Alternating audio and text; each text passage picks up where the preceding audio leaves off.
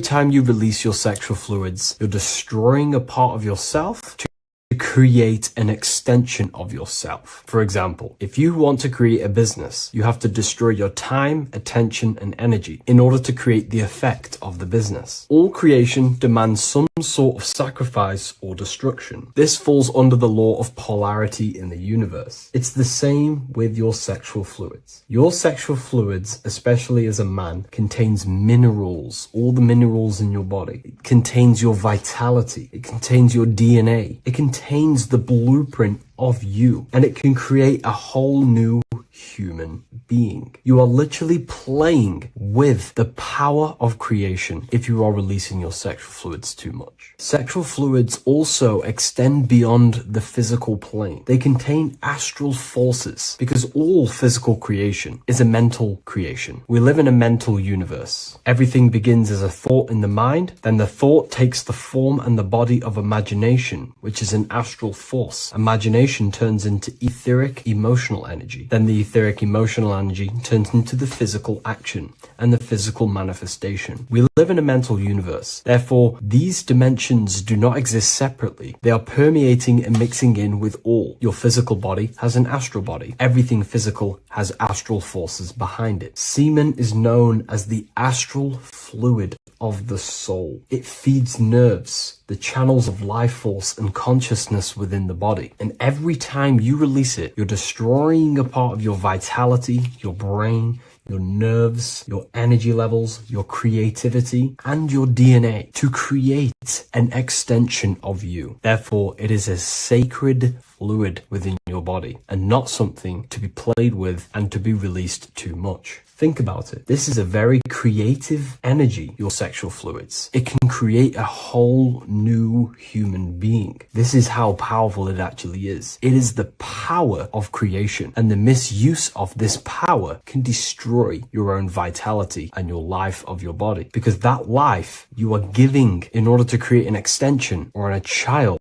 is the same life you could keep inside of you and not waste to recycle and regenerate the body. Sexual energy has been for thousands of years associated with regenerating the body, longevity of life, and maintaining youth. Not only that, every time you release your sexual energy, it floods the brain with dopamine. Dopamine is the brain's reward system, created within the middle of the brain. It releases every time you've achieved something. However, sex or an orgasm is the most powerful feeling you can feel. It's the most amazing, intense feeling and release of dopamine you can possibly feel as a human. Therefore, if you flood your brain with this high amount of dopamine every single day, you are getting the epitome of human feelings every single day. Therefore, you will become numb to everything else in reality. You won't be able to enjoy the small things in life. And I know this firsthand because I experienced this myself. As soon as I stopped, this is when I started to enjoy the little things in life, seeing family, and I actually gain more energy, more ideas. We'll get into this a bit later. It is a creative energy. It creates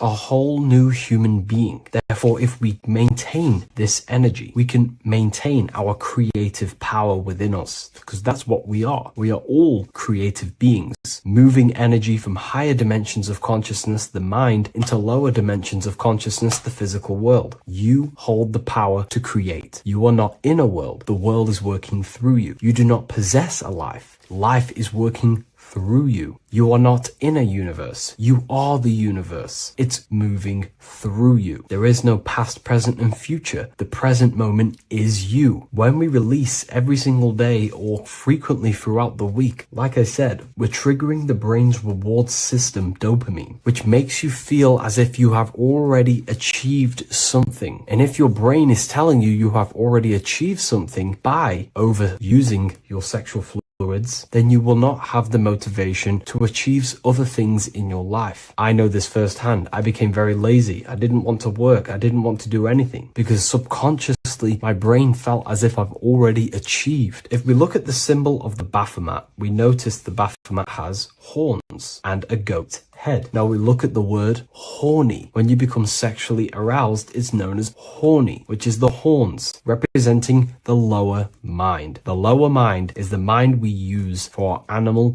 instincts. We have two parts of our mind. A higher mind, which is contained of higher thought, which chases spiritual things such as love, wisdom, knowledge, and God. Then we have a lower mind, which chases the things of the material world closely associated with the ego, chases validation, material gain, status, and physical sensation, physical pleasures. It is these physical pleasures that can keep you in an endless loop, making you feeling empty inside, because nothing material can ever satisfy our internal world. Nothing. You can achieve millions of dollars. You can achieve your dream house, your dream car, your dream watch. And if that is the only thing you are chasing, you will feel empty inside when you achieve it, because nothing of this material plane can satisfy you. Nothing of the lower mind can ever satisfy you. This is why we must sacrifice the lower mind and overcome the lower mind and the lower instincts. One thing I found amazing when I mastered my sexual urges and my lust is that my mind became a lot more clear. The thoughts and the time and the attention that I used in my mind to go towards lust, sex, and chasing these things was taking up a lot of mental space, time, and energy. But as soon as I removed it and mastered it, my mind became an open vessel for higher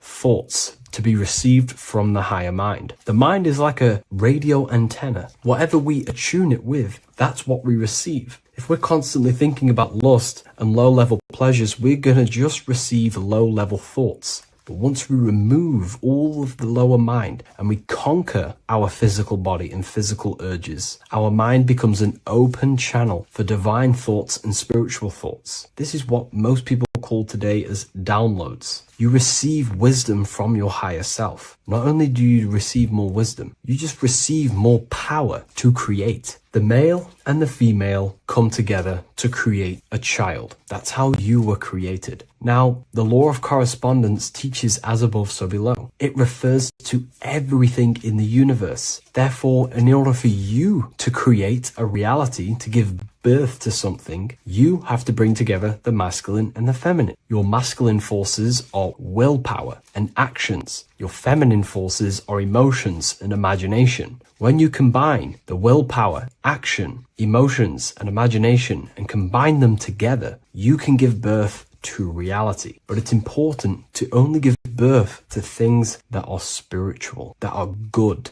that are for the benefit of yourself and humanity, and not for the ego and the lower mind. Killing our lower mind is essential for spiritual ascension when we die. The thoughts that we give the most attention and energy to when we die are pretty much the same thoughts that we're going to think when we die. When you die, your physical body and external world is stripped and you're left with your internal world of consciousness. More than likely be resonating within the lower astral plane before you move on to any higher dimensions of the astral. It's important that we kill any addictions such as sex, food, attachments, emotional attachments to people, any desire for material things before we physically die. The Hindus taught this, Buddhism taught this, the ancient Egyptians taught this. We have to remove the desires in our heart for material and things before we physically die, because when we die, we cannot fulfill physical pleasure.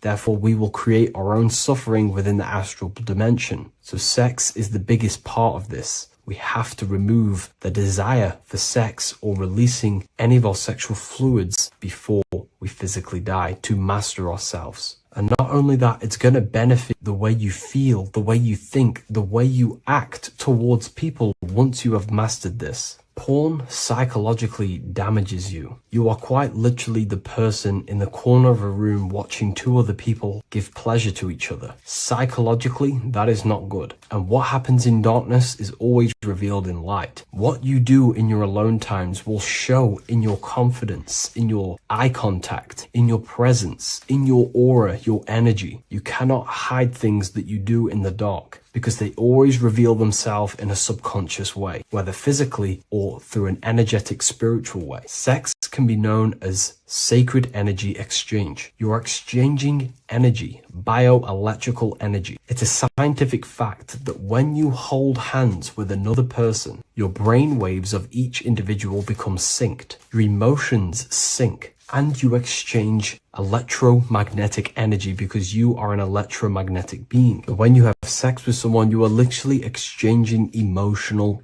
energy. Your aura is not just an electromagnetic field. It is literally a manifestation of your internal consciousness. Your consciousness contains your thoughts, your beliefs, your traumas, your emotional state. And this manifests externally through the vortex of your heart into an energy presence around your body. This is why you can feel sad when someone else is sad next to you, because their energy is merging with yours. When you have sex with someone, you are quite literally exchanging consciousness, beliefs, traumas, emotions, feelings, vibrations, and your consciousness merges with their consciousness. So be careful with just having casual sex. Now, I'm not here trying to say never release, never have sex with your partner. I'm not saying that. I'm saying take caution with these things. Take my teachings with a pinch of salt. If it benefits you, that's great. I'm not here to tell you how to live. I'm simply giving you my research and the things that have helped me in my life on my esoteric research, awakening, or spiritual path. I don't like calling it a spiritual path because it's not spiritual. It's simply just life, the knowledge of consciousness and the self. So I hope this video helps. If you'd love to read this book, I'll leave a link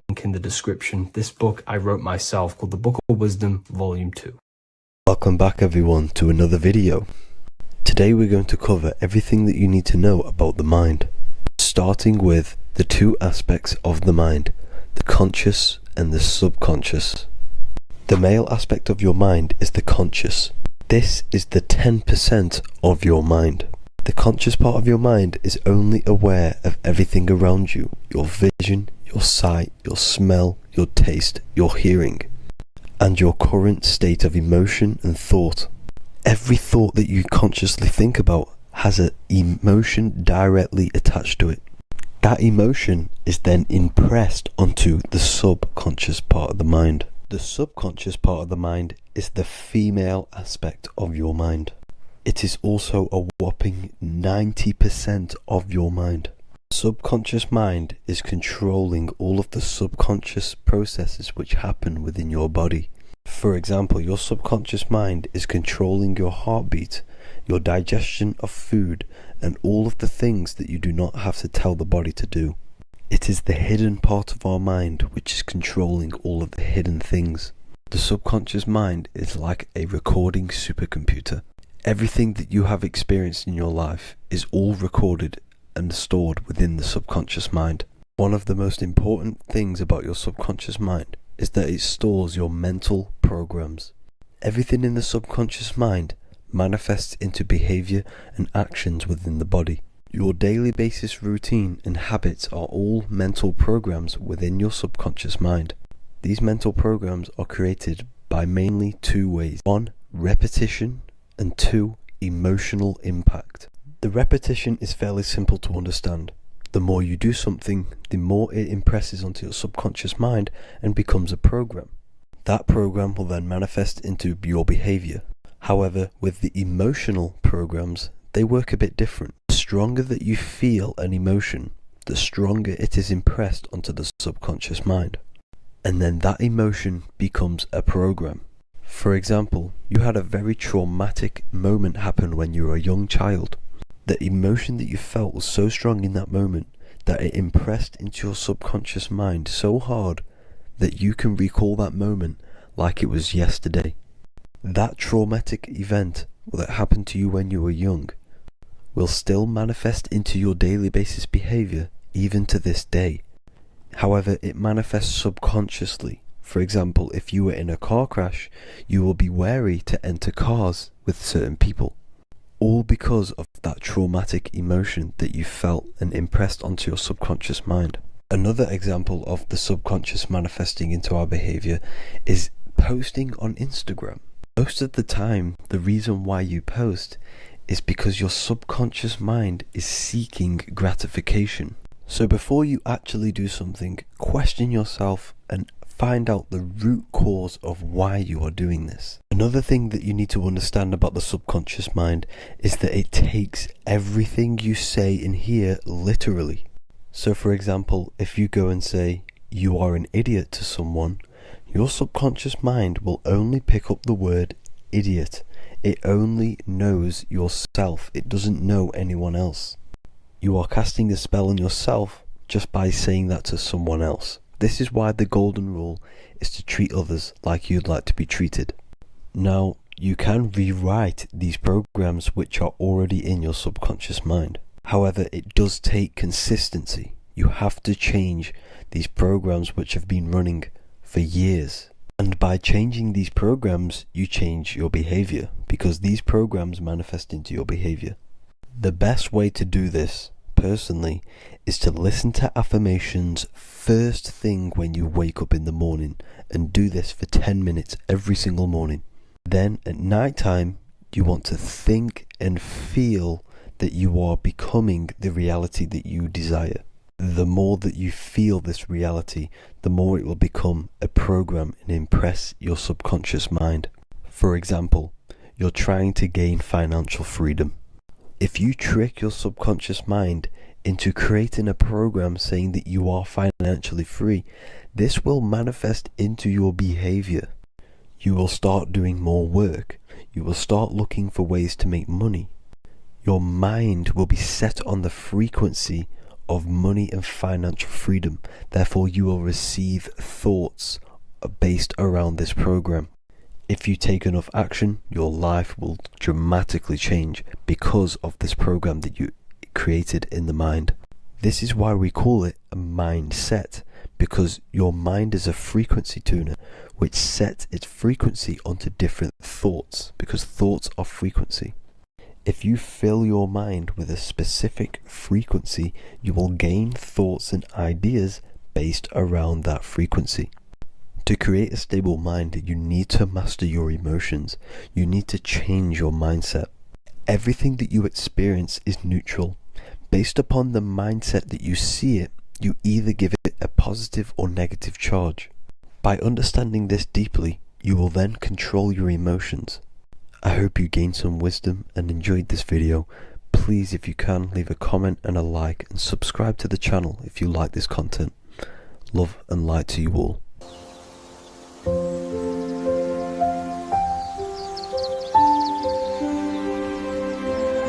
bookofwisdom.com. Visit today.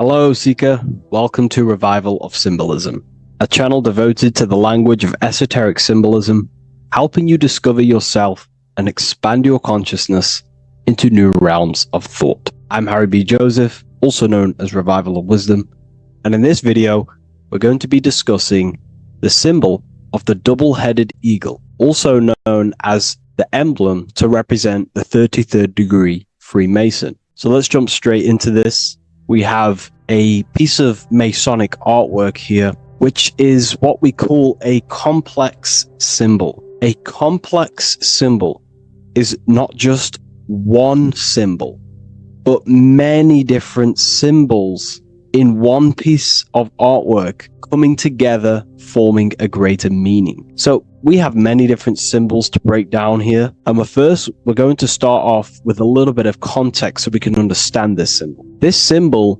represents the 33rd degree Freemason. Once you reach the 33rd degree of the York Scottish Rite Mason system. So once you reach this level, this symbolism corresponds to that individual. So therefore, this piece of artwork is representing the consciousness, the mindset, the ways of thinking, the ways of viewing the world of the 33rd degree Mason. It represents the consciousness of the 33rd degree Mason. And this is what esoteric symbolism is about.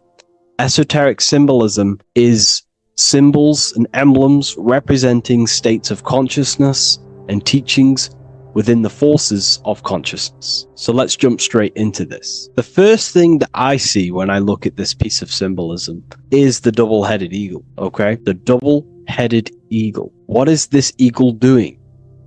So the thing with symbolism is that symbolism trains the mind to think in a subconscious way. Now, what do I mean? To the person who thinks in linear thought, straight line thought, A to B thought, they see an eagle.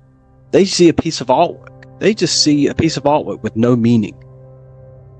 But to the person who is trained in the occult, these symbols are representing thought vibrations. One example would be in occult symbolism, what we're meant to do. These symbols represent thought forms in the mental plane, within the mind of the individual. Instead of me just giving you the answers, in the occult, they give you symbols. And what you're meant to do is look at these symbols, stare at these symbols, and see what kind of thought arises in your mind, and follow the chain of thought. This is how you unlock deeper levels of symbolism. This is what we call the chain of thought. Now, what do I mean by the chain of thought? If I look at the eagle, I see an eagle on a basic level thought. But then that thought leads to another connection, because this is how thought works. Whatever the character of the thought we think is, or whatever the vibration of that thought, for example, the character of the thought right now would be an eagle, then that leads to another thought. For example, flying. Then flying is connected like a chain to another thought, higher perspective. So we follow the chain of thoughts until we unlock the deeper levels of the meaning of the symbol. And this is what the occult seeks to do. Symbols make and force the individual to go inward. You look at the symbol, it's not a direct meaning, but you have to go inward and start to think and follow the chain of thought that this symbol is connected to until you find its deeper meaning that relates to the individual, to you, to a teaching or a force of consciousness or a state of consciousness. Okay? It's very difficult to explain in words because symbols transcend the barrier of words. Okay? So what we're looking at here is a eagle. And what does the eagle do? Well, the eagle has the ability to fly above the earth. It looks down upon the earth. In allegory and metaphor, this represents a higher perspective of reality, a higher perspective of the world, of the self. So this is representing the consciousness of the 33rd degree Mason. They have a higher perspective of themselves. Why? Because they studied the mysteries. They studied the Kabbalah. They understand consciousness. They understand the human psyche. They understand the origins of consciousness, the forces of consciousness. They understand how the material world is created through the forces of consciousness. So the eagle represents higher perspective because it can fly above the earth. And here you have the earth, this circle here, this sphere. So it's flying above, symbolizing a higher perspective of reality, a higher perspective of the physical world, the physical body, and the self. Because ultimately this is what it's about. Freemasonry is about, of course, self-mastery, building a better self. That's what the craft is, but it's ultimately trying to figure out the mysteries of consciousness itself and the origins of reality. We gain this insight through Kabbalah, the study of the Kabbalah tree. So let's not get off track here.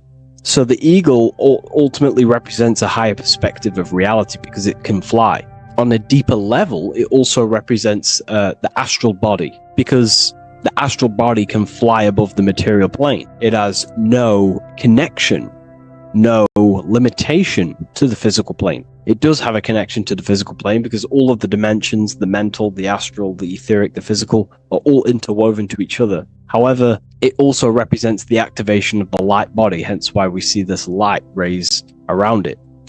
But that's a bit too deep for now. Let's go a little bit deeper into about the basics of this symbol. If you look at this eagle here, this eagle's looking backwards, and this eagle's looking forward. So this is forward and backwards. This is symbolizing time. So we have an eagle looking into the past and an eagle looking into the future. This is called the mastery of time. This is how you master time. You have a crown in the middle of these two heads. A crown A crown is something worn by royalty, and royalty has a lot of power. So this is symbolizing personal power and mastery. How do you gain your personal power and mastery over time, over the past and future? Well, it's very simple. In order to master time and master your future and master your past, you have to look at the forces in your past that have led you to this very moment. Here we have a triangle which represents the number 3. Remember, in this middle, which is the present. So you have to look into the past to see what thought, emotion, action, the number 3, the 3 expressions of consciousness. Consciousness expresses itself through thinking, feeling, and acting. That's how consciousness manifests itself in 3 different ways. You have to look into your past to see what thought, emotion, and action has led you to this very point in your life in the present moment. And what you can do now, which is your power, the present moment is your power, you can ultimately change your thought, emotions, and actions now to create a better future. You observe the past to see what thought, emotions, and actions created your present moment. You notice the mistakes and you change the now through thought, emotion, and action to generate a better future. This is how you master time. Now, keep in mind, this is always in the mind of a 33rd degree Mason. Someone who is highly, mastered, they keep this in mind. Just like they keep in mind what thoughts they are paying attention to. 33rd degree Mason has a lot of self-mastery power, and they hold conscious thought. Most people think unconsciously and without power. A 33rd degree Mason is trained, their mind is trained. Therefore, their mind thinks powerfully. They do not think randomly, because they understand thoughts are the seeds to physical creation. All physical creation is a crystallization of thought. So ultimately, this double-headed eagle representing left and right, and the crown in the middle represents mastery over time. That's how you master time. Again, here we have the eagle standing on top of a sword. The sword is, of course, on a basic level, the sword represents power. Because if I hold a sword to you, I hold the power over you, because you will more likely fear. But if we go even deeper, the sword cuts through the air. When you swing it, it moves through the air. Therefore, it's a symbol of the air. Because you can't really make a symbol of the air, because air is invisible. So the sword is a symbol of the air. And the air is one of the 4 physical elements in alchemy. We have water symbolizing emotion. We have fire representing the spirit. We have earth symbolizing the physical body. Then we have air symbolizing the mental body. The mental body. So the mental body is symbolized by this sword. A sword has to be continually sharpened. If you don't sharpen the sword over a long period of time after using it, it will become dull and it won't be very effective. This is an allegory symbolizing the human mind, because the human mind is like a sword. If you do not sharpen your mind, you will lose control of your mind. When you stop doing the meditations, when you stop being conscious, when you stop doing the affirmations, the mind falls back into old, unconscious thinking patterns, and we start to lose control of it. The mind is seen as a sword within the occult, because this is pretty much your tool. Your mind is your tool. This, just like the sword is a tool. Your mind is a tool to create reality. So we need to make sure this tool is always sharpened, that we stay on top of the mind, hence why the eagle is on top of the sword, symbolizing control over the sword, mastery over thought. This also goes into thought forms. in the occult, there's something called thought forms. Thought forms are basically taught to the individual and understood by the individual who understands that the mind is not just in the brain. The mind is a part of a mental field. All around you, there is not just a field of energy. There's also a field of mind surrounding you. It's a mental universe. And this field of mind is what we call the mental plane. The field of mind is where all of the possible thoughts in the universe infinitely express itself. So each area has different thought forms. Each postcode, each place you go has different thought forms. This is why if you walk into a cathedral, for example, an ancient, amazing structure, your mind instantly becomes, you're amazed. You feel different when you walk into these areas because all around you is a mental field. And there's something called thought forms.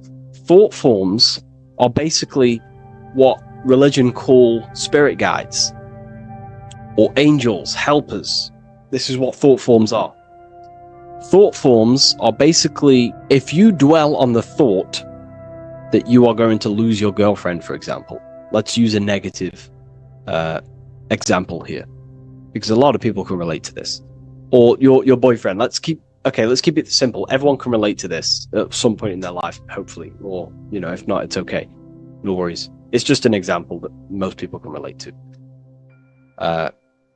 If you constantly dwell on the thought that you are going to lose your partner, what we have to understand is that the mental plane, what we have to understand is that the forces within consciousness, within what we call the universe, is always trying to give you what you want to create. That's your right. The universe or mind or consciousness, whatever you want to call it, is always trying to unfold what you want to create. It doesn't know the difference between something you don't want to create or do want to create. Whatever you think about is ultimately what this power of consciousness or the universe will try and manifest. This is why we have to gain mastery over our thought, because thought are basically the seeds that we impress into the dimensions. So we have a mental dimension, we have a higher, middle, lower subplanes of the mental dimension or the mental plane. Then that's just thought. The mental plane is just thought. Below the mental plane, thought takes the body of imagination, which is what we call the astral plane. And the astral plane also has higher, middle, and lower subplanes. Then we have the etheric plane. The etheric plane is basically an energetic copy of the physical plane. So you have an etheric brain, you have an etheric body. It's just basically an energetic, exact copy of everything that is physical. So if we think something within our mental body and we dwell on that thought, the more attention you give, the more you feel that anxiety about losing your partner, you're literally forcing energy and direction and attention into this thought idea, which manifests itself within your own aura. Your aura is basically, it's not just your electromagnetic field. Your aura has many different levels. It has a physical level, it has an etheric level, an astral level, and a mental level, layer. So it has a layer for each one of these bodies. If you dwell on this thought and you keep giving attention, power, you start to imagine this because you're worrying about it. You literally create a elemental or energetic substance that clouds your aura. And this is what people have been called demons, people call spirit guides, whatever you want to call it. This is what it is. It's a thought form. But this is not something that's come after you. This is something that the individual has created. And wherever they go, this cloud of thought forms that they've manifested literally clouds their aura. You can see it within the astral plane and the mental plane. You can see how it's affecting them. Wherever you go, You start to randomly think about it. You keep thinking about it. You know, it's infecting you. It's like a demon. It's tormenting you. But it's simply just a force, an astral force, and a mental cloud that they've manifested within their aura. Thought forms. The 33rd degree Mason has very powerful thought forms. And this is, you know, if you're a Mason yourself, and you're not aware of this, this is why it's great to be around a 33rd degree Mason within your lodge, because they have very powerful thought forms, and you being in the present of them, you're also taking on his thought forms, and they can assist you. We're all affecting each other through thought transference through the mental field or the mental plane. Okay. Now I'm not going to go too deep into that because, you know, people can use that knowledge for really bad. But ultimately it represents thought forms also, symbolized by these clouds. Clouds are a symbol of thought forms, because they manifest themselves as basically like a cloud form energy within the aura of an individual. So this represents the mastery over the intellectual side of consciousness, of thought, sharpening the mind, gaining mastery. Then we have 33 in a triangle. A triangle in alchemy symbolizes, well, the upwards triangle, the upright facing triangle symbolizes the element of fire. The downright facing triangle represents the element of water. So an upright triangle represents fire. Fire is very transformative. If you place, I don't know, a pencil into fire, the fire will burn it down into its raw material. And this is ultimately what this triangle represents. It represents the consciousness of the 33rd degree Mason, who has basically transformed themselves from ego consciousness, only dwelling within the limits of their ego, their old belief systems of thinking they were the body, only reacting to five sense thinking, linear thinking, low base consciousness, not knowing right from wrong. It's basically transforming themselves. They have burnt themselves down to their raw soul form, and they understand that they are a soul, and they've experienced this, by casting off all the attachments to consciousness. This is why there is the number 33 within this triangle, because 33 is the age that Jesus dies. It's also the number of the Kabbalah tree, because the Kabbalah tree has 10 Sephiroths, 22 pathways, and one hidden sphere called Dart, which all adds up to 33. And the Kabbalistic tree of life, just to give you a bit of context, basically is a blueprint of how God manifested the world, and you are an expression of God. So it's also representing how your soul fell into matter, how consciousness creates matter. And it's also a diagram of how reality is not fixed, but it's ever unfolding creation through these forces of consciousness. So the Kabbalah teaches a way back to source consciousness if you go from the bottom of the tree to the top. And in order to go to source consciousness, you have to die symbolically.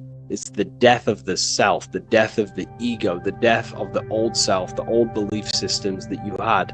That has to die. The old person has to die to give room to be spiritually reborn, so you can actually figure out who you actually are. Your ego has to die. Now, that's not saying ego death, but you have to basically give away all of your old belief systems to then be spiritually reborn. That's why Jesus dies at 33 and is resurrected. Ice melts from ice into water at 33rd degree. So it's symbolic of transforming. And again, the upright triangle is the fire element, symbolizing burning things to its base raw material.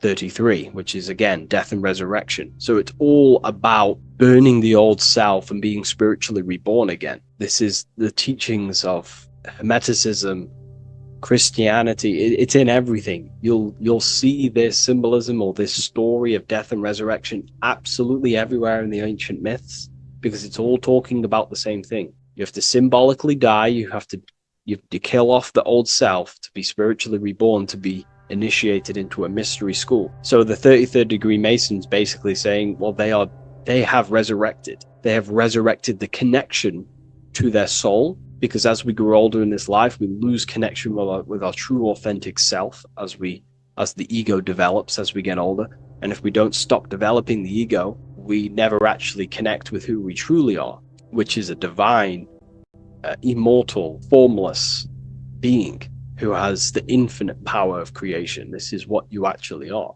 Okay, so it's also symbolizing the union of opposites, hence why we have a double-headed eagle here. It has opposites. Obviously, this is massive within the occult. You see this everywhere, union of opposites. Okay, so union of opposites goes from, basic teachings to the most advanced teachings that most minds are not ready for. Union of opposites is on a basic level, is union of the mind and the heart, going from mind consciousness, which is basically ego, the lower self. That's not to say the mind isn't powerful, but that is the house of the lower self. The ego. It's the house of the ego. So we have to learn how to use the mind for what its proper use. The mind's proper use is for the soul to create. However, we're not taught this in school, so we've basically developed a false personality within our minds, and our minds have become a vessel for a false identity. So what we need to do is integrate the heart, which is the soul self, the true self, with the true powers of the mind. And the mind is basically a powerhouse of creation, infinite possibility. And that's the mind's true usage is for creation, not a false identity. So it's about integrating the mind and heart. It's also symbolizing a balanced mind, and we do this by aligning the left and right hemispheres of the brain, which help you perceive reality for what it truly is. Because the two double-headed eagles, they're joined together, so it's union of opposites. So it's about reintegrating the female and male aspects of self, such as the left and right hemispheres of the brain, the mind and the heart, all working as one system.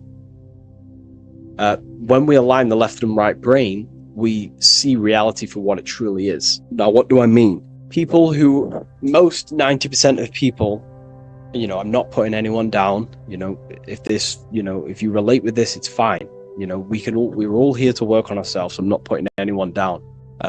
People with a left hemisphere dominated view on reality see things as a very logical. They see reality logically, basically. Now, what do I mean? They see things as this is science, that's mathematics, that's religion, that's metaphysics. They're all separate and divided because that's what the left hemisphere does. The left hemisphere basically dissects everything down. The way the brain works is truly magical. The right hemisphere of the brain allows us to basically see a bigger perception on reality. It sees the bigger picture. The bigger picture, for example, the woods. It sees the woods as a whole unified woods. But then the left hemisphere of the brain takes that view and perception of the woods, dissects it down and analyzes it into individual branches, trees, leaves, animals, insects. But in reality, it's all one, because all is manifested from the one God, the one source, the unmanifested consciousness, the unmanifested force. So it's union of this. We have to view the world as in, yes, everything is one, but I'm also living in my personal consciousness. Yes, there is a collective consciousness. We're all one consciousness, but I also have my personal consciousness.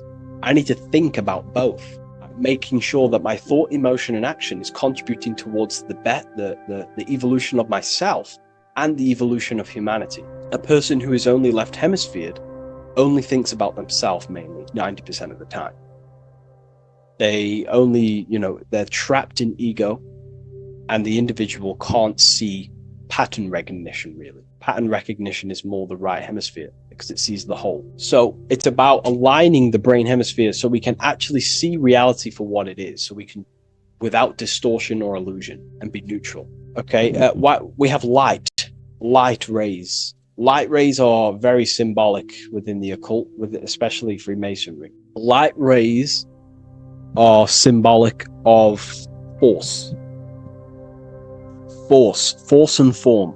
These are the two dualities within the occult. Force and form. The internal world is force, external world is form. Everything outside of you is a formation of force. No force ever takes place on the physical plane. All force takes place within mental, astral, or etheric. The physical world is formation. Therefore, what is the force that drives you? What is the desire that's a force? Emotion, force, thought, force. What are the forces driving you to take action in the physical world? And we need to gain mastery over these forces. Light is also a symbolic of knowledge, because knowledge is considered light. This is why Freemasons say going from darkness to light. Darkness is ignorance. People who are only aware of their five senses, they don't want to know anything else. Their minds are completely shut off. I have my belief system. That's it. I'm happy. I don't care. That's their ego limiting themselves and building their own prison. Light, on the other hand, is about going from a state of unconsciousness, not being aware, into a state of light. Light makes things reveal itself. If I shine light on you when it's dark, I reveal truth. You're there, you're manifested. If you're in a dark room and I shine a torch on you, you're revealed. The veil is lifted. The darkness is gone. So this is symbolic of light revealing higher truths to yourself as you walk the path of self-realization and gnosis. So light is symbolic of this also. They have high amounts of intelligence, a 33rd degree Mason. They have a lot of light. They have a lot of knowledge. They've researched a lot of things. They're intelligent in many different areas of life, within speech, within grammar, the way they portray thought, their mastery, their level of mastery, their understanding of themselves is very advanced. They also know a lot about physiology, about the brain, about the body, life, consciousness, astrology. They know a lot. They have a lot of light. 33rd degree Mason. Me, myself, I'm not a part of Freemasonry, and if I ever do become a part of Freemasonry or any order, I will openly share it to all of you. This information has come from following the chains of thought through self-study and self-realization, and studying Freemasonry from an external view. You can gain a lot of insight just by studying symbolism itself. Masonry is about being a builder. That's what the word Mason is. Mason is about building. The word Mason means builder, and it's about building the self. We're all building either our prison of our soul, or we're building our freedom of our soul. Every single one of you. Every time you reject something that if you did something wrong and you reject you being wrong, someone tells you were wrong, but you reject that, or they try to give you a piece of information and you reject it, you're building your mind's prison, stone by stone. But the person who has an open mind to all things is freeing their mind, freeing their soul. So we're all builders of our soul, and we're all builders of reality also. And we're all building Earth. This is the building project is Earth. We're all contributing towards it through our thoughts, emotions, and actions. These are our God-gifted powers: thought, emotion, action. These are our rights to operate in the world. These are your buttons to control the character in the game. So I hope this information has given you a lot of insight about this symbol. Please leave.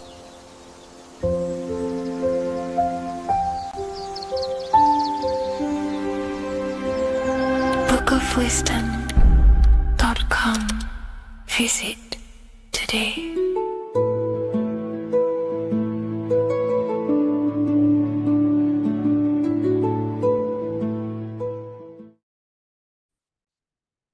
Hello and welcome to another lecture from Harry B. Joseph, also known as Revival of Wisdom, the author of the Book of Wisdom series from revivalofwisdom.com. In this lecture, you will learn how to decode Freemasonic symbolism, gain a deeper understanding of yourself, expand your awareness of consciousness and reality, and receive guidance to navigate life with greater clarity.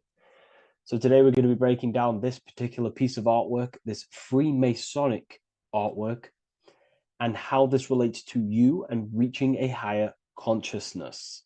Ultimately, this is what it's about, okay? Freemasonry is considered a craft, and this craft is crafting a better brain and heart, crafting a higher consciousness, crafting a better self. Why? So we can operate in the world at a higher degree, operate in the world more efficiently, live a better experience in the world, and getting to know thyself. Okay? So we're going to start from bottom to top because this is important. Every placement of this symbolism is on purpose, has meaning, especially the placements of the symbols. Okay? So we're going to start from the very bottom of the artwork, which represents lower down. When we're looking at symbolism, especially occult symbolism, that's what the word occult means. The word occult means hidden, hidden from the eyes. It has its roots in the word oculus. I'm pretty sure that's Latin, which means eye. So the word occult comes from oculus, which means eye. And the word occult means hidden, from the eye, the unseen, studying the unseen aspects of self. We're studying the brain, we're studying consciousness, we're studying the body, the heart, we're studying the self, the hidden aspects of the human psyche and the hidden aspects of self. Okay? Because ultimately, this is what gives you power in the world, depending on how you use that power, whether for good or bad, depending on the consciousness wielding that power. This is why we say knowledge is power.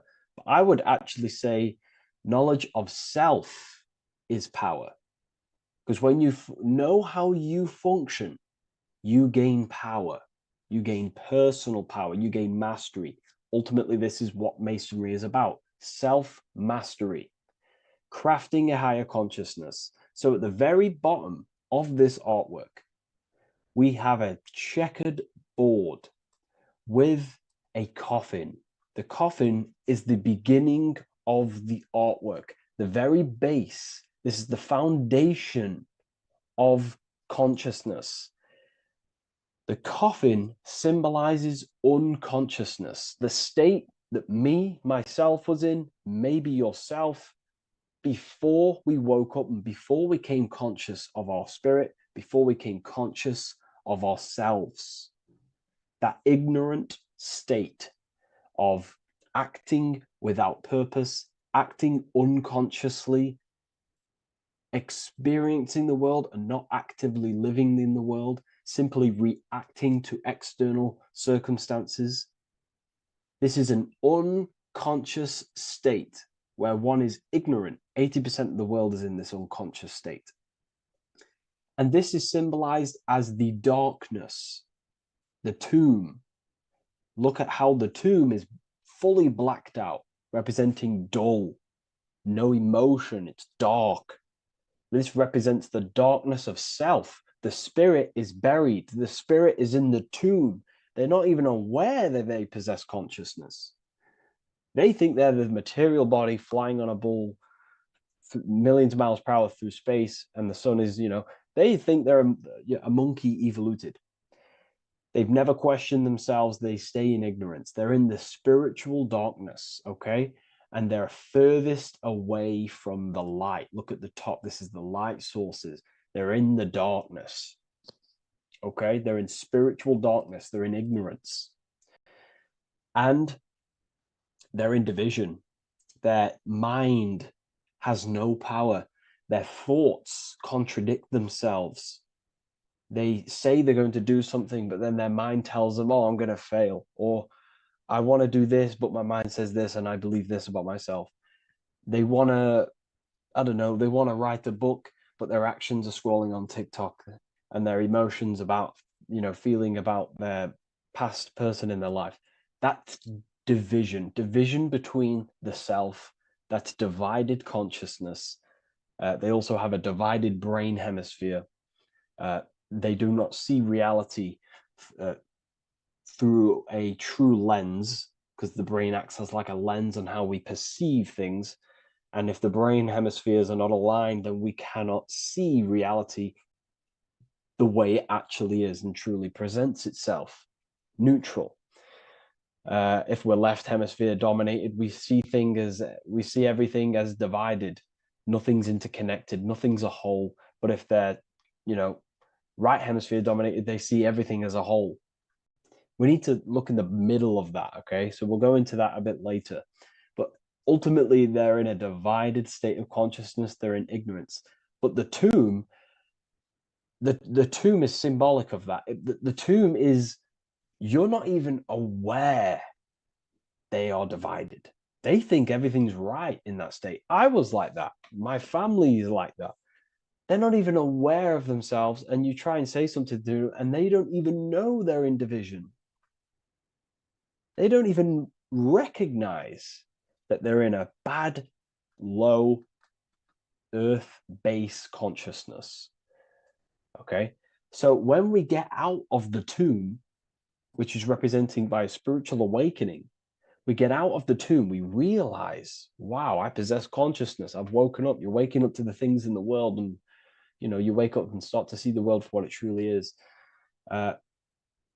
When you become aware and you rise out the tomb, you're born again. You start looking within. You start to become conscious of your thoughts. You start to become conscious of your actions. You start to become conscious of the evil in the world. You start to become conscious of the things. You rise out the tomb. You start to become conscious of your intuition. You then step on the checkered board. The checkered board is now you realizing you're in a divided state. Okay. So you're now putting down the ego. Because remember, when you're in the tomb, the ego is fully in domination over consciousness, over your consciousness. It doesn't allow you to say that you are wrong. It doesn't allow you to think that there's evil in the world. It doesn't allow you to believe you have a spirit. It doesn't allow you to see that there is maniacs running the world and trying to control you. The ego is so stuck. But when we start to realize this is part of our awakening, we start to realize that the ego is trying to keep us safe at all times and keep us locked in that state of thinking and believing that we were in before. It's always seeking safety. Okay. So when we come out the tomb, we start to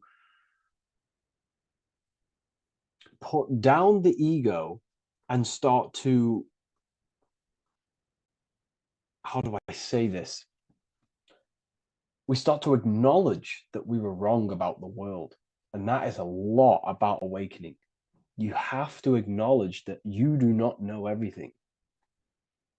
There are people with such higher knowledge. Okay. So when we come out the tomb, we put down the ego, we start to actually say, I was wrong about the world. I was a victim of mind control. I was in ignorance. I was in darkness. Spiritual dark. I'm divided. My thoughts, emotions, and actions are not aligned. My intuition and my action are not aligned. I'm not taking action on what I know is good. I'm taking actions against what I know is good. That's a sin. That's a sin against the spirit. Okay. So when you acknowledge this, you acknowledge you're in division, you then take the first 3 steps, which is the Freemasonic Blue Lodge degrees. These 3 steps. Okay. Ultimately, this checkerboard represents illusions as well. You're in an illusion. Okay, this is why we see it heavily used in the music industry. It represents base consciousness, base level awareness, 5 sense thinking. It represents You versus me thinking, walking down the street and thinking everyone's trying to hurt you, and it's always you versus me, judging people in your own mind. That's low thinking, lower thought. And not to notice squares. Squares are an unnatural state. They're an unnatural shape. We do not see squares or 90-degree angles in nature. It's the lower mind. So it represents base consciousness, base level awareness, only aware of the physical body, only aware of the five senses, never looked within. That is the base. And this is the foundation we have to rise up to the light from, up to higher consciousness. So this gives us a strong foundation when we realize this about ourselves, that we were in division. Our thoughts, emotions, actions were not aligned. Our brain hemisphere was not aligned. I'm not thinking with love in the heart. Okay? So that is the state we're in. Now, hopefully that's cleared things up about the chessboard. Before we move on, please leave a like, maybe a comment if you wish for me to discuss anything in the further lectures. Please smash the like button, and it would really help me out. And share this with a friend who is interested in the occult. Okay, so the steps are the first steps of the Freemasonic degree, the three Blue Lodge degrees. Now, this can be represented as the number 3, a very powerful number, a very symbolic number. Number 3 is the 3 expressions of consciousness. How do we express consciousness? How does consciousness express itself? Well, there are 3 ways. We think, consciousness thinks, consciousness feels, and consciousness acts. They are the 3 expressions that we express our awareness and consciousness. So we're looking at thought, emotion, action. We're also looking at the 3 brains: the reptilian brainstem, the mammal limbic brain, and the neocortex. The reptilian brain governs basic functions of the human body: breathing, surviving, scanning the environment for threats, automatic responses, eating, scanning for food. Base consciousness, that's the reptilian brain. That's what most people operate their lives in, including myself before I woke up. I'm not trying to sound big-headed, but this is the truth. Ignore my tone of voice, ignore my voice, focus on the words I'm saying. If you're judging, that means you have divided thinking. It's always you versus me. So we need to get out of that thinking of you versus me all the time. That's lower consciousness. That's animal thinking. That's earth thinking. We're unified. We need to reach a higher consciousness and do not waste our mind's potential on low-level earth divided thinking. Okay? So we're looking at the reptilian brain, the mammal brain, and the neocortex. Now, the neocortex is ultimately what makes us human. It allows consciousness to operate on a higher degree. Okay? This is what makes you human. The neocortex. The neocortex. The reptilian brain, like I just said, governs natural survival instincts and the respiratory system, things along them lines of basic awareness, basic functions to operate and survive in the world, in the physical plane. And the neocortex is what allows us to critically think. Okay, it's what allows us to be human, be aware of ourselves. Okay, not. I don't think animals have neocortexes. Don't quote on me on that, but this is the part of the brain that makes us human, and it allows us to think deeply, to create masterpieces like we can. Humans have massive potential in creation. Look at the world we live in. This is because of the neocortex. It allows us to critically think and self-reflect. Now, when we start to operate from higher thought, we start to think with higher thoughts, the higher parts of the mental dimension, we ultimately start using this brain more. We start functioning from the higher brain. Now, this is why Neo from the Matrix is called Neo, because he uses he was in the reptilian brain.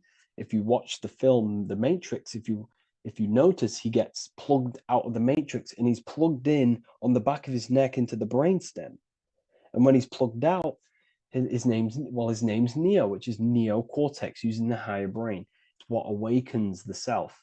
It allows consciousness to function on a higher degree compared to animals.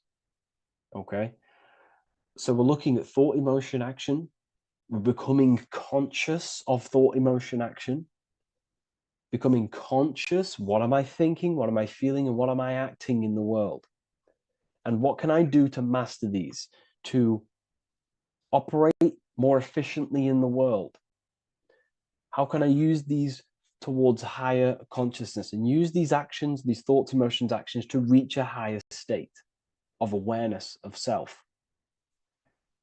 So when you go through the first 3 degrees, you enter the doorway. Now, this is symbolic of a doorway. Now, looking at this with a right hemisphere dominated view, you would see a doorway, right? The right hemisphere sees this as a holistic doorway, right? You see a door, you're gonna, you enter the stairs, you go through the door, right? But at the left hemisphere is now going to dissect and analyze each individual little part of this, right? So the right hemisphere sees the trees, the left hemisphere sees the woods.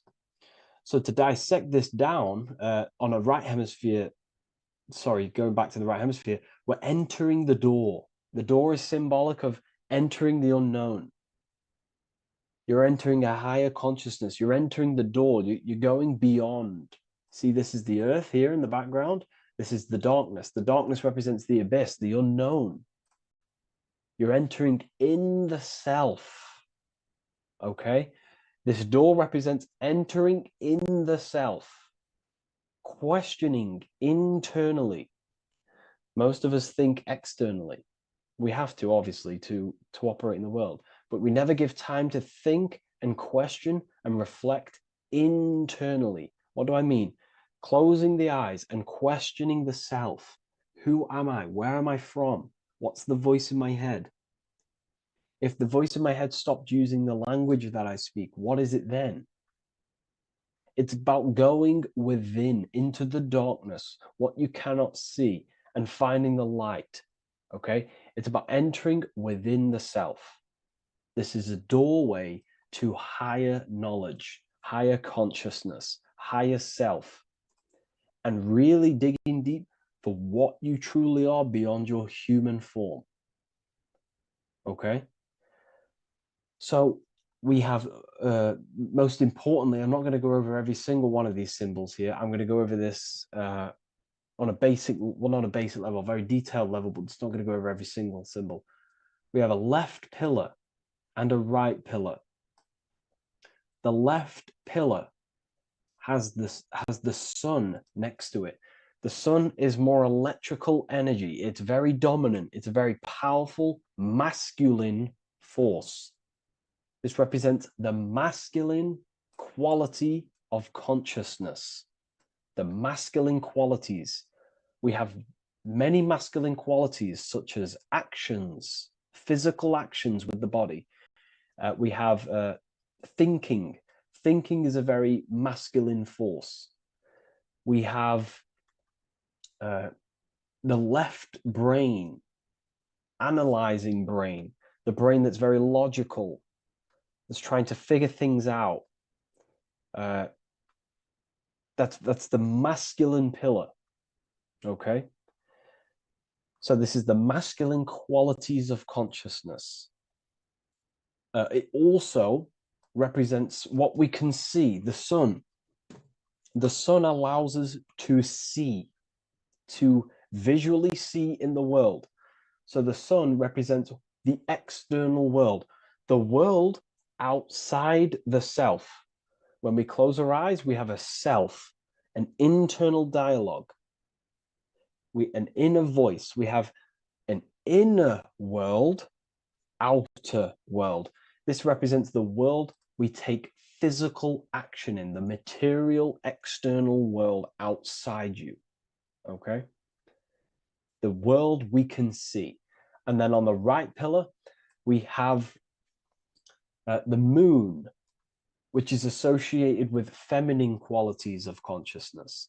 Now, the moon is in the night, what we cannot see. The moon is the nighttime. The darkness symbolizes what we can't see. So it's representing the internal world, the world of the self, the immortal world. Okay? The self in the mind is immortal.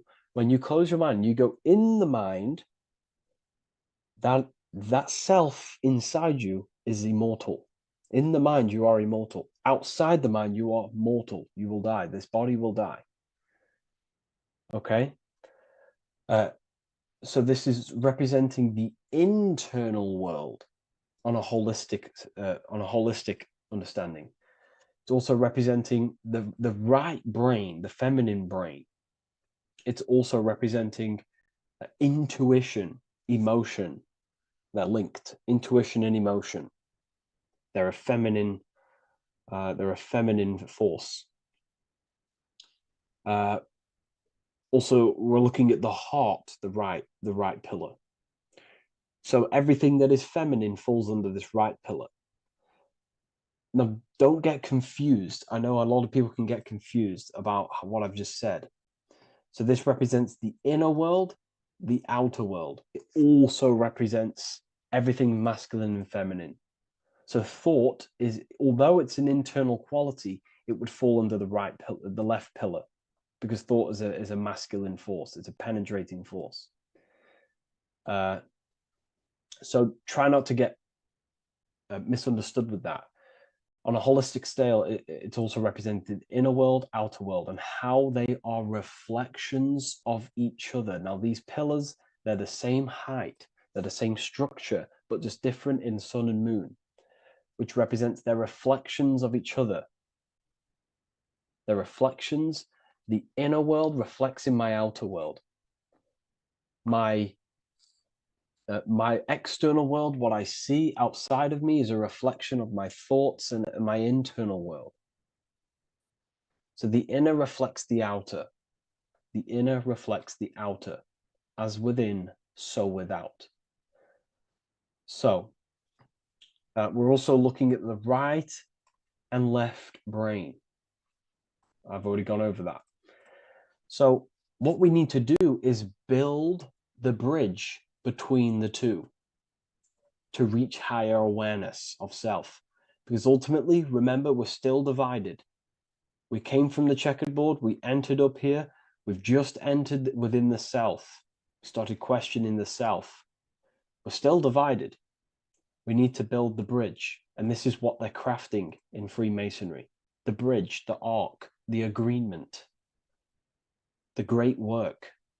This is the crafting of aligning the left and right brain. We're also aligning intuition, feminine, with the actions. Because ultimately, the higher self is always guiding us. That's our true spirit guide. Our true spirit guide is our higher self. And the higher self ultimately exists in a higher dimension. This is going to sound crazy to some people, okay? But who you are is not your human body. And your higher self does not communicate through the language of the human material world. It doesn't communicate through English, doesn't communicate through thoughts. It communicates through intuition and communicates through dreams and symbolism. So it's all associated with the right pillar. This is the things we can't see. The higher self is always guiding us to awakening and to our purpose on the earth. Okay, so this left pillar also can symbolize what we're born into the world with, our circumstances, our external world. What are we born into? You know, our family, our current financial situation, where you're located in the world. So it's also symbolizing this. It's also symbolizing the qualities you bring here, the natural abilities you have when you're born, and what we need to do with our environment to ultimately reach a higher consciousness and reach our and transmute our environment we're born into to realize who we were and why we came here. Okay, so we need to build the bridge between intuition and action, and always take action on what we know and feeling is right at all times. That's unity consciousness. And when we do this, we gain the light. We gain more light, symbolic of more information of the self. Because the higher self is always guiding. It's always watching over. And it's always trying to give us knowledge of awakening, of why we came here. And when we take action on what we know and feel is right at all times, it's like a domino effect and a stepping stone that pushes you closer and closer towards your life purpose. Okay? We're also aligning the right and left brain to perceive the world in truth, to see the world in its true form, to see the world in what it actually is, instead of any distorted left or right hemisphere dominated beliefs or thoughts. We ultimately do that by acknowledging that, yes, you have a self, you have, the left brain is more ego, this like divided thinking, everything's separate, and the right hemisphere is more holistic. So we need to see the world in the middle of this, in the middle, acknowledging the self and acknowledging the collective consciousness and how my thoughts, emotions, actions contributing towards myself and the collective. We always need to keep the collective in mind. Why? Because we are experiencing this world together. It's not just you. And your actions also have a ripple effect on the collective. We're experiencing the world as a whole as well. Yes, there's yourself and there's the collective. We need to think, feel, and act towards the collective and the self. So aligning our brain hemispheres allows us to do this. It allows us to think holistically and individually and see reality in this. And when we do align the left and right brain, what do? We gain higher insight, the eye. We build the bridge between the left and right pillars. We gain the eye. The eye is what? Insight. The eye requires light to perceive and see the material world. So this is symbolic. This is the inner eye, the inner self, consciousness. And when consciousness has light, which is symbolic of truth, knowledge, light is a massive symbol in Freemasonry. And light represents knowledge of self, information. And when we gain information and knowledge of self, when we align our left and right hemispheres, our actions take action on our intuition, we gain higher light, higher knowledge of self, ultimately. And this is why we also have the square and the compass. Okay? We have a square and compass here. The square and the bottom, base consciousness, also representing masculine qualities. This is the masculine qualities because squares are masculine. And the compass creates circles.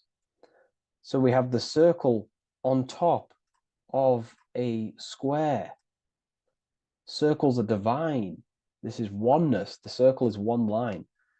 The square is 4 lines. It's divided. So we need oneness over division. We need to unify the masculine and feminine qualities. Masculine and feminine qualities, okay? This is in the middle because the compass would fall on the right pillar and the square would fall on the left pillar. And it's unifying. It's representing unification of these two pillars of masculine and feminine qualities of self. to ultimately rise towards this light, out of the darkness and into the light. Okay. Let's go back. The G. This is very important. This is one of the most important teachings I could possibly give you about the G. The G is the generative principle, is what generates things. And the force within you that generates things is care and the heart energy. The heart ultimately expresses our actions. We think, if we care, we act. Everything in your external world is in front of you because your heart cares. You care about the video and gaining knowledge. You're now here watching this video. That's the care energy expressing actions. So in order for us to truly get out of this divided consciousness, we have to go through the G. We have to go from base consciousness, the square, divided, we go through the G, because we have to care. And if we care, we'll reach the higher mind and gain higher self-knowledge and master the self. You cannot do this if you do not care. And if you do care, you will take action towards it. If you're watching this and you don't actually truly deeply care, you won't take the action. You'll just gain the knowledge, which is ultimately useless. You have to take action on this knowledge. And if you do not, there's no point watching the video. It's difficult. It's difficult. It's not easy.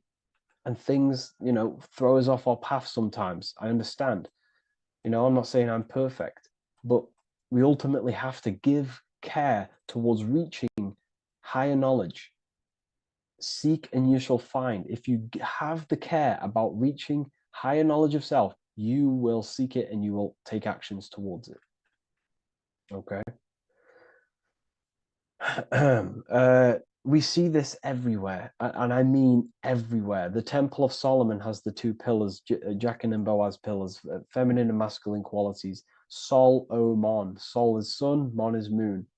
It's building the temple, which is the temple is the inner self, ultimately. It's symbolic.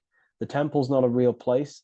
The temple of self, building the Temple of Solomon and reconstructing the Temple of Solomon, is about reconstructing the self through masculine and feminine qualities. We see it everywhere. And this is very symbolic, like very symbolic. We have the two pillars, we have building the bridge, and we have a stairway that goes to what you can't see, because it's going to the unknown. You have to have faith. Okay? What I'm about to say is very important. You don't know what higher consciousness is, okay, until you get a little bit higher. This is hard to explain, but I didn't know what everyone talks about, what higher consciousness is. I can't give you my higher consciousness. It doesn't work like that. You have to enter in and go within and have faith, going into the unknown, because you're ultimately going into something you do not understand. Higher consciousness, I cannot give it you. You have to enter the door and take action and think, feel, and act towards it, and you will go to the place, and then you will understand what higher consciousness is. Ultimately, what higher consciousness is higher knowledge and understanding of self, what you actually are. Okay, that is what's being symbolized here. It's again in the Masonic art. We have the darkness. We have to have faith to leap into the darkness, into the unknown. We see this everywhere. Like, you'll see, when I say this everywhere, and I mean everywhere, you'll see this. Every doorway has this symbolism in the ancient world, because ultimately this is what it's about, people.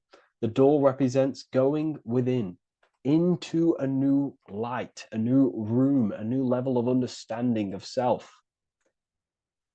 Okay? here we have Astro World. Now, this is obviously a darker aspect of this. But again, we have the two pillars. See you on the other side. That's the doorway. The other side. And I'm not going to break down, this ritual, but you can guess what I'm on about here. That's for the university, of course. I can't break that down on YouTube. It's way too deep. But there's knowledge out there that is so deep you couldn't even comprehend it with the current mind, even for myself. And this is the power of symbolism. The more you learn about yourself, the more these symbols reveal to you. It is a journey of self. And I can't give you these understandings. You have to go within and question and meditate on these symbols yourself and have thinking exercises of meditating on a symbol and seeing what your mind does with the symbol, what it lets you think about that symbol, and you'll unlock deeper meanings. I'm going to go over one more symbol before we end this. This is the hourglass, which represents time. Time, a very overlooked thing in today's world. We do not have unlimited time in this body. You have limited time. You will die. You will die. You have limited time in the external world. This is why it's on the left pillar, located on the left side, the external world. You are limited. The scythe represents you will be harvested. Your body will die. It'll be harvested. You will die, and you need to fulfill your mission here. You came with a purpose. You have to find that purpose by going within the self and questioning and taking action on what you know and feel is right. Unity consciousness, aligning thought, emotion, action. So if you wish to learn deeper insights, gain exclusive lectures, astral projection, self-mastery, I've just started a new section on mind control methods and how people are using this in society and becoming conscious of it. I've now opened 5 spots at a limited special price for Ethereal University. Use the code MIND, all capital letters, MIND, all capital letters at the checkout. And there's only 5 of these codes. Whoever uses them gets them. It's ultimately going to give you 20% off the university for as long as you're subscribed to the university. We go so much deeper in the university. Remember, social media is just the tip of the iceberg. Tip of the iceberg information. There are certain things I can't talk about, but I'll see you inside, and I hope you enjoyed this video. Please leave a like, comment, and a subscribe.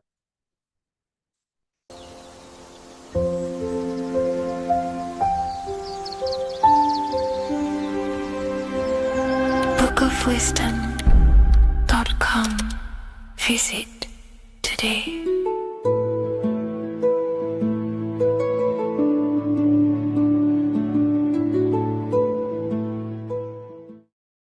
The Freemasonic square and compass is not just a symbol that represents Freemasonry, a lodge, or a secret society. It is a symbol of gaining your own personal power. Now, in this video, I'm going to be breaking down this symbol in the most detail I can possibly go into. Most people live in a state of illusion. They live their life impulsively, acting based on their 5 senses, tasting. They want to feel a certain thing like an orgasm, or they're basically just slaves to external things and their 5 senses, which leads to a very dark path where you'll never actually become a conscious creator and you'll never actually be internally happy. The Freemasonic square and compass reveals some deep wisdom about this. Now let me break this down. If you want to gain your personal power, listen up.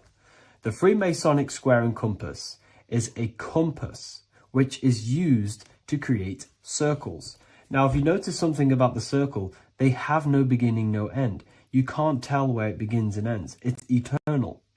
which means this represents consciousness. Now, if you don't know what consciousness is, if you close your eyes, you have an internal world. You have thoughts, emotion, visualization. This is all consciousness, spiritual. Then we have the square. The square creates squares or lines, which represents matter. It has a beginning and an end. You can quite see where the beginning of the end is, right? So we can even link this to Leonardo da Vinci, the Vitruvian Man. We see the man in the square with the circle. The circle is the eternal consciousness, and the man is the square, limited to the physical world. But consciousness is not limited, that's why it's outside the square. This is eternal, the body is mortal. The body will die, consciousness will never die. If we look even closer at the symbol, we notice in this particular symbol, we have the compass overlapping the square. This is very, very symbolic. This represents spirit over matter, also known as mind over matter, consciousness over matter, the circle over the square. Like I mentioned earlier, most people are slaves to their senses. They go through their day and all they do is chase validation and feelings. They eat all day to feel good, which means they're a slave to their taste. They're slaves to their feeling. They masturbate, which means they're a slave to orgasms and external things. They're literally being governed by the external world controlling their internal world. They're literally living life on autopilot. And don't get me wrong, I was guilty of this too. We're all guilty of this when we join this world because we're not taught this sacred knowledge. Until you actually stop and recognize this, you'll be living life on autopilot, literally not even living. You'll be running off subconscious programs, seeking external validation and being ruled by these five senses. The square underneath the compass represents consciousness on top of matter, which means the internal world is controlling the external world. It is the mind controlling matter and not matter manipulating the mind. In the occult and esoteric world, it's very important that you are conscious of every action that you are taking in your day-to-day life. Never act subconsciously. Always be conscious. What are you thinking? What are you acting? What are you giving your attention? All of this is contributing towards creating because you are a creator. Consciousness is a creative force. You need to make sure that the compass is on top of the square, that your inner world is controlling the outer world and not the outer world controlling the inner. As I've mentioned in many videos before, the internal world of consciousness is what's producing the external world. Your life is just a result of every thought and emotion that you felt in the past. Everything you own, everything you possess, your friends are all reflections of your consciousness. They're all reflections of what you are thinking about. When you change your thinking, your external world starts to rearrange itself. On a basic level, this symbol represents the combination of spirit and matter. You are a spiritual being and a material being. You are heaven, the sky, and earth, the ground. You are heaven and earth, spirit and matter infused into one. You are a bridge between the divine and the earthly worlds. And you can bring down these higher realms of consciousness, thought, imagination, and emotions into a physical, tangible reality. To do this consciously, we need to make sure the external world is not manipulating the inner world. Because if your internal world is being controlled by external circumstances, for example, you have a circumstance happen in your reality, an emotion triggers inside of you, and that emotion is a command to create more of that. And the thoughts that you think are creating more of that negativity. So it's a constant cycle of negative manifestation if you let the external world control your internal world of consciousness. So we need to make sure the compass is on top of the square, that the internal world are commands and not reactions to create your external reality. And not only just to create, but to actually enjoy life. If we let the external world bother our internal world, this means that we have some sort of mental or emotional attachment to the external world. We need to detach from the external world. Why do I say that? Because it's temporary. It's an illusion. We are going to die one day, and none of this will matter. You need to understand that everything in this world is temporary. You have to be okay with losing things, losing family, losing things in this world, because it's guaranteed to be temporary. We need to make sure the internal world is order and not chaos, commands and not reactions. Now, at the back of the Book of Wisdom, Volume 2, the book that I've wrote here, I go over the different meanings of the different arrangements of the square and compass. Sometimes we see the square overlapping the compass, which is the opposite of what we've just broken down. Or sometimes we see one leg of the compass on top of the square and one leg of the square on top of the compass. These are all highly symbolic. When we see the square overlapping the compass, this pretty much represents the beginning of the Freemasons' journey, when their internal world is being controlled by the external. They have a lot of spiritual growth and a lot of learning and inner work to do. Now, when we see half and half, one leg of the square on top and one leg of the compass on top, this represents the Masons' gradual emergence from the material realm into the spiritual. This interplay of symbols reflects the process of gaining greater light and knowledge as the Masons ascend from material concerns towards spiritual enlightenment. And of course, we've just broken down what this means. This represents spirit over matter. They're not chasing external physical things anymore. They're actually chasing and gaining validation and happiness from spiritual growth, more knowledge and deeper understanding of consciousness and themselves. Most people chase external material things, which actually don't make you happy in the long run. You could be given £1 million today. In a week's time, you would be back to the same original state of consciousness and actually chasing more and more millions of pounds. It's because nothing physical in this tangible world will ever satisfy your internal world of consciousness. So through spiritual growth, we can actually become happy and seek higher understanding, higher consciousness, which actually satisfies us eternally. So when we see the compass on top of the square, it symbolizes the triumph of spirit over matter. This arrangement not only signifies the mastery of spirit over the material realm, but also represents the resurrection, ascent, and dominion of spiritual principles over all earthly conditions. It's all about gaining personal power and spiritual growth. It's all about spiritual evolution, going from matter to spirit.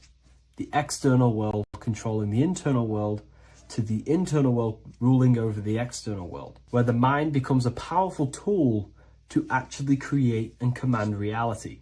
The mind cannot create and command reality if it's being governed and tossed all over the place by external circumstances and thoughts. Here's a quick tip on how to know if your mind is controlling you. If your phone notification goes off and you're working on something, and you instantly go to reach and pick up the phone as soon as the notification goes off, that is an indication that your mind is controlling you and you are not controlling it. The mind is the direction of consciousness. It directs the flow of your attention, your energy, your consciousness. So to practice to gain mind over matter is simply just meditation, allowing the mind to sit still and focus on one thing for long periods of time. And over time, this will gain mastery over your attention and your mind. If you are on your spiritual path, this should be your goal. Your internal world becoming the master. The mind becoming a vessel for you and not a vessel controlling you. It needs to become a command center and not a reaction. Please like, share this with a friend, and subscribe to the channel if you're new. Leave a link in the description for the Book of Wisdom Volume 2.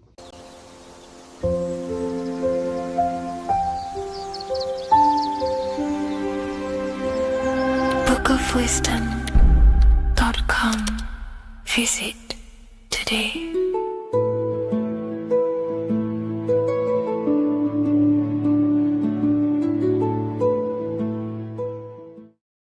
There is a massive mystery around the Freemasonic G, and in this video we're going to be discussing it. Some people call it geometry, God, Gnosis, Genesis, generation, but in fact it's all of these things, and all of these things relate back to one concept that links them all. And in this video, you will be discovering this secret force, which pretty much creates everything in your reality in your life, and has done unconsciously, whether you are aware of it or not. The Freemasonic G is the 7th letter in the English alphabet. This is important because the number 7 has many mysteries inside the esoteric and occult traditions. Some people say the number 7 represents the 7 colors of light, the 7 major planets, or the 7 musical tones, 7 days of creation. The number 7 is a massive mystery, but what we have to understand is that in the context of Masonry, Freemasonry is all about building the self. Every day we wake up, we are either building our prison of our mind or freedom of our mind. Everything inside of esoteric Freemasonry is about building the self and reconstructing our consciousness, our inner dialogue, the inner voice. We're transforming the mind from low awareness to high awareness. This is why Freemasonry uses the allegory of stonemasonry, stones, chipping away at stones. The stone is in fact you, and we are perfecting the stone, which is your very own mind. Because the universe is a mental construct. Life is happening to us inside our minds. We are all the universal mind expressed and clothed in a different body. Therefore, now we understand that everything is about the internal inside of Masonry. This G relates to something inside of you. Hence why you see the G inside of the square and the compass. It's something internal in you. G is the 7th letter of the English alphabet, and the number 7 symbolizes the 7 cognitions of the mind. In esoteric and initiatory traditions, the 7 psychological cognitions of the mind refer to the 7 distinct modes through which human consciousness perceives, interprets, and transforms reality. Different schools use different names, but across Hermetic, occult, Gnostic, and mystical systems, the same underlying pattern emerges. The mind has 7 functional powers, each representing a layer of awareness and a stage of inner development. Number 1 would be perception. The first cognition is the raw reception of sensory and subtle impressions. It is the gateway where the outer world enters the inner world of our minds. Perception involves learning to see without distortion, to notice the symbolic dimension behind ordinary appearances in an occult interpretation of perception. The second one is interpretation.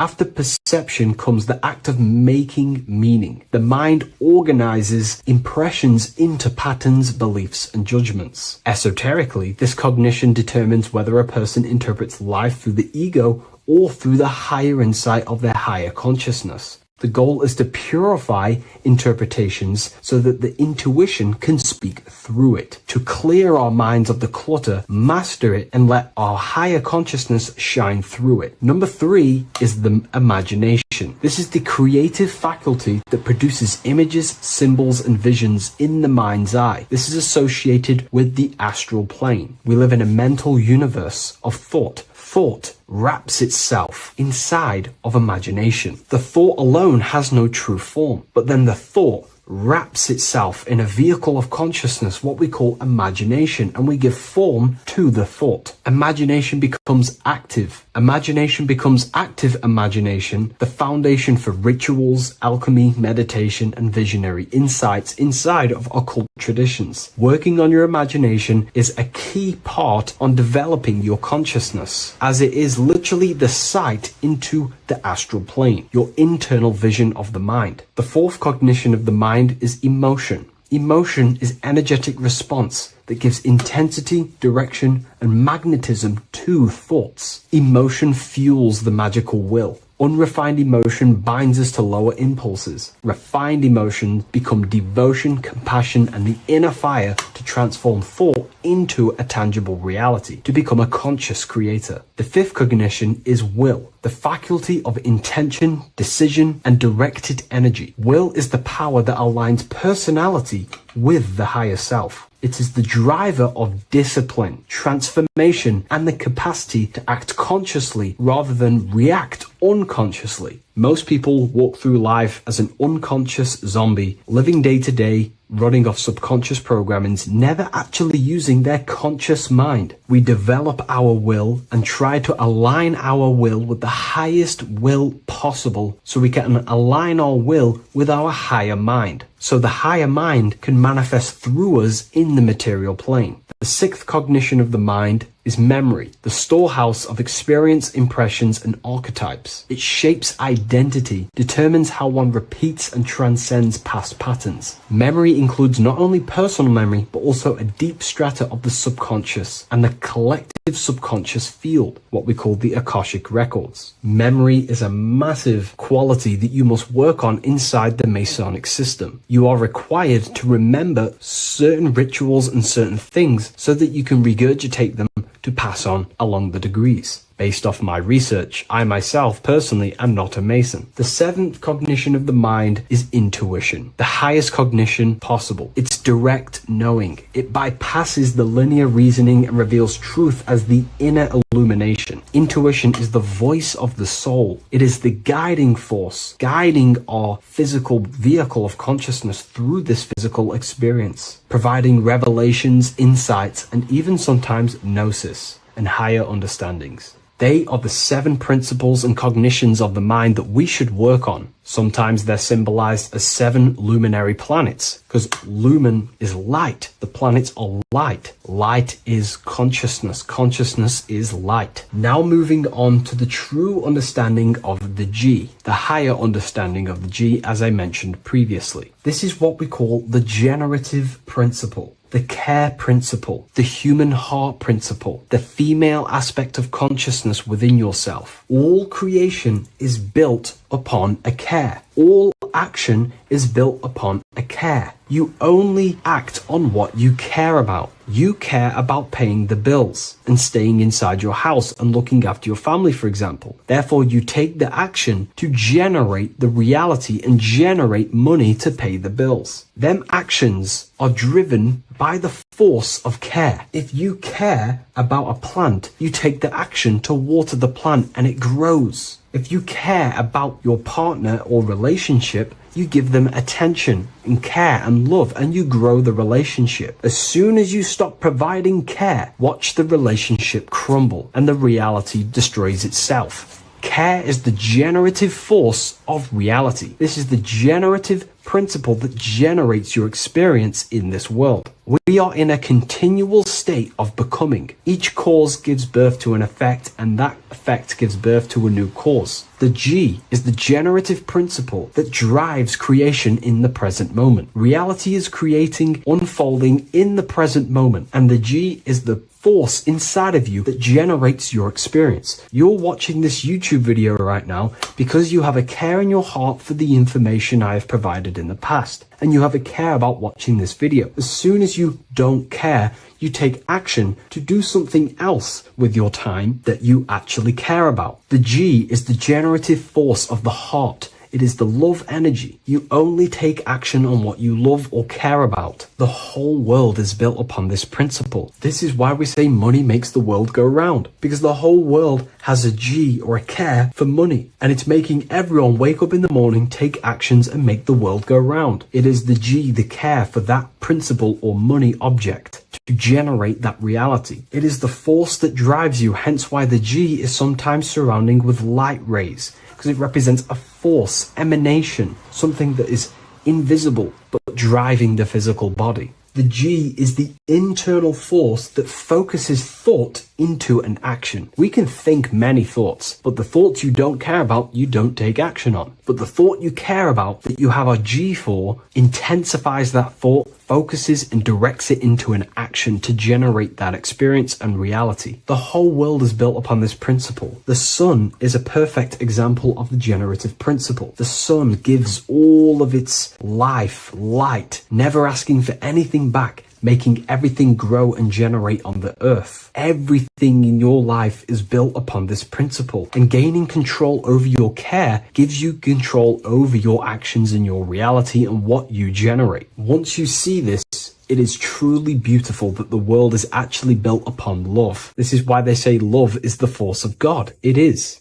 Truly. This is the reason why God begins with a G. It's about Genesis. Genesis means creation. G, generation. Anything that generates and creates is all to do with a care or a love energy. But don't get me wrong, people can love sick and twisted things, and they act upon them sick and twisted things. This is why purification of ourself is important by understanding this principle, as it is a very powerful principle to understand. This is the reason why the word gift begins with a G. You're giving something. I care. I'm going to give you something, a gift. Or guidance. This is what guides you into becoming something, what you love. This is why also gnosis begins with a G. Gnosis is not actually knowledge. Gnosis is knowledge attained by direct experience or through direct experience. For example, you're not believing you're watching this video right now. You know you're watching this. Gnosis, same phonetic sound. It's about knowing. Gnosis is about gaining knowledge of the self. Self-knowledge through direct experience.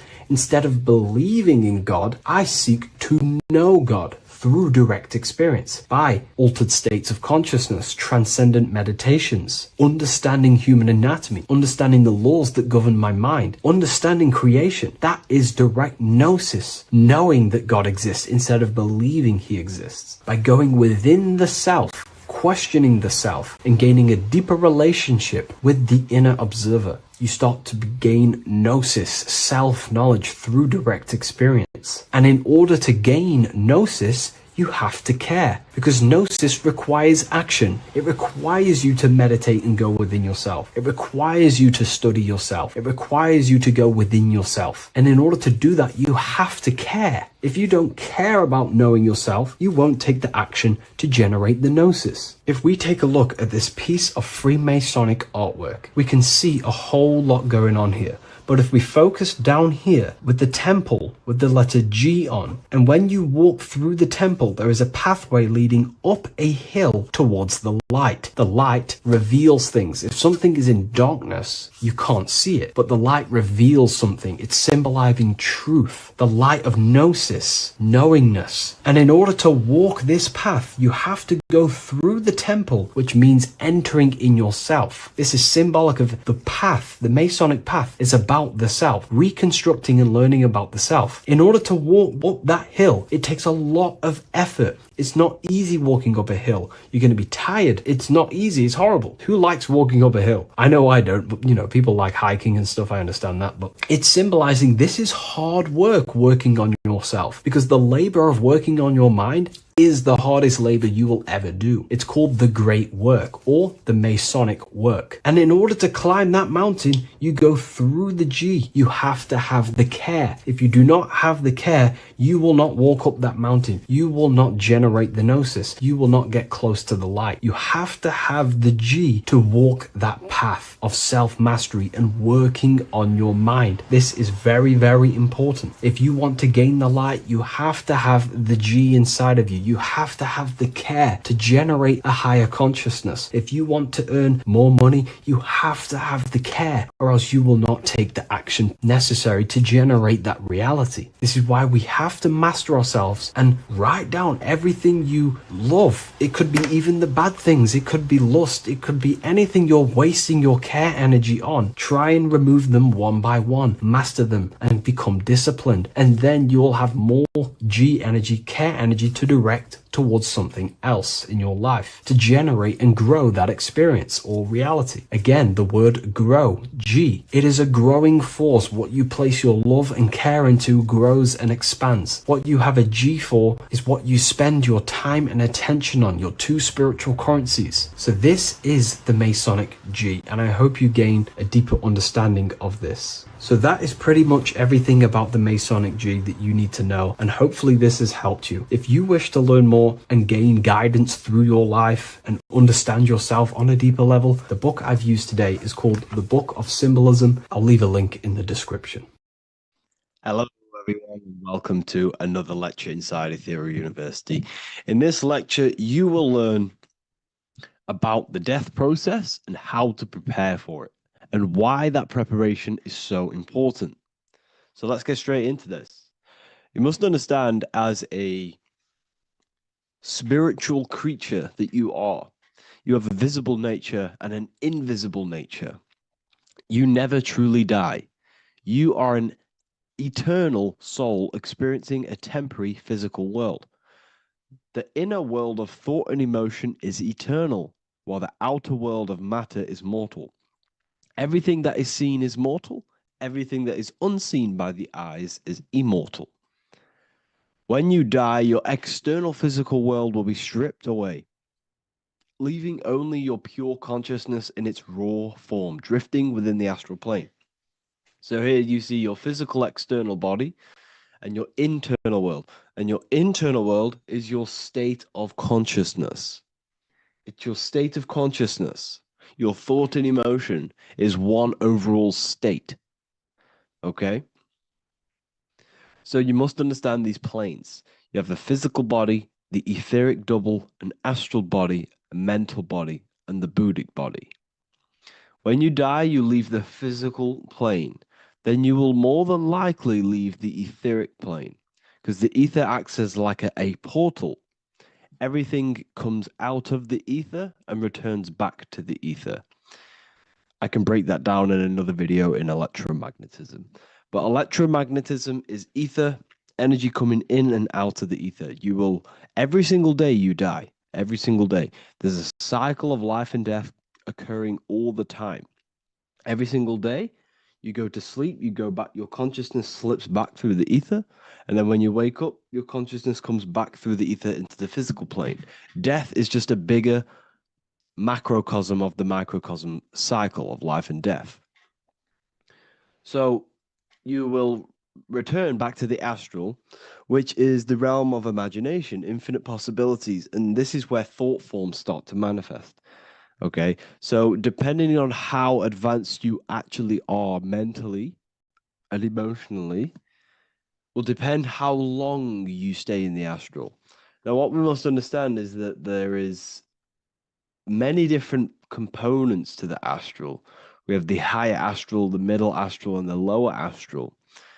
These are all vibrational states.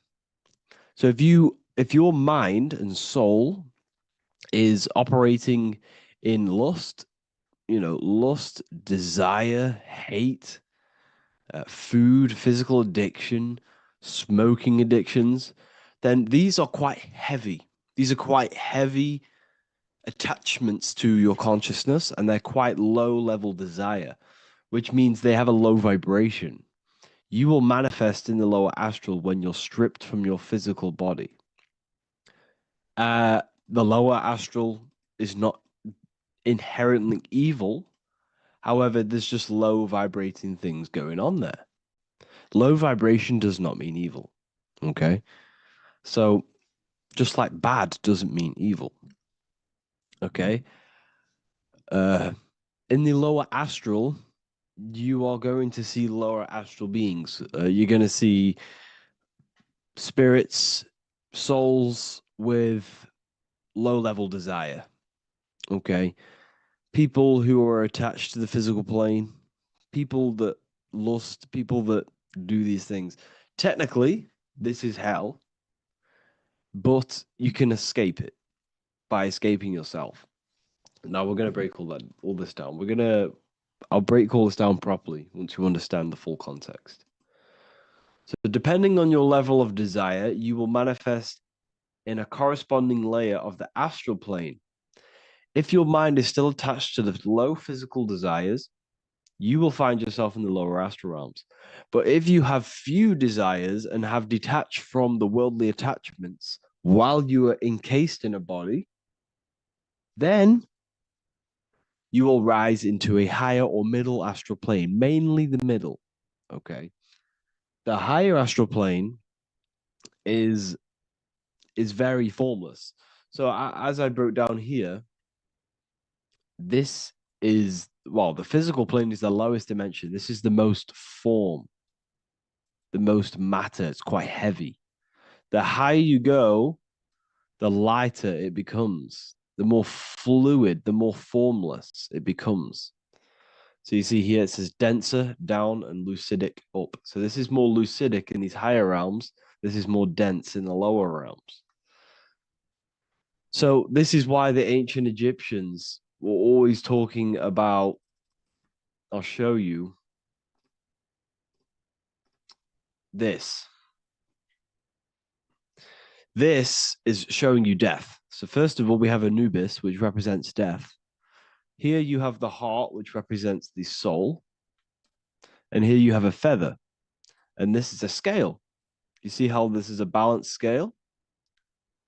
So what this is symbolizing, this represents death. This represents your heart, and this is a feather. So when you die, your heart must be as light as a feather, which means your emotions, your soul, should have no attachments to the world. It should be light. It should be detached. This is why the word light and light are the same. Light is in heavy and light is in very bright. Because when you're less attached to the things, your soul shines. You're authentic. You're light. You're very bright soul. And you have no attachments. Your light is in not heavy. So you must detach from the worldly desires.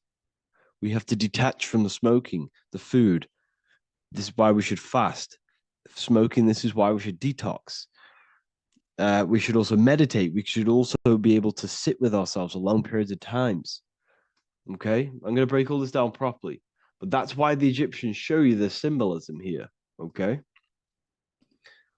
So you're stripped of your material body. So that state of consciousness you're in right now, your inside world, if you shut your eyes, that state you're in, that is what you're going to experience when you die. Okay. And you're going to be manifested into the astral. In the physical plane, you can mask or hide almost anything. But in the spiritual realm, you cannot. The astral body, your thoughts and emotions directly shape your spiritual body, your astral body, revealing your true inner state. So your desires that you can hide in the physical plane, your emotions, your thoughts, you can't hide any of that in the spiritual plane, in the astral plane. That will directly shape who you are, your color of your astral body, and your astral body as a whole. So here we have Kim Kardashian. If you could see this lady's astral body, you would run so far that you would be horrified for the rest of your life. If you could see their spirit, their astral form, it would be horrific, because their mind is so attached to, physical things, so attached to desire, money, fame, worship, power. These people do not want to die. These billionaires and millionaires will never want to die. They will do whatever they can to stay alive, because they understand what when they die, they have to face themselves. They have to face their inner world. And their astral body, their true authentic self on the inside, is horrible and horrific and so low vibration. So this is where it comes in. You must be as light as a feather. This is what the Egyptians are showing you in their artwork. Your soul must be as light as a feather. In order for the soul to ascend to a higher plane and not look at that physical plane and say, I want to go back, or I want to desire things down there, you must detach now and prepare for death. Hell is not a place. It's your own personal suffering born from within. If your mind and soul are deeply attached to mental fixations, emotional wounds, and physical addictions tied to the material world, that pain will follow you into the astral. This is your true judgment day. You judge yourself when you die. You see your authentic self. There's no hiding. Right. Imagine right now that you that everything you cling to was stripped away. No matrix, no electricity, no food, no TikTok, no phone, no possessions, no distractions, no one else. Could you sit alone with yourself for just 1 hour? Could you sit alone with your thought and emotion? That moment of truth is what you must begin to prepare for. Could you sit alone with yourself? Can you sit alone for long periods of time and just think? And if you cannot, then you're running from your internal world. You're running from your thoughts. You're distracting yourself from your thoughts. This is what we must address. Now, don't feel bad if this is you. We've all have problems. We all have internal problems. But this is what we have to face directly in order to prepare for life after death. We must meditate for long periods of time. Not even meditation. We should be able to sit with ourselves with no distractions and just think. This is what the people of the past used to do when we had no technology. People would sit and think for hours. This is what we need. Because if you cannot sit with yourself, imagine sitting with yourself with no physical body. That's the level that's going to happen. And we need to prepare for that. The soul and mind must become as light, as weightless, as radiant as a feather to ascend to a higher plane and move beyond the physical life. To rise, they must release heaviness, attachments, burdens, fears, and desires. The lighter and brighter your inner being becomes, the more freely it can rise into a higher state of existence. Ascension is not about going somewhere, it's about becoming something pure, clear, and luminous. Okay, this is very important. Very, very important. We must detach from the worldly things. So, enough of that. How do we do it? How do we attach? How do we prepare? Number one, you must detach from the material things. Start loosening your grip on things, possessions, titles, even identities. They are temporary. Appreciate them, but don't let them define you. Let nothing outside of you define you.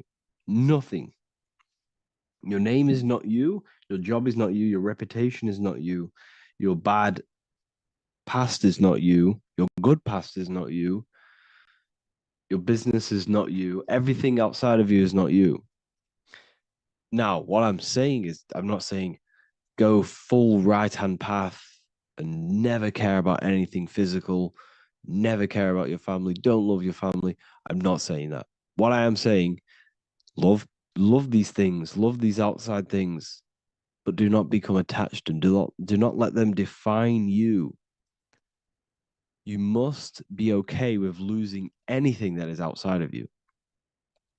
You must be okay with that because you must understand the physical plane is it's promised that everything is temporary. Everything is temporary in this plane. So don't ever think it's going to be there forever because it's not. And you must remind yourself, not remind yourself, but I think about this sometimes when I start becoming a bit attached to work and stressed.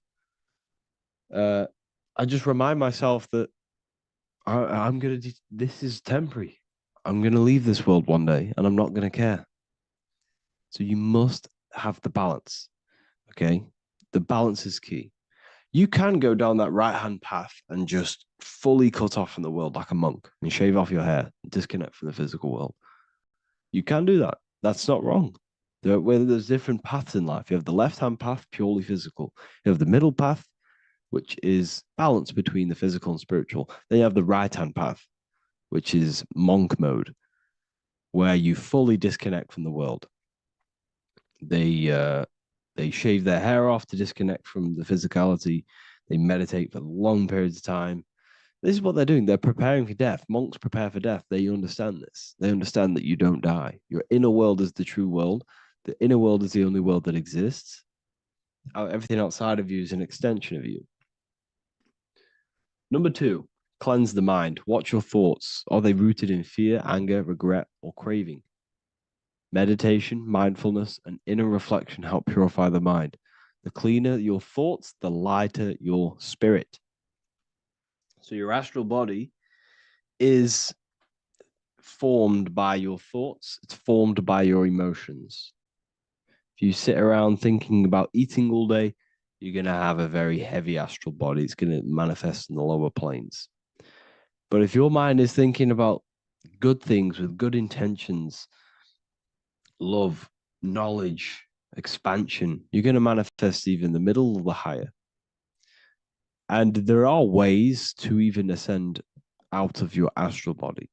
Yes, you can ascend out of your astral body and out of the mental body, but that's all very advanced, and I'm not going to teach that yet. I'll make another video on that, but you can ascend from them bodies. The astral plane is not the end. You can keep ascending as a soul until you're left with just the pure essence of the soul. But we're gonna, anyways, cleanse the mind, reprogram the limiting belief systems, let go of mental attachments.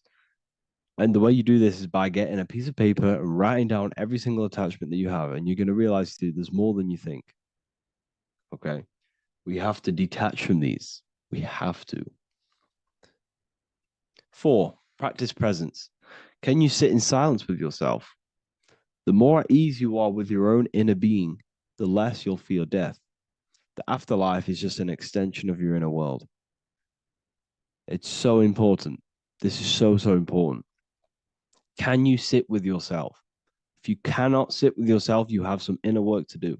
You have some thoughts to address, some beliefs to address, and some feelings to address. Okay, so practice sitting in the present, meditation, or just literally sit there and try and be okay with yourself. And if you can't be okay with yourself, then there's something you need to address, whether it's a belief system, whether it's an emotional trauma, or something. This is what we must reshape, refine, and let go of. Live truthfully, speak and act from your soul, not from fear or ego.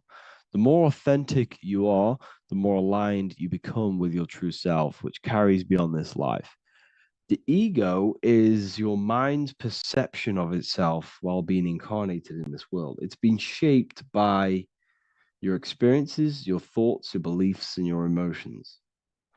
So your ego is basically this false thought form that you've created.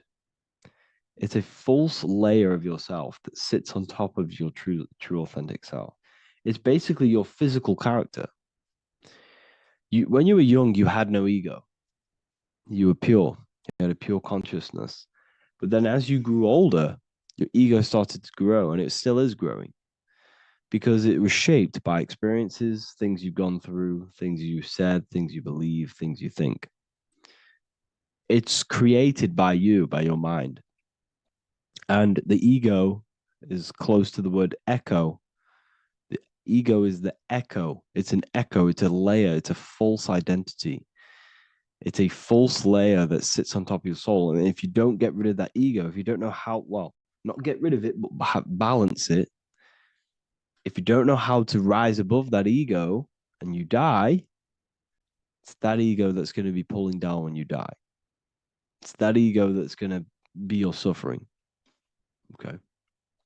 7, connect with the divine, whether through prayer, meditation, tune into something greater than yourself. The connection is the soul's compass beyond this world.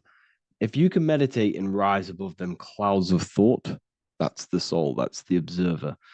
We must connect with that. Okay, this will definitely help with just allowing yourself to connect with your true self. Meditation's great because you can just fully detach from the world. And the more you meditate, the more you can prepare for death. A powerful way to cultivate detachment is through daily detachment meditation, done either at night or in the morning or the first breath upon waking. Or do this as many times as possible per day. Start by physically grounding yourself in the present moment. Say out loud, I am here right now, nothing else matters. Let that phrase draw your awareness into the now. Just keep saying it until you're present. Then begin to slowly list everything you identify yourself with, one by one. I am not your body. I am not my body. I am not my name. I am not my possessions. I'm not my house. I'm not my children. I'm not my everything. I am not my thoughts. Release each layer gently. Imagine, if you want to, if you have a good imagination, imagine placing these things into a big box. Placing your body, placing your name, placing your possessions, placing your house, your car, your thoughts, your beliefs into a box, and then shut that box. If you have a good imagination, do that. That can help. And you'll be left with yourself. And you're not even that. It goes even deeper. Eventually, you'll reach the mind itself. detach from the language that the mind is even using. Now that's very difficult. And not many people have ever thought about that, and they've ever even been there. Detach from the language that the mind is using. Think about that for a second. Your mind is not what you actually think. It goes very deeper. Your mind is not that little voice. It's that voice that the language is using. So even the language is a spell on your mind. Okay, it's an attachment. Eventually, you'll reach the mind itself, detached from the language it uses, the voice in your head, the need to define. What remains is something beyond thought and beyond words. I can't even describe what's left, because words, once the language is gone, it's purely metaphysical. All I can say it is pure awareness, and it's symbolized. This is why symbols are so amazing, because they can symbolize things that are beyond words. A flame, it's just a flame, and you won't be able to understand that until you've been there. It's just a flame. It's pure cause. Words can't describe it. You'd have to experience it. Connect with this essence daily. This is truly who you are. So this is a great way to detach. We can do these detachments every single day during meditation. This will definitely help over long periods of time. Of course, you're not going to be ready tomorrow for death, but just try and prepare for these things. This is the whole reason people used to meditate. It's the whole reason why people do these spiritual practices, because they understood that this plane is temporary and your soul moves on from this plane. And you'll never truly believe in the soul until you experience it. So I can show you these things, but you must go out and experience it. The soul is real, but you won't understand unless you cast off everything else. Okay. So I hope this video helps. It's a very deep video. I'm going to be making more of these stuff, of more self-mastery. And of course, we've made the self-mastery section now. So I'm going to start filling up this place with lectures. And I think it's a great time to start this, because a lot of people have been asking on how to master yourself, prepare to death. So hope this video helps. See you in the next one.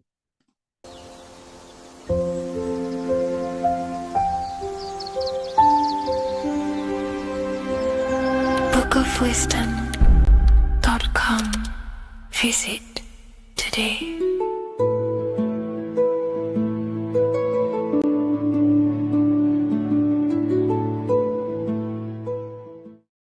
Welcome to Revival of Wisdom.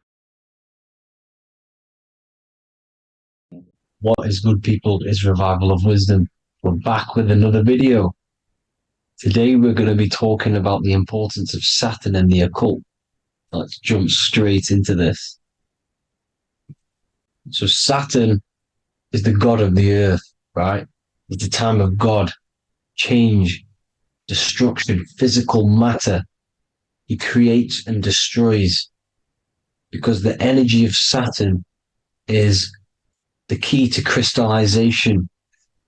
It wraps things in physical matter, right? He creates everything, all life forms, and he takes things back, because the day that you're born, that's the day that your expiry date is coming. The time is ticking until Saturn takes your life. This is why he's known as the Reaper. Okay? As he's personified as eating his child here in this ancient Roman painting. As you can see, he's eating the child. We are all children of Saturn, right? He creates physical matter, our physical bodies, right? He's the god of time, because he's the slowest moving celestial body. He's the Lord of the Rings, as you can see here. He's the last one on the ring. He's the slowest one moving, okay? So he is the Lord of time, destruction and creation, okay? This is why his name is Saturn, Satan. He's the devil, okay? But I'm not saying Saturn's evil, guys. It's a part of life. Everything lives and dies, right? Is the key to crystallization. Now, as we have the clock here, or god Saturn, or Chronos in Greek, just means time. He's also the god of time, as I've already said. 60 seconds in a minute, 60 minutes in an hour, 24 hours in a day. Add 2 plus 4 equals 6. 60 seconds, 60 minutes, 2 plus 4 equals 6. That's 666. Okay. And as you see on the clock, 6 take away 12 equals 6. 7 take away 1 equals 6. 9 take away 3 equals 6. 6 is the number of Saturn. It's associated with Saturn, right? He's the god of time, of justice. Everything goes back to the Reaper in the end. Everything lives and dies. Now, the artwork of him, he's always got the Reaper staff. You see, it's personifying death.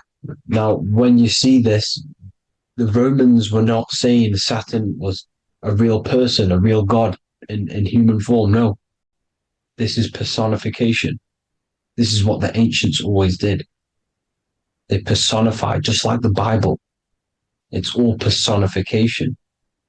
So the personifying Saturn eating its children because it eats, it's the Reaper. No one can escape the Reaper. No one can escape death. Now, Saturn is 666, which is in the Bible, the number of the beast, right? The number of the beast, Satan, 666, right? So on the North Pole of Saturn, you have a hexagon, which makes a cube, right? Now this hexagon, when you join up all the corners, creates the 6-pointed star known as the Star of David, right? In the Jewish religion. Now, as you can see, the 6-pointed star has 6 points, 6 mini triangles, and a 6-sided hexagon. That makes 666. And also, you have Saturday is named after Saturn, the 6th planet, the 6th day of the week, and has a 6-sided polygon in its north pole. That's also 666. Now, this Star of David, this symbol goes back thousands of years, and it originates from Saturn. It's not the Star of David, right? It originates from Saturn. It symbolizes the physical and spiritual aspect combined into one, which makes us humans, right? Also symbolizes the male and female combined into one. These two sacred energies create the human. We consist of both male and female energy, also known as the Seal of Solomon. And we all know if Solomon was a real person, he talks about communicating with 72 demons. He could apparently, in the text, he could communicate with 72 demons, and this is sorcery. This is black magic. Now, this symbol is associated with hexing people. When you place a hex on someone, that is a form of witchcraft, which a hex is just a curse. When you're cursing someone, this is black magic. Now, the black magician would stand in the middle of the symbol and cast his spells onto other people. Now, this symbol is obviously on the $1 bill, twice on the $1 bill. And it's very, very ancient symbol. And it originates from Saturn. And let's keep going. So the cube. So I've just said how you see the cube on the North Pole of Saturn, right? The cube is limited. It's a 3D shape. It symbolizes limitations to the physical 3D dimension, the third dimension, the physical realm which we are in. Now, as you can see, the color associated with Saturn is black, right? Black is infinite potential. Black is the creation of all things before there was light. Light is born out of blackness, darkness. Okay. Now, black is physical matter. And as you can see, the black cube, black symbolizing physical matter, the cube being limited, as the physical realm that we are in is limited. It's not like the fourth dimension where everything can exist in a thought. The third dimension is limited, right? And this is what Saturn is. It limits you to the 3D 666. Your body limits you to your physical body. Now these black cubes are placed everywhere, as you can see: Australia, Denmark, Manhattan. There's one in New York. As you can see, the Apple have a cube. The Nintendo GameCube. Trump Tower is a black cube. This is worshipping the energy of Saturn, the god Saturn. Okay, it's not a god, it's a celestial energy. However, it rules over Earth because it pretty much created the physical realm. Now, as you see, when you go to a funeral, you wear black, a black suit symbolizing Saturn, which is the color associated, black. And as you see in Mecca, they walk around the black cube in rings. As you can see here, they're stood around in rings, like the Saturn, the rings of Saturn. The Mercedes symbol. You probably wouldn't notice that, but yes, it's Saturn. And when you graduate from university, you wear a black cube on your head.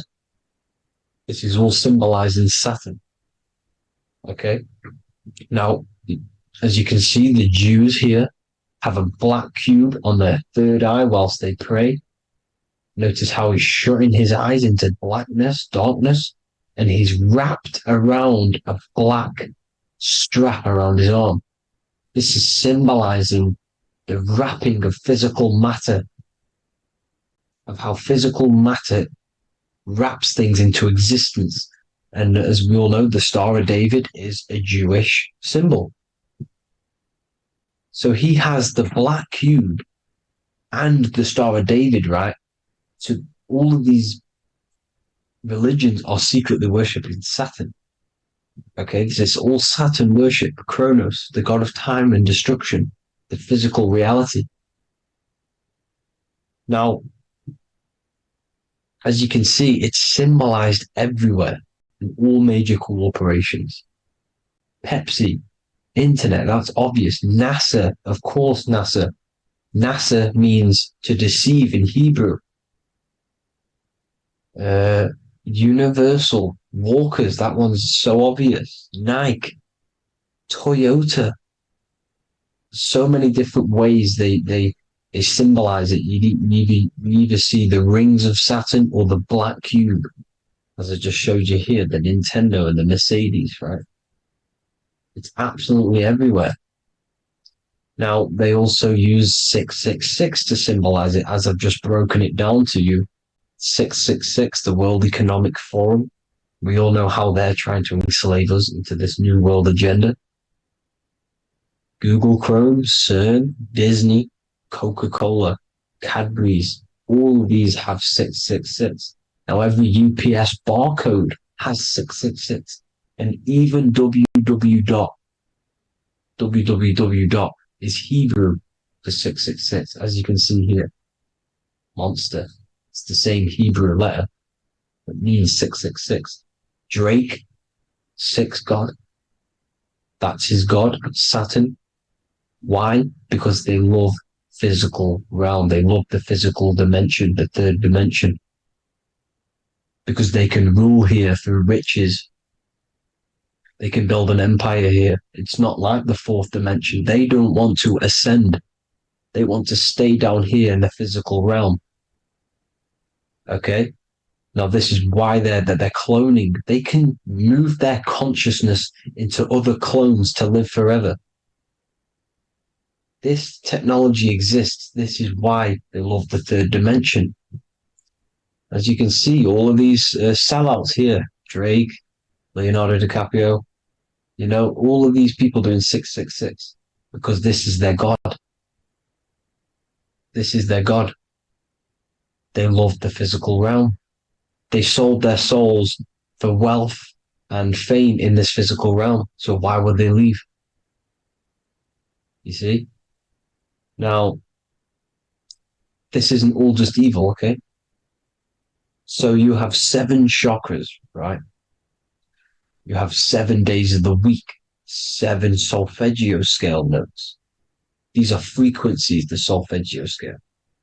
Now, it's called the Saturn moon matrix because the moon symbolizes your mind, because you're created out of the Holy Trinity, which is body, mind, and spirit, right? That's the triangle, the equal triangle, body, mind, and spirit. Now, the 3 main celestial bodies are Earth, Moon, and Sun.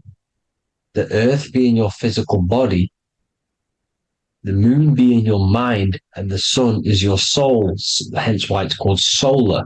It's a solar soul. Now, these symbols are alchemical symbols. So when you're doing alchemy, you use these symbols to obviously symbolize what we're talking about. Now, as you can see, these are all the symbols of the planets. Now, Saturn is created out of the moon on top, the moon on the bottom and the earth on top, as you can see here. You see? And this creates the number 5. Now, with the moon being your mind and the earth being your physical body, this is mind over matter, because the earth is your body's matter. This is matter over mind. You don't want to be matter over mind.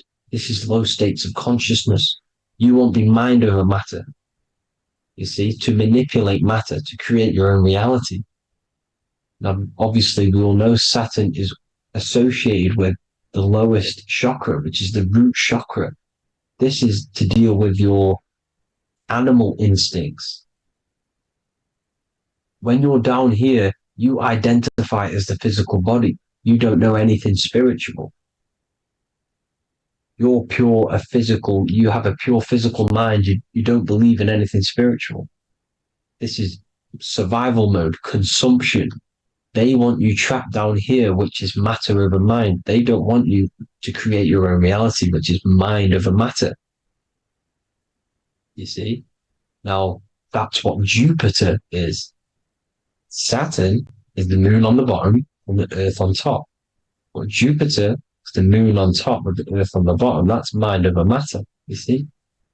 So, these chakras are an ascension process from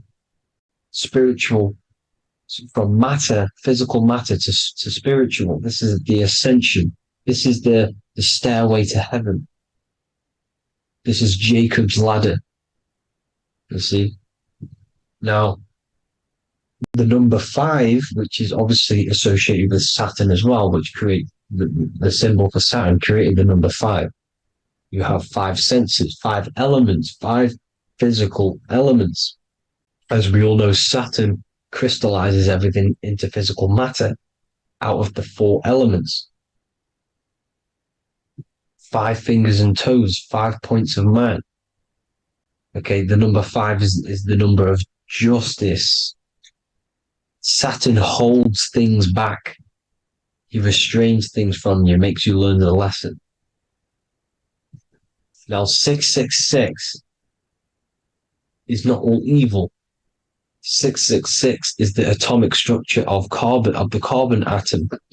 6 protons, 6 electrons, 6 neutrons, right? We are carbon-based life forms. All life forms are based on the bonding properties of the element carbon. Because Saturn crystallizes everything into physical matter. Now, the Masons symbolize this with the checkered boards. They have the black square, which is obviously matter. As I just said, the black cube. And spirit is the white square, because white is eternal light. White and light. You see, black is physical matter. Now, this is what we are. The point of our soul is to transmute from matter to spirit, but these are interchangeable. This is the constant cycle between spirit and matter, spirit and matter. High vibrational matter turns into spirit. Low vibrational spirit turns into physical matter. You see? Now, we are carbon-based life forms. This is what 666 is, the number of the beast. Well, when I say we, the physical body is the beast. It's the animal. It's the carbon suit to operate in this physical dimension, in this physical realm. See, it's the vehicle used to operate in this physical realm, but your mind isn't from this physical realm. You see, the brain is the physical manifestation of the soul. Okay, so as you can see here, the spine is an extension of the brain. Everything goes back to the brain. This is literally what your physical body is. You see, this is the nervous system, and everything reports back to the brain, and everything's controlled from this control center. And this spinal column, at the top of the spinal column, is your third eye, which is known as the pineal gland. And this is the seat of consciousness. It's the center of consciousness. That is your true self, pure consciousness. This body is just a physical body. This body is mortal. This body runs out, but your consciousness lives forever.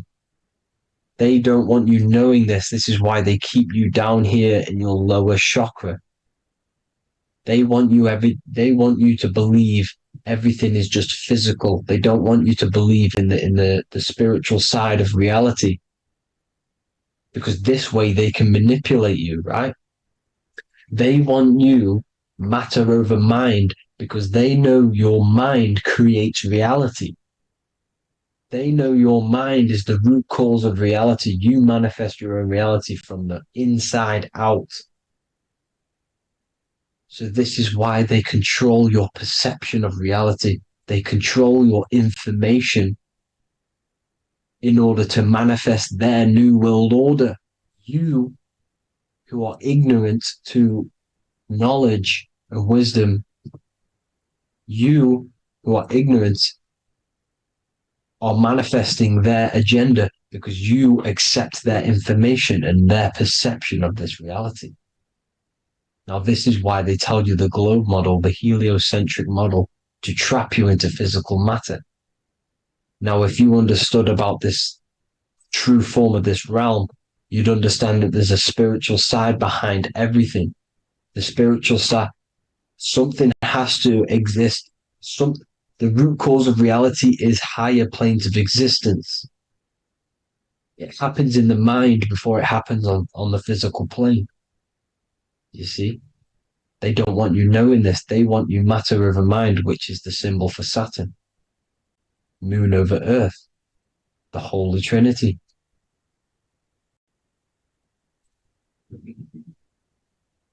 Now, as you can see, the cube also makes IXXI.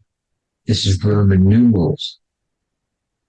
This is Roman numerals, and when it's translated from 9/11.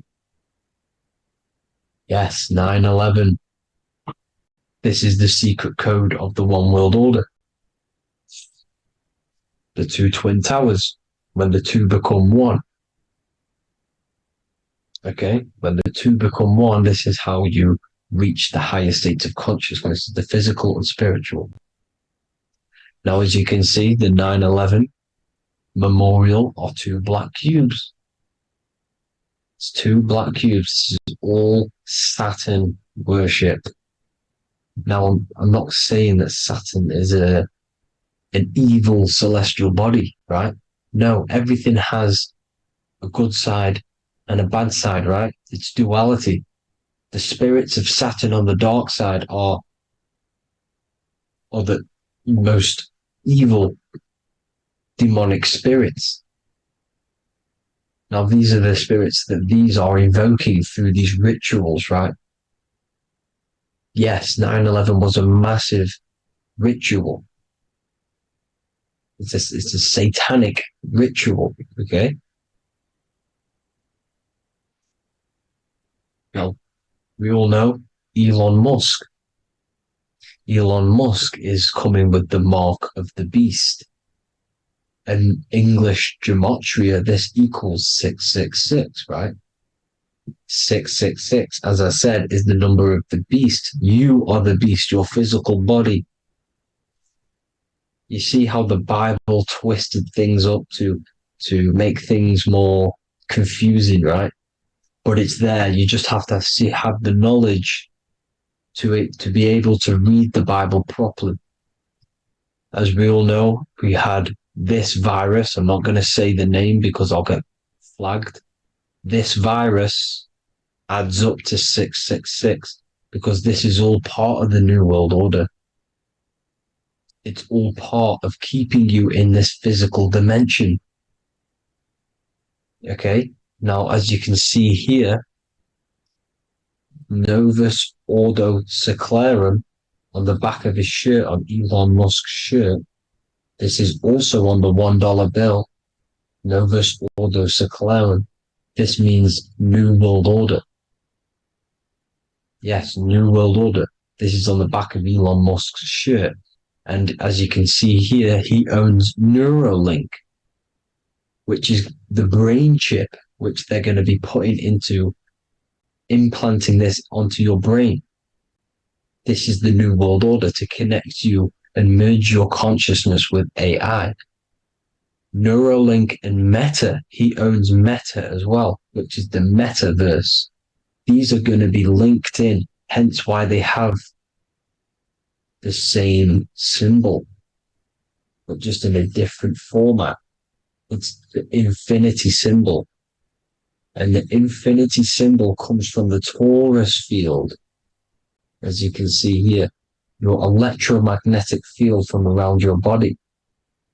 Now, the end goal is for this New World Order is to trap your consciousness inside of an alternative reality being projected from the metaverse. Because the metaverse will be the reality, Neuralink will be the brain chip inside of your brain, projecting your consciousness into an alternative reality while they harness your energy of your physical 666 body. Now, this stuff gets real deep, people. Now, this is the end goal of the New World Order, is to connect you with AI. This is why they're trapping you and keeping you in these lower states of consciousness in the Saturn-associated root chakra, so you don't find out about the spiritual side of reality. Because if you knew the truth of this reality, you wouldn't connect to AI. You see, you have the power within you to travel to other worlds, the astral plane, for example. You travel to different worlds when you are sleeping. Okay? They want you to know it's just a dream. However, their end goal is to trap your consciousness and feed off your energy, spiritually and physically. Okay? I don't know why these people are just pure evil. As I said, evil love bondage. They love the physical dimension. They don't want to ascend to other realms. These evil love the third dimension. This is why evil spirits will inhabit bodies, exorcisms, because they miss being in the physical realm. They miss it. Evil love bondage. So this is why they're cloning and putting their consciousness in clones to stay in this third dimension, to stay as further away from the source as possible. Okay? This is why they're doing it. And this is how it's all linked in. So I hope you all enjoyed this video. Hope you gained some wisdom. please feel free to join the Telegram. And please leave a like and a subscribe. Thank you all, people. God bless.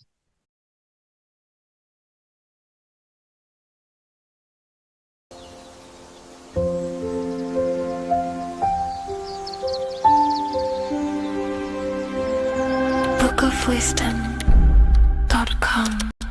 Visit today.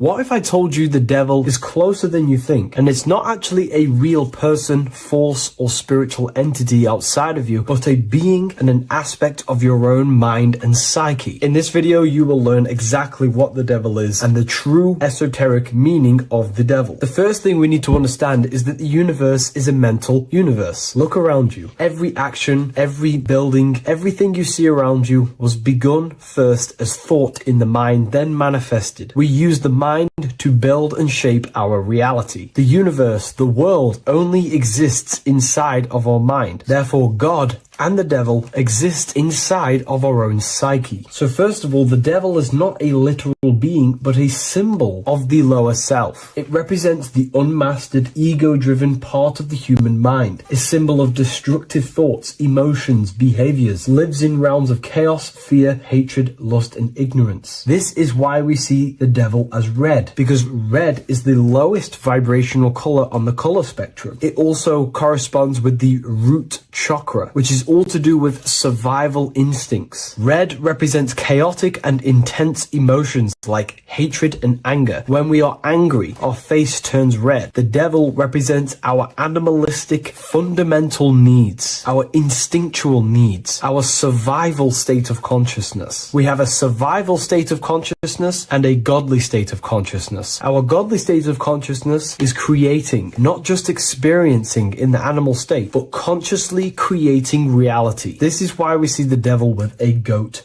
head, an animalistic head, and the head is where the brain is. The animal head represents living off instinct, the part of our mind that lives on urges, impulses, and instincts, eating, sex, power, ego-driven actions, and ego-driven thoughts. Animals are only aware of themselves. Animals live on instinct. They have no ability to consciously create like humans. This is our lower desires for the material world. That's not to say the material world is evil. However, when our consciousness is only seeking material things, this leads us down a path of self-destruction, because nothing material can ever satisfy our soul. Everything material is temporary. Therefore, the devil represents the part of us that seeks only material desires, only material fulfillment, the ways of thinking where we only think about ourselves and ego-driven thoughts. It also represents the unchecked, unconscious self, where we have no mastery over our thoughts, over our emotional impulses, and no mastery over our actions. We're living in instinct and impulsive states, which causes chaos, selflessness, destruction, and keeps us bound to our lower material 3D state of consciousness. It's important to recognize that the word devil was never present in the earliest Gospels. Instead, what was mentioned was a spirit of evil. This distinction is crucial because it underscores that the idea of the devil, as popularly conceived, does not actually exist as an independent entity. Rather, it is a personification of the lower aspects of the human mind, a facet of our own consciousness. The term spirit of evil was not meant to denote a specific deity or being, but rather any force of negativity, whether it manifests as a destructive thought, emotion, or action. A spirit is a force, an energy, and we have three forces that create our reality: thoughts, emotions, and actions. We have full control over these three aspects which transform and mold reality. A destructive thought, a destructive emotion, a destructive action is a spirit of evil, and it originates from the darker aspects of the human psyche. So now, because we're on the topic of the devil, we have to look at the pentagram, which is obviously connected to the devil heavily. The upright pentagram represents spirit, air, water, earth, fire. Upright, which represents spirit, the most important element on top of the earthly element. elements, showing spiritual principles over material principles. As spiritual beings as we are, we have to put our spirit first, our higher self first, and material things second. Why? Because material things never satisfy us long term. Seeking material fulfillment will leave us feeling unfulfilled in the long run and very unhappy, and we can lose ourselves in illusions. We have to put our spiritual principles first. Seeking wisdom, knowledge, connection to the divine, and connection to our higher self is what gives us true fulfillment in our hearts and souls. But when we see this pentagram inverted, we now have spirit on the very bottom, which now represents earthly principles on top of the spiritual principles. We're putting our earthly elements on top of our spiritual element, which this inverted pentagram represents no longer caring about spirit, no longer caring about our invisible internal world, and only caring about this external body, food, sex, material things, cars, money, and all the things outside of us, the world outside of our mind. This is what true Satanism is. Satanism is not worshipping an external deity, but it is worshipping the self, only fulfilling the ego's desires. This is what true Satanism is, and we have all been conditioned to live in this state. Satanists want us to believe that there is an external deity called Satan or the devil, and the reason they do this is because they trick us, making us believe that we are not Satanists, while they are actually conditioning us to be self-seeking, ego-driven people, where we only care about sex, food, material things, and money, which is actually conditioning us to be Satanists. 80% of the population today are unknowingly involving themselves in Satanism, which is ego-driven thoughts, actions, and emotions, dwelling and living in this state, where we only care about ourselves. When we are spiritual, we realize we are all one. We are all one consciousness family, and we need to do things that help and contribute towards our collective experience, helping others, instead of seeking to serve only the self. The angel is depicted with wings, which represents elevation, higher self. The devil is represented with an animal horns, which is on the ground. A goat is on the ground, which represents the lower self. This is the elevated mind and the lower material mind. Horus, the bird, higher self. Set, the ground animal, lower self. Jesus and Satan. These are two forces, two characters that exist within the human psyche, not real entities. They are forces of our minds, and there is a battle between our higher self and lower self all the time within our own minds. There's always a part of us that's telling to do one thing and another thing, to do something bad and to do something good. There is this battle inside of our own consciousness. Here we have the human spinal column. The human spinal column is showing you the higher and the lower self. The higher self represents the head. The head is where the mind is. This is the creative essence of the universe. This is where all material things begin as a thought in the mind. We create with the skull, with the brain. This is our higher self, the heavens, connected to the heavens, the sky. And the lower end of the spinal column is where our reproductive organs are, where our gut is. Our reproductive organs and our gut is all to do with survival. The lower end of the spinal column, lower instinctual 3D based consciousness. The lower end of the spinal column is where our lower self dwells. Eating, consumption, power, and sex, lust. These are all emotional forces and instinctual based organs that are not inherently evil, but when we dwell and live off this lower end of the spinal cord, it keeps us in low states of consciousness. Our goal to raise to our higher mind is to balance this, not to overeat, not to abuse power, not to abuse sex and lust, but to master these organs and gain the ability to say no to these organs so that we can raise to our creative side of consciousness. Instead of dwelling in our instinctual nature, we can turn to our creative nature and consciously become a builder and constructor of reality. This is the true way of raising consciousness. This is the stairway to heaven, out of the animal consciousness to the higher consciousness. To wrap all of this up, it's all about gaining control over our instinctual lower nature and allowing our spirit to rule over our body and not our body ruling over our spirit or mind. The moment you let a thought become instantly an action is the moment you are an impulsive person. We are all trained to be this way. It is okay if you are in this state. The moment you let a thought turn straight into an action without questioning, that is the mind controlling you and you not controlling the mind. We need to gain control over the mind, and we do this through many different ways, through meditations, affirmations, and discipline. We slowly gain control over our minds. And once we gain control over our minds, we gain control over our thoughts, and we gain control over the attention that we give certain thoughts. We can then start to uplift our mind, our thoughts, out of our instinctual state to the higher mind. If you wish to learn more about consciousness, I'll leave a link in the description for the Book of Wisdom, Volume 2.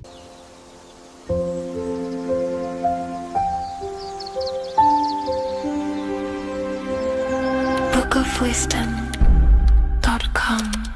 Visit today.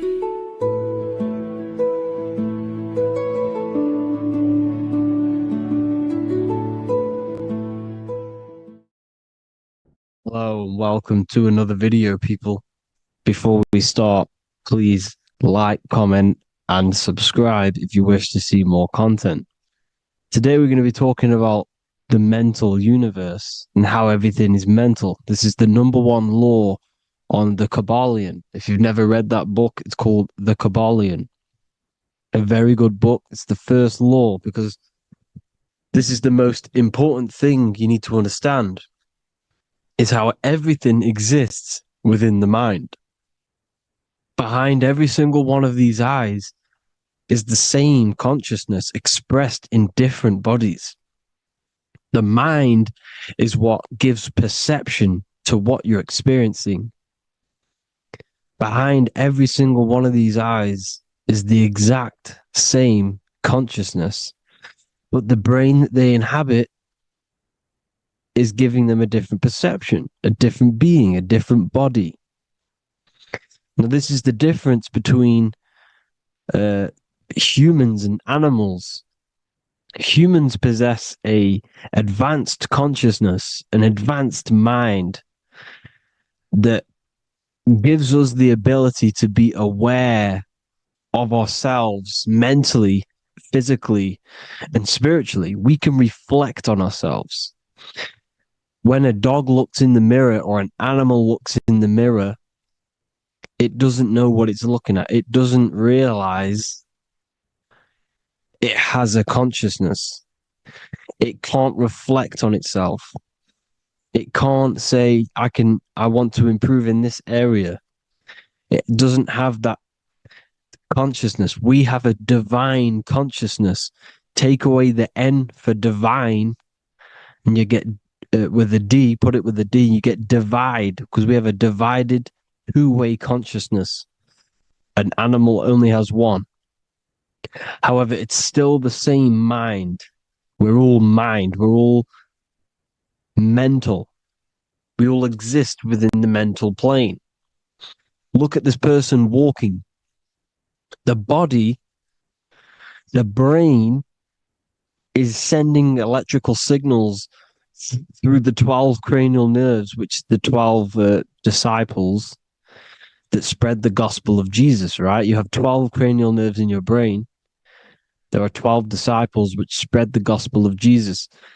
Jesus represents the mind, the intelligence, the invisible intelligence that we all are, the same intelligence, the same exact consciousness, which then sends a command into the brain. Then the brain sends these 12 electrical signals through the 12 cranial nerves to control the rest of the body through the nervous system. This person walking is not, the body is not walking. The mind is telling it to walk. And the brain is it's a supercomputer which is decoding these demands given to it by the mind. Because the pineal gland will have something to do with the ether, because the ether is physical and non-physical. the mind is sending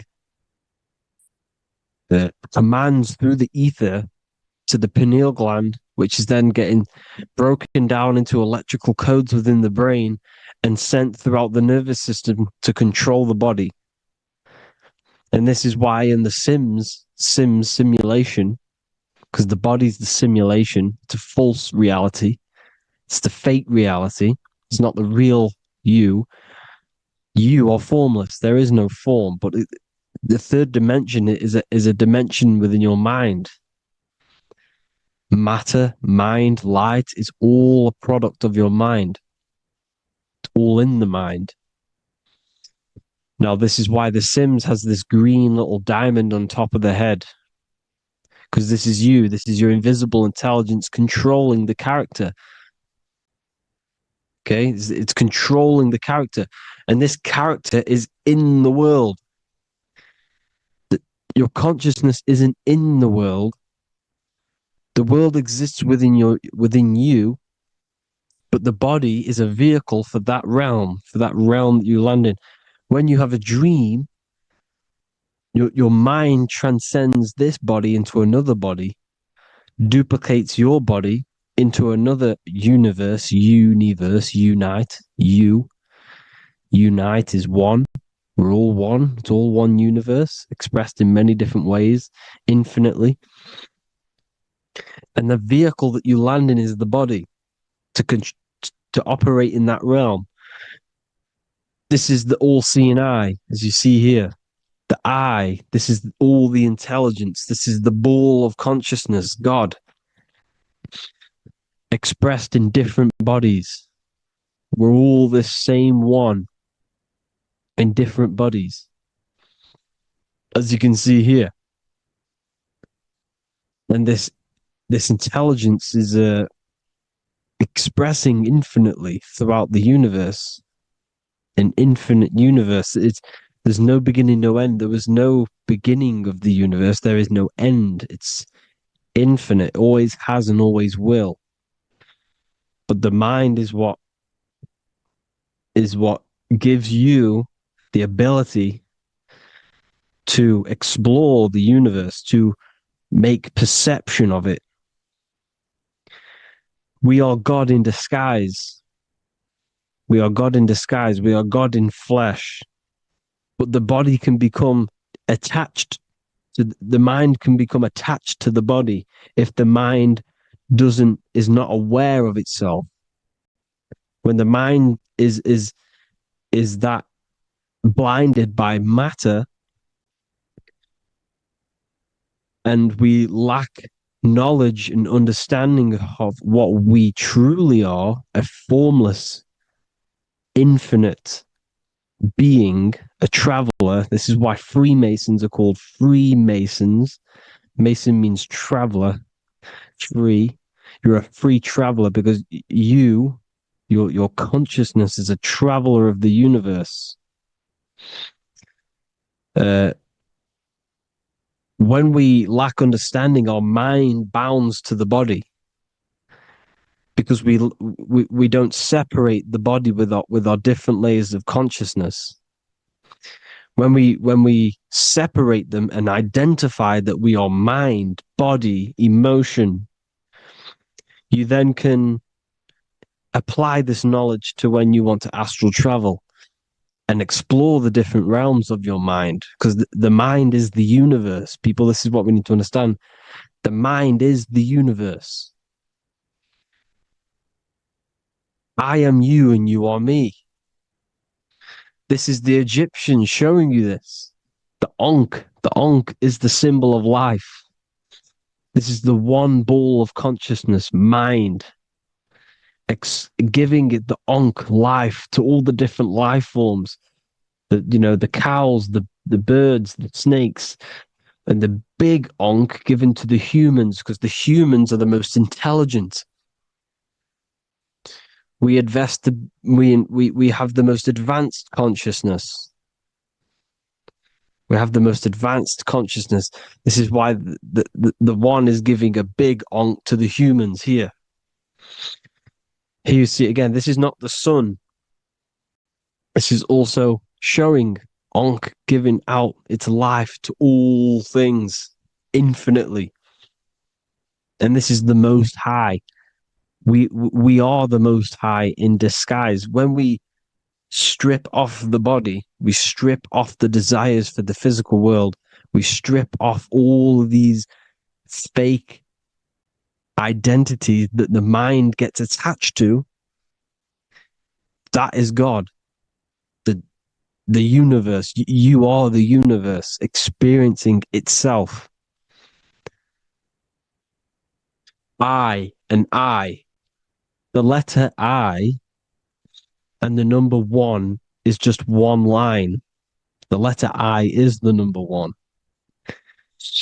Because your I am, when you refer to yourself as I, every single one of you who's watching this video refers to yourself as I, which is the one. We are all the one. We are all intelligence. We are all invisible. We are all the one. One is the only number. 1, 2, 3. Everything goes up in ones because there is only one. Doesn't matter how far you go down the line with numbers, all of their numbers are created by one because there is only one. So me and you are the exact same consciousness expressed in different bodies. Mind. Cause. There is only one cause. There is only one mind. There is only one being. But because we lack understanding of this, we think we are the bodies. And this causes division because the physical world's the most illusionary world. It's an illusion. It's all an illusion. Now you see with the two, you look with the two eyes, but you see with the inner eye, the mind. Okay, the mind is the mental plane is a shared plane, and it gives perception to what you're looking at. The mind. I'm affecting you when I speak because the mental plane is shared. We all share mind. We all express mind. When I'm speaking to you, I'm affecting you because we are mind. So the words that I'm saying, which are being manifested from my mind, are being manifested through my body into vibration, is affecting you. I'm affecting you with what I'm saying. And these words are having an effect on your mind because we're all mind. This is why you need to be careful what you're listening to, music and all sorts. Because music can also create thought loops within your mind. Because the chorus, we shouldn't be listening to choruses. Choruses are loops. And what they're saying in the chorus is being looped. And this can create thought loops within your mind. Go and listen to an old song that you used to listen to about 5 years ago, 10 years ago, 20 years ago. Go and listen to an old song, and you guess what? You will get nostalgia. Why will you get nostalgia? Because that song will trigger the thoughts that you were thinking in that time of listening to that song. So songs with choruses create thought loops, and they reprogram your subconscious mind. It's important why music is very powerful. Mine and mind, same word. See, language is the truth, people. This is why I use language in all of my presentations, especially the English language. It's riddled with occult truth. I is my me. I, you, and me are I, one. We are not the name, we are I. Every single one of you is I because we are all the one, all mind. Now, the only thing that is truly mine is my mind. When you say something is mine, It's an illusion. It's not yours. The only thing that is mine is mind, my mind. Okay? It's my mind. It's the only thing. It's the same word, mind and mind. Like I said before, everything's one. Hot and cold is different degrees of the same thing, of the one substance, of degrees. The 7 colors are different frequencies of the one white light. Everything is one. There is only one. We are all one. Everything is one. Hot, cold, day, night. It's the same degree of one, which is mind. The mind's perception is what's giving it, labeling it hot or cold. The mind's perception of colors is what is giving it red or purple, hot or cold. There is only mind. The mind gives things perception. There is only one, that is mind. The conscious and the subconscious mind. The male and the female, these are married.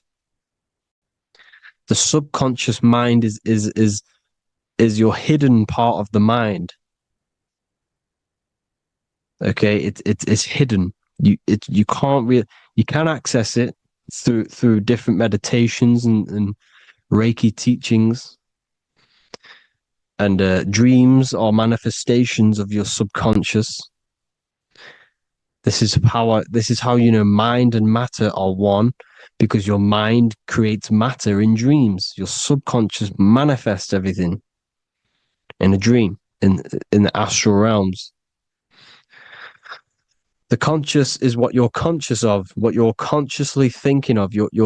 So me, I am conscious that I am speaking into this mic and creating this video.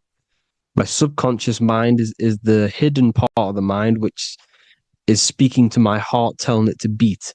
It's telling my food to digest. It's regulating all my blood. It's doing everything in my body without me being conscious of it. Without me being conscious. The subconscious is the feminine. The conscious is the male. The Bible, of course. Proverbs 12:4. Helpful, not helpful, an excellent wife is the crown of her husband, but she who brings shame is like rottenness in his bones. In the same way, husbands should love their wives as their own bodies. He who loves his wife loves himself. You can take that physically, you can take that literally, or you can take it metaphysically. See, the Bible's written in such a way where you can take it as your level of realization. He who loves his wife loves himself. If you love your subconscious, if you love yourself, you speak good about yourself, because your subconscious takes everything literally. If you say, I hate you to someone, your subconscious does not know the difference between me and someone else. It only thinks me, me, me. Why? Because mind is the only thing that exists. You are mind, I am mind. If I say, I hate you, you're saying that to yourself. Your subconscious picks that up and says, I hate myself. And that's telling your subconscious that's what you want. Because your subconscious manifests 90% of your behavior. The programs within your subconscious. Tying your shoelace is a program. You don't need to be conscious of it. You can just do it because it's a program. It's deeply interwoven in the subconscious. Driving your car, texting on your phone. You don't have to think about what letter. You just do it because you know where the letters are. It's a program. Therefore, if you look after your subconscious, they are a married couple. It's your wife. Your subconscious is your wife.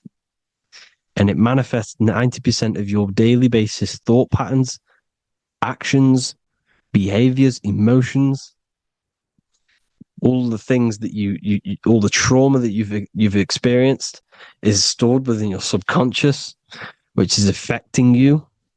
So let's say you're in a in a car crash 10 years ago, and you had a really traumatic event, you really hurt yourself, and you had a very, very, very strong emotion that you felt of pain, that will still affect you today. And why? Because it will manifest into your behavior. How? Well, you'll be cautious of what cars to go in and who. You'll be cautious because of that event that stood within your subconscious, because of that feeling you felt was so painful and so strong. It's still manifesting into your behavior today. For example, you won't go in certain cars, you won't go with certain drivers. The subconscious stores everything, all your memories, the programs, and everything. So if you trick the subconscious, that's how you manifest your life. If you trick the subconscious, you already have something. And therefore it will manifest into your life and into your behavior, thoughts, and actions. This is why the golden rule is to treat others like you want to be treated. Because I am you and you are me. We are all subconscious. We all have subconscious. Whatever I do to you, I do to me. Because my subconscious picks that up and thinks I'm speaking to me. Mind is very powerful. Whatever I do to you, I do to me. Treat others like you want to be treated. The golden rule. That is the only rule we need in this realm, in the universe. If everyone understood this rule and how the subconscious works and how karma works, we'd live in heaven on earth, the Garden of Eden, the golden age. As a man thinketh in his heart, so is he. Proverbs 23:7. Where your heart is, there will be your treasure. Your heart's the emotions. This is the storehouse of emotions. It is where you feel emotions. You have to let your emotions move through you, not become you. You can't let your emotions become you. Or except be like the sky and let them pass through you. Be like the clouds and the stars passing over. Let them pass through you. Do not let them become you. And this is how emotions can take over your mind. We are driven by, when a man is driven by emotions, he has no self to control. You must control the mind, because the mind can be corrupted. Because your thoughts are electrical in the brain. Your thoughts come from the mental plane. So how the mind works is that you place your attentions on something in the mind, and infinite information just flows in. Think about it. When you think of a certain topic, as soon as you think of that topic, information comes flying into your mind. Different ideas, ping, ping, ping. It's all connected. It's why we call it a mindset, because your mind sets itself to frequencies. And when we think of something, we tap into that frequency, and just the universe, the mind, the mental plane just flows in information based on that frequency and that thought. The universe is just information. All of the information out there, nothing is new. It's all there. You just have to tap into it. You can tap into these different thoughts, and it's all there. Everything already exists within the mental plane. You don't think anything. You receive thoughts. We all share the mental plane. We affect each other. I'm affecting you. Speaking, listening to me is affecting your mental plane, your mind. The physical plane is the lowest plane. It's the world of effect. Everything you see in the physical plane is the effect of mind. Like I said, the person walking is the effect of their mind telling the body to walk. The physical plane is the lowest dimension of your mind. Mother Earth, we are in a mother. We're in the womb still. The Earth is feminine. It looks after you. It provides you with food. for free. It grows on trees with water. It's Mother Earth. It's the womb. The dome above your head is your mother's belly. Okay? Is your mother's belly. You're in the womb still. You're forever in the womb because your mind's constantly expanding.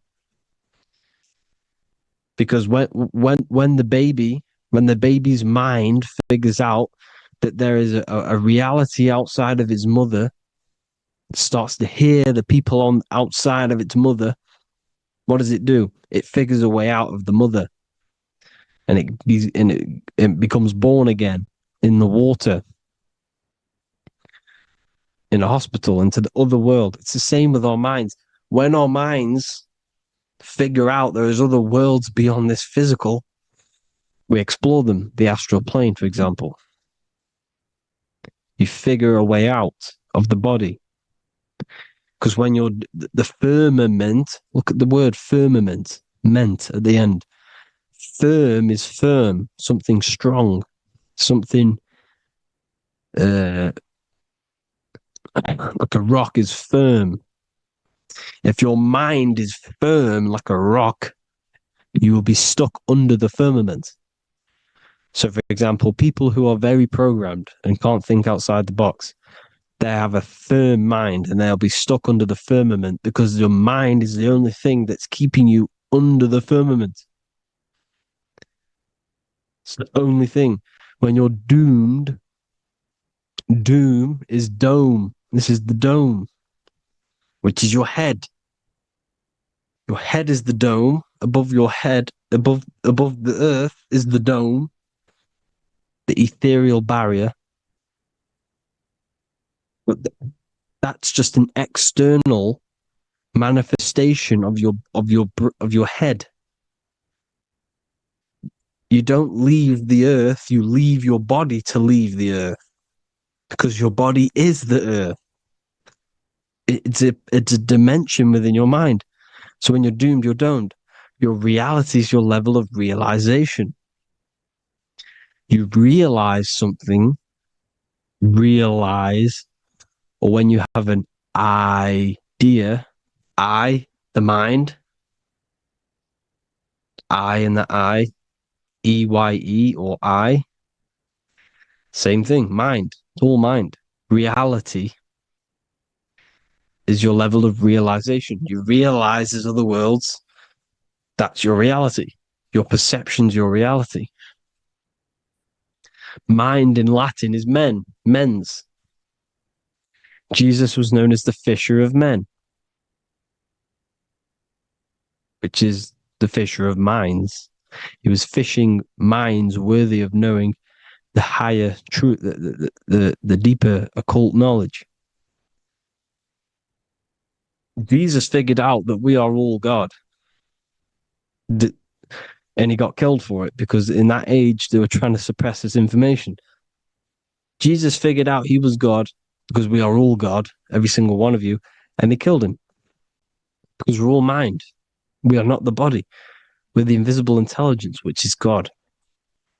But you are not God if your mind is attached to this physical world, to the worldly pleasures.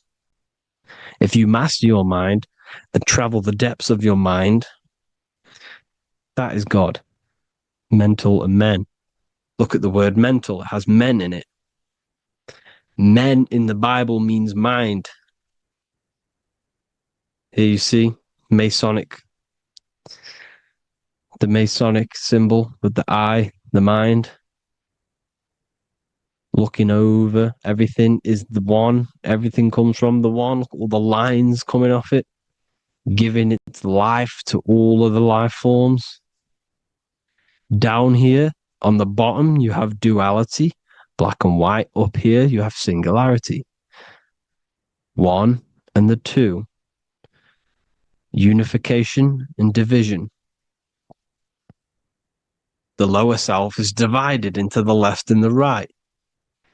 So the Bible even says, I forgot what verse it is, but it says, it's better to go through life with one eye than to have two and be cast into the fiery abyss of hell. I'm not sure what verse it is, but you can research it yourself. It's better to go through life with one eye, to be unified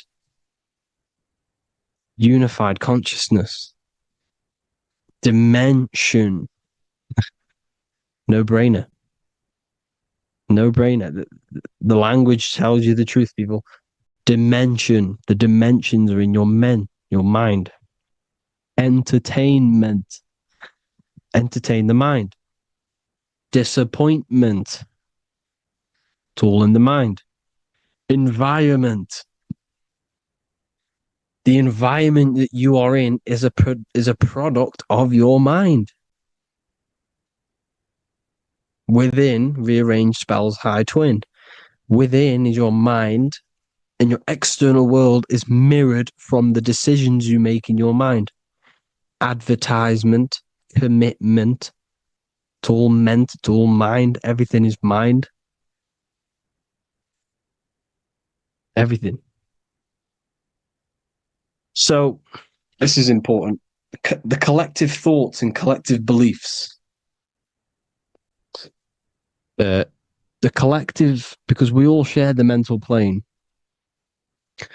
And because of this is why we are in a weakened state of consciousness at the moment. Because the collective thoughts and the collective minds overall are asleep. And they don't believe in anything. You see, everything is true within the mind. You think of something, it is there instantly. You think of a chair, it's there in your mind. You think of anything, it's there instantly. So everything's true within the mind. Anything can happen in the mind. Anything can happen on the physical plane if the collective consciousness, the collective minds, believe it to be true.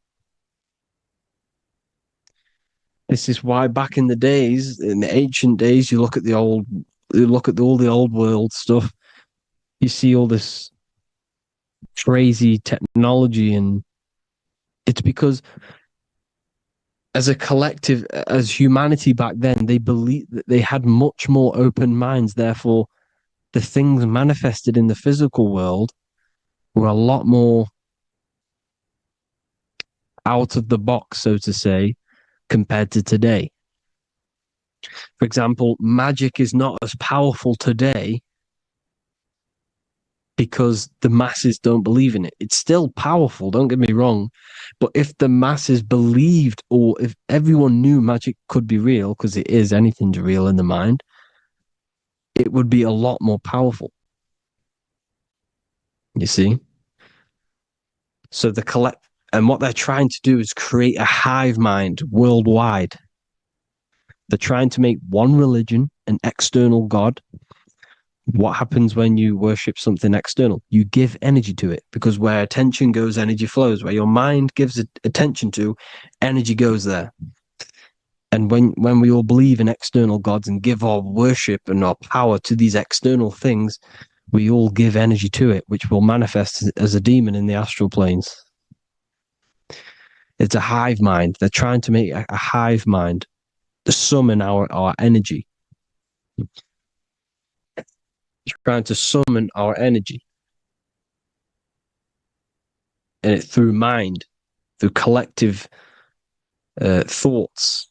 The hive mind. They want one religion, one government, one currency, one belief system. And that will create a hive mind, which will limit our consciousness, which will limit what we can do in the physical world. Because if everyone doesn't believe in certain things, it cannot happen, because it's all in mind. Mind is so powerful. I am you and you are me. I hope you all enjoyed this video, people. If you haven't already, join the Wisdom Academy. The Wisdom Academy, we have many occult lectures just like this one. Also, we have just launched Mindwave Hub. If you want genuine frequencies, genuine binaural beats, because the ones on YouTube, the ones on Spotify, Apple Music, they're all tuned to A440 hertz, which shuts down the right hemisphere of the brain. If you want to gain access to your true consciousness, your mind, you need to balance the two hemispheres and balance the chakras. You can do that externally by listening to binaural beats. If you want true frequencies, true binaural beats to hemisync the chakras, hemisync the brain, to gain access to the different dimensions of your mind, well, you can gain access anyway, but it's going to help you if you're trying to learn this. Join Mindwave Hub. The link will be in the description. Listen to the binaural beats, meditate to them, listen to when you go to sleep. They'll massively benefit you. Thank you all, people. Hope you had an amazing, lesson. Hope you learned a lot. And please subscribe. God bless you all.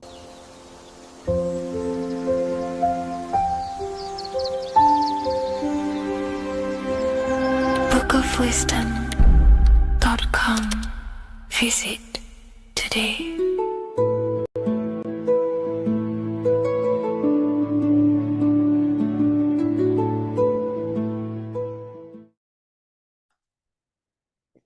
In this video, you're going to learn exactly what Christ consciousness truly is and how to cultivate this into your life so you can live a better life, create the things that benefit yourself and humanity, and ultimately to bring heaven on earth. This is the true way. If you're familiar with my work, you know that, I'm pretty much obsessed with symbolism. Symbolism is such a massive topic, and it unlocks profound ancient wisdom that is hidden behind these layers of symbolism of the ancient paintings, symbols, and texts. So I was going through some Christian artwork and I came across this painting. It's a well-known painting called The Sacred Heart of Jesus. And it just blew my mind. What this is revealing about human consciousness and Christ consciousness, which is what Jesus represents. If you're not familiar with Christ consciousness, you should definitely do a bit of research on that. But I'm going to explain it today in detail. So when we look at this painting, we are looking at symbolism. We're looking at consciousness, a state of being, a state of living, a way of thinking, a way of feeling, and a way of acting in the world.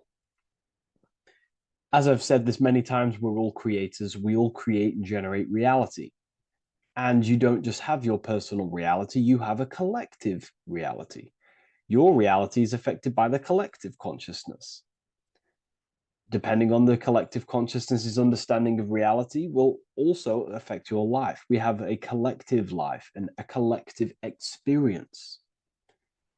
So Jesus in this depiction here is in a way showing us instructions to reach Christ consciousness, whether you see it yet or not. But I'm going to decode this for you. And your mind might be blown after watching this.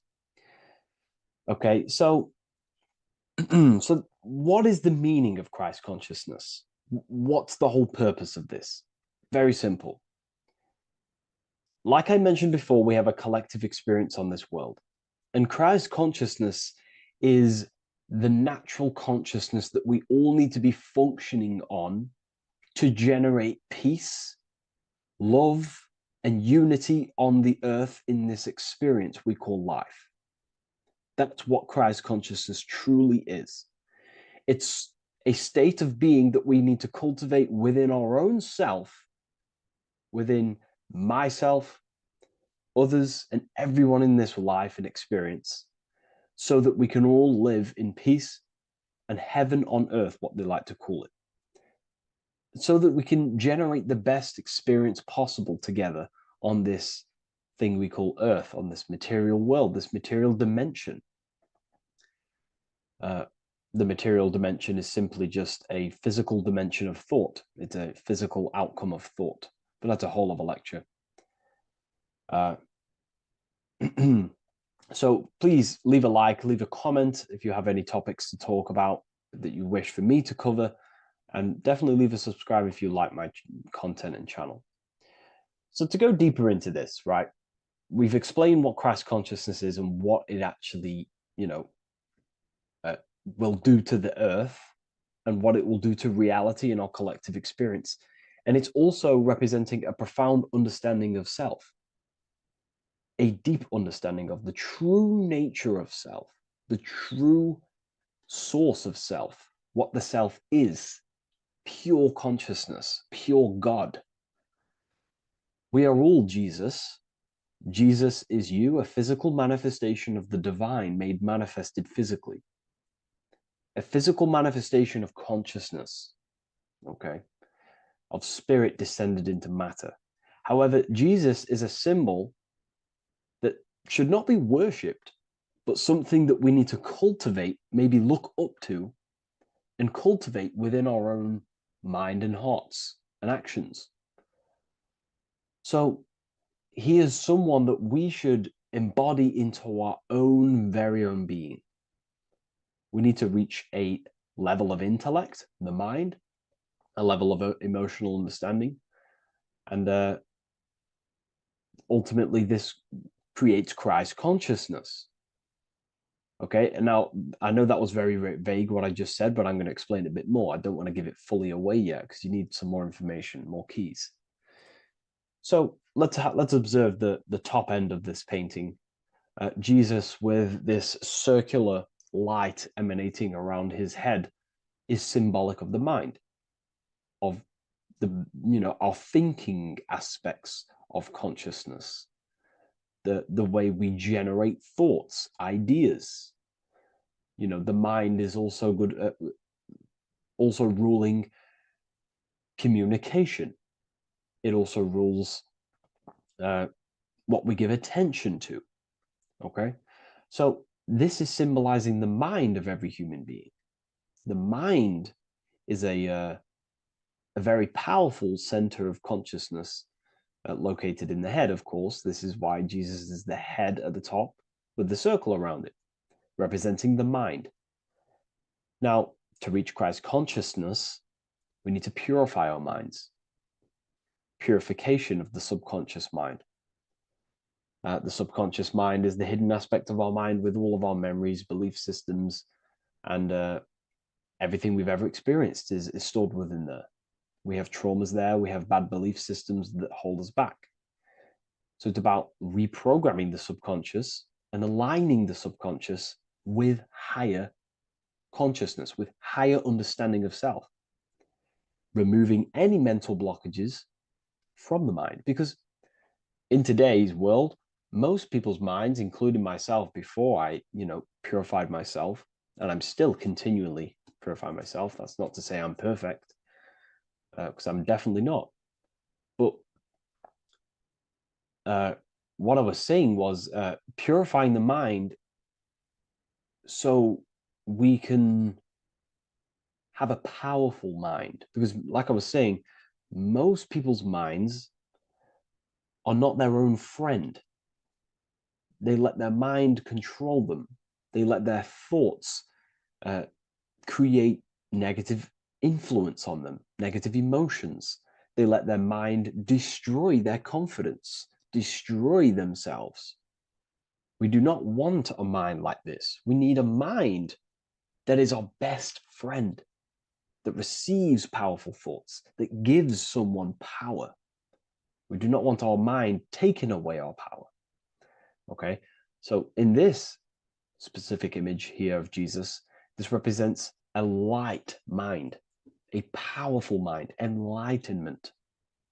The word enlightenment means light and ment coming from mental or mind, light in the ment. This means a powerful mind. Light is also symbolic of knowledge, information. When someone's very intelligent, you call them a bright person. It's a bright mind. It's knowledge of self. So the mind is conscious of self. That's another thing. We need to be conscious. A lot of people are not conscious, including myself before I did this, before I woke up. Most people are not conscious of their actions. They're not conscious when they're actually awake in the day. They do things unknowingly. Are we conscious of our thoughts, emotions, and actions? What we're giving attention to in our mind? Because ultimately, this shapes our experience. There's a great quote. I think it's Julius Caesar or one of the Roman emperors who says the quality of your life is dependent on the quality of your thoughts. Something along them lines. I don't know if I'm 100% correct there, but it's very true. Our thoughts dictate our happiness. So to cultivate Christ consciousness, we need to be conscious of our actions, conscious of our thoughts that we're giving attention to. There is a level of mastery that we can achieve within ourselves where we become conscious of every single thought that enters our mind. That sounds easy, but it's definitely not. But that's a high level of mastery that we can achieve and cultivate within ourselves. So we're looking at a powerful mind here from Jesus, a powerful mind, a purified mind. And we purify the mind through, affirmations, meditations, ritual work. Rituals are things we do every single day with an intent in our mind and an emotion in our heart to impress that state of consciousness into our subconscious so it can slowly rewrite our consciousness and align our consciousness and sync it with higher thoughts and higher emotions with love. We can sync our consciousness with love, which is ultimately what Christ consciousness truly is. Well, now we're going to go on to that now. So we've gone over the mind. Now we go over the heart. Now notice before we go into the heart, Jesus is revealing. He's pulling back the robe, symbolizing opening the heart, revealing the heart, revealing the soul, the light of the heart. Our authentic self lies in the heart. Our pure intentions, our love, our soul needs to be shining through our heart. And our soul is unconditional love. Now, that's not to say that we can get corrupted hearts. We surely can have corrupted hearts, for sure. We can love sick and twisted things, and that's evident in today's world. People love killing people. People love hurting people, manipulating people. People love power. Now, that's obviously an inversion of the natural state of consciousness for humans. When we're born with a natural state of love, of unconditional love for the self, for everyone else, for animals, insects, the earth. We love everything as a child. And not only do we love everything, we actually act upon this. As a child, we do not act on anything we know is not good. And I'm talking early stages of being a child, before we're indoctrinated, before the mind and heart become corrupted. We are pure. This is symbolizing this. Light represents also purification and truth, because when you shine light on something, it's the truth. You see it. You shine it through the darkness. It reveals. So light, this is symbolizing revealing the light of the soul, of love consciousness, holding love in the heart, true love. Not love for sick and twisted things, but true love for the self, the body, and for everyone else and all things. Holding love in the heart. There's a famous saying of keeping the sun in your heart. Keep the sun in your heart. It's a very famous saying. What the sun is a symbol of love. What does the sun do? It gives abundantly. All it does is give light, give energy, power, light to the earth, and everything is feeding off this source. The sun expects nothing back.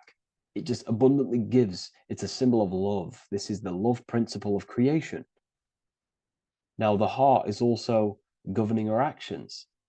What we think about, in our mental field of consciousness, is directly corresponded and observed in our hearts.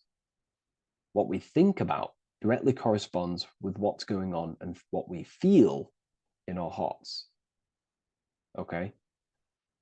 Thoughts produce emotions. So if we give attention to negative thoughts, There's no wonder we're having negative emotions in our hearts.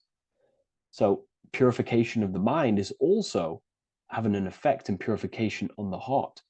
Because when we purify our thoughts and only give attention to powerful thoughts and positive thoughts that uplift yourself and humanity, then we're going to also see this change in the heart, see this emotional change in our consciousness. Okay, so this represents the purification of, a purified heart, the light emanating around the heart. Love for the self, love for one another. And you're revealing this, you're shining the heart on others. This represents, revealing your true self to everyone without suppressing aspects of self, revealing the light, not holding back the light. Because people in darkness will look at people who are spiritual and say, oh, he's into the woo-woo stuff. It's about revealing that and not caring about others. Because when you shine a light, you're also planting seeds in other people. Now, I'm going to tie this together with the hand gesture. Now, what we're looking at here, we're looking at a hand gesture with 2 fingers up. We have the middle finger and the index finger upwards. And notice how they're crossed over. They're crossed. They're not separate. They're crossed, representing unification. Unification here. This is a unified 2 fingers. 2 represents division. Crossed over represents oneness. It's the unification of the mind and the heart. A lot of people talk about this, but not many people go into detail about it because, for many reasons. But this is the unification of thought with emotion. This is how we truly reach Christ consciousness. And ultimately, when we do gain the love in our hearts and we do slow, it's a gradual process of cultivating love for the self and everyone else in the world, because we're so programmed to be divided. But it's a slow progress. But when we do cultivate love in our hearts for the self and one another, love is a very, very nurturing and growing force. Like I said, the sun earlier, that is pure love energy. It makes everything grow on the earth. While love in your heart grows connections with people. It grows care. You go out your way to do things to people and give people things. It's a very nurturing and growing energetic force. And me personally, I think the whole universe is built upon love. The whole thing. Without love, without the love, there is nothing. Nothing is, love is the only true emotion that truly exists. Everything else is either an opposition of love or a different degree and branch of love. Love is the only true emotion, and everything is built upon that principle.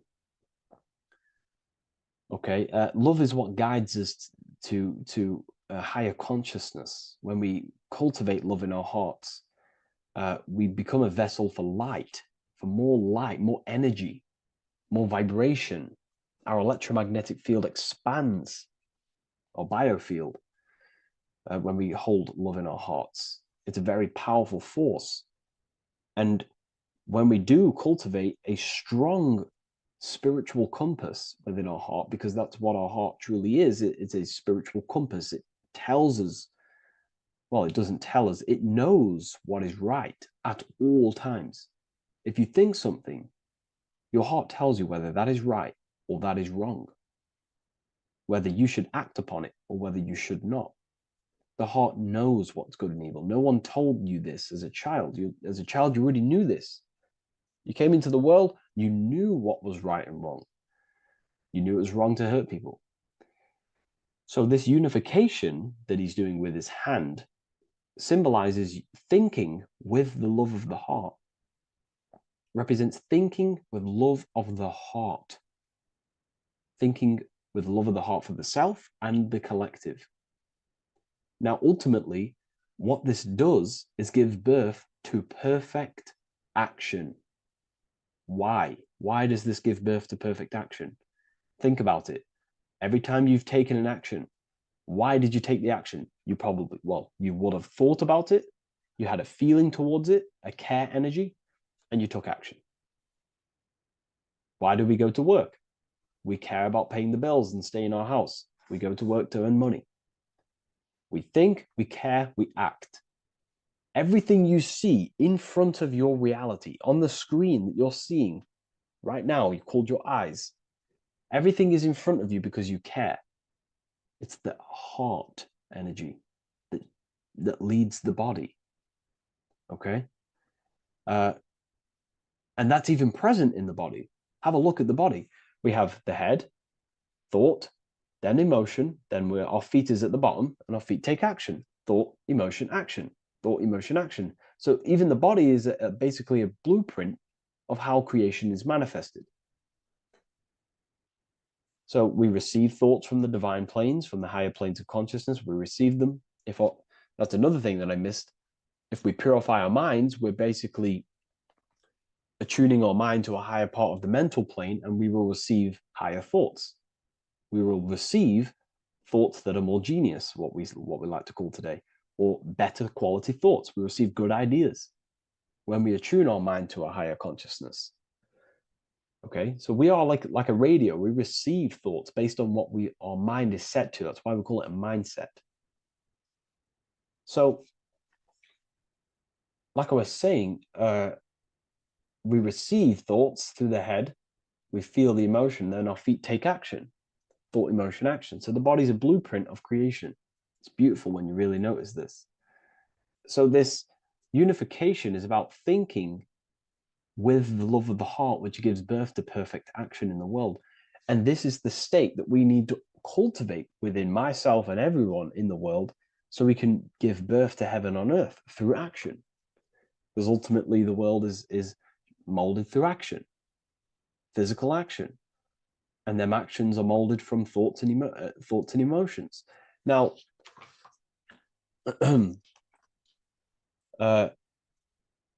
just to have a little announcement, I am now opening 10 more spaces inside my symbolism masterclass. We have 10 more spaces. You're going to learn about a lot more about symbolism. It's very affordable. I'll leave the link in the description if you wish, if you care about gaining more information and learning the ability to read symbols. So what is the inversion of this? What is the inversion of this consciousness? Well, that's what we call satanic consciousness. Satanism. Satanism on its true level is the opposite, the opposing the natural state of consciousness that we are born into. It's about thinking with no emotion, thinking and acting. This is what the Skull and Bones represents here. So the Skull and Bones Secret Society, this is their main logo. Again, we have the skull, which represents thought, and the bones, which represent action. The bones take action in the physical body. We're looking at thought and action with no emotion, no empathy, no love for one another, only love for the self, the inverted love. Okay? We're looking at gray. Gray is a symbol of dullness, death. There's no emotion in gray because colors provoke emotion. When we look at a color, it invokes an emotion. Gray has no emotion. So we're looking at dullness of the emotions. I'm not going to go too deep on this subject. I'm going to create a whole new lecture for that. In fact, I think we have a great lecture inside Ethereal University on Satanism. We're going very into depth of what Satanism is and what Satanism consciousness truly is. And again, it's just the cross inverted. Satanism is just it's the invertation of, I don't know if that's a word, but it's the inverse of natural law, natural consciousness, of love consciousness that we are born into. Okay, so ultimately the message in this video was to create love in our minds, love in our hearts, think with the love of the heart, think with the care for one another, and that gives birth to perfect action.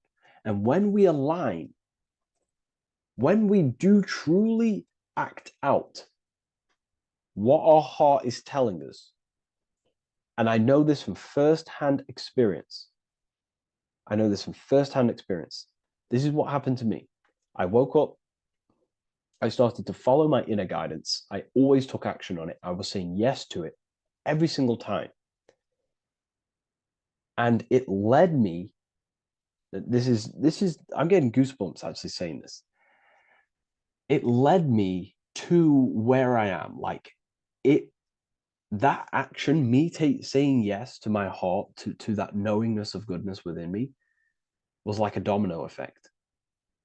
And that domino effect, every time I did it, it was just opening more and more doors, not physically, but mentally. I was receiving more information. I was receiving more opportunity physically. My work started to explode on social media. Like, when you follow your heart and truly take action on what you know is good, it's like a domino effect that leads you step by step to where you're meant to be. And it's so profound and it's so, beautiful. And I'm telling you this from firsthand experience. This is ultimately how you kind of unlock your purpose in this physical world as well. So not only is it going to create a better world, it's also unlocking your true soul form and soul purpose why you're here. It's very beautiful. So I thank you, everyone. Please leave a like, comment, and share, and subscribe to the channel. And I'll see you all inside Ethereum University if you decide to take your studies to the next level. Take care.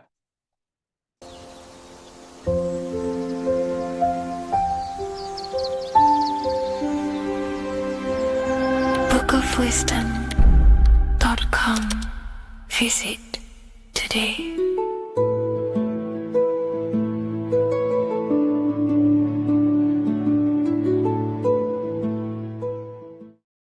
What if I told you that the Egyptians were trying to give you instructions on how to not reincarnate and come back to this material world and ascend your consciousness, your soul, to a higher plane that exists in the various dimensions of consciousness? This is Anubis, and this is his scales. You can find this image in the famous Book of the Dead, which is a famous Egyptian book and text talking about death, reincarnation, and the different things that go into death and how to prepare our mind, our souls for death. The Egyptians saw this as a massive thing in life. We must prepare our consciousness for the transition from a physical reality to a non-physical, tangible reality. The first thing we must understand in order to understand death is the term as above, so below. We die every single night. Consciousness goes to sleep, which is the withdrawal of consciousness from the material body into the inner realms of the mind. At nighttime becomes the darkness, and consciousness goes within itself. When the daytime comes around and the sun becomes more powerful, the rays of the sun increase the brain waves, and the body becomes active again, and consciousness manifests things externally. So the nighttime is the internal world, death or sleep, and the daytime is life, the external world. When we die, it's just a bigger version of sleep.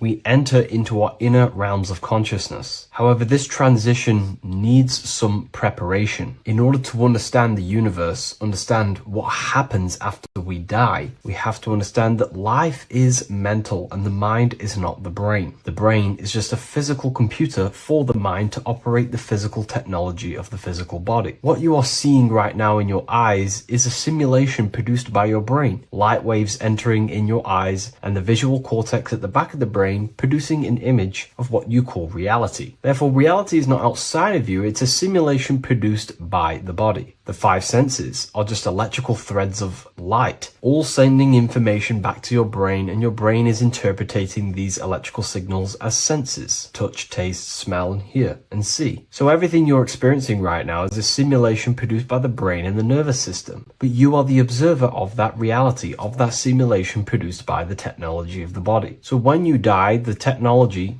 the simulation produced by the electrical system called the human body, is no longer running. Therefore, we don't actually leave anywhere, but the simulation stops running and we are dissolving one layer of ourself. So most people think they leave the body when they die, but we're not. We're simply just removing an aspect of ourself, a different dimension of ourself, and casting off that dimension. removing a veil or a layer. And we're seeing what is behind that layer. And what behind the layer of the physical reality is simply the world of imagination, the astral plane. At the moment of physical death, consciousness withdraws from the physical brain, yet the awareness does not cease. For a short period, the individual may experience a condition of peaceful unconsciousness, similar to deep sleep. Then, once the individual becomes conscious again after death, once the physical body, the etheric body, has fully been split up and consciousness is now operating in the astral plane, this is what the ancients called karma loka.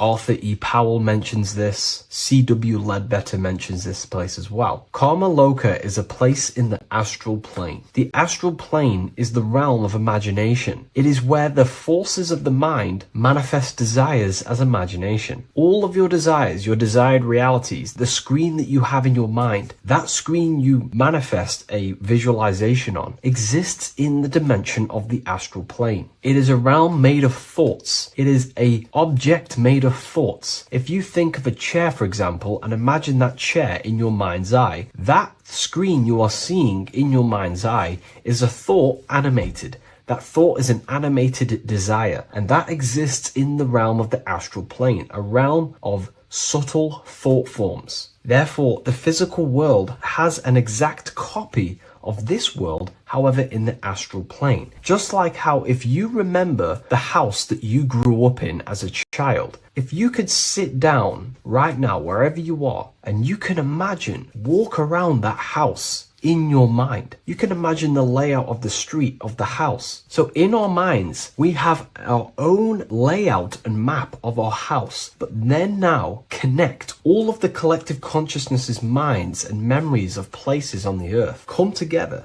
to create a collective astral plane, a world made of thought forms, but it's an exact copy of the material world. To go into a bit more detail, this would exist on the lower astral plane. On the lower astral plane, there is an exact copy of the earth, made of everyone's memories, imaginations, and things along them lines. Karma Loka is where the word karma comes from. This is the region of desire and emotion and imagination. This place is not a place of reward or punishment, but a state of consciousness corresponding to the emotional nature of the person who passed on, who transitioned from the physical to the astral. Your state of consciousness, the thoughts you think every day, the fears that you face every day, the belief systems you have in your mind every day, still is passed on from the physical into the astral. The astral plane, you will go into an astral plane that directly corresponds to your state of thought, just like a dream. In your dreams, you will see materializations of your fears, belief systems, and things going on in your subconscious mind. You will go into an environment and a landscape when you die in the astral plane that match your desires, habits, and your state of mind. If you believe in Jesus, you will go to a place where them thought forms manifest in the astral plane. If you believe in Buddha, you will go to a place where them thought forms manifest. That is the environment. It's mental. Reality is your level of realization. You are seeing through the lens of your mind, of your beliefs, and you see the world tinged with your belief systems. Karma Loka is a place where you balance out your desires, sensual cravings, ambitions, jealousies, fears, emotional fixations continue to assert themselves in your mind when you die. Yet because there is no physical instrument through which they may be gratified, they gradually burn themselves out. These desires start to be balanced out again, and your mind becomes more balanced. The more refined the individual in physical life, the shorter and gentler this stage becomes. The more desires you have in material things, sex, whatever it is, the longer it will take to balance out the forces in your mind in Karma Loka. Desires weaken through repetition without fulfillment. Emotional attachments lose their magnetic hold. The astral body sheds its lower layers. It's like you're stripping away aspects of yourself. When that last personal desire dissolves eventually in the astral plane, consciousness can no longer maintain cohesion in the astral vehicle. The astral body disintegrates naturally and awareness withdraws into the mental body. The mental body is what the Christians call heaven. The mental plane is heaven, the realm of creative thought forms, the realm of pure mind, pure thought. The mental plane, also called the Devachan, Devachanic plane is a realm of blissful, creative, and luminous consciousness. The Devachanic plane is not an illusion, but subjective yet intensely real world, constructed by the individual's highest thoughts, ideas, loves, and aspirations. How does this link in with Anubis? Anubis is trying to give you instructions on how to prepare for life after death in this image. If we take a look at Anubis in this image, we have to understand this is symbolism. This is metaphorical. Anubis is known as the god of the underworld. He symbolizes the transition from awake to death. He is not a real god that you will meet when you die, but he represents the process of death, transitioning consciousness from physical to astral. He's giving you instructions in the Book of the Dead to make your heart as light as a feather, as this is a scale. So he represents death. Your heart needs to be as light and balanced as a feather. The heart is the emotional vehicle of consciousness, as I just explained that emotions are subjective to the astral plane or karma loka. We do not want a heavy heart before we die. We do not want addictions to smoking, addictions to pornography, addictions to status, the ego, material gain. If we die with these things, this means we have a heavy heart, and this will manifest in the astral plane when you die and take longer to balance out them emotions and desires. So this is telling you to remove any addictions, any emotional attachments, mental attachments you have to the material plane. This does not mean go full monk mode and don't have anything physical, don't chase after anything material. We should definitely have material things as we are spiritual and material. However, do not place your heart on it. We should all aspire to have the best possible life, have the most possible resources as possible in our lives, have an abundance in everything. That's completely fine. But placing our soul on it, your desires on the material world, will only pull you down in life after death, take you longer to balance out them forces and desires. This is why transformation during physical life is essential. We need to release attachments to master our thoughts and emotions and align with truth. We don't want to die with false identifications, that thinking and believing that we are the physical body.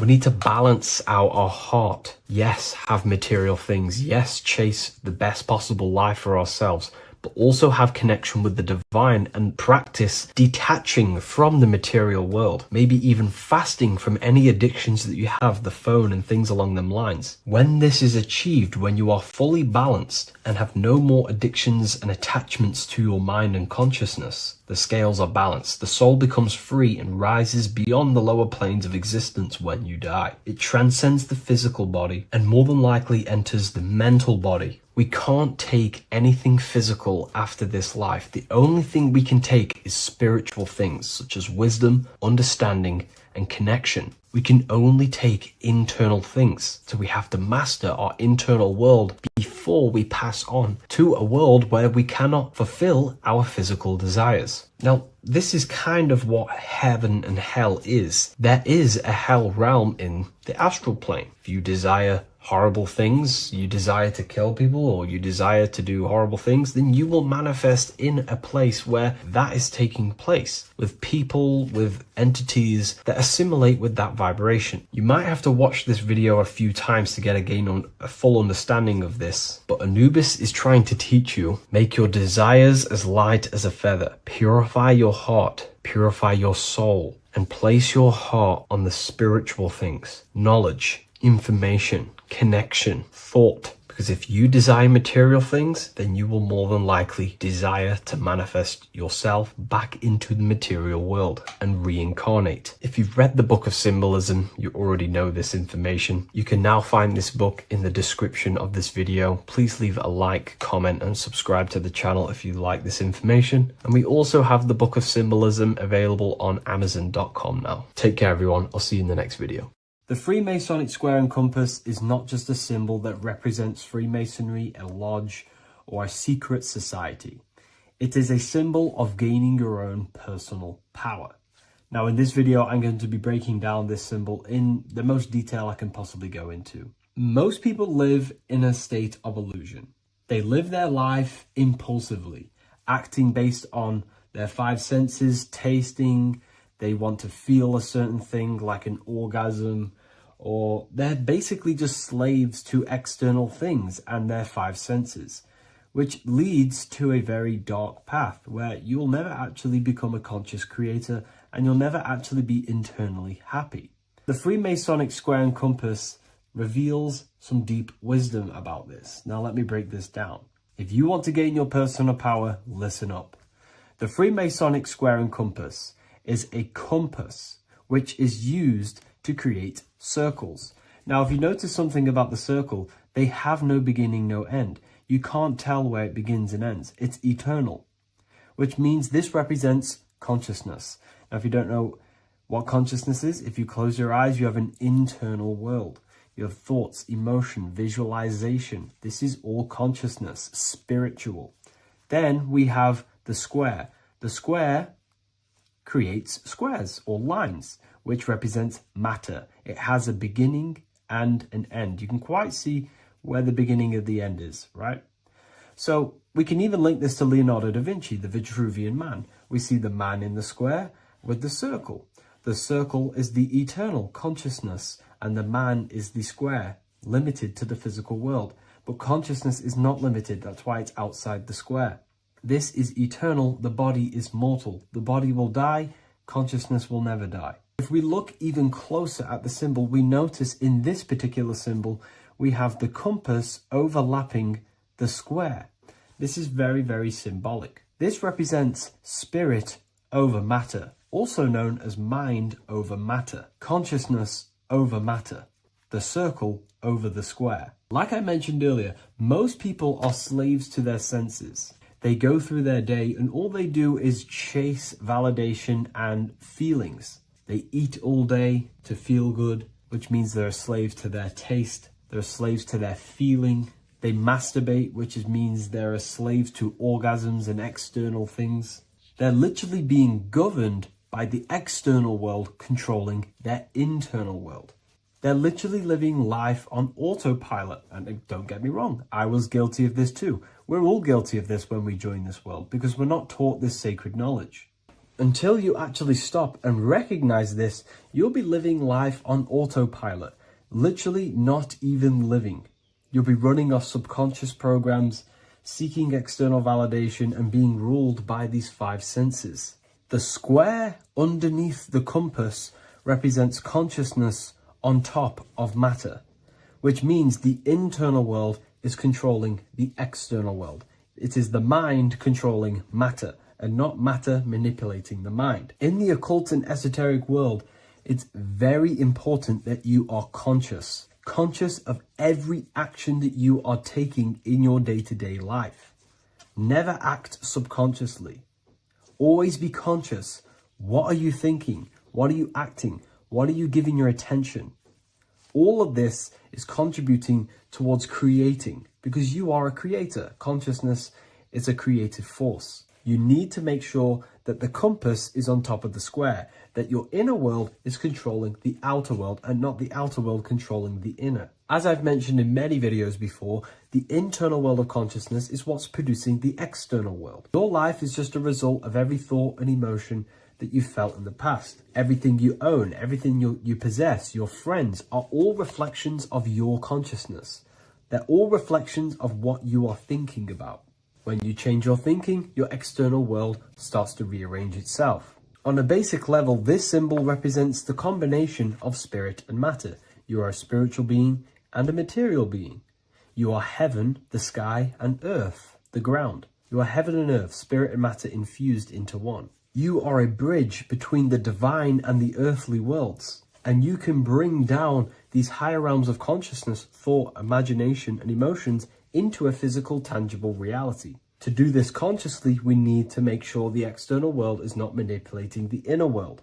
Because if your internal world is being controlled by external circumstances, for example, you have a circumstance happen in your reality, an emotion triggers inside of you, and that emotion is a command to create more of that. And the thoughts that you think are creating more of that negativity. So it's a constant cycle of negative manifestation if you let the external world control your internal world of consciousness. So we need to make sure the compass is on top of the square, that the internal world are commands and not reactions to create your external reality. And not only just to create, but to actually enjoy life. If we let the external world bother our internal world, this means that we have some sort of mental or emotional attachment to the external world. We need to detach from the external world. Why do I say that? Because it's temporary. It's an illusion. We are going to die one day, and none of this will matter. You need to understand that everything in this world is temporary. You have to be okay with losing things, losing family, losing things in this world, because it's guaranteed to be temporary. We need to make sure the internal world is order and not chaos, commands and not reactions. Now, at the back of the Book of Wisdom, Volume 2, the book that I've wrote here, I go over the different meanings of the different arrangements of the square and compass. Sometimes we see the square overlapping the compass, which is the opposite of what we've just broken down. Or sometimes we see one leg of the compass on top of the square and one leg of the square on top of the compass. These are all highly symbolic. When we see the square overlapping the compass, this pretty much represents the beginning of the Freemasons' journey, when their internal world is being controlled by the external. They have a lot of spiritual growth and a lot of learning and inner work to do.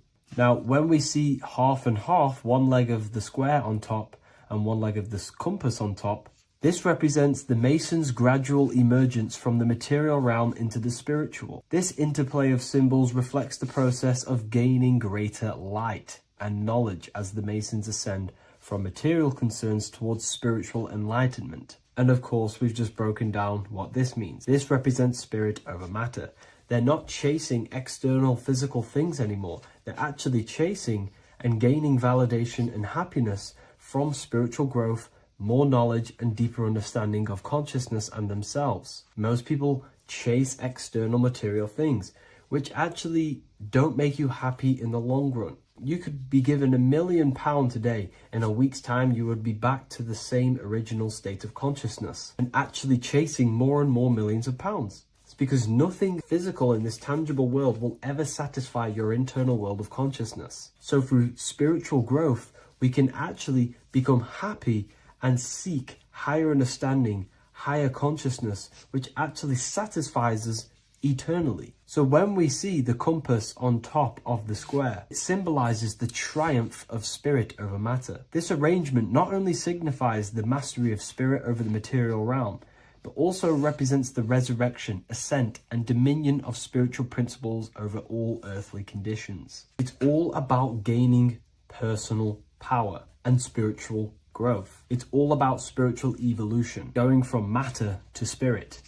The external world controlling the internal world, to the internal world ruling over the external world, where the mind becomes a powerful tool to actually create and command reality. The mind cannot create and command reality if it's being governed and tossed all over the place by external circumstances and thoughts. Here's a quick tip on how to know if your mind is controlling you. If your phone notification goes off and you're working on something, and you instantly go to reach and pick up the phone as soon as the notification goes off, that is an indication that your mind is controlling you and you are not controlling it. The mind is the direction of consciousness. The direction, it directs the flow of your attention, your energy, your consciousness. So to practice to gain mind over matter is simply just meditation, allowing the mind to sit still and focus on one thing for long periods of time. And over time, this will gain mastery over your attention and your mind. If you are on your spiritual path, this should be your goal. Your internal world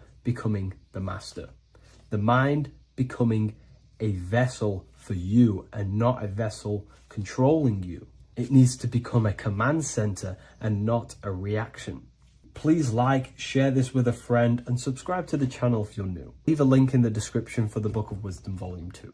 What if dreams aren't random at all, but messages from a deeper part of yourself, trying to show you things? In this video, you're going to learn exactly what dreams are from an esoteric view, how to control dreams, and how to dream more frequently. Dreams are not nonsense. They are expressions of the subconscious mind. In the daytime, we're using our conscious mind, what we are aware of. This represents the daytime, the sun, the external world. We're operating in the external, outside the body in the day. But when we go to sleep, we return inward. Everything does this breath. We breathe in through the nose and out through the nose. Everything does this in and out process in the universe. We live, we die every single day. We wake up, we express things in the external. Then at nighttime, we return back to darkness, back to the internal. This is the breath of the universe. We have summer, we have winter. This is the breath of the sun and the seasons with the earth. You have an internal world and an external world. External is physical, the internal is spiritual. Like I said, when we go to sleep, we are returning back to the internal world of your own consciousness and subconscious mind. Your subconscious mind holds everything about you, your memories, your traumas, everything you've ever learnt, your language, your name, your job. Everything you identify with is stored within this vast network of the subconscious mind. It is your own personal consciousness. Therefore, when we dream, we return back to the subconscious mind, and we are in fact thinking, but in a subconscious way. The subconscious does not speak the same language as the conscious mind. The conscious mind uses language, thoughts, and all things that are very logical and very easy to understand. The subconscious is the complete opposite. It is very indirect, metaphorical, and symbolic. The subconscious communicates and works in symbols. Ultimately, symbolism is the language of consciousness. This is why in occultism and esotericism, it is filled with occult symbols, because symbols are used to communicate directly with the consciousness within the subconscious mind, and the subconscious mind is ultimately connected to the collective consciousness. We are all connected and tapping into the mental plane, where we receive thoughts, ideas, depending on what we attune our mind to. That's why we call it a mindset. But getting back on topic, the subconscious mind is your own personal network. It is like a net, an interconnected web of your thoughts, memories, traumas, emotional blockages, and all the things you identify with and have experienced in your life is stored within this network. It can be seen as a web. One example of the subconscious mind using symbolism is this next story I can tell you. Let's say I was in a very traumatic car crash as a young child. I experienced a lot of emotional trauma in that car, and that deeply impressed my subconscious mind with that trauma of emotion that I felt. Therefore, every time I see a car in my external world, that car is now a symbol that represents the state of consciousness I was feeling in that particular time of the traumatic car crash. The car is a symbol for a state of consciousness within my subconscious mind. Just like when you see a word, that word triggers what you believe that word to be in your subconscious mind. Symbols are the language of the subconsciousness. Therefore, when we dream, we are basically seeing symbols of our own personal subconscious mind. Our higher mind, which is basically our subconscious, the higher version of you that exists beyond your human thinking mind, communicates using symbolism. The higher mind does not speak human thoughts, human language. It speaks the language of symbolism. Therefore, when we dream, every event, every person, everything that happens, and everything you see is your own personal subconscious mind materializing within the plane of the astral plane. This is a dimension that sits just above the physical world that everything is pulled out of. For example, look around you. Everything you see around you was thought, then imagined. Imagination is the astral plane, and this astral plane sits above the physical world. As above, so below. These objects were thought, imagined within someone's mind, and then pulled into a physical reality. Therefore, the imagination is what you're experiencing within a dream. It is your subconscious mind thinking and materializing within the imaginative plane.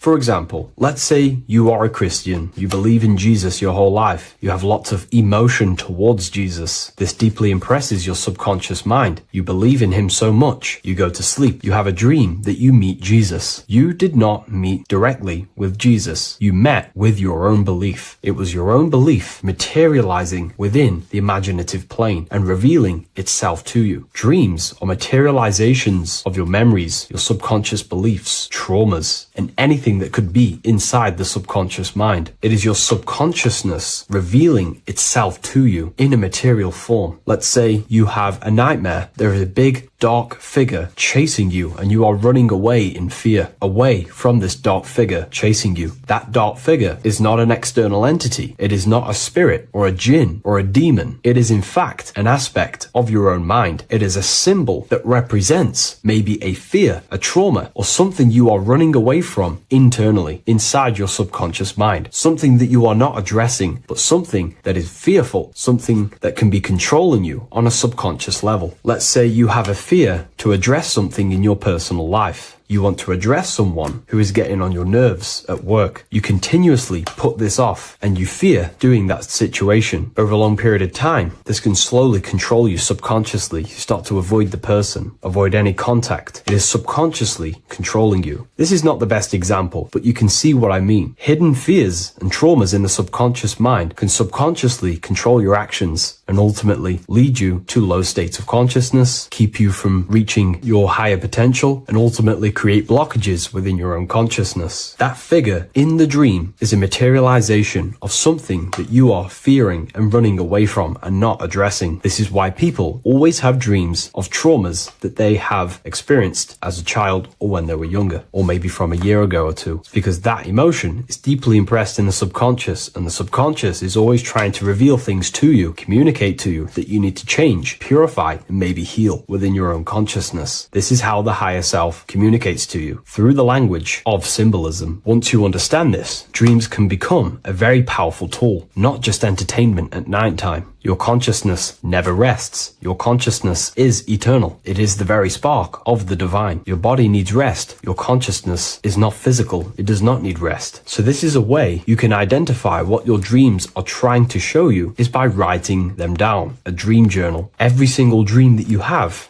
a book placed near your bed. Every time you wake up, first thing you should do is pick up the book and write every single detail that you can remember about the dream. The people that you met are all symbols or aspects of yourself. Maybe it is a friend you saw in your dream. That friend represents a state of consciousness that is within you and is trying to reveal something to you. It's about making the subconscious into the conscious, to become conscious of the unknown. Write down every detail, everything you saw, every event that played out, even the details of the clothes that they were wearing. Everything is symbolic within dreams. Write everything down and then analyze the dream. Don't analyze it from a logical mind. Analyze it with the right hemisphere of the brain, which allows you to see metaphors, read between the line. Try and gain the message that it's trying to show you. What does this overall mean to you? And what could this reveal about aspects of yourself that you need to heal or maybe take action in your life and world? Because your higher self is always guiding you towards awakening and fulfilling your mission in the manifested physical world. Dreams speak in symbols, not logic. Ask about your dreams. What is this trying to tell me? Don't take things literally. Look for an emotional tone and symbolic resonance. With practice, you'll begin to understand the personal language of your subconscious mind. Now that you understand that, again, please leave a like or a comment on this video. This is now a technique for lucid dreaming and dreaming more often. This is not going to happen overnight. This is not an easy method. It simply takes practice and dedication. Every morning, choose 3 time slots. For me, I choose 4:30, 5 a.m. and 6 a.m. 3 alarms that are going to go off at these 3 times, half an hour apart from each other. Each time you wake up, stay awake for 5 to 10 minutes. Turn off the alarm. Try and keep your conscious mind awake, but drift back into sleep. There's no other better way for me to explain that. It's very difficult, but try and keep the mind awake, but the body falling back asleep. More than likely, you will drift off back to sleep. Then the next alarm will go off half an hour after. This will wake you up again, guaranteed. You will probably drift back to sleep by repeating this process. After the 3 alarms go off, each one of them times, you're either going to have a dream or a lucid dream, but definitely you will have a dream. And if it doesn't work one time, keep trying it. I've been using this method for a very long time, and I can tell you 70-80% of the time it triggers a dream, and a very vivid dream. And it's ideal for lucid dreaming because keeping the conscious mind awake while letting the body fall asleep, you can become conscious within these subconscious realms of your mind. But when you are conscious inside the dream world, you can do what you want, but you also want to let the dream naturally unfold. If you try and take too much control, then you will wake back up. If you feel any fear in your dream, you will wake back up into the material world. Another tip to dream more often is to meditate before bed. Simply close your eyes and think about nothing for 5 to 30 minutes. Detach from everything outside you, your name, your job, work, thoughts. Mentally detach from the world and the physical pleasures and become pure awareness before you try and go to sleep. This will help you become conscious while being within the self. If you wish to learn more about consciousness yourself, the Book of Wisdom Volume 2 can definitely help you. I'll leave a link in the description. Thank you for watching this video, and I'll see you in the next one.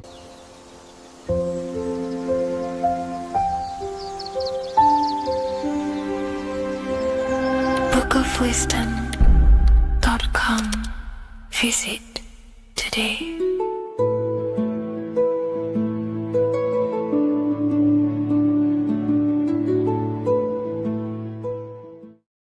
Welcome to Revival of Wisdom. Today we're going to be breaking down Saturn worship and how the occult are linked in with Saturn. Okay, so first of all, let's start with the celebrities. All these celebrities are doing 666. Okay, covering the one eye, which also symbolizes the all-seeing eye, which is another occult symbol. But we're focusing on the 666, the 6 with the 3 fingers. Also, we have CERN with the 666 within their logo. Also Disney, okay, as you can see here, 666 within their logo. Pepsi, Coca-Cola, and even Cadbury's. Monster Energy with the 666 in Hebrew numerals. Unleash the beast. So what is 666 to do with Saturn? Because on Saturn, there is on their north pole of Saturn, there is a 6-sided hexagon, okay? So Saturday is named after Saturn Day, the 6th planet. It is also the 6th day of the week, and has a 6-sided polygon on its north pole, 666. And not only that, when you create a star out of the hexagon, you will create a 6-pointed star, okay? With 6 triangles within the star, and a 6-sided hexagon, which all adds up to 666. Okay, so this is why all these symbols contain 666. So why do they worship 666? Saturn. Because Saturn is the god of time and death, okay, and order and lessons. Okay, Saturn is a very cold and dry being. That is the 6th planet from the sun. Okay, Saturn represents the winter, which symbolizes death. Okay, because all nature dies within winter because the sun's not there. So it represents darkness and death. It rules the zodiac sign of Capricorn. Okay, so in the celestial cycle, Saturn is always opposite the sun. So it's the opposite of the sun. So they're worshipping this energy which is death-like. Okay, this god which is death and does not bring life. Okay, also is the god of time. Okay, also in the Roman and in Greek it's called Chronos. Okay, which is just a translation for time. It's also known as the Father Time, aka the Grim Reaper.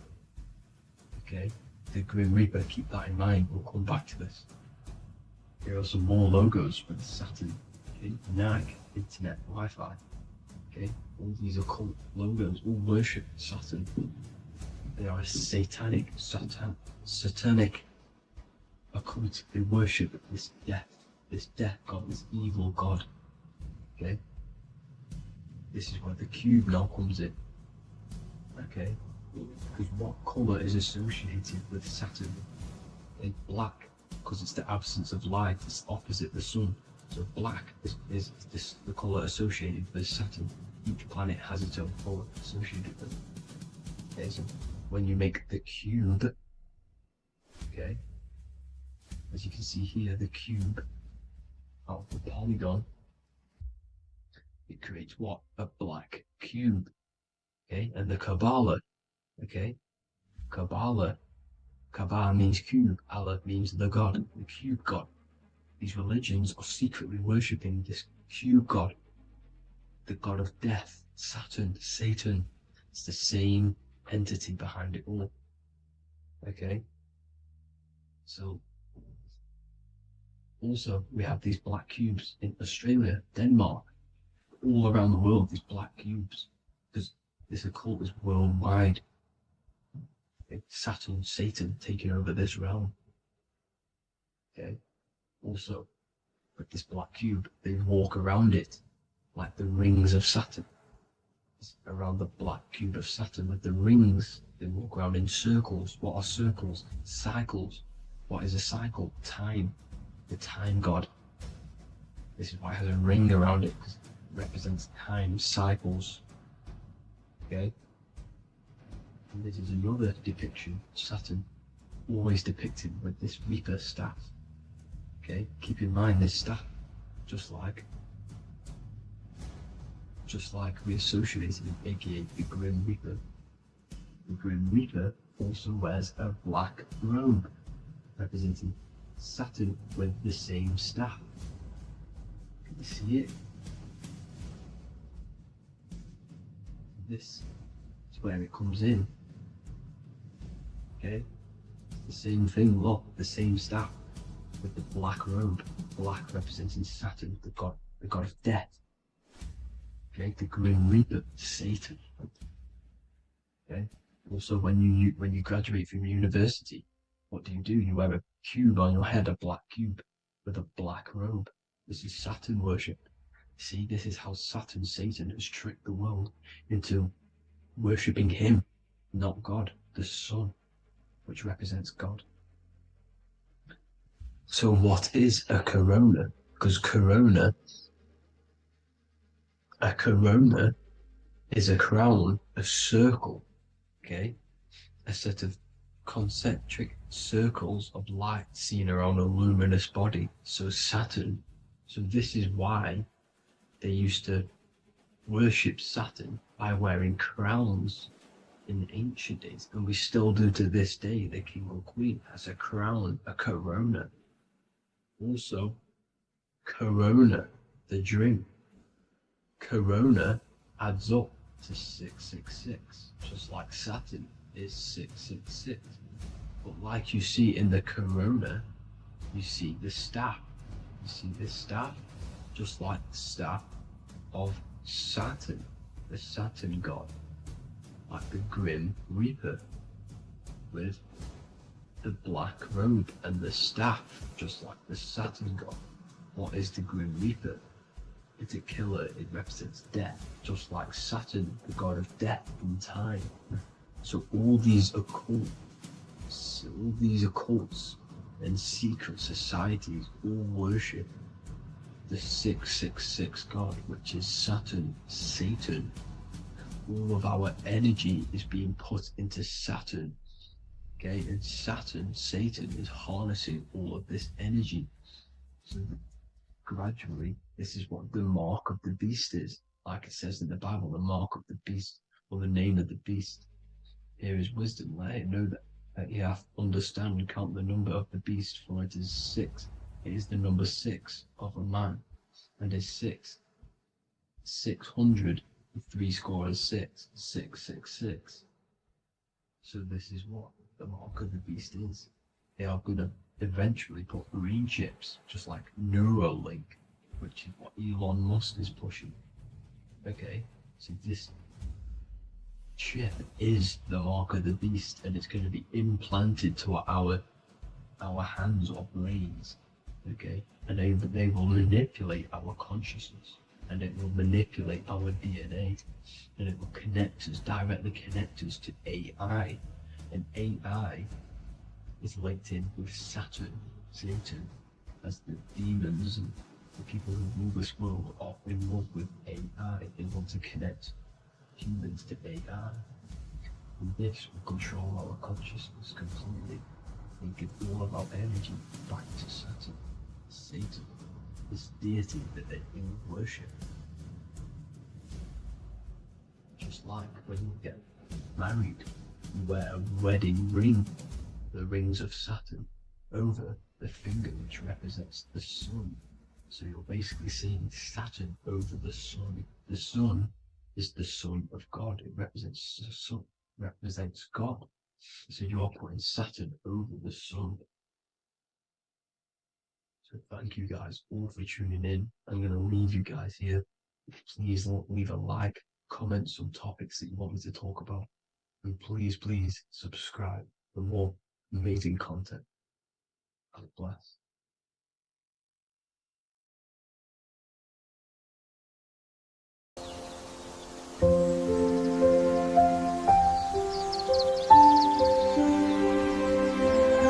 bookofwisdom.com. Visit today.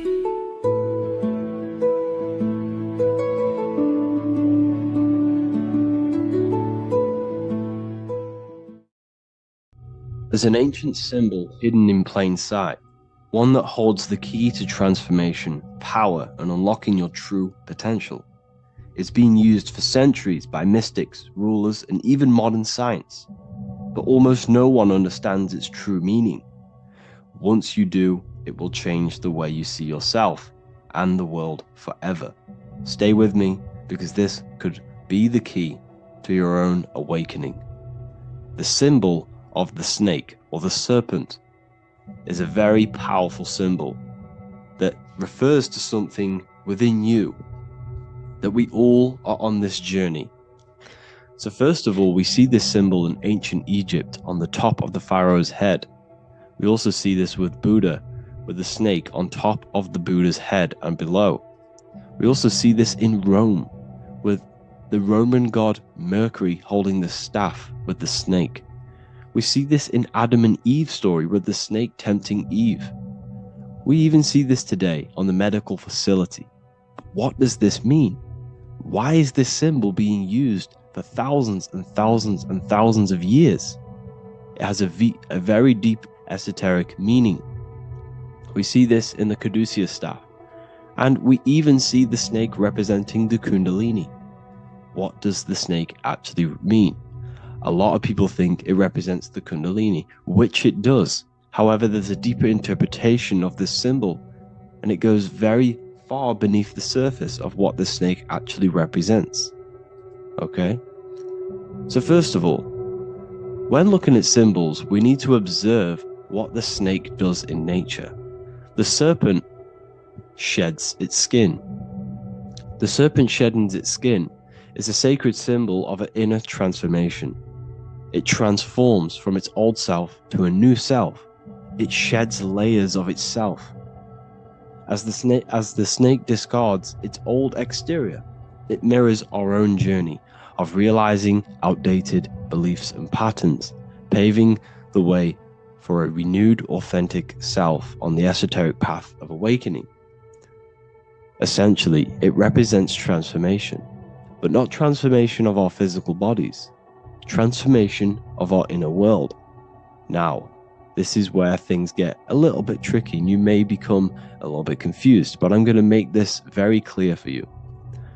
The snake symbol, or any symbol, can be used for different contexts. For example, the Kundalini. We see the snake representing the Kundalini. We all know that energy can't be destroyed, only transferred. Like I said, this is a transferring of energy. It's a changing, a transforming, shedding its skin. It represents transformation. Sexual energy is energy, and we can transform the sexual energy into a Kundalini awakening to activate dormant brain cells in our brain and to activate the human light body, which is the spirit. We can cultivate, save, and retain our sexual energy, transmute it up the spine to activate the brain. This is a symbol of transformation, of energy in this context. However, when we go to the emergency services, this does not mean the same thing as the Kundalini. The snake in this context represents transformation of health. When we are picked up by the emergency services, we are looking for a transformation. We are unwell and now we need to transform to well-being. This is why they use this symbol.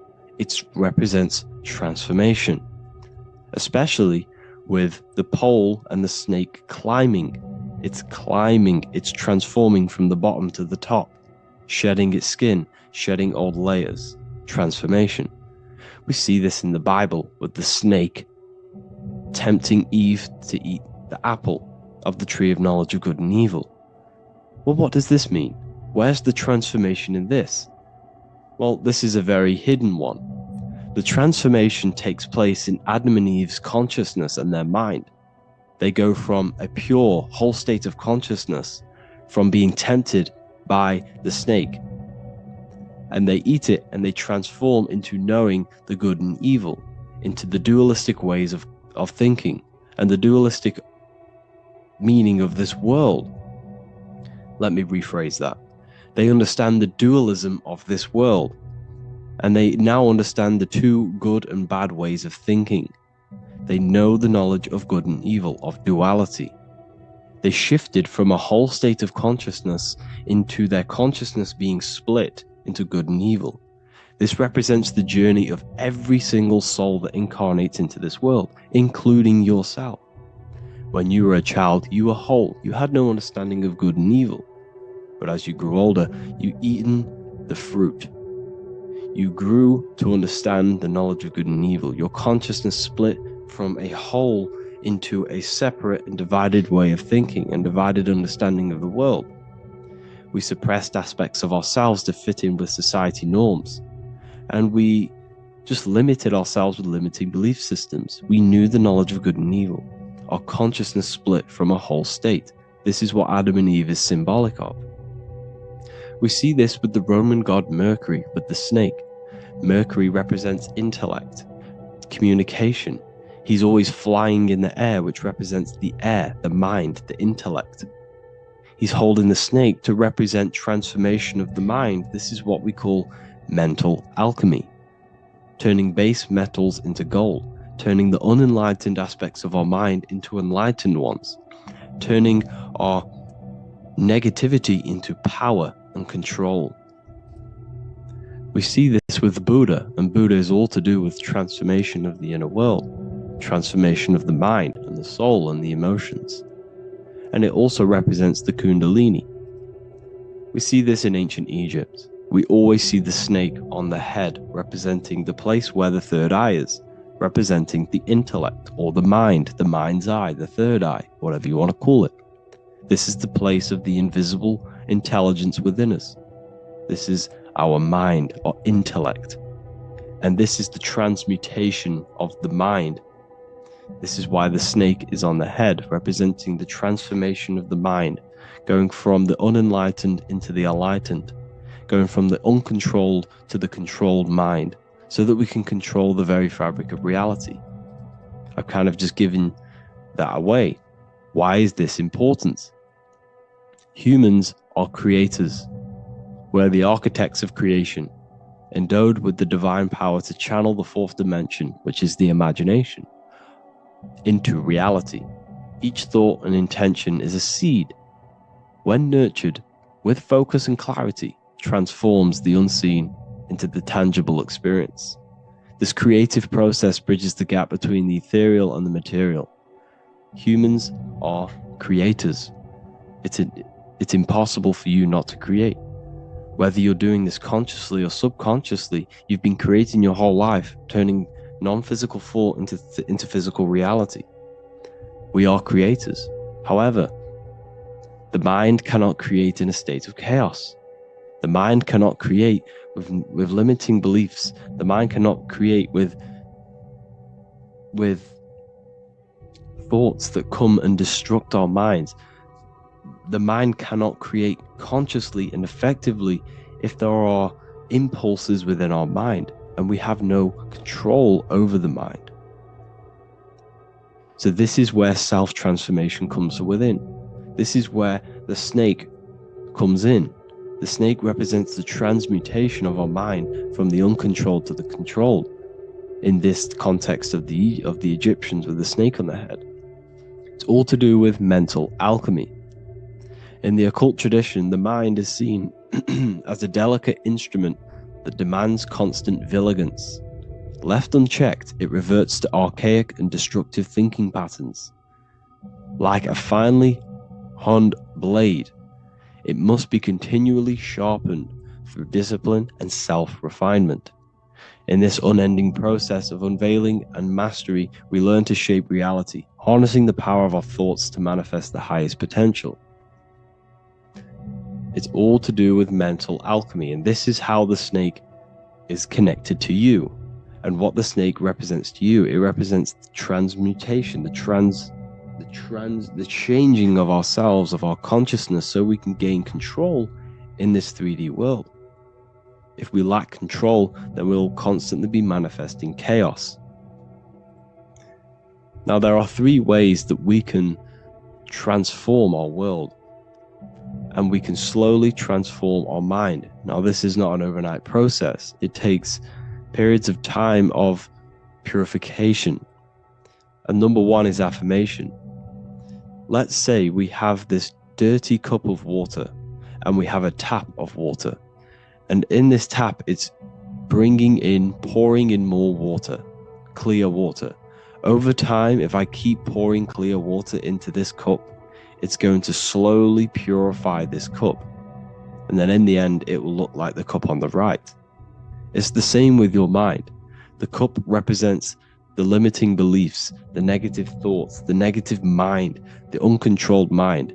But if we keep repeating affirmations over and over and over again, such as I am disciplined, I am powerful, I am limitless, over time this can purify our subconscious, and we can gain control over the mind, and we will become conscious of the thoughts that we are giving attention to. The second way is meditation. Meditation allows one to develop an off switch for the mind, providing a sense of control over it. Over time, we gain the ability to filter our thoughts and become more conscious of the ones we choose to engage with. Meditation, over a period of time, will give you this button that allows you to filter out negative thoughts. If you have a negative thought in your mind, you'll be able to become conscious of this and redirect your mind's attention. This is all about self-control, because remember, we become what we think about. The snake represents the transmutation of the self. And another way is visualization. Visualization allows your subconscious mind to experience the reality you desire, accepting it as truth. As the subconscious becomes more immersed in this imagined reality, it works to manifest it into your conscious experience. Your visual eye, visual eye. You're using the mind's eye to see and mold your future. That's what imagination is for, to create in your future. You can become your future now in your imagination. And this can slowly purify your consciousness, slowly purify your mind, which will then, if you do all 3 of these over periods of time, you will see great transformation from the inside out. And your outer world will start to mirror your inner transformation, because it's as within, so without. You change your inner world of consciousness, of thought and emotion, you'll change your external reality and your circumstances. So I hope this lesson has gave you a great understanding of what the snake actually represents. And now that you see it, you will see this everywhere. Every time you see a snake, you know it represents the transformation. So please, if you can, leave a like, comment, and subscribe, and turn on the alerts to make sure you never miss a video. And if you have any video suggestions, feel free to make a comment and I can make a lecture on it. I appreciate you all watching this video today, and I'll see you all inside my university if you're inside, and I'll see you all in my Telegram if you join. And I'll see you in the next video, of course. Thank you and take care.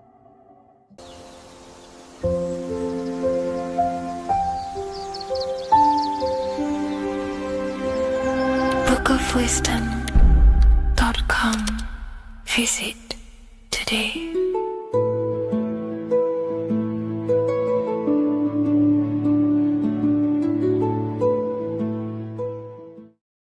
What is good, people? We're back with another video, and this is going to be talking about the connection between the micro and the macro.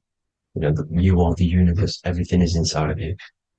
So the first thing you need to understand is that the law of mentalism, we are a thought in the creator's mind, everything's being thought into existence.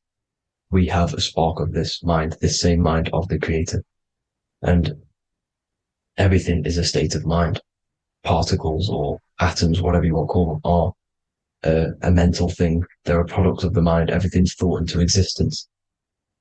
Thoughts influence everything. Thoughts are energetic effects which send out waves into the quantum field around you. And your consciousness is actually the universe experiencing itself, expressing itself, and viewing itself. So we are the creator, but viewing itself in separate bodies. And this is why they call the material world the world of illusions, because everything's separate here, but we all forget that we are all one. We've all been brainwashed to think we're all separate, but we're all one. We're all the same mind, the same consciousness, everything. So everything's created out of toroidal fields. God created the toroidal field. That's the only thing that exists because the atoms are toroidal fields. And it's the basis behind all creation. As you can see it in the owl's eyes, it creates the infinity symbol. And this was the apple. That apple is a toroidal field. And the toroidal field is made out of dielectricity, which is ether. Ether is black light, and this is counter space. This is another realm. This is what creates God to be omnipresent, to be everywhere at one place at all times. He is everywhere because ether is everywhere. And ether is infinite potential. It connects everything together, and that's what energy moves through. It moves through the ether, and that's black light. Everything is light, as it says in John 4:2. God is light. Everything's a vibrational state of light.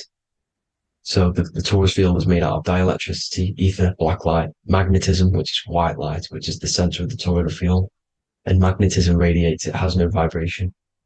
And then when white light splits, it turns into electricity, which is physical material, and that has a vibration.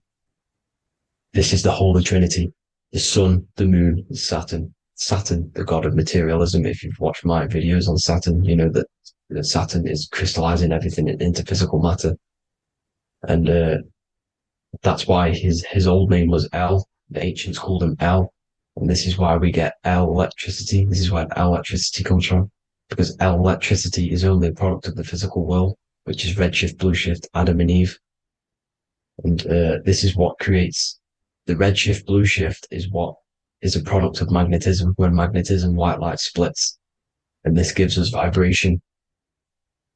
And this what creates the toroidal field, which is the basis of all physical creation. The sine wave is created out of the magnetic wave and the electric wave. The electric wave is the blue wave, and the magnetic wave is the straight wave, which is radiation. This is vibration frequency. So the magnetic wave is straight, and then you have longitude and amplitude, which is depth, which is dimension. You see how the electric wave has depth and dimension. This is why you get the cross.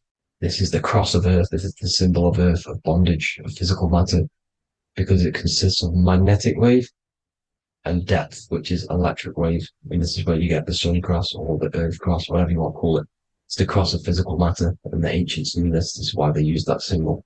Redshift, blueshift, which is the toroidal field, is the basis of all creation, physical creation. And this is why you have the police siren is red and blue. The Matrix movie, red pill, blue pill. You have red blood and blue blood in your body. The Democrat and Republic, the two parties, red and blue. Like your taps on your taps, you have a red and blue tap. One's generative, one's destruction. Fire, destruction, water, generative. So this is the basis of all things. And electric wave has dimension, like I've already said, depth, material, and it's measured in hertz. It's measured in hertz because it hurts you. It decays because The electric wave has a vibration, and vibration always has to go back to a standstill point. This wave cannot go forever, but the magnetic wave will go forever. It's radiation. Magnetic is radiation. It radiates forever. It pulses. But the electric wave will at some point come back to a standstill point, and that's why it hurts. It decays. That's why our physical body decays, because we contain of electricity. This body is an electric body, and it will return back to stillness like a guitar string. If you vibrate a guitar string, you pull it, it will vibrate, make a sound, and then go back to a standstill point. It's the exact same with every single toroidal field within the body. It will decay, and this is why our bodies decay, and everything in creation decays. So we're born into sin, the sin of Eve. The sin of Eve is us biting into the tree of knowledge of good and evil, which is the systems in the body. And the sin of Eve is biting into the sine wave. We bit into the sine wave. The sun moves in a sine wave. Our DNA is a sine wave. Time is a sine wave. Everything in this creation is a sine wave. This is why the dollar bill is a sine wave. Magnetism and electricity and electric waves in one. And this is the sun doing its sine wave, which creates, when you go bowling, it kind of creates that pin that you hit over. That's the pin of the sun. The zodiac sign is a sine wave, because the zodiac sign is an expression of the toroidal field, because magnetism unfolds into 12ness. And that's why you have 12 zodiac signs, 12 systems in your body, 12 cranial nerves in your head, in your brain. So if you can imagine this, see where my pointer is, always starts with Aries. Aries is the head. It's the first thing that's created in the womb.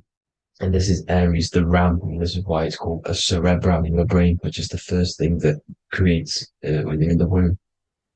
And what's the element of Aries is fire. Fire is the first element. Fire, first, because it's the first thing on the wheel, the first expression of energy. As you can see here, my pointer, this is the center of the toroidal field. It would go Aries, Virgo, Capricorn, Pisces, Scorpio, Cancer. Then we go back to Libra. Libra would be center. But you see how the toroidal field is the expression of the 12 energies. That's what the constellations are, the energy expressions of the toroidal field. So it would go outwards, starting from Aries here, all the way back to Pisces, which is beyond the bottom half. But Libra would be the center. That's why Libra is the equinox. It's the equinox. Libra is when it goes from summer over to autumn. It's the equal. It starts to transition into the winter side. Equinox, equal, which is Libra. And that's why Libra has the two scales. It's symbolized with the two scales. That's because of, the sun moving over. It's being judged. It's equal now, but then it's going to tip over into the winter. That's why Libra is here, the center of the sine wave. Like I said before, magnetic energy unfolds into 12ness. Magnesium is number 12 on the periodic table. It's the sacred number. And this is why the scientists are NASA is trying to bring in another constellation to destroy the holy science of astrology. So Aries rules the head, which is Mars. Taurus rules the neck, the lower head. Gemini, the two twins, which is your lungs, your two twins, your arms, two twins. Cancer, the breasts, the chest area. Leo, the heart, which is the sun, which is fire, the center of the toroidal field. Virgo, the belly, which is the intestines. Libra, the kidneys, the two scales, the kidneys, balancing out everything. Scorpio, the sex organs. Sagittarius, hips and thighs. Capricorn, I've missed that out, which is the kneecaps. Capricorn, kneecap. Aries, which is the ram, which is the cerebrum in your brain. And then Aquarius, the calves and the ankles, and the Pisces, the two fish, the 2 feet. So everything corresponds, as you can see here. This is an ancient way of depicting it, of the folded human. And this is everything. Each constellation rules that part of the body, gives energy to that part of the body, makes you do certain things. So magnetic energy unfolds into 12ness, electricity unfolds into 7s. That's why when you get electric, the light spectrum that we see, it consists of 7 colors. Why we have 7 planets. The 7 planets give us our 7 metals and the 7 solfeggio scale frequencies. So the rota, this is the rota, and rota is an anagram for Torah, the Torah, which is I think it's the Hebrew Bible. Don't quote me on that, but it's one of the holy books, uh, which is the Torah, the Torah. Everything goes back to the Torah field because it's the basis of all creation. So the chief cornerstone, it says in the Bible that the builders rejected the chief cornerstone. The chief cornerstone, you are the builder. You decided to incarnate into the physical world, into the electric world, El, the world of El, Saturn. When you are created in the womb, it takes you 9 months for you to be created. So, for example, if your parents, if you went into the womb here, it'd take you 9 months. So let's say you're born in Scorpio. So you'd go back 9 months, 1, 2, 3, 4, 5, 6, 7, 8, 9. You consist of all of these 9 energies because it takes 9 months or however long you took to be born. Some people are born earlier. You'd have to find out how many months you were in the womb for.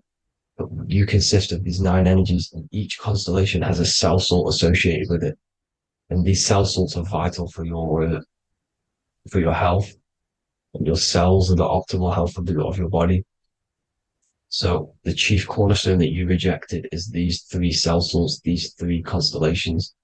So you're mineral deficient in these 3 constellations. For example,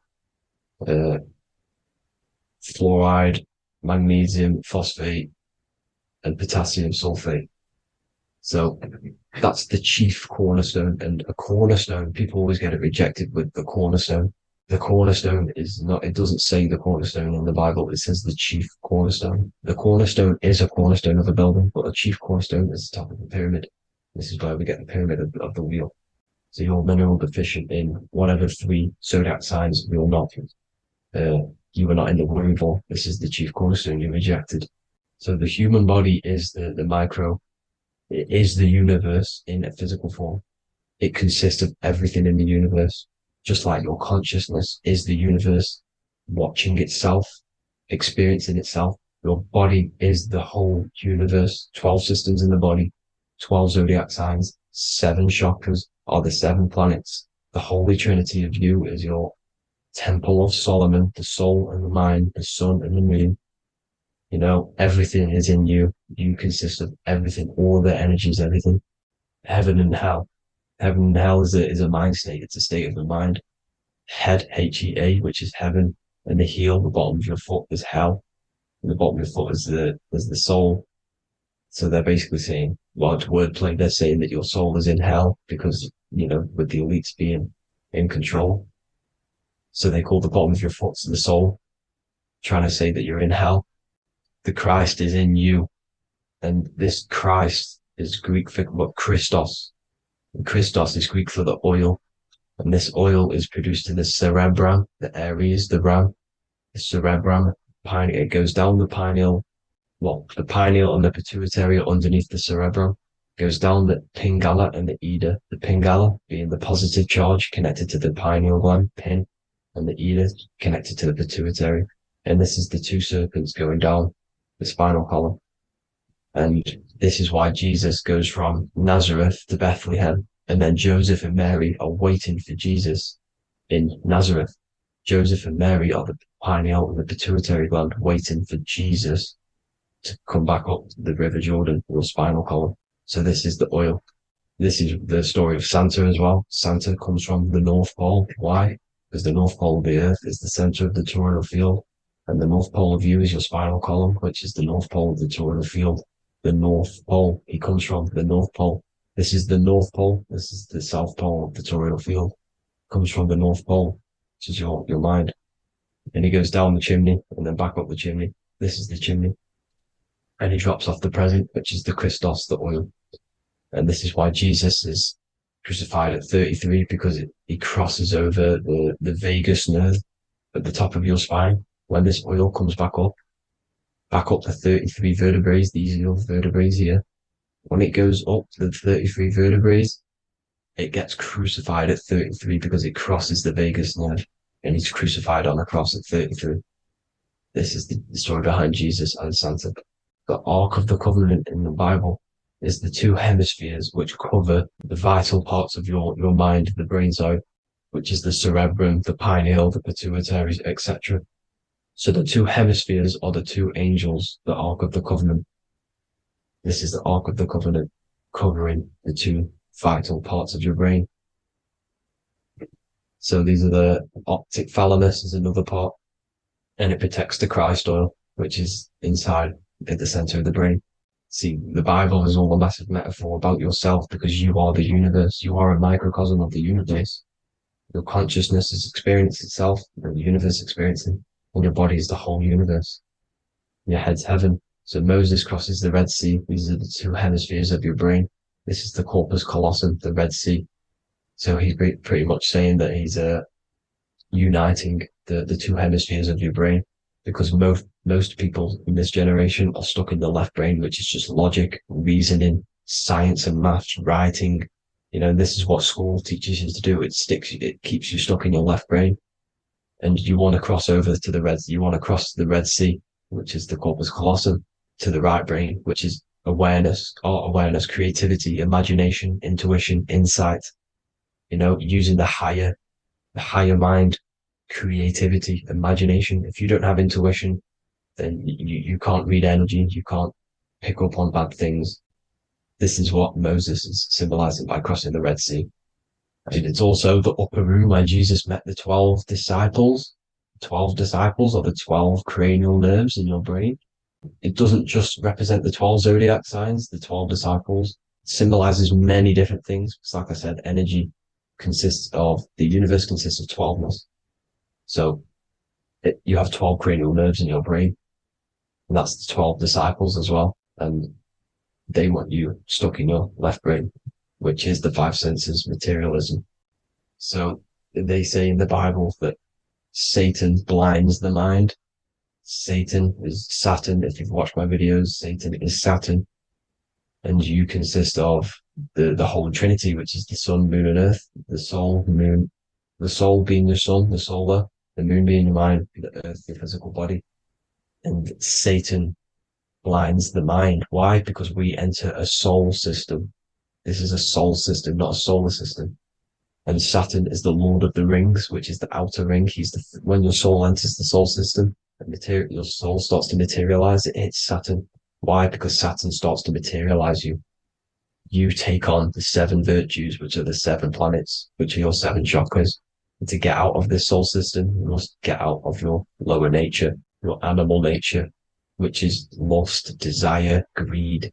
You know, the number of the beast, 666, which is Saturn, Satan.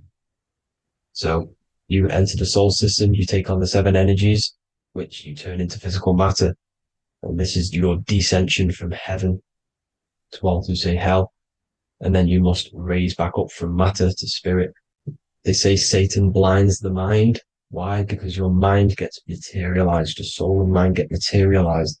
And when you get materialized, it's an intense experience. You lose the divinity within you. You forget the divinity. So Satan, which is the first planet, the first energy you take on, the material body, he blinds the mind. He makes you forget everything, your divinity. Then you must remember, ascend up Jacob's ladder, the 33 vertebrae to heaven.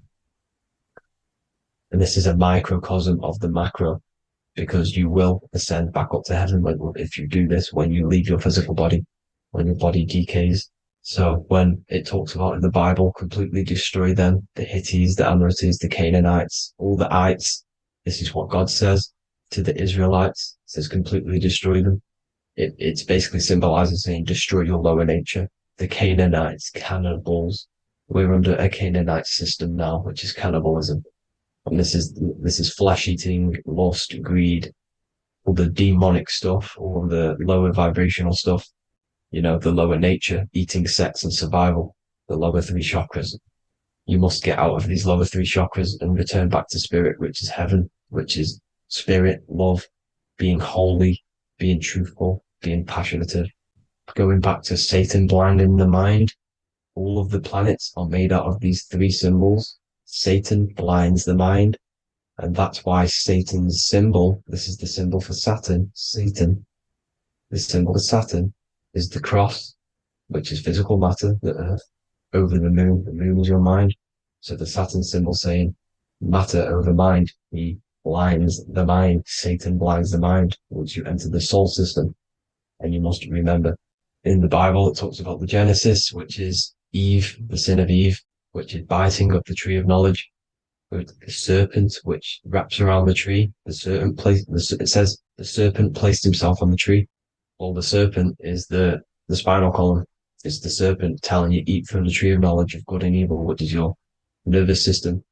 And eating from the tree of knowledge of good and evil is doing bad things. For example, over sexualized, overeating, eating the wrong food. That's eating from your nervous system. It's decaying you, and it's preventing you from achieving the God self, the God consciousness. This is the symbolism of, the tree on the serpent, telling you to eat from the left brain, with the left brain being the sinister. Sinister is Latin for left.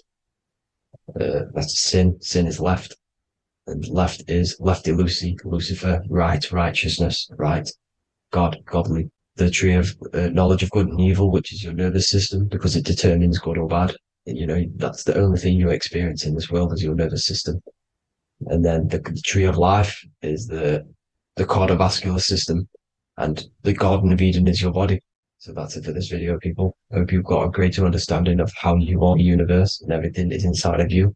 Just keep in mind you are the universe experiencing itself, and your body is a reflection of everything. The 12 constellations, the 7 planets, everything's inside of you. This world is an expression from the inside outwards. You can't affect the outside world to manipulate reality. Everything's inside of you. I hope you got a greater understanding of this. God bless.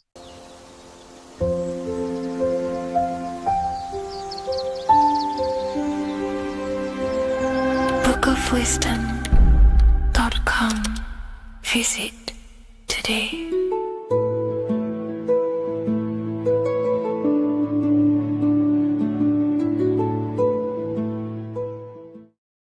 Welcome to Revival of Wisdom. Welcome people, we're back with another video. In this video we're talking about how Jesus Christ and Christianity is all sun worship. The Holy Bible of Christianity is not meant to be taken literal for history. It is a story and has lots of metaphors. Starting with the symbol of the cross of Jesus. This cross originates from this ancient cross of the sun. This symbol has been used for thousands of years, way before Jesus was a thing, in Europe, America, Asia, and all around the world. In fact, this symbol is still being used by Christians today, not knowing it represents the sun. This is a 4,500-year-old artifact, a golden plate with an equal-armed cross found in England. The gold to symbolize the sun, and the equal-armed cross for the 4 equal seasons of the year.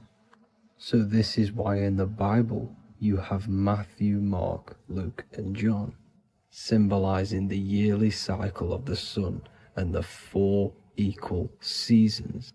Also in the Bible, Jesus is referred to as the light of the world. So yes, Jesus represents the sun. He is a metaphor for the sun. Hence why in all of these pictures and images and paintings of Jesus, there's always a sun behind his head, and some even with the sun cross behind his head. Jesus also has 12 disciples, which represent the 12 zodiac signs and the 12 months of the year. This is the Last Supper by Leonardo da Vinci.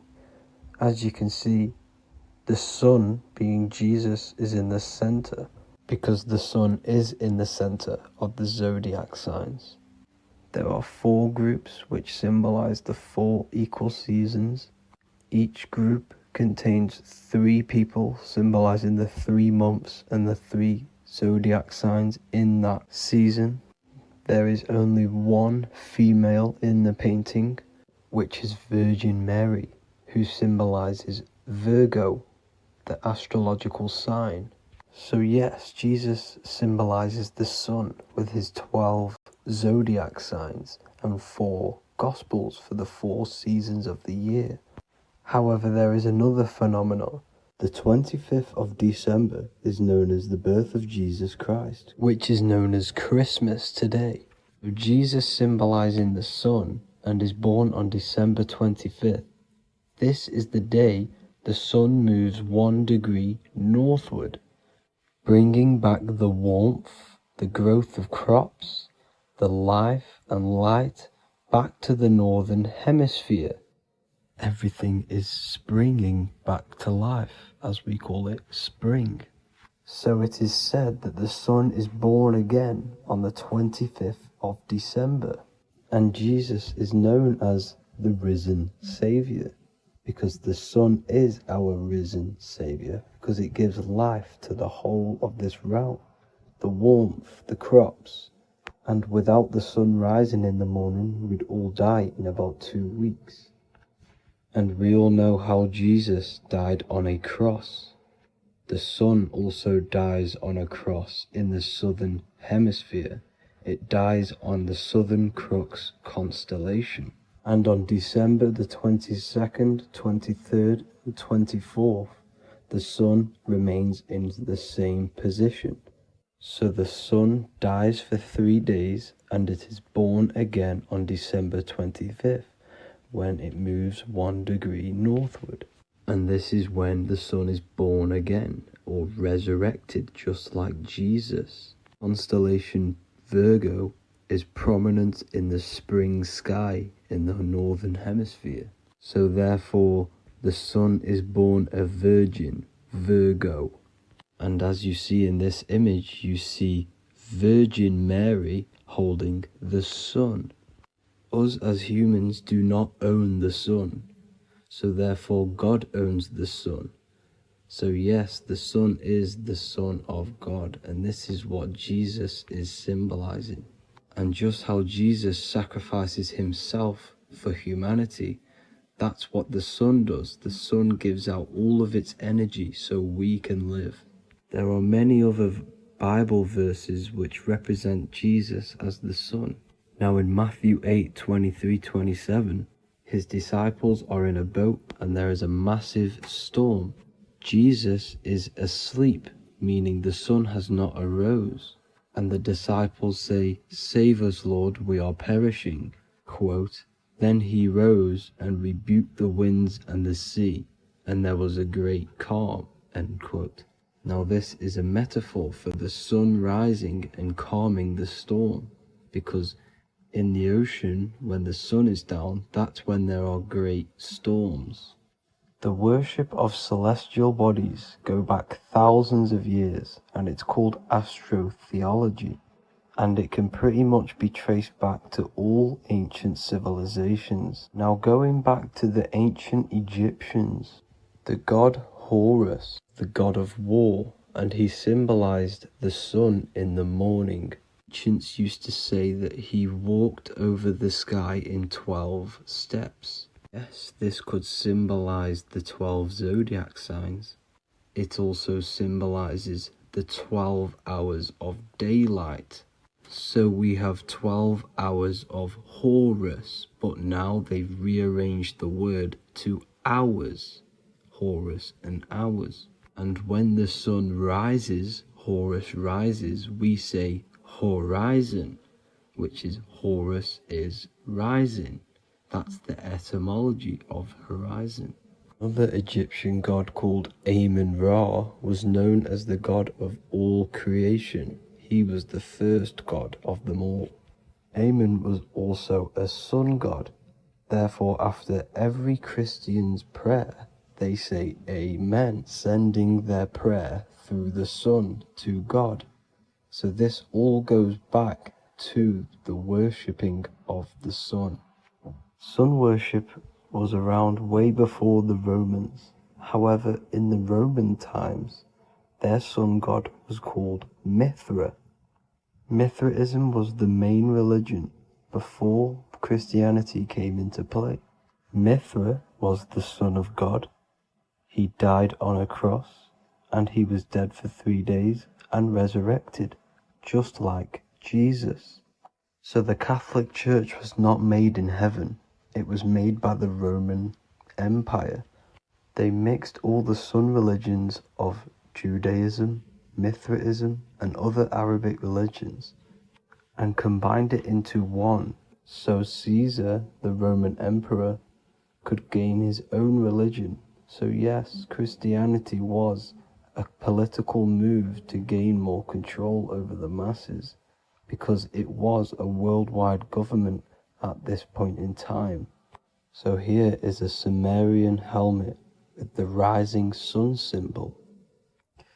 And then the Romans also used this rising sun symbol on their armor. So sun worship has been going on for thousands of years, and it still goes on today. However, with all the programming and the low IQs, today we do not get the full interpretation of the Bible and these stories from the past. And Christians and other religions are all brainwashed to not question their religion and not realize their true origins and where they come from. I do advise you all to do your own research and come to your own conclusions. However, I'm just pointing out the facts and connecting dots for you all to see. That's it for this video, guys and girls. Thank you all for tapping in. God bless.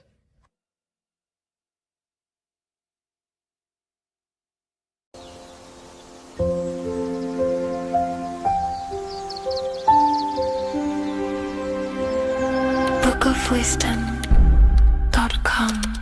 Visit today.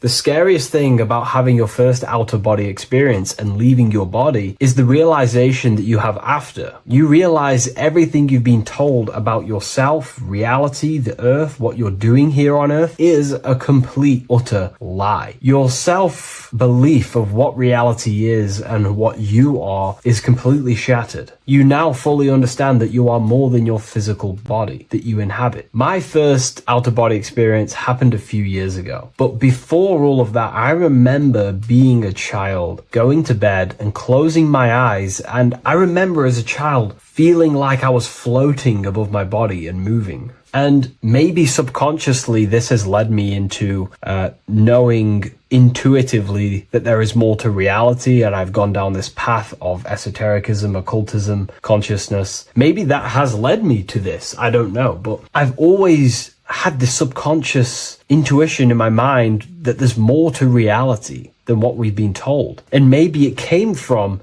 having these experiences as a child. And I'm pretty sure some people in the comments will also have that experience, feeling like you're floating when you close your eyes in bed as a child. I remember this very vividly. But a few years ago, I had my first out-of-body experience, and it completely shattered everything. And it confirmed to me that I am eternal, and there is so much more to the self, to consciousness. I then realized after my first out-of-body experience that our self is not just here in the physical dimension, it's existing in every dimension there is in the universe. However, our mind is focused primarily on this physical time space. When your mind is totally giving its attention and time to this particular time space, it locks in the mind or consciousness into that particular body of consciousness, such as the physical body, right? But for example, let's say you have a daydream and your full focus isn't in the present moment and your environment that you're in physically. Your mind kind of wanders off into a daydream, what we like to call it. That again is shifting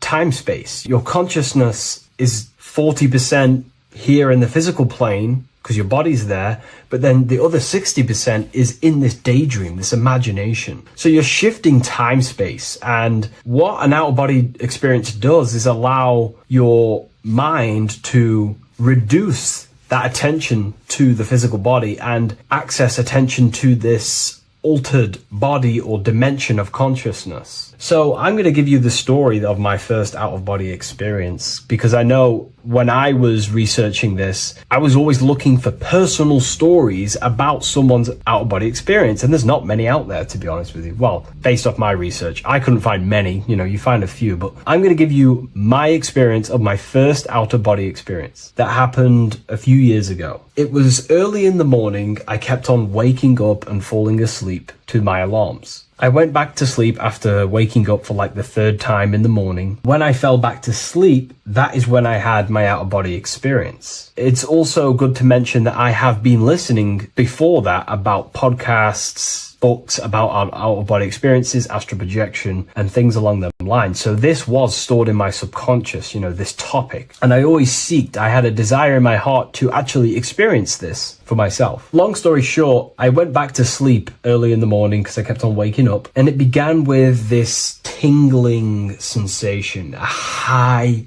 energy sensation. It was like bursting, intense, high frequency energy. My attention was no longer in the time space of my body, but my attention shifted into this energy body, which I now understand. I didn't understand at the time properly, but I now understand that as my consciousness started to feel like it was being pulled upwards, right now, our time space, our attention is in our body, and you feel all the data of the senses, right? And that's what I'm feeling right now. That's what you're feeling right now. But imagine that was completely stripped. My attention was no longer feeling the sensations of my body, because my body kind of just dissolved as I fell back to sleep. So this was a natural out-of-body experience. I didn't force it. I didn't meditate. I didn't do anything. This was just a natural out-of-body experience that I had. And a lot of people get these that I've read about. So my attention started to feel like I was being pulled upwards, and I no longer felt my body, but I felt this intense energy, frequency, sensation all around my body. It felt like this, it felt like illuminating energy that's moving very, very, very fast. So my conscious awareness was now shifting. I now understand. My whole body faded into this sensation. My whole mind faded into this energy sensation, this tingling, free, and it was very, very intense. I was not feeling my normal senses anymore, only this energy. This energy was also pulling me up.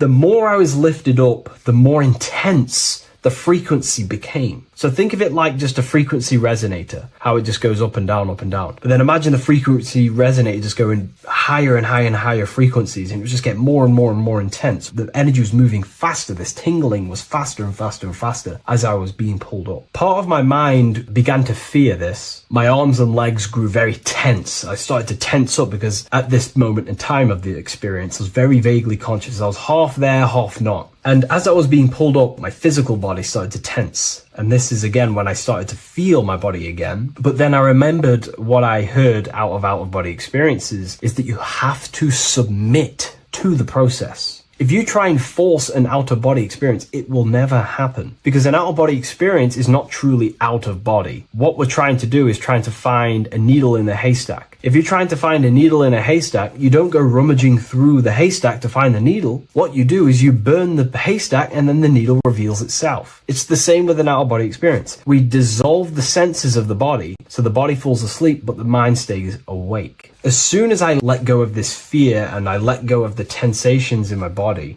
I started perceiving through another state in this energy body, but I didn't see my body. It was just like perceiving and seeing, but no body, like a camera. When you look at a camera view, you don't see what the camera looks like. You're just seeing through the camera. It's the same as that. I had no form, but I was just seeing. I was just like a floating eyeball, seeing into this altered state of consciousness. I was just seeing. I first saw my street outside my house with lots and lots of people walking on the street, but I could not see the people directly. Everything was black and green. The background was black but I couldn't see the people. I could just see a glow of light around people, like an egg shape. They were just walking on either side of the road, other directions. I could just see more and more people moving faster and faster and faster. I didn't realize then, but then I did start to realize later on in my journey that that was more than likely the etheric plane that I saw. The etheric plane is the plane of life force and vitality and electromagnetic auras. So that was my awareness shifting from physical into then the etheric plane, the plane of life force and energy. Now, the etheric plane is very, very, very difficult to actually access consciously. The etheric plane acts as a bridge between the physical body and the astral body. To actually access the etheric plane alone is very, very, very difficult, and only certain trained individuals can do that. The etheric plane is not really a conscious plane where you can stay there and be conscious. It acts as a bridge between the physical and the astral plane. I could see the glowing auras around people moving along the pavement. The people moved faster and faster until the scene started to just dissolve as these people were just moving faster and faster. It was not very clear at first, but I subconsciously knew that I was having an out-of-body experience. This is when I really started to realize that I'm being shot out my body. When I realized this, I submitted even more. I started to just let go. The more and more I let go, I kind of like split through a veil, and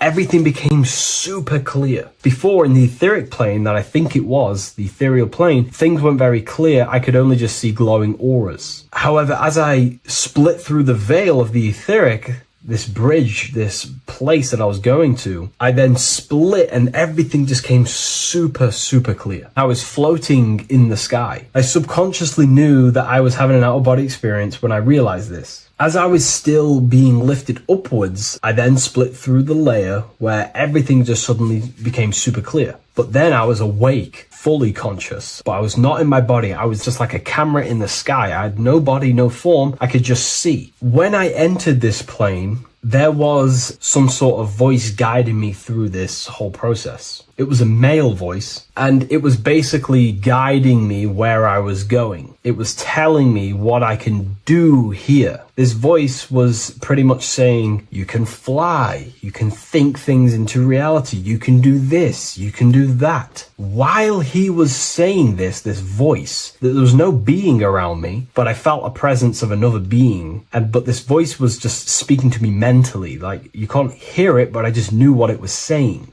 It was so weird to describe. It was like telepathy. You couldn't hear it, but I just knew what it was saying. But it was a male voice. It's so hard to describe. I still could not see any form of myself. I was not seeing my astral body or any shape. I was just perceiving a point of awareness like a floating eye, like I said earlier. While this voice spoke to me, I saw fractal patterns as he was saying, you can do this, you can do that. And while he said, you can fly, I remember just seeing this line like splitting and creating fractals. It was like this black line that was just splitting off into duality, creating fractals. But then my physical body just went through this line, split, and then split into fractals again. So strange, very difficult to explain because it's four-dimensional. To explain it in physical language, it's very difficult to actually explain what was going on. So as he was saying what you can do, I was seeing these fractals dividing and then creating fractals.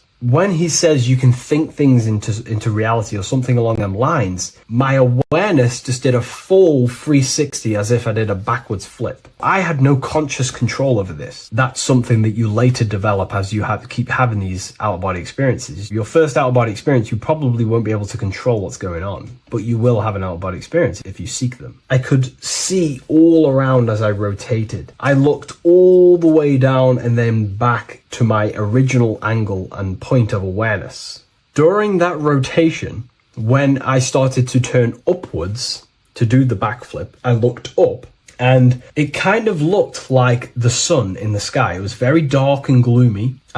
Now I know that was more than likely the lower astral plane because very dark and gloomy. And it was very kind of dense there. I looked up and I could see this. It was like the sun, but it was white, pure white light. And it was shining down over the astral plane. And that was the only light in that place. That's why it was so dark and gloomy there. And I then realized in that particular state at that time, I thought that was God. I don't know what it was. Maybe it was, maybe it wasn't. Maybe it's the light of the higher mental plane shining through into the astral. But I looked up at it and I realized that was God. That was the source. That was the higher dimension beyond the astral plane, which is the mental plane, the higher astral planes, and then the mental planes, the planes of thought. Then once I saw that, I was in complete shock. As I rotated backwards even more, I then get the view of seeing down, completely down, like a bird's eye view. And I could see like an old medieval gloomy town. It was dark, almost night, with very little light. The only light present was the light from above. The town was old-fashioned, gloomy, misty. I looked over it from above. Then the experience began to fade. I don't remember anything after that process. But I'll be honest with you, the process of leaving my body for the first time was extremely intense. The frequency, the energy were overwhelming but powerful. Letting go and choosing to have no fear was the key to that experience. Just to give you a little bit more wisdom on what I actually experienced now, what I realized what was happening,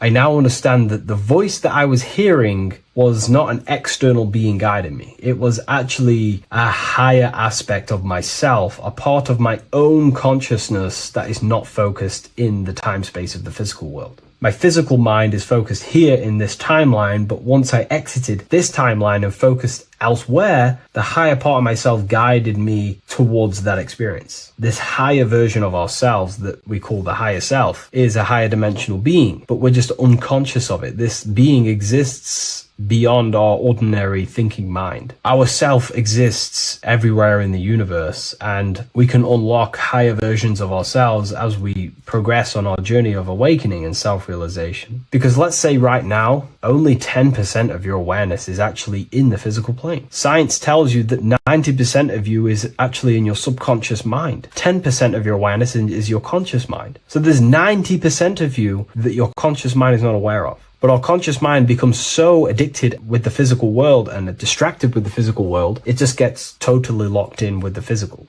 And we never pay attention to the hidden aspects of ourselves, the unconscious aspects of ourselves. And that's why everyone in the esoteric and occult space talks about gnosis, seeking knowledge of self. Gnosis is not knowledge, it's knowledge of self obtained through direct experience. So gnosis is about rediscovering who you truly are. And another bit of wisdom that I could give you from this is that the observer is the same observer that is observing this video right now. You're watching this video, but who is the one seeing the screen? Who is the one seeing the screen of your reality, of what you call life? There is an inner witness consciousness within you who experiences and observes your thoughts, emotions, and actions, experiences and observes the screen you call reality. And that witness also witnesses your dreams. When you shift your awareness from your time space of this body into your dreams, that same witness is witnessing your dreams. So when you meditate, connecting with this witness aspect of our consciousness really does help to excel the process of having an out-of-body experience. Because a lot of people have out-of-body experiences, but they don't understand what's actually going on. They don't understand the nature of it. But it's all mental. You move mentally in that dimension. You create mentally in that dimension. The same that you do in this dimension, but just on a quicker scale, because things manifest in the astral plane instantly as soon as you think of it. Just like the screen in your mind, you think of something, you have a screen of an object in your imagination. That plane, it manifests instantly, but down here, it takes a longer time for things to manifest and condense. Once you understand that thought rules the universe, thought is the creative force of the universe, you start to understand,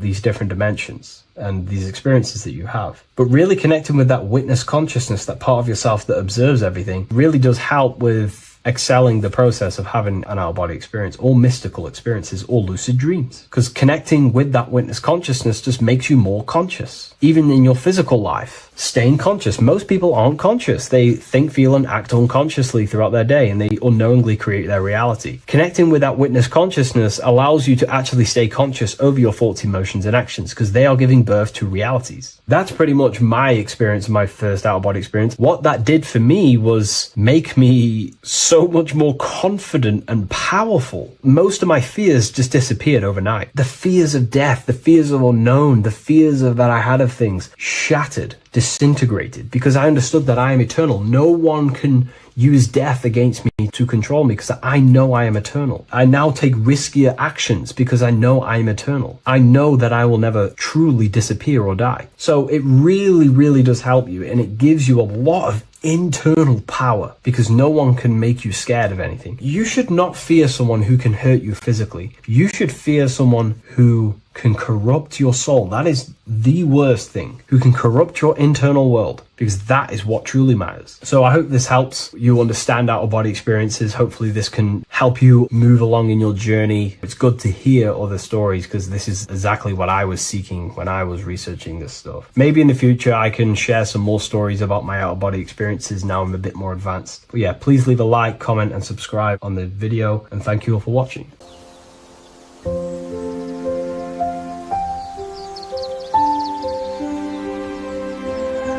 bookofwisdom.com. Visit today.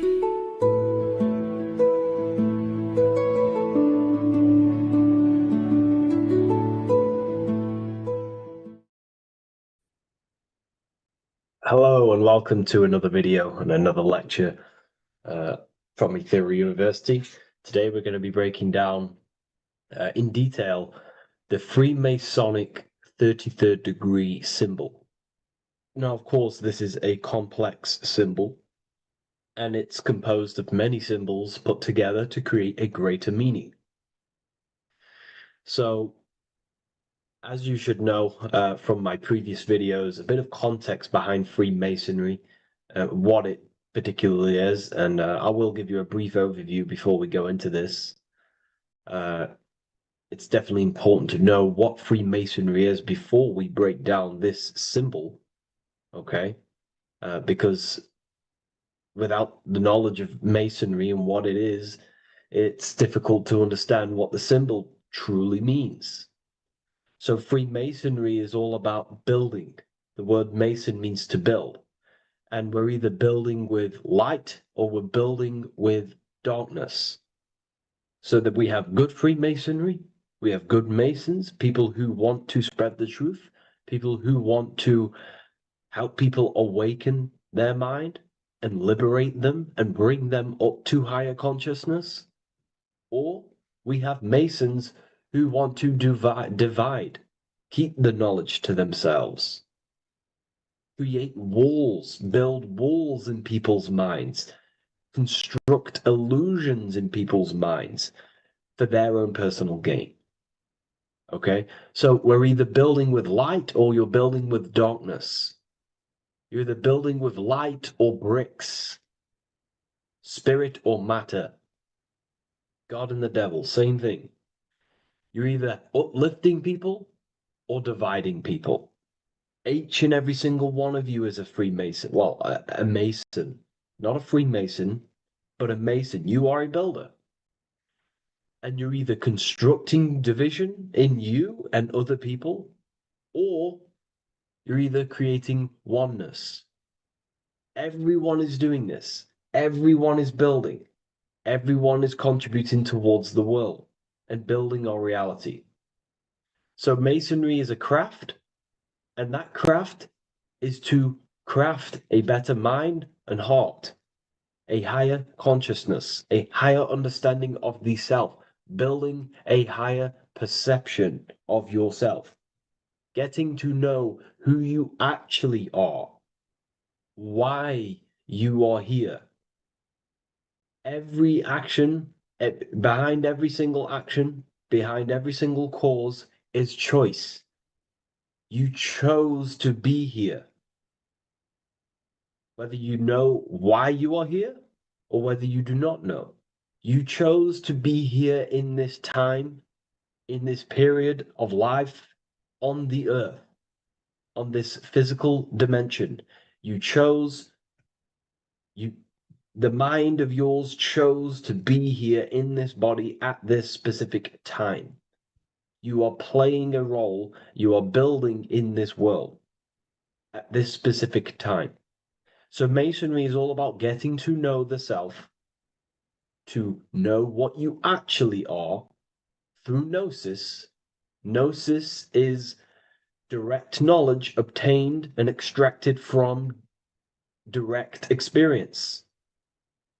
Knowledge extracted from direct experience. Knowingness. You know you have hands. You don't believe you have hands. You know you have hands. That's what knowing thyself truly means. To go within the self. To dwell in meditation for long periods of time. Not even meditation. To dwell, closing your eyes and thinking internally.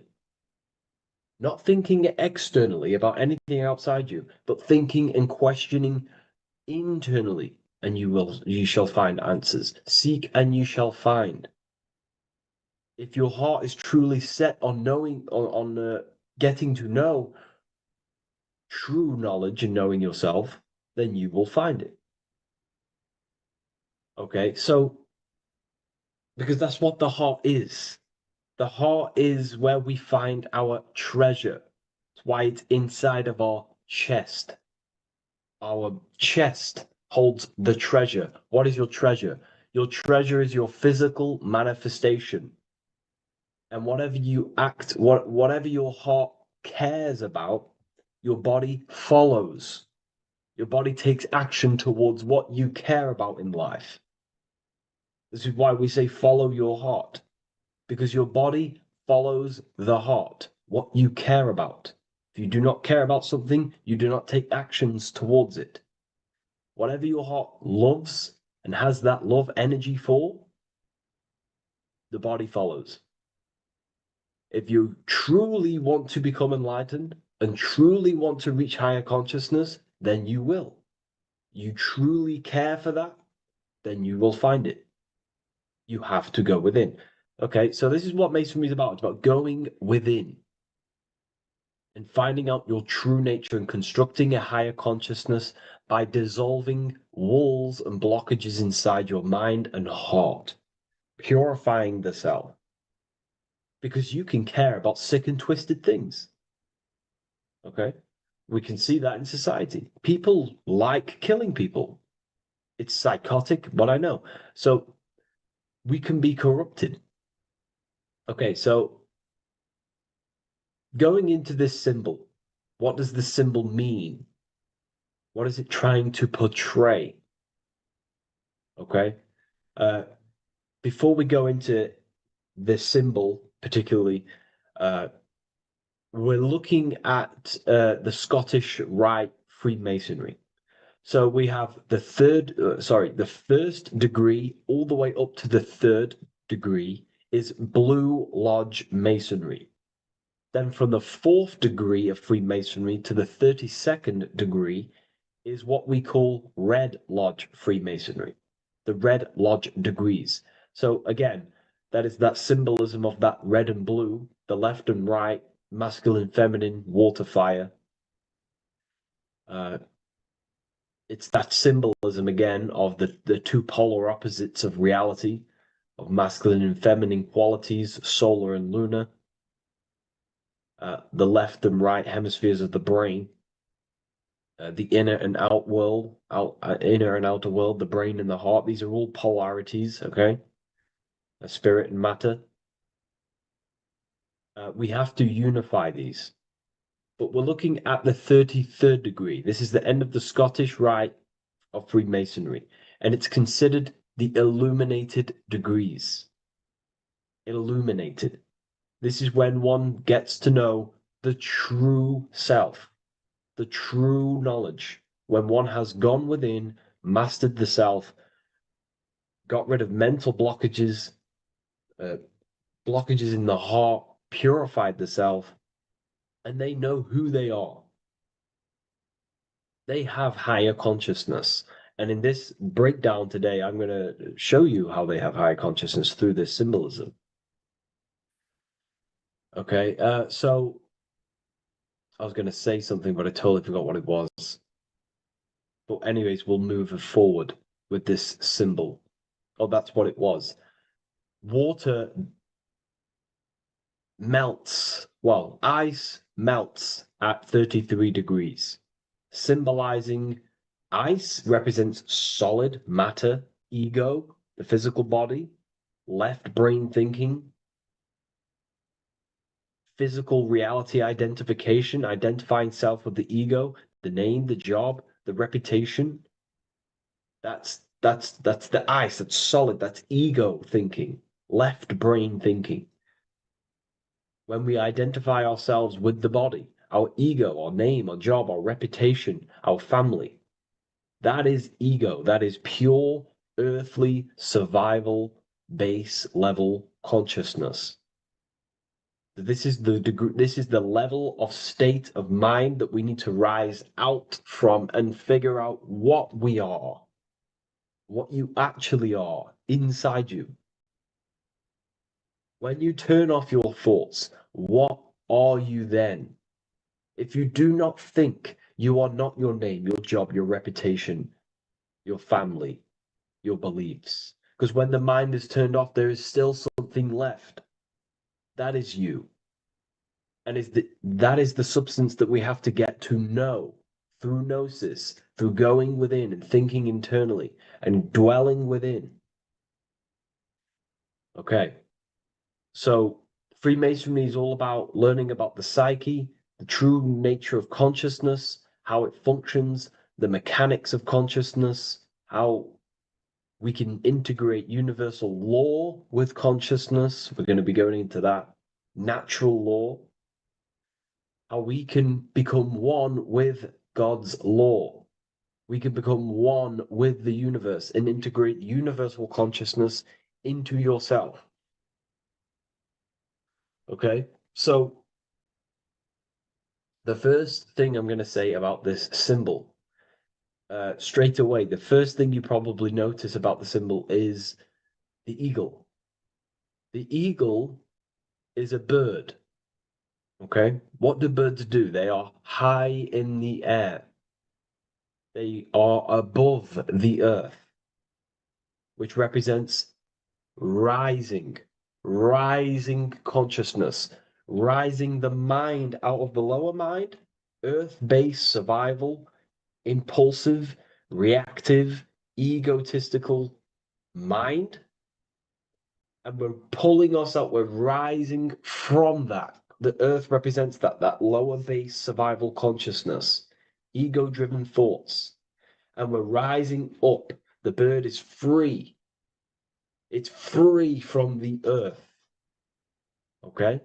It's free. It's elevated. It looks down upon the earth. So the eagle is a bird which represents higher view of self, a higher understanding of the self. It's elevated. We have a higher view of myself when I reach the 33rd degree. That is what it's showing you. That is what it's symbolizing. Okay? It's above the earth. It is free. It looks down. When you have higher consciousness, you become enlightened. It's impossible not to look down. You do look down on people, but not in a bad way. Not in a bad way. That sounds bad. I understand if that sounds bad, but that's not a bad way. I don't mean that in a bad way or a bad-hearted way. I mean that as when you have higher consciousness, you can see people who are living and dwelling in zombie mode, low level earth based consciousness. They think they're the body, they think they're their name, their job, their reputation, their family. So it represents looking down because I have higher awareness of myself. I know what I truly am. The water is flowing at the 33rd degree. The water melts at the 33rd degree, representing the flowing of consciousness, the flowing of the mind, flowing of light energy entering the body. Because when we reach higher consciousness, when you raise your consciousness, which is just an easier way of saying mastering thoughts, mastering yourself, we no longer give attention to negative thoughts because we understand what thoughts are.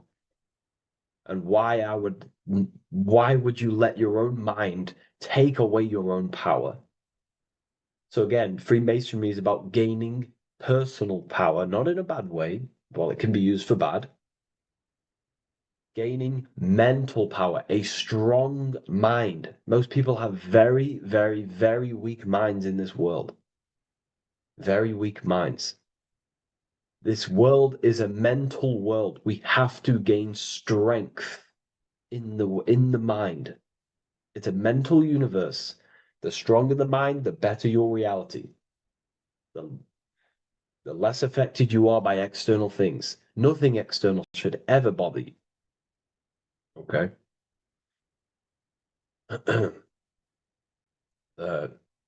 So it's about gaining mental strength, mental clarity. So again, the bird is elevated, it looks down, it has a higher awareness, it sees things from above, it sees the world for what it truly is. That's the eagle. Okay? It's the higher view. This is the illuminated degrees. So we're looking at now the sword. The bird, the eagle, the double-headed eagle is standing on the sword. Very symbolic. The sword is not above the eagle. The sword is below the eagle. The sword moves through the air. On a basic breakdown of the sword, it represents power. Power. Because if I have a sword, I hold the power over you. That's what it symbolizes. In war, you have a weapon bigger than someone else and more destructive than someone else, you hold the power. So it's a power symbol. To go even deeper on this, on its true meaning, the sword, I've already broke this down plenty of times. It moves through the air. It cuts the air. It's the mind. Air represents the mind. Water is emotion. Fire is the spirit. Earth is the body. So we're looking at the mind, the power of the mind. And the eagle is standing on top of this, representing, I am conquering my own mind. I am conquering my mind. My mind does not conquer me. My mind is truly mine. I hold the power over it. I stand on top of my mind. The mind does not rule me. Thoughts do not enter my mind that take away my power. I think it, I feel it, I act towards it. It's unity. My mind is the monarch. It is the command center. It is mine. I'm above the mind. That's what it's showing here. I hold full control over this mind. I hold the power. Okay? And I have an elevated view of the mind. The eagle is elevated. It looks at the earth from above. It's the higher perception of the mind. The mind has a higher view of the self. It is conscious. Most people are not conscious. Okay? Most people walk around, they act unknowingly, they don't even know they exist. They don't realize they have consciousness.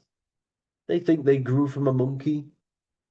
They're born on a spinning ball in the middle of space, and they think they're the body. That is the level of earth-based consciousness. And it's saying, I hold the power. I hold my mind to what I want to direct the mind's forces to. I create with my mind. I carve reality. I shape my reality with my mind and thoughts and my intellect, my communication. Okay? That is what we're looking at here with the sword. It's on top, meaning I control it. When you stand on top of something, you are the top. You are on top of it. You hold the power. You rule over it. When you are the boss of your business, you rule the business. That's what we're looking at here. The sword needs sharpening. It always needs sharpening. You can't use a sword forever. You need to sharpen it. The mind will not stay powerful and strong and and aligned with what you actually want unless you continuously refine the sword. The mind needs to be refined or reminded. If you stop doing affirmations, the mind will fall back to old ways of thinking. If you constantly meditate, you constantly implant the messages into your subconscious mind, you constantly visualize, you are keeping the mind sharpened with what you want in life, what you are trying to create. And the mind will continue to think with that power, with them words, with them visualizations. If you fall off, if you stop meditating, you will lose control of your own mind. Okay? This is symbolizing you have to keep on top of the mind. You have to keep control. This is what the world is. The world is like Minecraft. You ever played Minecraft? You're a builder. Okay? What do? You control the man in the world. That's what you are. You need to control this body in the world. It's all about control. You are in a game. It's like Grand Theft Auto. You don't know how to use the buttons. You're going to create chaos, and you're not going to have that much fun in the world in GTA if you don't know how to work the buttons. Same with this world. You are in a world, and you need to learn the buttons of the body, the mind, the soul, the heart. How will these things function so you can actually live a better life and create what you want in the world? Aligned with natural law, of course, unless you want to walk down the path of Satanism. So this is what we're looking at with the sword. Now, moving on, we're looking at this little banner here. This says "God and my right" in Latin. God and my right. What is your right? Natural law is your right. What is natural law? You already know the natural laws. We all intuitively know the natural law. What is natural law? Do good. We all subconsciously, on a soul level, we know to do good. We know to do right. It is wrong to hurt people. It is wrong to control people. What is your natural law? What are the forces that you hold power over, that you have full control over? You have full control over what you think, what you feel, what you act. Thought, emotion, action. If you start to try and control things outside of them three forces, that is now you breaking natural law. If I try to control and manipulate someone else, that is now breaking natural law. I'm going against my inner law. My soul tells me what is right and wrong through emotion. So it's about aligning the self, my actions, my thoughts with my emotion, my intuition, my natural law. These are your rights. Your rights is to think, feel, and act with the law, with good, with God, with love, with care for one another. Am I building with light to bring good things to the collective? You see, most people are stuck in their left brain, and the left brain only sees me, me, ego-driven thinking. That's why they trap us in our left brain. They train us to be left brain. They tell us to write with our right hand to strengthen the left brain. They call it writing. Everything in this matrix is to activate your your left brain. Why? They need you in ego consciousness so you can be controlled and manipulated. So you do not recognize patterns. That's the right brain. The right brain recognizes patterns, symbolism, metaphors. They don't want you reading between the lines. They want you logical. They want you divided because the right brain sees the whole. The right brain sees the woods. The left brain sees the trees. And that tree is your ego. And the woods is the collective consciousness. They want you only thinking about you. Because that way you are divided from the collective consciousness. And we're all one consciousness family. We're all God. We're all God experiencing himself. And we are all building this world. So it's about aligning the self with my right, with God, with natural law. It's what Freemasonry is about. True Freemasonry, light Freemasonry, not dark Masonry or evil Freemasonry, whatever you want to call it. The crown, royalty. Royalty wear crowns. And what do the royalty have? Again, this is another power symbol. They hold control. Yes, royalty hold control. And that's why this crown is at the top of the image, not at the bottom of the image. It's at the top, representing I control the left, I control the right. I control my left brain and my right brain, the two eagle heads, the two views. The eagle has one eye on each side. It's looking, it's seeing. And that's symbolic of the left and right brain. We see, not physically see, but I mean perceive. We perceive reality with the left brain and we perceive reality with the right brain. And it's about unifying these two brains so we can see and perceive reality from a true lens. Because if we see reality only from the left brain, and a left brain dominated brain, we see everything as divided. But if we see everything from a right brain perspective, we see everything as whole. When everything is in the middle, you need to see reality from the middle. Yes, I have my own personal consciousness, and yes, there is a collective consciousness. So I need to balance between that. I need to see reality between the line, between the left and right brain, and align this worldview, and align my thoughts, align my actions with this. Because if you're left-brained dominated, you're only going to take action on ego.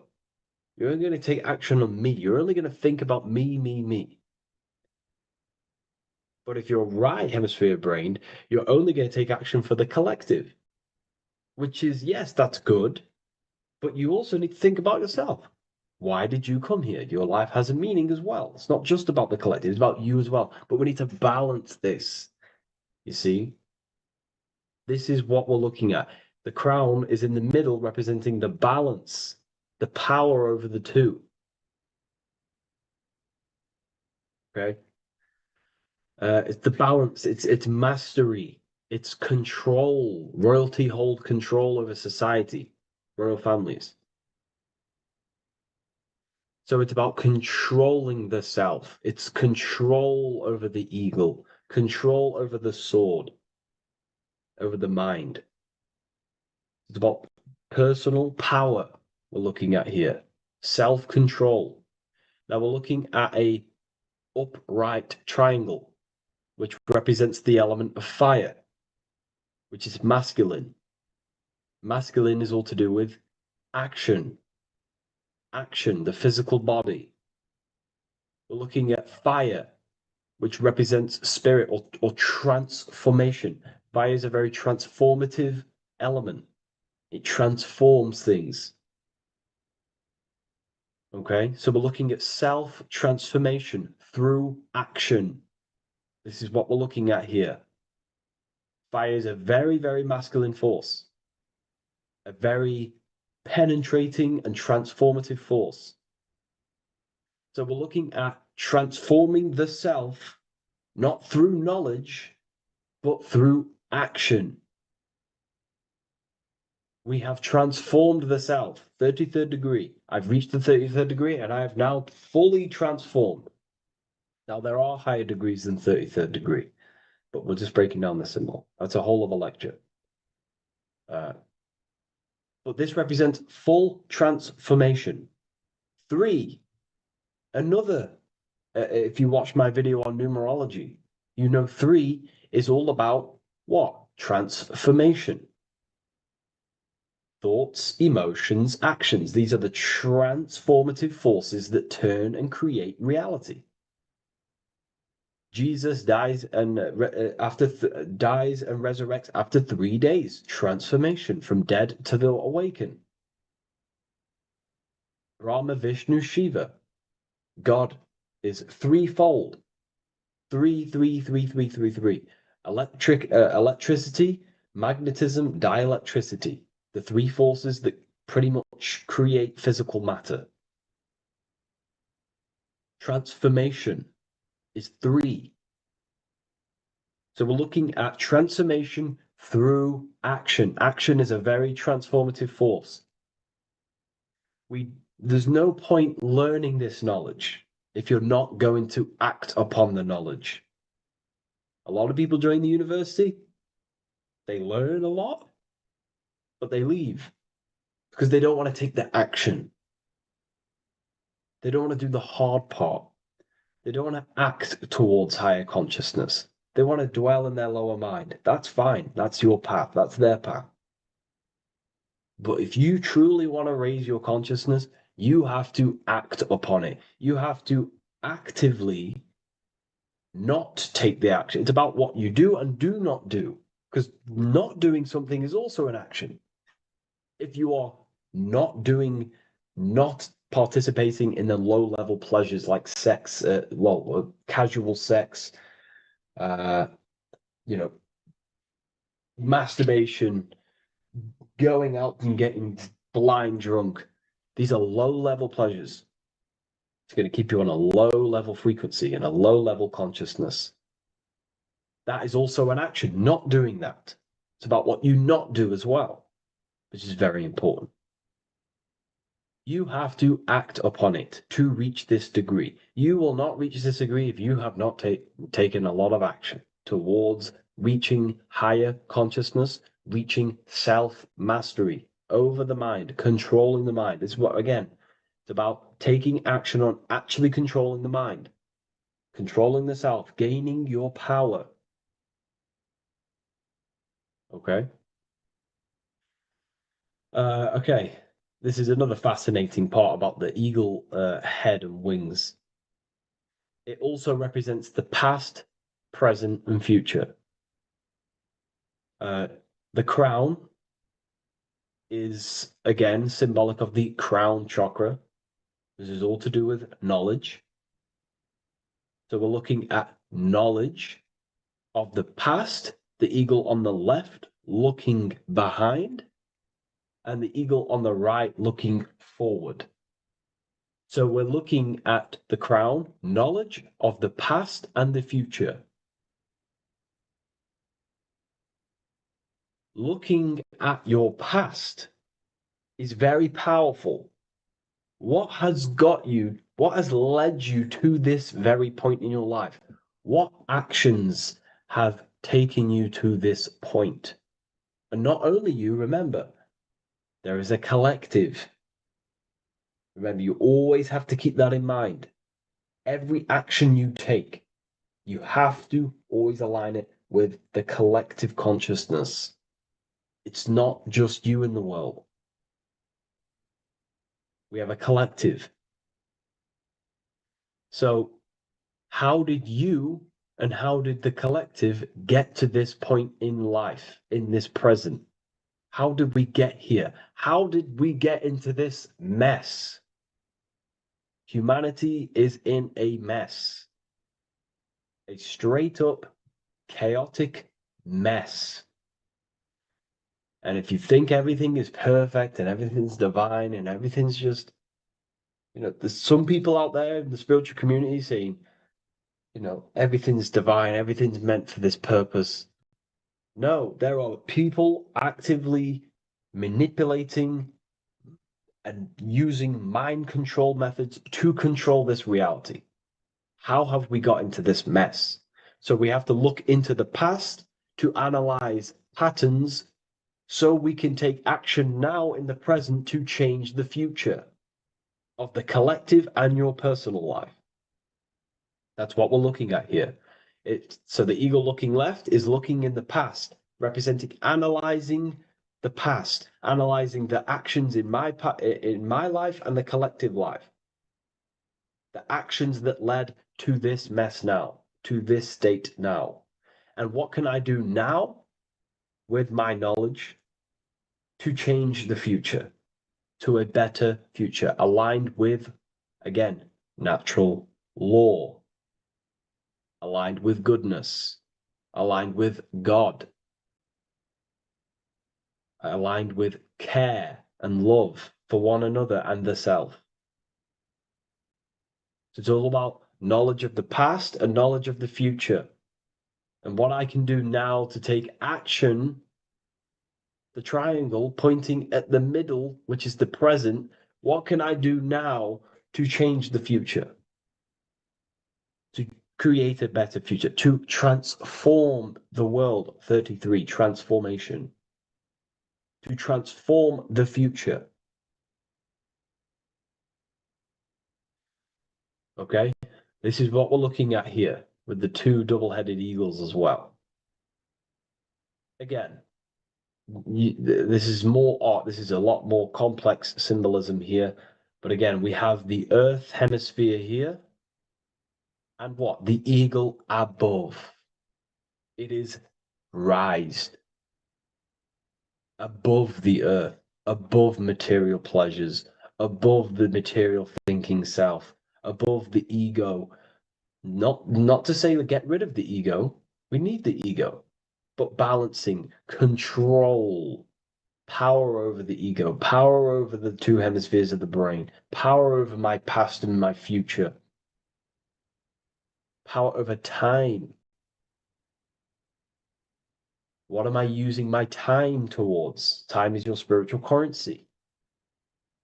Okay? It's elevated. It sees things from a higher perspective. It is higher consciousness.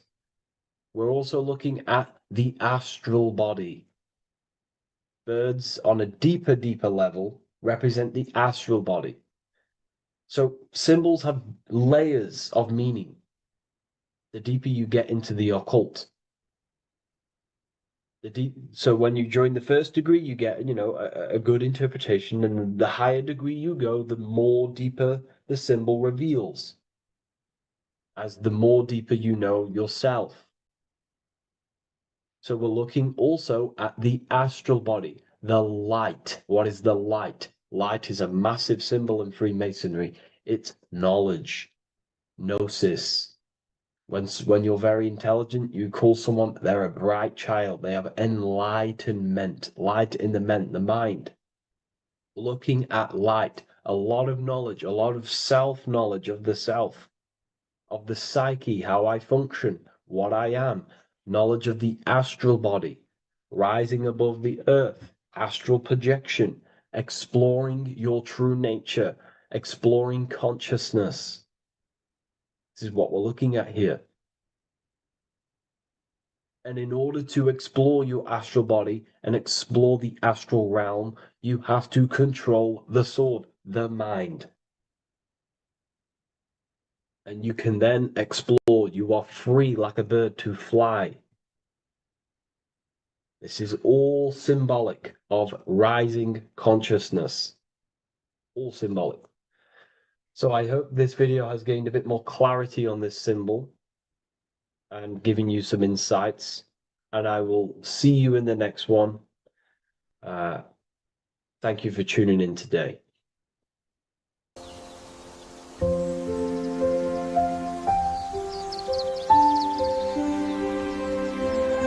bookofwisdom.com. Visit today.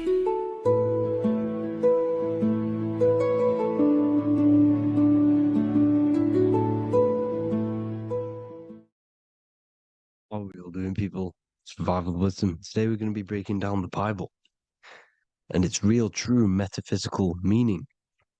All of these slides within this video is taken from my book, The Book of Wisdom, so you can get all of these slides. So the Temple of Solomon, you are body, mind, and soul, which is the Holy Trinity, the moon, sun, and earth. The sun is your soul because the sun is its infinite source of energy. It is its own source of energy. And that is what your soul is. It's its own source of energy. The moon is mind. This is why you call people a lunatic. You're a lunatic. Luna means the moon. And inside of your mind, you have a specific mood. Mood is moon. And mind in German is Mond. And the word Mond means moon. And earth is your physical body because your body contains of the four elements, the four physical elements. Well, the Temple of Solomon is the temple of the soul and the mon, the soul and the mon, the soul and the mind. And it's the temple of the Holy Spirit in the Bible. Everything leads back to one singular point in the center of the brain. The brain is not the mind. It's mind over matter. Okay? The brain is the physical manifestation of the mind. The brain is the electrical computer which decodes the light waves given to it by the mind. This is why everything in the body leads back to one singular point. And we'll go over this in a minute. But this is controlling the physical body. This is the within. If you rearrange within, it spells high twin because within you is your twin, your true self. And it's just an entity in the center of the mind. And if you shut your eyes, you can feel it. Your awareness is in the center of the brain. So there's just an empty chamber in the center of the two cherubs, the two brains. They are two separate brains. They're two hemispheres. And the empty chamber, when scientists chop it up and see it's just an empty chamber, well, because you can't see in that plane of reality. You cannot see the mind. You cannot see thoughts. It is invisible to the human eyes, to the visible light spectrum, to the two eyes.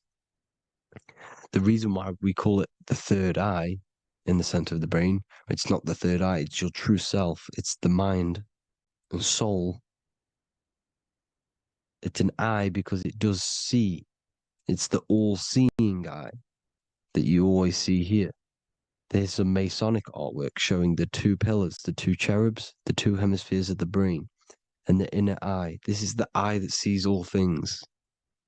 What do I mean by seeing all things? Not physically. It sees the mind. It's what, because your soul is watching the mind. You can observe the mind.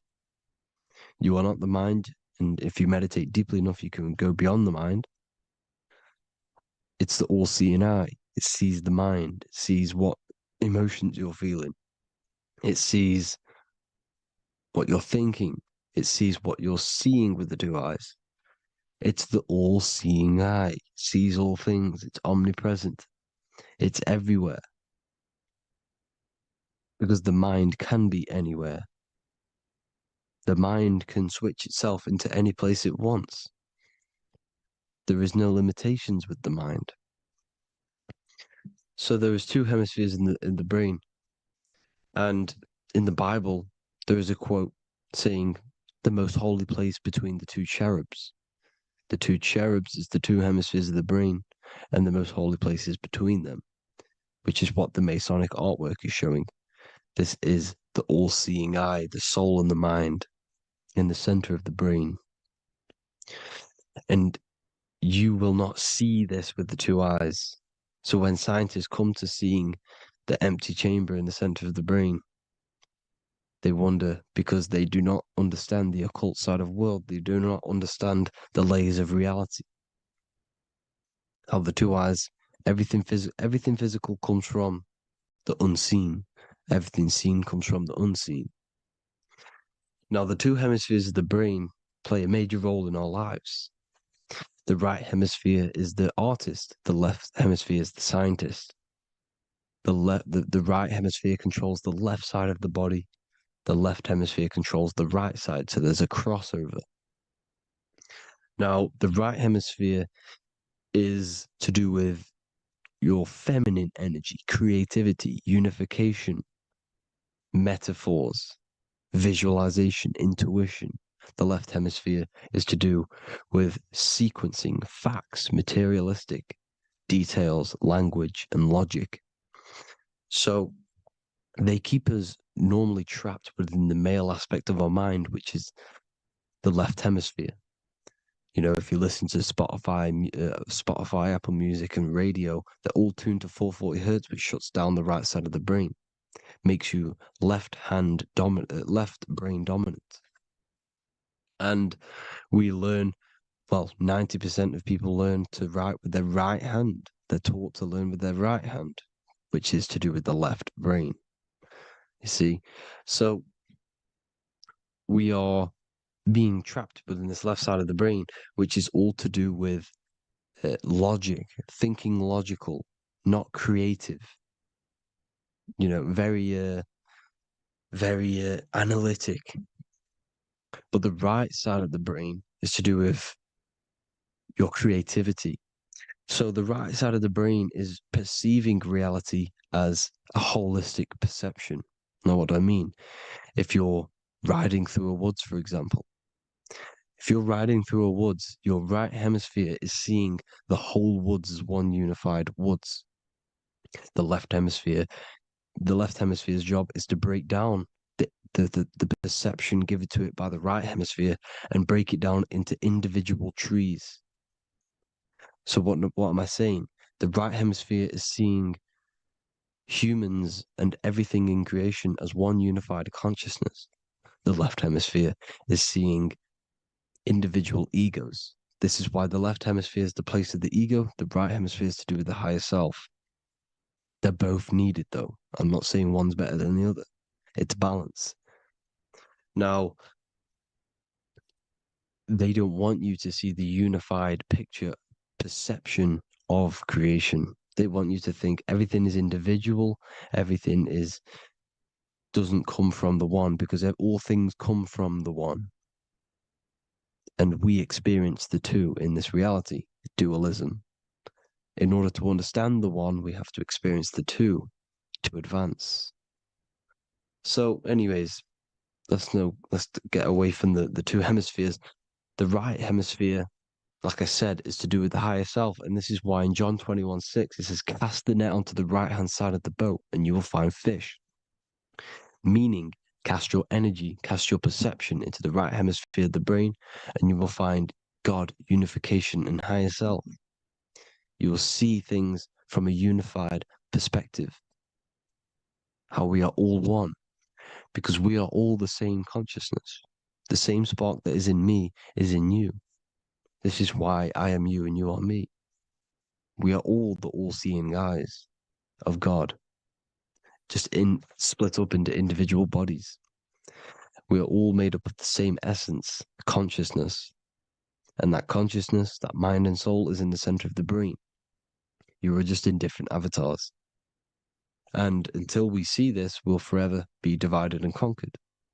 Until we figure this out as a collective consciousness, we will forever be divided and conquered and ruled over. This is why the Bible says, ye are gods. You are the sons of the Most High, because we are. We are the Word made flesh. We are God made flesh. Mark 16:19. So then after the Lord had spoken unto them, he was received up into heaven. Head is heaven, H-E-A, and sat on the right hand of God. God is the consciousness in the center of the brain. Heaven is the head, and the right hand of God is the right hemisphere of the brain, meaning he sees things in unification, creativity, intuition, the higher mind, the higher brain. When Moses crosses the Red Sea is the corpus callosum, moving from the left to the right hemisphere of the brain to see unified perception of reality. Head, H-E-A, heaven, same root word. This is why the ancients always depict God in the center of the brain. Here you see ancient Christian artwork showing God in the center of the brain, the light. Here you see it here. Here you see Ganesh, an Indian god, which is the brain. Here you see the Father, the Son, and the Holy Spirit in the dome, the brain. This is the brain, because you are God made flesh. That's what consciousness is. The upper room where Jesus meets the 12 disciples. It's the upper brain on the upper room. The upper room is the chamber, the empty chamber in the center of the brain. That's the room. And the 12 disciples are the 12 cranial nerves in the brain, which pretty much rule the body, all the cranial nerves. The tree of life, the cardiovascular system. This is why in Genesis it says the tree of life was in the midst of the garden. Midst meaning middle, because the middle of the body is the cardiovascular system, which is controlling all of the systems in the body. The tree of knowledge of good and evil is the nervous system. It's the spine and brain. This is what's detecting good and evil. The brain is the electrical computer with the left and the right hemisphere, decoding the dualistic world, decoding the light waves given to it by the external world. It is an electromagnetic computer. It is artificial intelligence. It is very intelligent, the brain and the nervous system, the human body as a whole. But the tree of knowledge of good and evil is the nervous system, because it is the tree that detects good and evil, makes you learn good and evil in this dualistic reality. Here you see Adam and Eve around the tree of knowledge of good and evil. Adam and Eve, male and female energies, with the serpent in the tree, and the tree of knowledge of good and evil. Well, this is the spine, the brain, and the serpent is the kundalini up the spine. The serpent is the S. That's why S, serpent, the letter S is the serpent. Sex and serpents make an S noise. You know, the Bible cursed the serpent.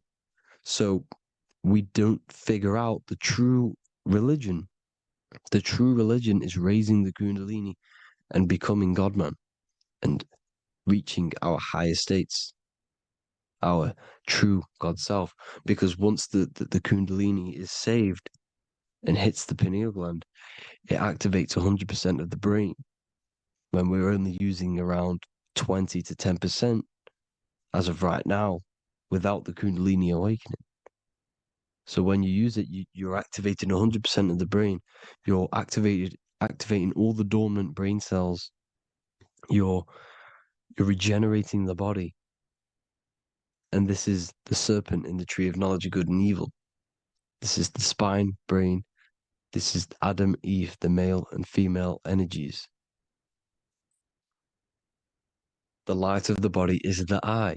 Therefore, if thine eye be single, thy whole body should be full of light. Matthew 6:22. This is the single eye in the center of the brain. It is not the pineal gland. It is what's inside the pineal gland.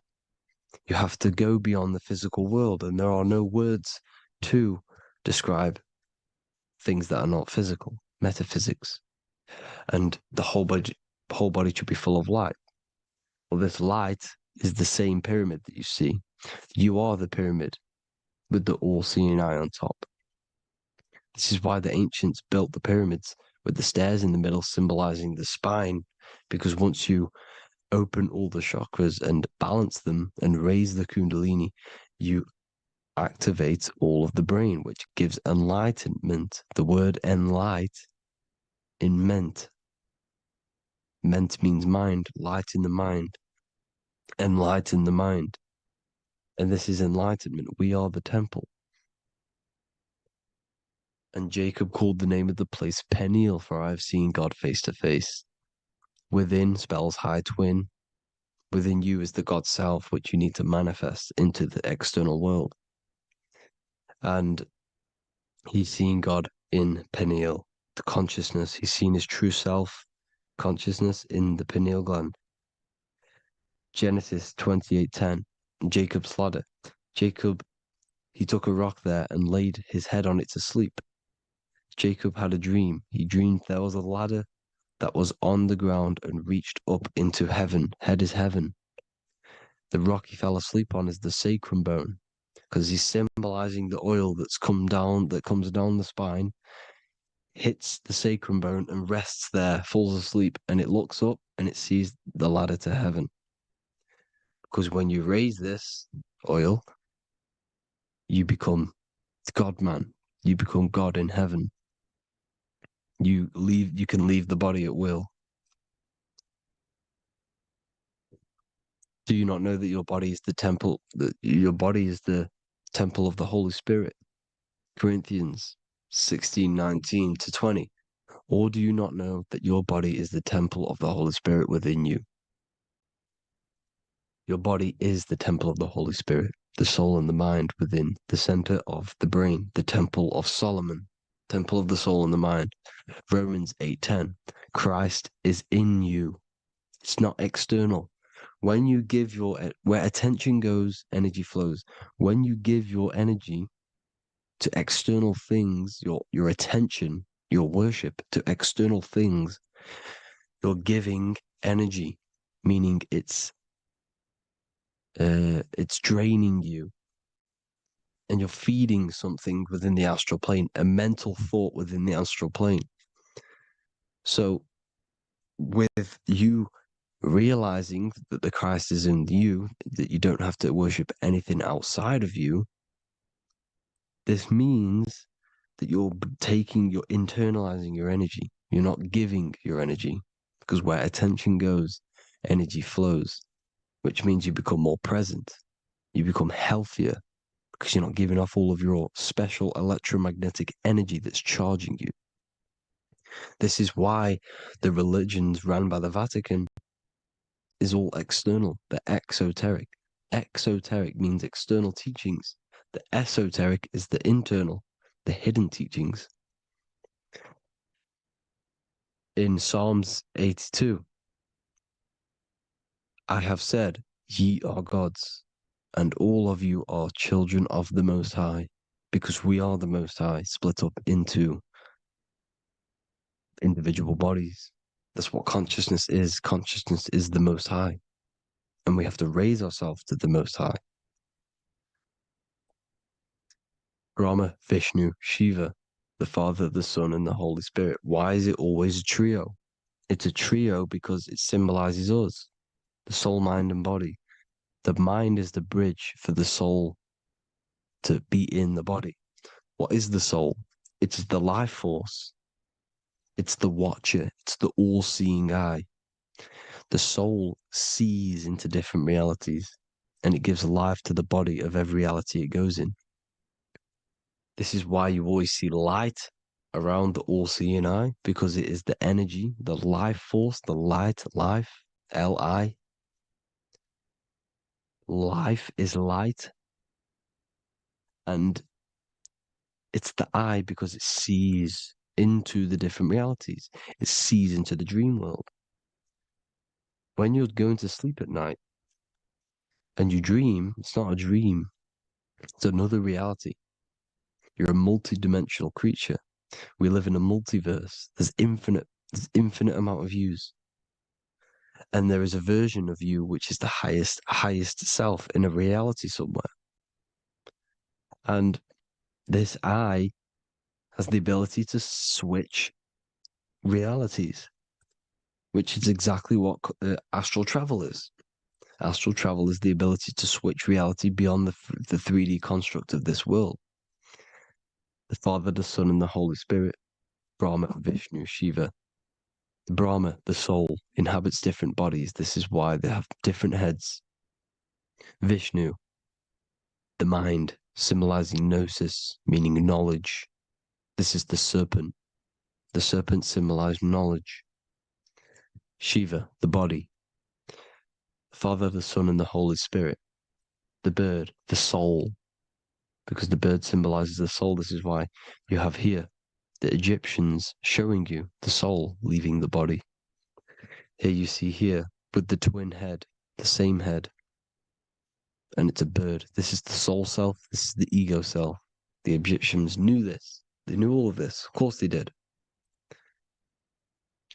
Now, the whole story of Jesus is all metaphorical for the process which goes on within your body. Your neck and head is the holy grail which the sun and the moon creates. Sorry, the sun and the moon creates the fluid within the holy grail, the brain, the skull. And the moon creates the milk. Sorry, the moon makes the milk. The sun makes the honey, the land flowing with milk and honey in the Bible. The land flowing with milk and honey is the center of the brain in the Holy Grail. Here you see the Masonic artwork showing you the sun and the moon creating the fluid in the spine. Here's the serpent. Serpent symbolizing the two Kundalini channels, the Ida Pingala up the spine. Here's the furnace raising the Kundalini, raising the oil, heating it up and rising it to the crown. You see? So here you see more Masonic art, seeing the sun and the moon creating the holy fluid in the brain, in the cup, filling the cup. This is why it's a cup, because it's the Holy Grail. This is the holy oil in the center of the brain that gets released down the spine, which is Jesus coming down from heaven. It comes down the spine, down the River Jordan in the Bible. This is when Jesus goes from Nazareth to Jerusalem. He comes down the River Jordan, and Joseph and Mary are in Nazareth waiting for Jesus' return. Joseph and Mary symbolize the pineal and pituitary gland, which produce the two oils created by the sun and the moon. And when he returns, he gets crucified at 33, because there's 33 vertebrae at the back of the spine, and it crosses the vagus nerve. The crucifixion of the oil past 33 vertebrae creates God-man, and it creates your higher self, and it activates 100% of the brain. And you turn into spirit, you turn to your spirit self. This is why Jesus dies. He didn't physically die, it metaphorically dies and becomes his higher self. The ego self is left behind. It's the same with the whole story of Jesus. Jesus comes down from heaven, which is the oil. He dies in a cave for 3 days, which is the oil hitting the cave. Here's the cave. And resurrects after 3 days. If you resurrect the oil, comes up and gets crucified at 33 in Golgotha. Golgotha translates to a place in the skull. The three wise men from the east. Well, if you look at the Masonic artwork, they'll always show you a ladder up to the east. Okay? Here you see north, south, west. This would be east. Here you see east here. East here. The ladder up to the east. The east is the top, up. Three wise men from the east. The thalamus, pituitary, and pineal gland in the center of the brain. The most important glands in the body. Here you see the Egyptians with the spine, the sun, and the two hemispheres of the brain. What did I say at the beginning? The sun is the soul. The sun is its own source of energy. It's the life force, which gives life to anything it inhabits.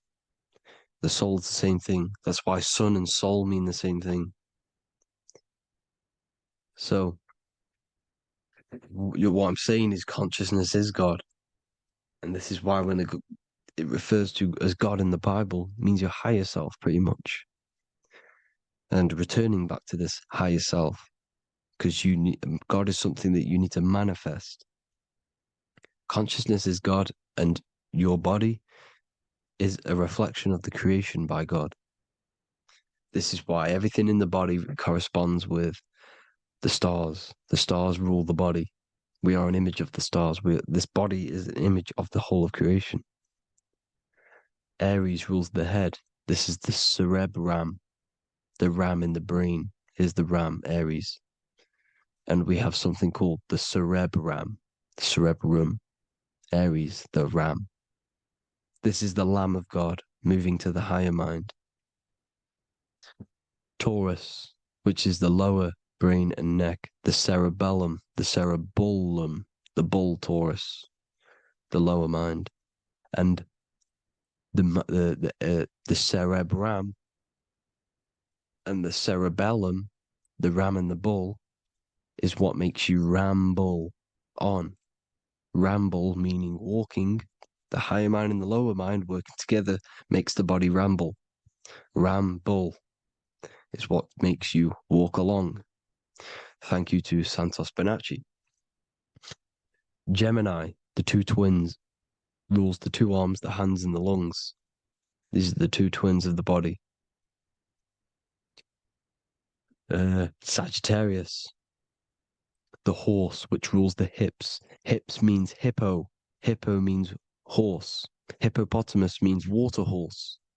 Hippo means horse, and this is why we call them hips, because horses have massive hips. Capricorn, the kneecaps.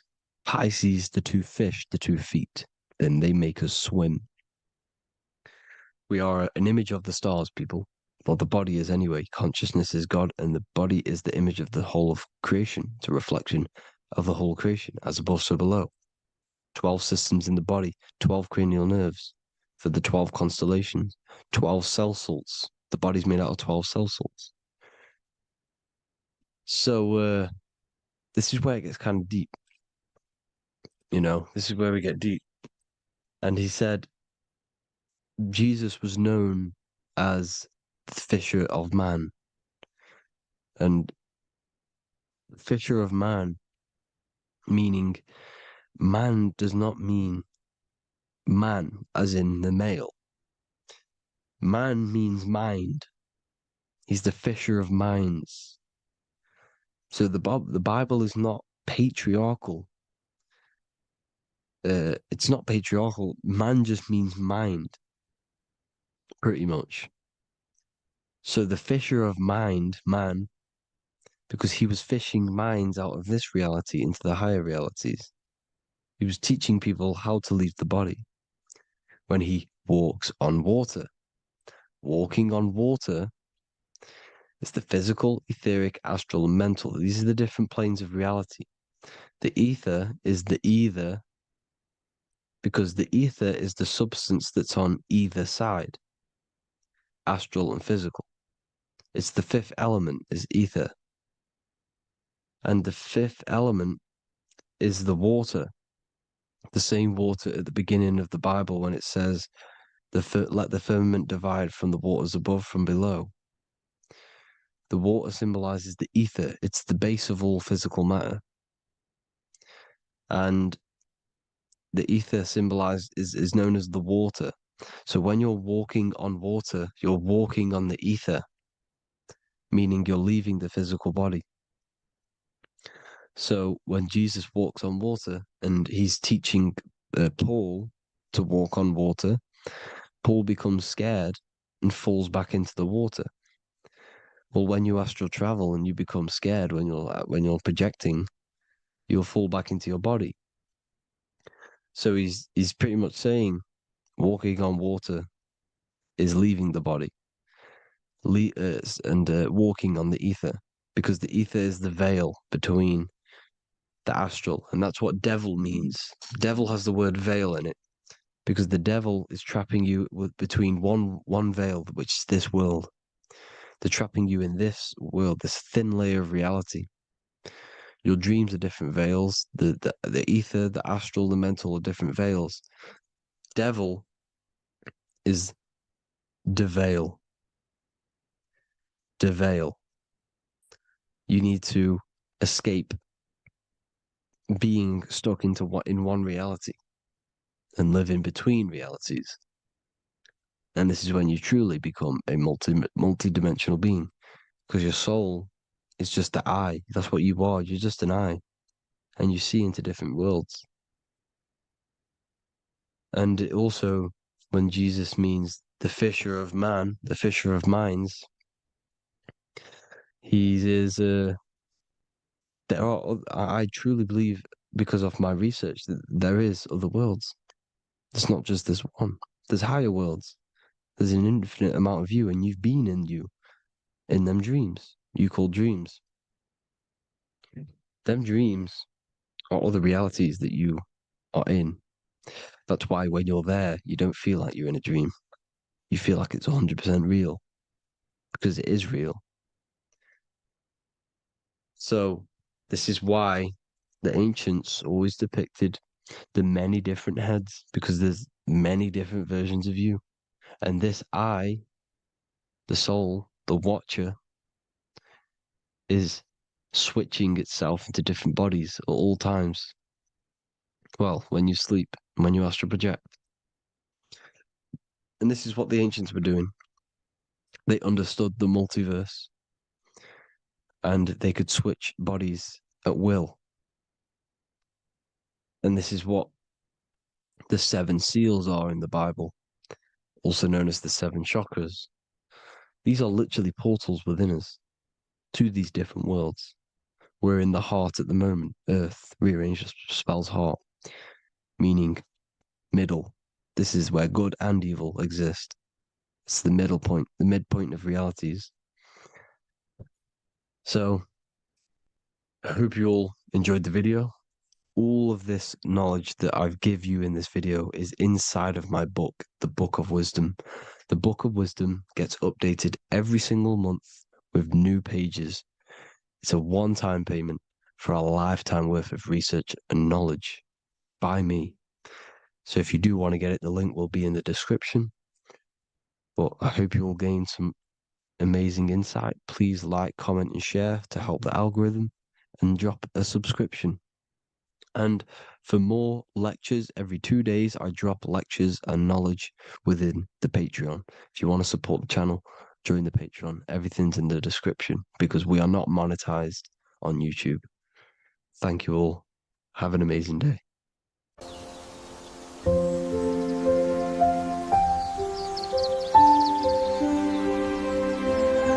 bookofwisdom.com. Visit today.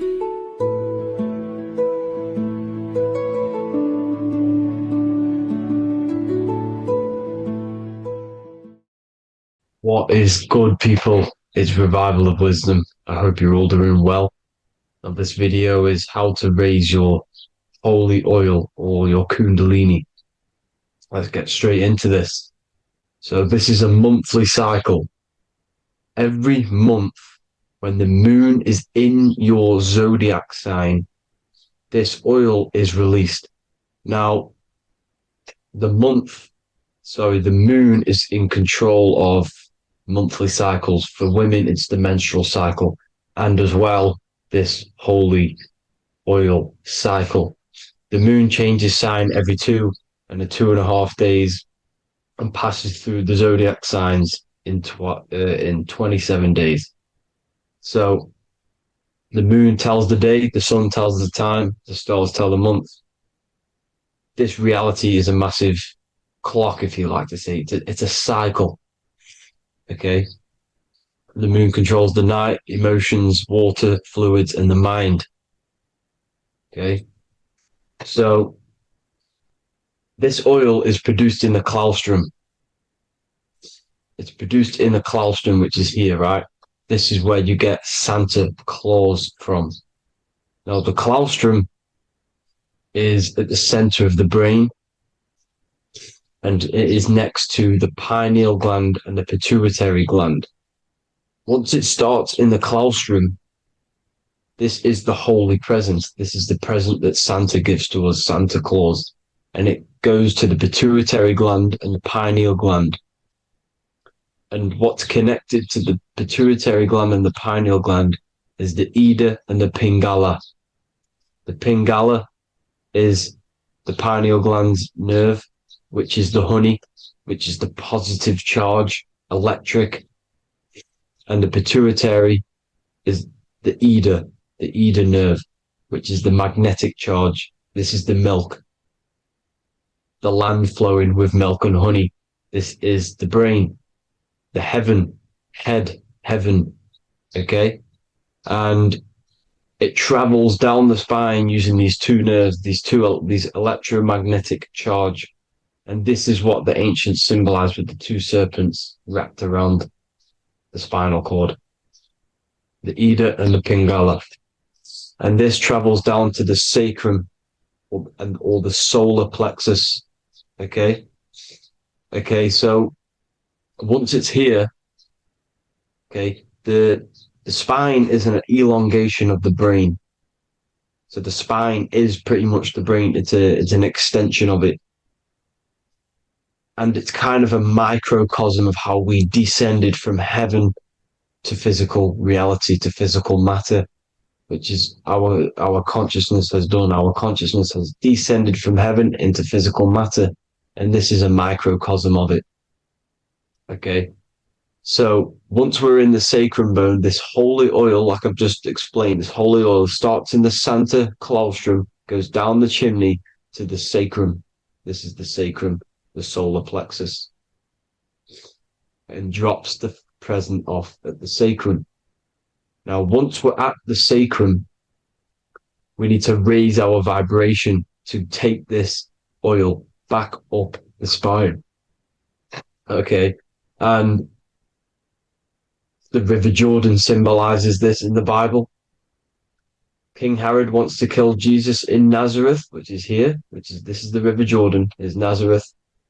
He goes to be born in Bethlehem and then goes back up to Nazareth to Joseph and Mary. Joseph and Mary, the pineal gland and the pituitary gland. The Bible is huge symbolism. It's all metaphors for this sacred process which goes on inside of your body. You are the Temple of Solomon. You are the Holy Land. The Holy Land is your brain. Once this oil is at the sacrum, you need to raise your vibration in order to take it back up. Once this oil has gone back up to the pineal gland, it activates the crystals which are wrapped around your pineal gland. Your pineal gland is this tiny little beam here. This is the claustrum. This is the pineal gland. And it's wrapped in crystals. And when this oil travels back up the spine by raising your vibration, back to the upper room where Jesus met the 12 disciples, or the 12 cranial nerves in the brain, and it activates and it turns on this pineal gland. And once it's turned on, it illuminates all the cells and the nerves in your brain and turns them all on and activates the higher God man, the God consciousness, Christ consciousness. And it regenerates the whole body. This is the secret to regeneration. It regenerates all the cells in the body.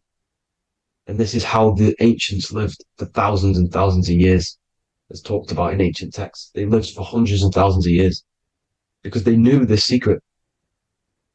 And this fluid, this brain fluid, the secretion, or the Christos in Greek, which means gold, because this is the alchemical process from turning lead to gold. Your body is the alchemical furnace. Now, the ancients knew about this center of the brain because they symboled it. This is the Eye of Ra, and it's the brain. And this is what's wrapped around our consciousness. Our consciousness isn't wrapped around the brain. The brain is built around the consciousness. We are the consciousness. You don't have a soul, you are the soul. Okay? Now, the head, heaven, hell, heel at the bottom of your foot, that's hell. Head is heaven and hell. Simple. Now, the pineal gland produces DMT, which is dimethyltryptamine, which is known as the spirit molecule. So, let's move on. Now, when this oil travels up, back, the spine, the chimney, it crucifies at the top, which is called the vagus nerve. So when it reaches here, the optic thalamus, it crosses and crucifies once it's raised back up. And this is why Jesus dies at 33. He was crucified at 33. Because you have 33 vertebrae on the back of your spine. And then it's crucified by the cross of the vagus nerve. When this oil crosses the vagus nerve, this is the crucifixion at 33. And it symbolizes the death of the physical consciousness. You then become spirit. You then become God consciousness, activating the Kundalini, regenerating the body and the mind. Okay. The Garden of Eden. You are the Garden of Eden. The land of milk and honey is upstairs. The pituitary, which is the milk, the pineal gland, which is the honey, which is DMT. He even says this in the Bible. As he brought us into the place, and he has given us this land, a land flowing with milk and honey, which is also symbolized as the sun and the moon. The Bible also says the light of the body is the eye, not the eyes, the eye. If therefore thine eye be single, thy whole body shall be full of light. This is the activation of the pineal gland by raising this oil back up to the pineal gland, to the center of the brain. Neither shall they say, see that here, or see there, for behold, the kingdom of God is within you. So he's saying, don't look out there. Nothing is out there. It's all inside of you. Everything's inside of you. You're the universe. Now, how to raise this oil back up to the pineal gland? Every month, like I said, the moon controls the cycle. The moon controls monthly cycles. When the moon is going into your zodiac sign every month, this oil goes down the spine and you must raise your frequency to get it back up. You must retain your seed. This is the most important. Your fluid, your secret, your holy fluid, your life force. You can't let that go. That life force is the reason you're alive. This holy oil is the reason you're alive, because it feeds all of the systems in your body. It feeds all the systems in your body. You have to retain your seed, alkaline diet, positive thinking, and meditation. Okay? When you retain your seed, you will live longer. The moment you release it, you're killing yourself. You're killing a piece of yourself every time you release your seed. Every single time. You're killing a part of yourself. Okay? Now, this could be why this could be the illumination, the single eye on the Illuminati's symbol, the Freemasonic symbol, the illuminated eye, the triangle, which could symbolize the body, mind, and spirit, but the eye illuminated. Now, in the Bible, it talks about the two trees, the tree of knowledge and the tree of life. The tree of knowledge is the tree of good and evil, which is the most important system in your body, which is the nervous system. The nervous system, the most important. The tree of good and evil, and the tree of life, which is the cardiovascular system. Now, this oil, when it's released every month, feeds these two systems, and these two systems feed everything. Now, it's important you understand that. Okay? The ancients knew all of this knowledge. The Bible's telling you this knowledge. But it's in a metaphorical way. You have to understand the context behind it so you can read it properly.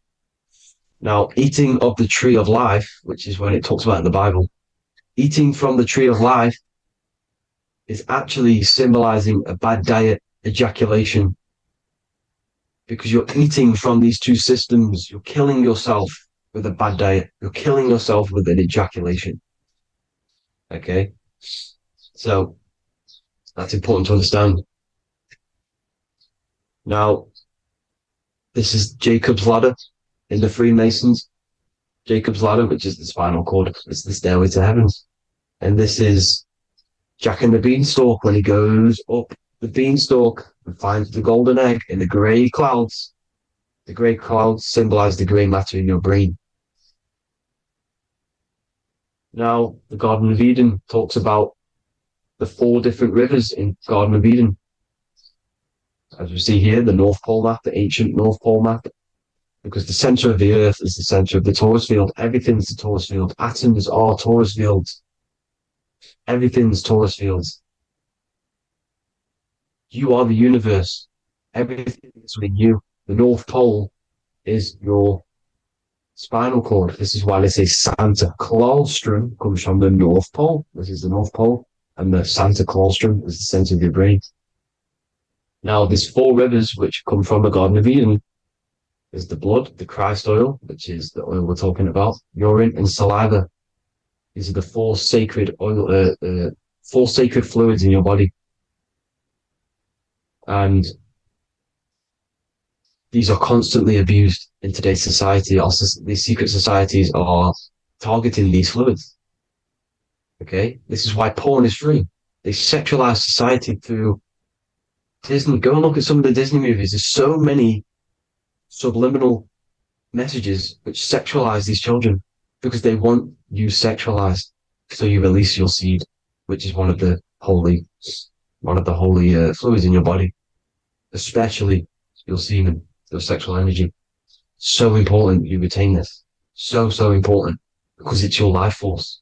It keeps you alive. Okay. Now, let's recap on this. If you want to raise your oil every month, you can't just retain your seed for the month. You have to retain your seed forever. Don't just do it for a couple of days. Have to do it. It's a lifestyle. You want to become God consciousness, you got to do what it takes. It's hard in this society because this society is made around, it's designed to kill you pretty much.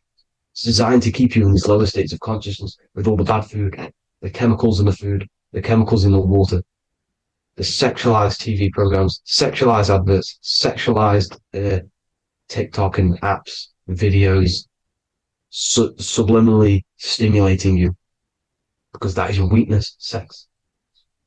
It's your weakness. Now, you have to retain your seed, meditation, and an alkaline diet. Why alkaline? Because acidic is low vibrational. This is the color spectrum. And what's the highest vibrational color? Violet. It's the lowest, red. You have to have an alkaline body in order to raise this oil. When you drink, when you have a bad diet, when you drink alcohol, when you smoke, this destroys the oil. It destroys the oil in your sacrum and it can't be raised again, can't be raised up. This is why it's so important. Without that oil, you don't live. That oil makes you live. It feeds everything in your body. It's crazy how we're not taught this. It's insane. But that is how you raise the oil, people. I hope you all gain some knowledge out of this video. And I hope this assists you on your journey, your spiritual journey. And please like and share this video. We need this knowledge out to the public to wake up humanity. Thank you all, people. God bless.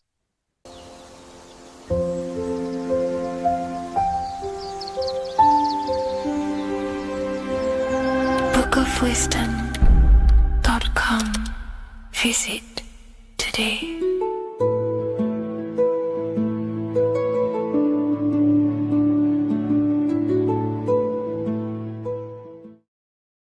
What if the word Yahweh is proof that God is embedded in our very own being? Stay with me because what I'm about to show you might change the way you see yourself forever. Today's topic is decoding the mystery name of Yahweh, the sacred name of God from the Hebrews.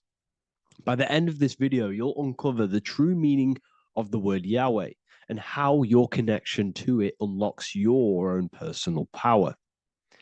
When we look at the word Yahweh in Hebrew, we flip it on its side. We're actually looking at the human body.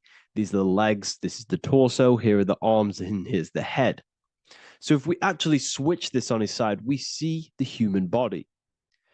The Hebrew name Yahweh often translates to I am, the I am. Now, what is the I am?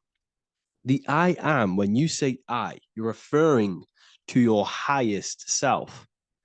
Everything with the letter I in the beginning, most of them words are referring to our inner self, inside, intelligence, internal, in.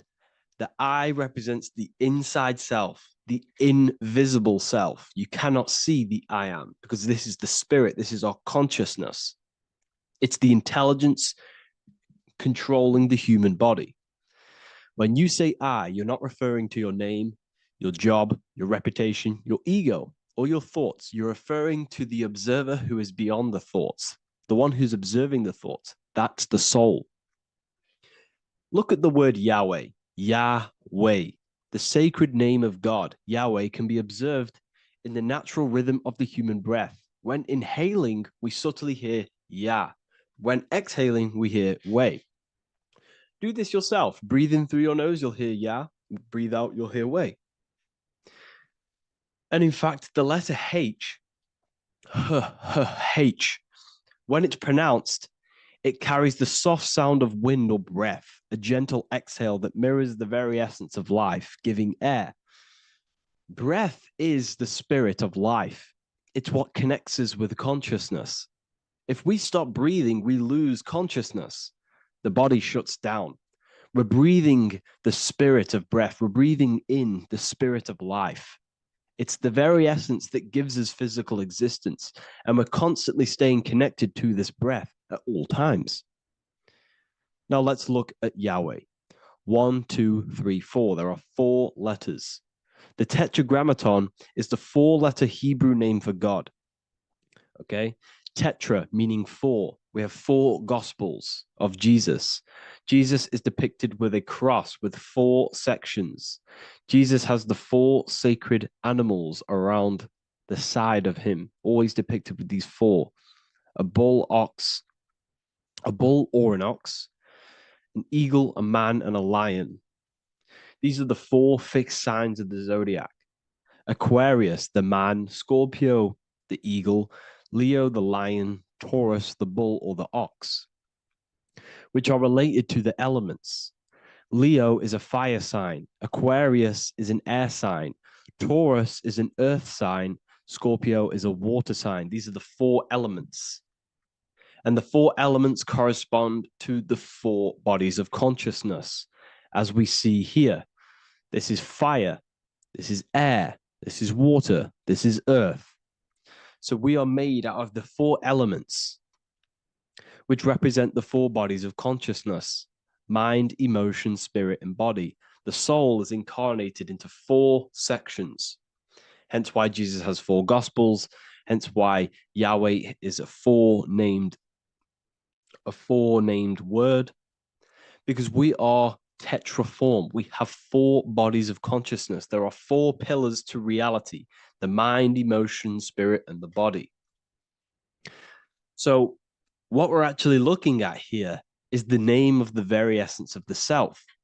Yahweh represents the universal consciousness that we're all tapped into, because the body is like a radio. The body is basically a radio antenna, which is picking up the stream of consciousness, and we're all the same consciousness, just experiencing it in a different body. And Yahweh is the name for this intelligence that we're all acting out, that we're all manifestations of. So now let's look at the word Yahweh, where we read it this way in Hebrew, which is 10565. 10565 in the Hebrew letters and the numerical values. And the DNA is made up of 4 bases. These 4 things which create the DNA.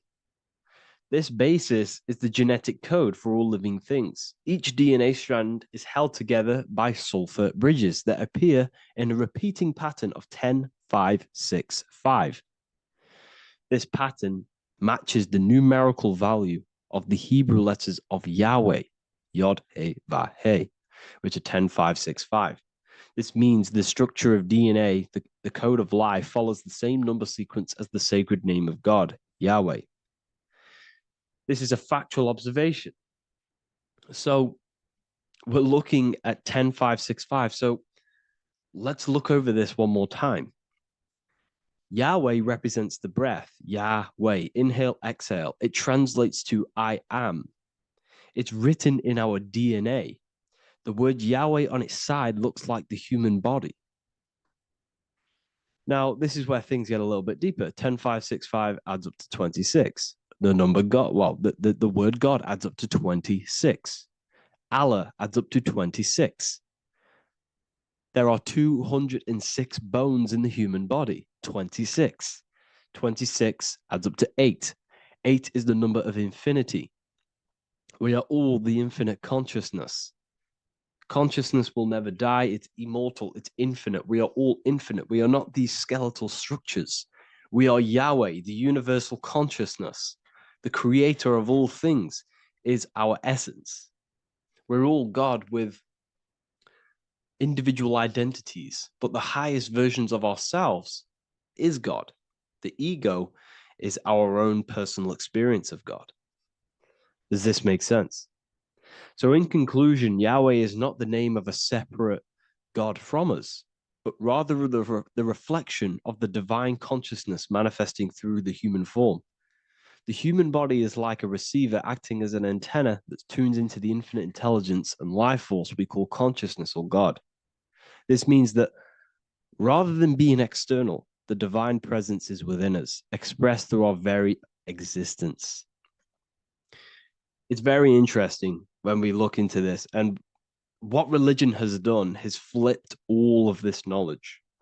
All of this sacred knowledge has been externalized. They've externalized God so that we worship God and we view God as something separate from the human experience. They do this so that we don't find the God within us, so that we don't find that we have the power of creation. The mind is the creative force of God. The body is the will to act out that thought. They don't want us to figure out that we are creators and we're all creating our own earthly experience. We're all projecting this reality. And they don't want us connecting with the divine intelligence within us because they want to be the creators. They want to keep this knowledge. They don't want the masses to wake up to this powerful knowledge. So what they've done is that they've taken the scriptures, they've externalized it so that we start worshiping and giving away our power to these external things. And when God is external, we start to fear God because we start to think that God has power over us. He can send us to hell or heaven. So this is what's going on. They've been externalizing this for thousands of years to keep us in a suppressed state. Okay. Humans are very advanced because we possess self-awareness. We possess the ability to move our awareness and our thoughts outside of the instinctual nature. For example, a cat or a dog. These things can only live in their instinct. They live based on instinct. They smell, they eat. That's pretty much all they do. But humans, we have the ability to rise above that nature and turn to our infinite selves, our higher selves. We can move beyond our instinctual nature and create very advanced things. That's why humans are made in the image of Yahweh. We are literally God in human form. So this is what we all need to realize. And I hope this video has helped. Please leave a like, a comment on inside of the description. I'll have some links to my books and my university. The people who have read them have just absolutely changed their lives. You could probably see that in the comment sections if someone leaves a review of the book. We also have Trustpilot. But yeah, I thank you all. And I'll see you in the next one.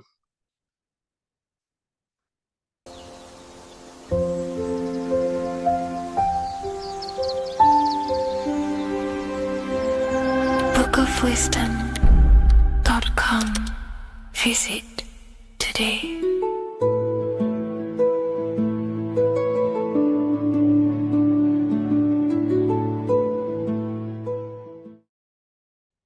What if I told you many people around you have probably sold their souls?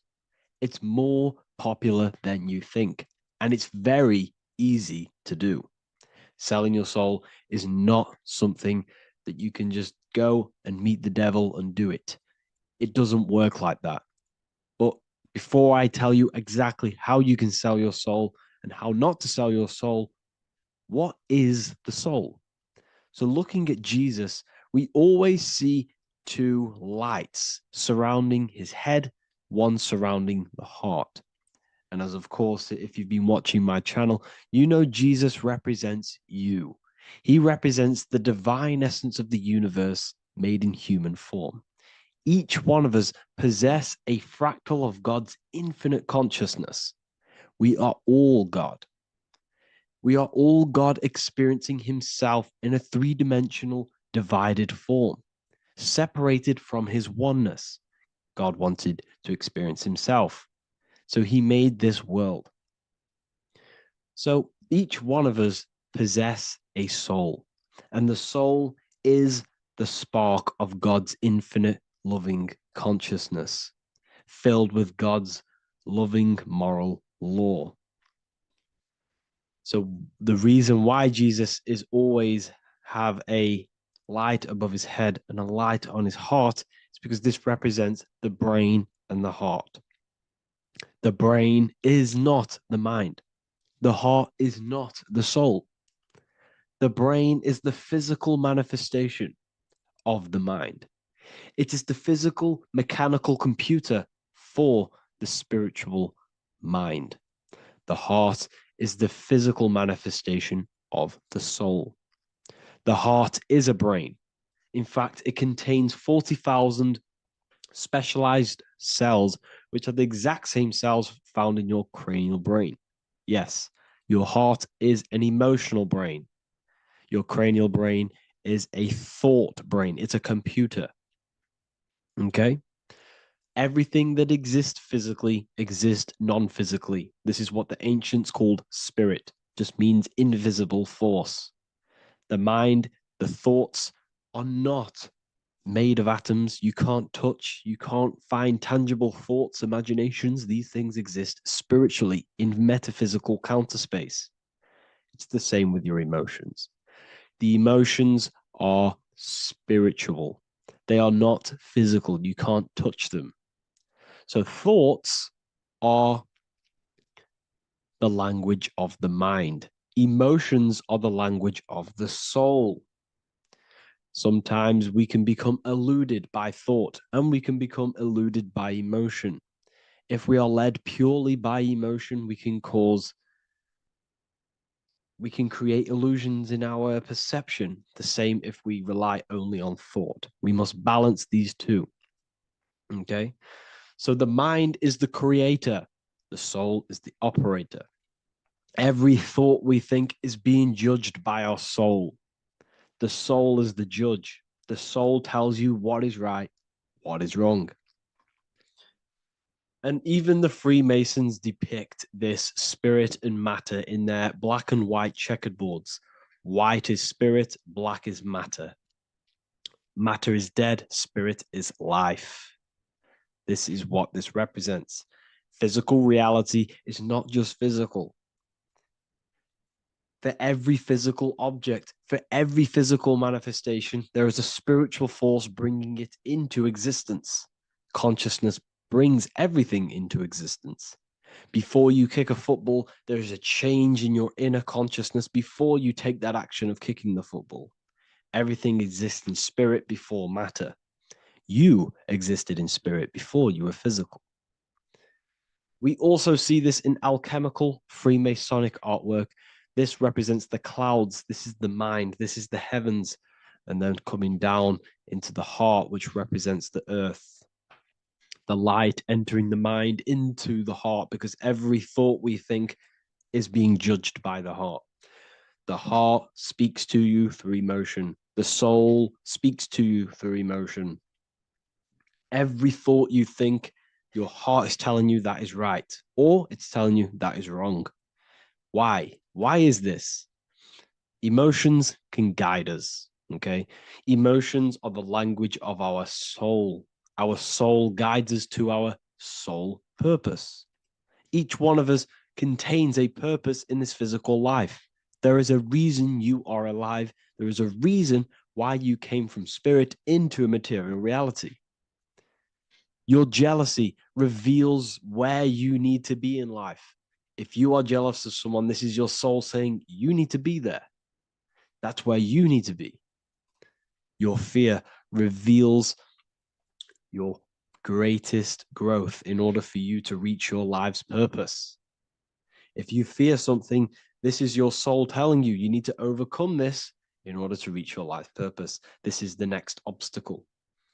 The soul Your life purpose is not found in your passion, it's found on the other side of your greatest fear.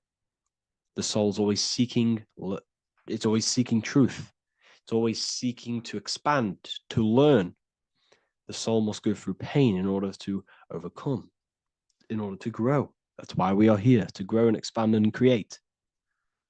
We also see this in alchemical artwork. Again, the mind in the clouds, the heart and the soul. They must work in unity. Each one of us contains the spark of the divine, which is the soul. Okay? Which is the soul. This is the operator. God, generator, operator, destroyer. The generator is the mind. The operator is the soul. The destroyer is the body. Everything will generate, everything will operate, and everything will die. That's the Trinity, the Father, the Son, the Holy Spirit. There's always a Trinity, Brahma, Vishnu, Shiva. Okay, so each one of us contains God's law, and it's encoded within our consciousness, within our soul, within our heart. That is what's judging everything you do. Every time you hurt someone, you can feel it. If you've ever punched someone, you can feel it. You know it's wrong. If you've ever stole something from someone, it doesn't matter what you've learned in the past. If you steal something, you know deep down within your soul it's wrong. This is because each one of us are encoded with God's law of love and integrity. I don't care how tough you think you are and how hard you think you are and what you've done in your life. I don't care. You know what is right, what is wrong, because you are encoded with love. Does not matter how far your mind can take you away, how corrupt your mind can become. There is always a spark of love and empathy in your heart, in your soul. You know this when a child. When you're a child, you're not racist. You don't want to hurt anyone. You don't want to steal. As a child, you're pure love, you're pure awareness, you're pure. You would never think about being racist. It's the corruption of the mind that leads us to corruption. Our soul always wants to do good. So the soul is encoded with God's law. And when we go against this law, this destroys our body. Yes, because your body is electromagnetic, and that's being casted from your heart. So every time you go against the heart's guidance, moral law, we weaken our electromagnetic field, which weakens our body. If you've ever looked at someone who's very negative, you can see them. You can see that they are aging quicker. You look at Scrooge, for example. If you ever watched Scrooge, look at how corrupt he looks. That's his heart. You can see the people's hearts on their face. People who do negative things and have negative thoughts, negative emotions, you can see it in their eyes, in their face. It's because it corrupts you. It corrupts the body. It ages the body. Goodness is life. Okay. So can you sell your soul? You cannot sell your soul physically. But what you can sell is your conscience. What you can go against is that moral law. And you can exchange physical material things such as money, fame, cars, houses, business, in order for you can exchange that to go against your inner dialogue. For example, these rappers, celebrities, what are they doing? They're not selling their soul. You can't sell your soul to some entity on the astral plane. But what you can do, you can take money to say, I'm going to go against my heart. I'm going to go against my inner moral law. I'm going to take that money and I'm going to do something wrong. It's basically going against your soul. It's selling your soul's guidance of moral law. That's what selling your soul is. And that's what these rappers are doing. That's why they're so sad. You know, this is why all these rappers are on drugs, doing all sorts of things to escape, to short-term escape what they've done. They're going against their inner guidance for money. And yes, short-term pleasure may be happy for now, but in the long run, it will leave you feeling voidless because nothing material can ever satisfy your soul. Nothing. You could gain £1 million tomorrow, guaranteed within 2 weeks, you'd be back to the exact same position mentally, emotionally as before, because nothing physical can ever satisfy you. Guaranteed, if you received 1 million in yes, if you received 1 million now, in a week's time, you'd be hunting for the next million because it does not satisfy you. There's a reason why these billionaires don't stop working, because they're so addicted to earning and earning and earning. It doesn't satisfy you. The only way you can satisfy yourself is through Christ consciousness, is through self-love, is through loving thyself, knowing thyself, and becoming balanced internally in consciousness instead of seeking external validation through material things, which end up leaving you feeling voidless, empty inside, and sad and depressed and anxiety. Everyone's looking outside of themselves for validation, when true validation comes from within. True satisfaction, true happiness comes from within, reaching Christ. Christ is a state of being, a state of consciousness that we must cultivate within ourselves so we can live a happy, balanced life. You can have all these material things when you're satisfied inside, but don't rely on them. Me, I enjoy material things, but I don't desire them. I don't chase them. I don't rely on them for happiness, for validation. You can have big cars. You could have your favorite watches. You could have Lamborghinis. Yes, it's fun, but don't let it give you your happiness. As long as you're happy on the inside, it's okay to have these things. You should seek balance with your inner world and outer world. Okay, so this is what they are doing. Rappers, celebrities, actors, Hollywood, this is what they've done. They've exchanged their inner integrity, their inner law, their inner moral compass for exchange for material wealth, fame, money, and cars. That's what they've done. And power. It corrupts you. They slowly corrupt you. So yes, you cannot sell your soul. And if you wish to learn more, I'll see you inside Ethereal University with my community, where we are learning every day to master ourselves, to expand our consciousness. If you want to lucid dream, astral project, master yourself, create the desired reality you want, learn about human consciousness and your full potential, then Ethereal University is for you, and I'll see you inside. The link will be in the description. Thank you for watching.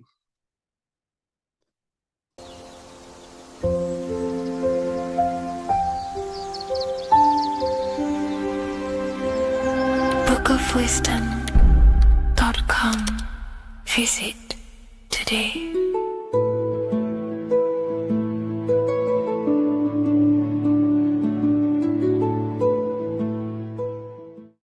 What is good, YouTube? Today we're going to be talking about the astral plane and how the cosmology fits into the astral plane. Okay, so first let's go over the astral plane and go over the different layers of reality so that you can understand reality more.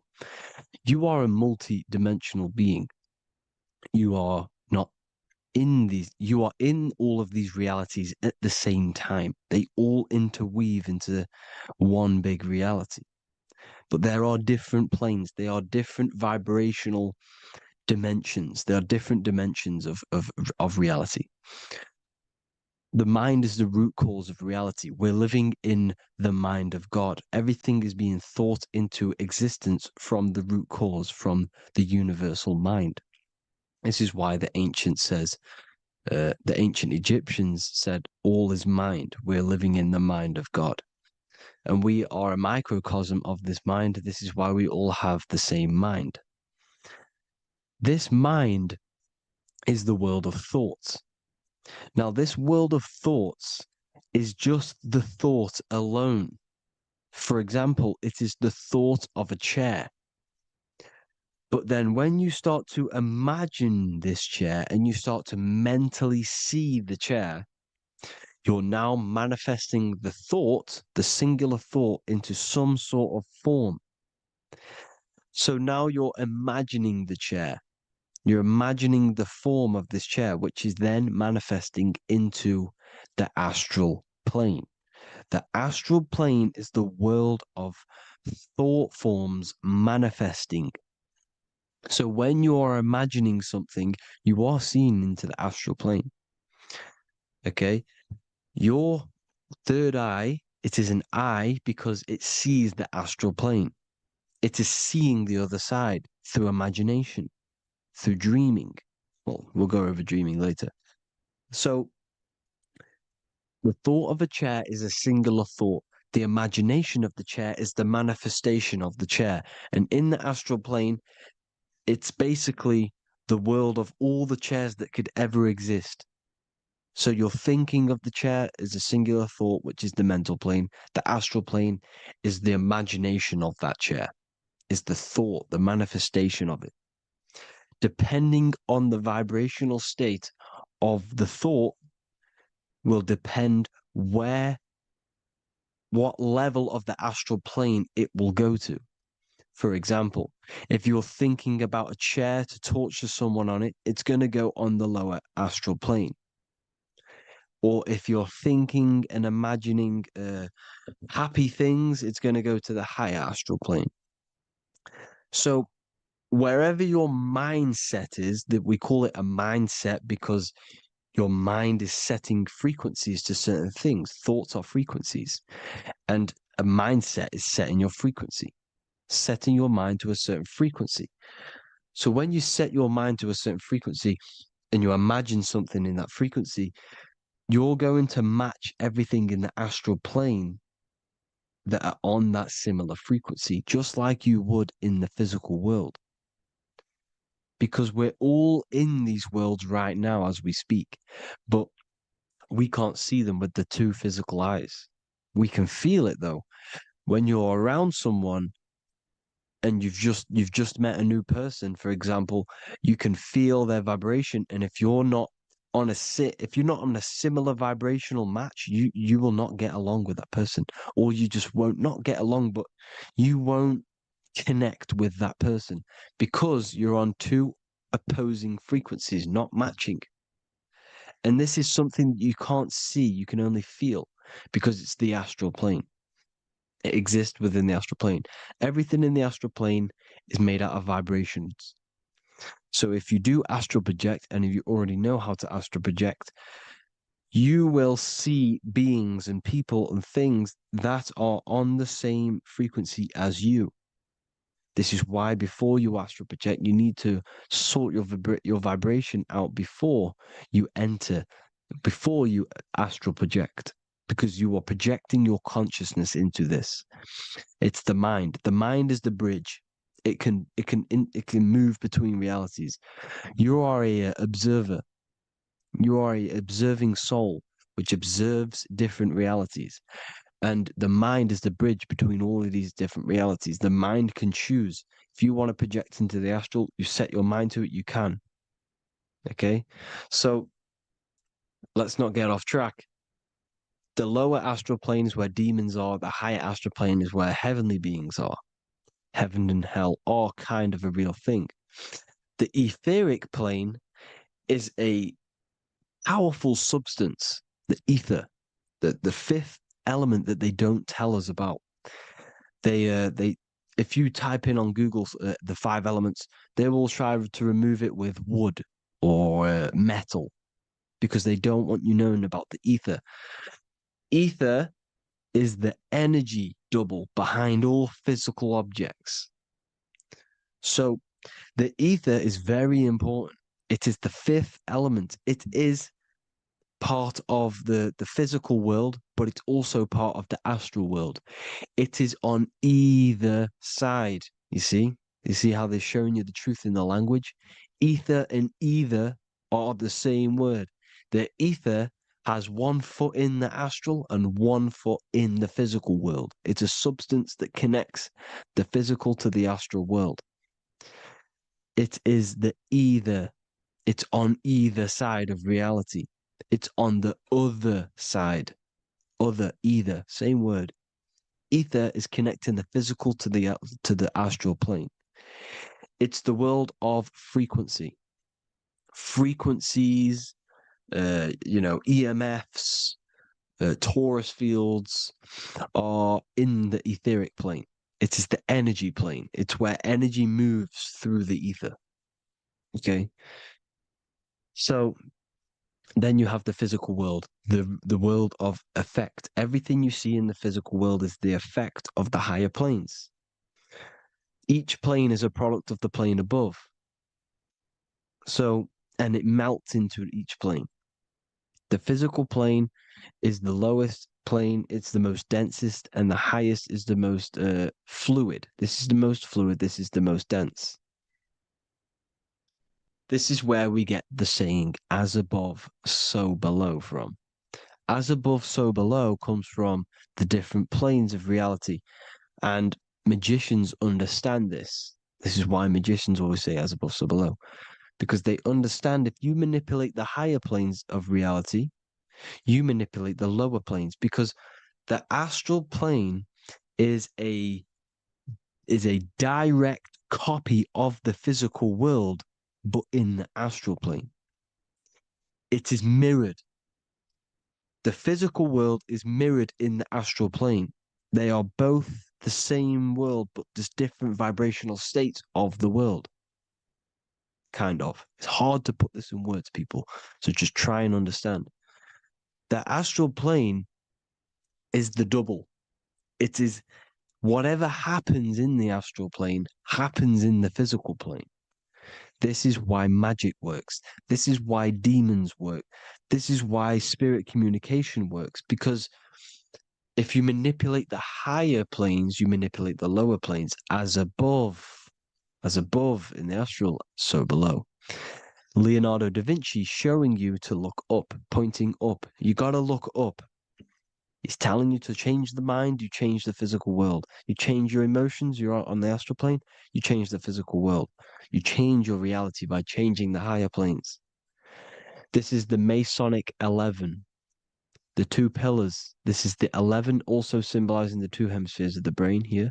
But the 11 symbolizes the two mirrors. 11.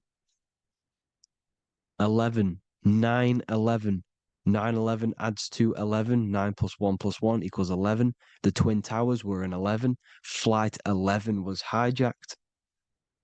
Because it's a mass ritual within the astral plane. Now, we're going to go deep into that later, and I'll show you these rituals they do in order to manipulate the astral plane. So, this is what the 11 is. It's the mirroring of reality. If you contact spirits and conjure spirits, you can either summon or attract demons and spirits. Summoning is creating a spirit. You create demons. Okay. Like I said here, the mind is the root cause of reality. If you think of if you think of a traumatic event that happened in your life over and over and over and over again for years and years and years, where attention goes, energy flows. The mind is the director of energy. If you are directing energy into the specific emotion, the specific thing that is torturing you in your mind, that will manifest as some sort of being in the astral plane, which is called an elemental. And this elemental being that you have created through your thought forms and emotions will latch onto you and feed off this energy. So it's important that you get your mind right.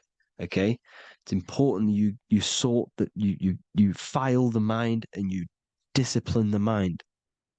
Make sure it's only entertaining positive things, because you are quite literally creating your own demons.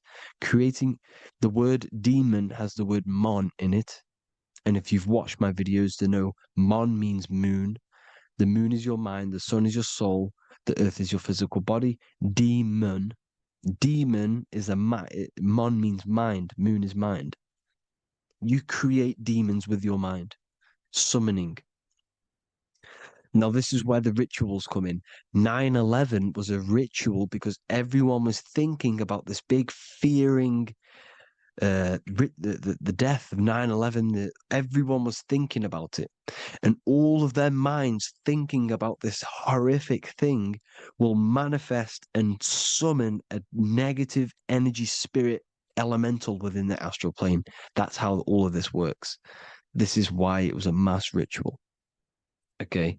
Chris Brown, new album name 11/11. Release date on the 11/11. This will be my 11th album and contain 11 songs. All of these people know the occult. This is Hermes Trismegistus with the star of Saturn, the six-pointed star, as above, so below. The mirroring of reality, physical and astral. The two Masonic pillars. So as above, so below. What's above us? The stars. The stars are connected to the astral plane. This is why we call them stargates. When we dream, we are experiencing these different realities. And what are stars? They tell in the Bible, it says Genesis 1:14. And God said, "Let there be lights in the firmament of the heaven to divide the day from the night, and let them be for signs." Signs translates to things to come. Why things to come? The stars tell the future. Why? And why do we say as above, so below? As above us is the astral plane and the etheric plane. As above, so below. Whatever happens in the stars happens on Earth. The stars are connected to the astral plane. Above us is the astral plane. We are a star in a physical body. This is why we say Mr., sister, stir equals star. The E and the A are interchangeable. We are stars, and the stars are the start of our incarnation. We start in the stars, same root word, and we descend through the seven energies, which are our seven chakras. Then we enter the heart of the soul system. The heart rearranged spells earth. And this is the true cosmology. Here's the Masonic cosmology. This is Masonic now. Here's the firmament. Let there be a firmament in the midst of the waters to divide the waters from above, from the waters that below. Genesis 1:6. The firmament, firmament comes from the word firma, Latin, I'm pretty sure, which means firm. When something is firm, meaning it's stable, it does not move, it is firm. The firmament is firm. So, is the firmament Genesis 1:6. What does he say? Genesis 1:3, sorry. Let there be light. This is before the sun and the moon was created. Let there be light.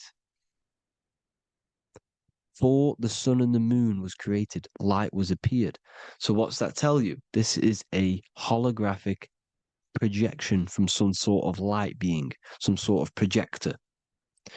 And that projector is the all-seeing eye you see in the Masonic cosmology. This is the all-seeing eye projecting the light beams. Let there be light. Everything is made out of light. The universe is created out of light waves. The torus field is one unit of light. The light projecting this reality is Polaris. Okay, the famous all-seeing eye. Now, what else? Then we have after let there be light in Genesis 1:16, and God made the two great lights. This is the sun and the moon, electric, magnetic, male and female. Then we have the Masonic checkered board, the black and white symbolizing dualities within the dualistic reality we're in, spirit and matter, light and matter, rest and motion, positive and negative, good and evil. Everything's dualistic here. Okay? And it's a dance. The universe is a dance between flickering of white and black light, which is the torus field. We're not going to go over that, but This is all connected to the astral plane. This is the true cosmology. The astral plane cannot work on a spinning monkey ball in the middle of space. Does not work. Cannot work. It's impossible. Okay? Impossible. So even in the Quran, it says, Allah has made the earth for you as a carpet, flat. Quran 15:19. And the earth we have spread out like a carpet, set there on mountains, firm and immovable. It is immovable. In the Quran, it also says 65:12, it is Allah who has created the seven heavens of the earth. The seven heavens, meaning the seven layers of heaven, the seven planets. And Psalms 104:5, he set the earth on its foundations and it can never be moved. Never. So here you see in Isaiah 40:22, he sits enthroned above the circle of the earth, and its people are like grasshoppers. He stretches out the heavens like a canopy and spreads them out like a tent to live in. We live in a tent. This is the tent. The projection of light. Here you see an ancient picture here. Here you see the ethereal barrier, meaning the firmament, the etheric barrier, and here you see his head popping out. Why is his head popping out? Because your head is heaven, your heel is hell. Your head has access to the astral plane. This is why your head is heaven. The pineal gland, when stimulated, has access to project itself, project consciousness into the astral plane. Here you see another ancient picture here with the Masonic Royal Arch, with the zodiac here, the zodiac on the top, arching, because there's a firmament above us. Here's God in the brain. Consciousness is God. Here you see the Masonic Royal Arch, symbolizing the firmament. George Washington above the Masonic Royal Arch. These are the stars. This is Polaris projecting reality. Here's ancient churches with the dome, Polaris projecting reality with Jesus. Disney World is under the dome. The seven layers of heaven, ancient paintings, all depict if you go and look at the ancient paintings, they'll all depict the firmament, the arch above us. This is where we get interesting. The Masonic Royal Arch has the 6-9, which is Cancer. The constellation Cancer, which is 6-9 is associated with portals because CERN is the 6-9. Okay, CERN is opening portals. They're trying to create a portal to the other side. Cancer has the word CERN within it, so there is a link between Cancer and the opening, the firmament opening above us to ascension. Here you see the Masonic Arch with the Royal Arch and the light and the opening. Here you see the light and the opening. This is the opening of the firmament. Here's the Hebrew cosmology with Sheol, the underworld, and the opening. So Cancer is definitely some sort of portal in and out of this reality. I'm just connecting dots here. Now, we're going to go change a bit now. These celebrities that you are seeing they have not sold their soul to Satan, okay? They have not sold their soul to Satan. Satan is a demonic, low vibrational energy that has been summoned over the thousands and thousands and thousands of years of evil occult arts. So since Babylon was summoning this demonic energy, and this demonic energy in the astral plane will grow and grow and grow. It has no form. It has no physical form. Okay? But you can see it in the rappers. If your third eye is open, you can see clearly that these people are demonic. You can sense the energy that they're manifesting. Selling your soul is not what you've been told. It is gaining because your soul is pure love, okay? Your soul does not want to do anything bad. So when you sell your soul, you're gaining physical gain, you're gaining physical wealth, for example, like for these rappers, they will be given millions of pounds because the people in control of the music industry, which is the dark occultists trying to brainwash the masses, the people in charge, are they're dark occultists. They understand Satan and the energy. They are satanic energy, which has been summoned in the astral plane.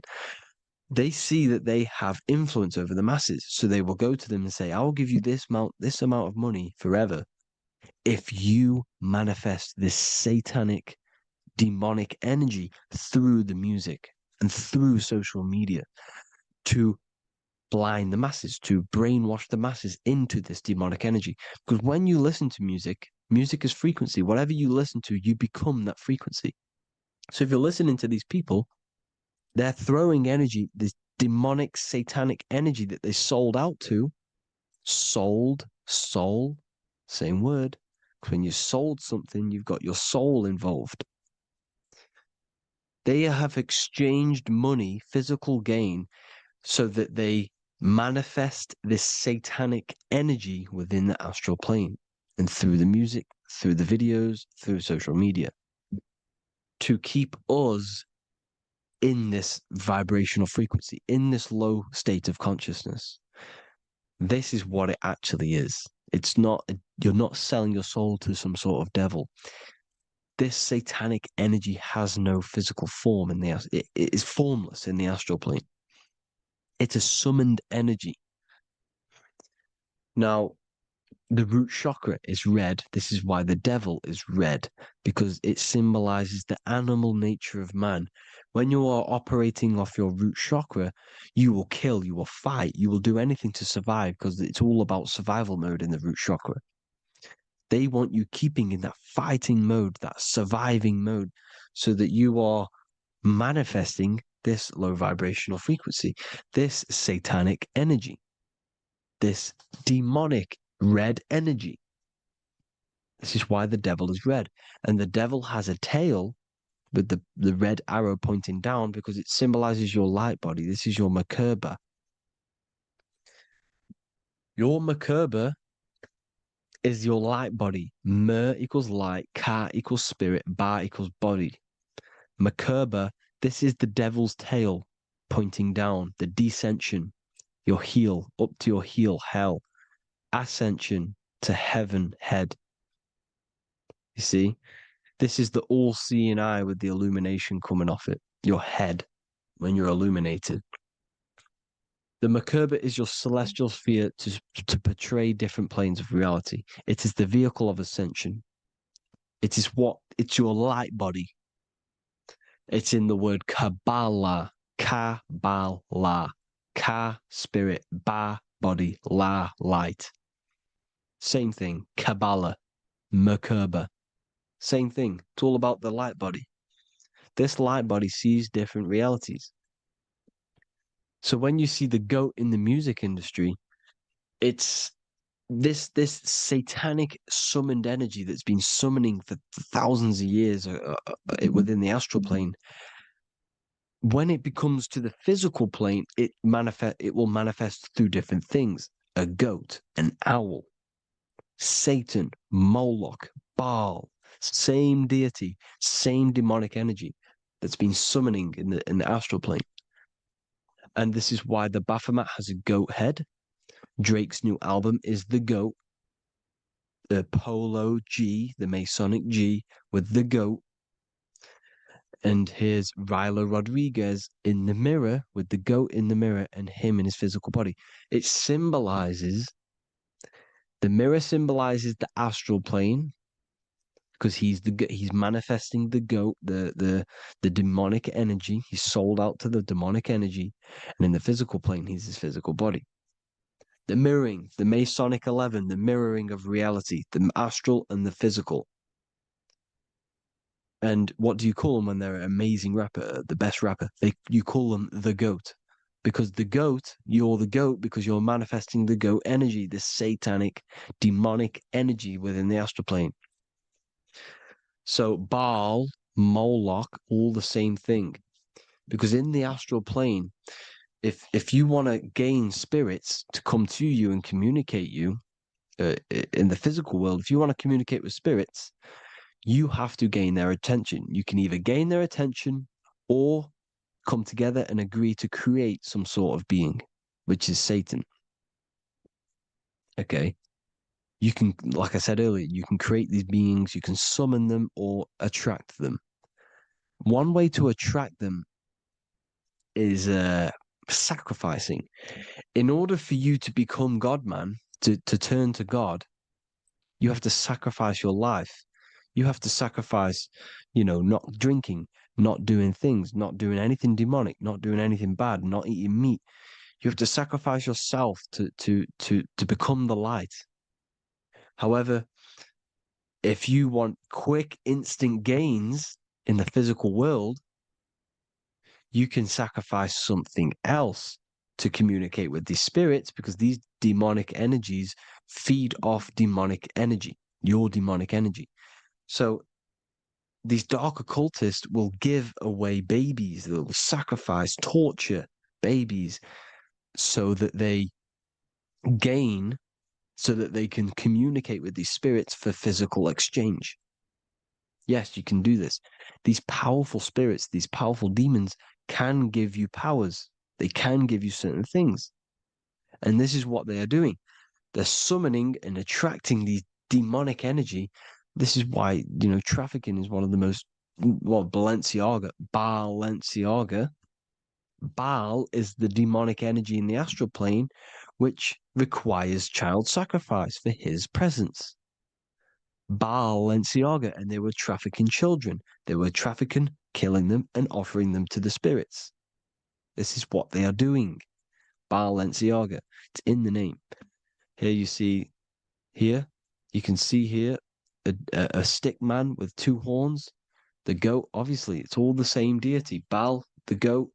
Moloch, here's Moloch, the owl, the Egyptian owl, because it comes from the owl of Moloch, which is Baal, which is Satan, all the same demonic energy.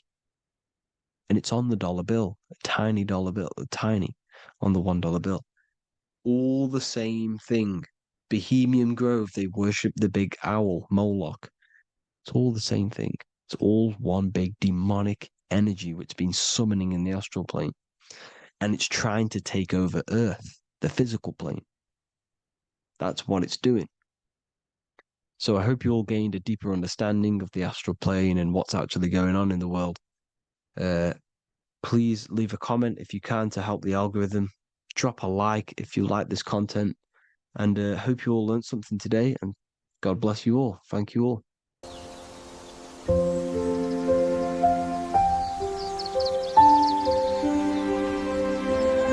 bookofwisdom.com. Visit today.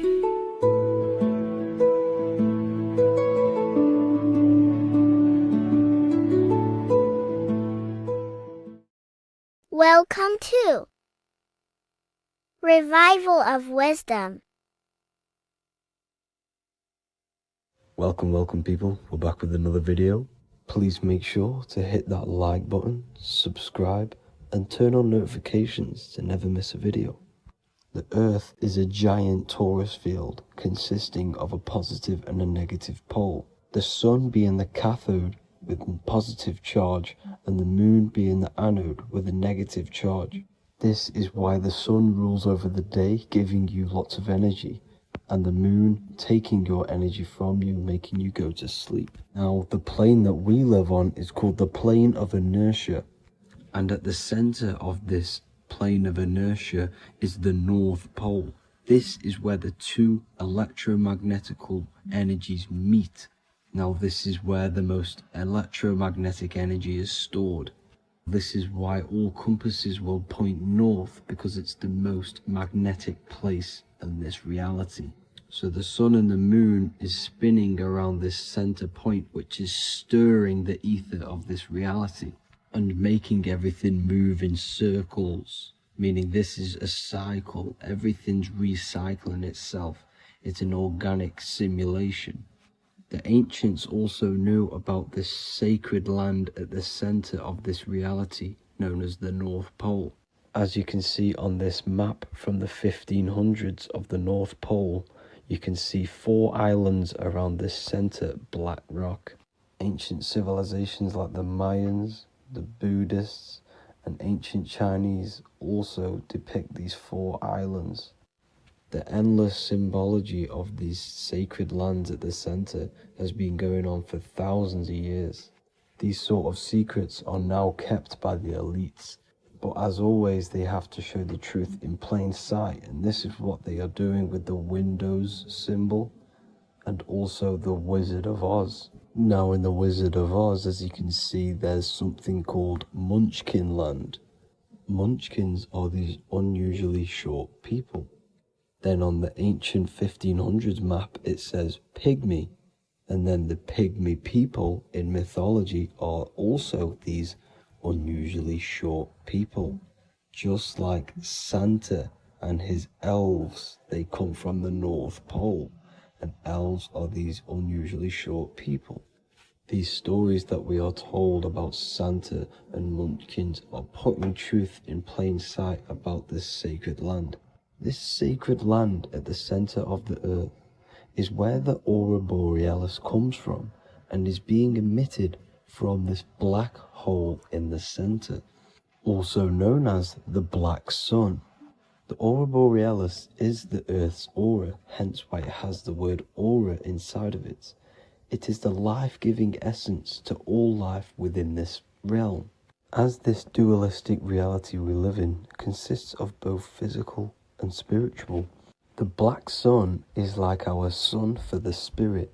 It's our spiritual umbilical cord, connecting us to the spirit realm. And the rising sun is the opposite. It's our sun for our physical 666 carbon suits, known as our human body, our physical aspect. As it states in the 40,000-year-old emerald tablets, deep in Earth's heart lies the flower, the source of the spirit. The flower of life is as thine own place of spirit, and streams through the earth as thine flows through thy form, giving off life to the earth and its children. So the North Pole is the core of this spiritual reality, and the closer you get to it, the more spiritual and lucid it becomes. So the elites have covered this up in order for us to forget the true nature of this reality. And they did this cover up by introducing the globe model. Nicholas Copernicus was around in the 1400s, and he introduced the globe model. As you can see, he is a Freemason. He depicts himself with a globe and a Masonic compass in all of his paintings and portraits. Galileo was also a Freemason, as you could see in all of his portraits with a globe and a Masonic compass. He was also a massive part of introducing the globe model after Nicholas Copernicus. So yes, the globe model was a spiritual and political move to gain more control over the masses. After the globe model was then introduced, they introduced the theory of evolution by another Freemason, Charles Darwin. See how these two theories go hand in hand? They both degrade humanity, and they make you confused of where we actually came from. By hiding the true form of this divine creation and hiding the true power of each and every one of us, they maintain control over the masses. Now this is order out of chaos, known to be the 33rd degree slogan of Freemasonry. Now this is the Masonic cosmology, and as you can see, you have the checkered board for the duality, the 5-pointed star for the 5 elements, the 4 corners for the 4 pillars, the all-seeing eye, which is Polaris, the sun, the moon, and the 7 stars. So even Freemasons are taught the flat earth cosmology and the true form of this reality. Now the true nature of the sun, the moon, and the earth is shown and reflected through the Masonic compass. The Masonic compass is the sun, the moon, Polaris at the top, and the black sun at the bottom. It makes sense why all the scientists who introduced the globe model all used the compass and the globe together, because it's truth in plain sight. As I explained in my other video, all Freemasons have to take the oath, so it goes to show, why are we all learning these theories from Freemasons who can't talk about certain topics that they learn about? Why should we believe their theories when they're holding back the real truth about this reality? Now going on to NASA. NASA means to deceive in Hebrew, and they are also funded by the government. They are not a private company. The old owner of NASA, Werner von Braun, on his grave has the Bible verse Psalms 91. The heavens declare the glory of God, and the firmament showeth his handiwork. Now why would the owner of NASA put this on his grave? Seems a bit suspicious to me, alongside with the NASA astronauts are all Freemasons. And not to mention the countless mistakes they've made on their live videos in space stations, the moon landing, and the CGI footage of the Earth, which is obviously photoshopped. Just by tricking the masses that they live on a spinning ball, the elites gain the perception of the masses. Not only does it hide the divine creation we're inside of, it hides the divine spark within you. It hides the creator, the source. And by believing in space and we live on a spinning ball, it makes people come to the interpretation of that we are a coincidence and we do not have any purpose. And of course this is false.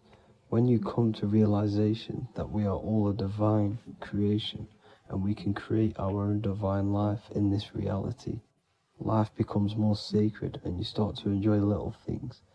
The elites want you to believe everything exists only in the five senses.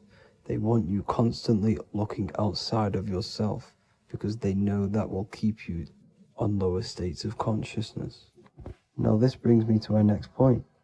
By tricking the masses into the heliocentric model, the elites started to advertise aliens in the movies, in cartoons and magazines in the late 1940s.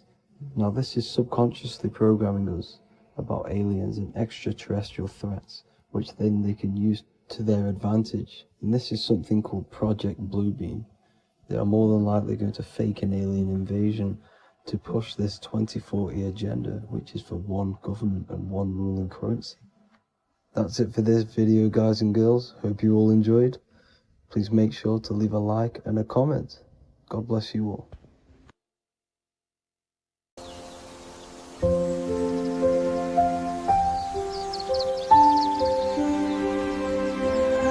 bookofwisdom.com.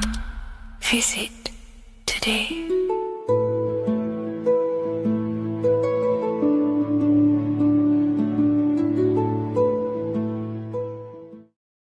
You're living in 4 planes of existence right now, but most people are only aware of one.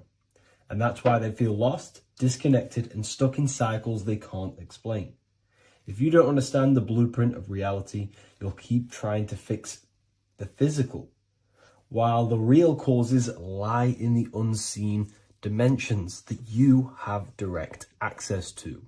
You must understand is that the universe only exists in the mind. Everything is a projection of consciousness. Therefore, consciousness produces everything. Our internal world is consciousness. Our external world is this physical body, physical world. Everything is an externalization of consciousness. For example, this was a thought. Now it's made physical. But before this was invented, it was existing in someone's mind, in consciousness, invisible. Then it was made manifest, made physical. So everything in this physical plane is the effect. The cause is consciousness, mind, the mental plane. So now I'm going to explain these different dimensions of consciousness. You don't just exist in this physical plane. The physical plane, in fact, is the lowest plane there is. It's the illusionary plane. So first of all, we have the Buddhic plane. This is the nothingness. So think of it like this. absolute nothingness. If you turn off thoughts, there is nothingness. This is the void.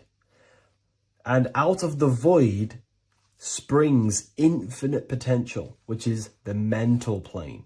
Now, your mind has no limitation. It can think anything, be anywhere, anytime, any place in the whole world. There is no limitation with the mind. This is the realm of infinite possibilities. This is the realm of thought. Thought is a dimension, information and thought. To go a little bit deeper on this, there are pockets of thoughts, what we call in the occult fields of thoughts. Your mind does not think thoughts, it receives them. Your mind is like a radio. Whatever the mind is tuning into, setting its mindset, setting your frequency or setting your mind, you will receive thoughts based on that set, whatever you set your mind to. So there are pockets of thoughts that we penetrate in the mental plane. The mind is the mental plane, the infinite possibilities. This is the spark of creation. This is where all things begin to manifest as an idea in the mind as a thought. So if you want to gain certain information, you need to meditate or do thought exercises where you are penetrating that dimension of thought, that pocket of thought. For example, if you want to find a way on how to make financial wealth, you would use your mind, set your mind on wealth and money and think, close your eyes and think about that specific topic and see where your mind takes you. And you will expand your mind into different pockets of thought and gain information. So this is the mental plane. This is how you can use the mental plane. You can use the mental plane to do this. Then we have the astral plane. We have higher, middle, and lower astral plane. The astral plane is the body for thought. So every dimension, physical, etheric, astral, mental, Buddhic, is a body for a dimension above. Each dimension below is a product of the dimension above. So for example, the astral plane is imagination. This is the lucidic realm of imagination. This is where thoughts begin to manifest into some sort of form. It's not a physical form because this is physical, but imagination is a lucidic form. It's not really physical, but it's there. It's a projection of light. It's astral matter condensed by the willpower of the mind. So depending on the vibration of that thought will depend whether it manifests in the higher astral plane, middle astral plane, and lower astral plane. If you think about more material things and visualize material things, this will manifest on the lower astral plane because material matter is low vibration. Now, that does not mean it's evil. That does not mean it's bad. Okay? It just means low vibration just means more material. But if you think and imagine more spiritual things, this manifests on the higher astral plane. So the astral plane is the screen in your mind that allows you to vision an apple, that allows you to vision anything. It's that mental projection that's inside of your mind. Now, this is what we call the third eye. It's an eye because the eye is the mind, and the mind can see into the astral plane. It perceives this spiritual world, this lucidic realm that we have access to. This is where also infinite potential takes place. This is the realm of spirits, demons, jinns, whatever you want to call them. Spiritual entities exist in this because this is where thought forms manifest into form. This is where thoughts create bodies. Think of it like this. The mental plane is a thought of a chair. The astral plane is the imagination of that chair and all of the different possible chairs that could possibly be. The etheric plane is the energy double of that chair. And the physical plane is the physical chair. So as you can see, the higher we go up, the more formless and lucidic it is. The lower we go down planes, the more dense it becomes. This is formless and this is form. Everything manifests through this process. This highlighter is down here in the physical plane, but the idea began in the mental plane. Everything begins in consciousness before it creates a physical body. It goes through this process. Therefore, if you want to start to mold and create your own reality and create things in your world, you can use these planes to your advantage. You can use your mind to do mental thinking exercises by closing your eyes and expanding your mind into a different pocket of thought to gain wisdom, gain information, gain downloads. The way you do that is simply get into a meditative state, close your eyes, pick a topic that you want to think about, and see where your mind takes you, but always remain centered on that topic. And you can do this for maybe an hour or two or half an hour, and your mind will take you places where you will unlock information. You can even use this to make decisions in your life.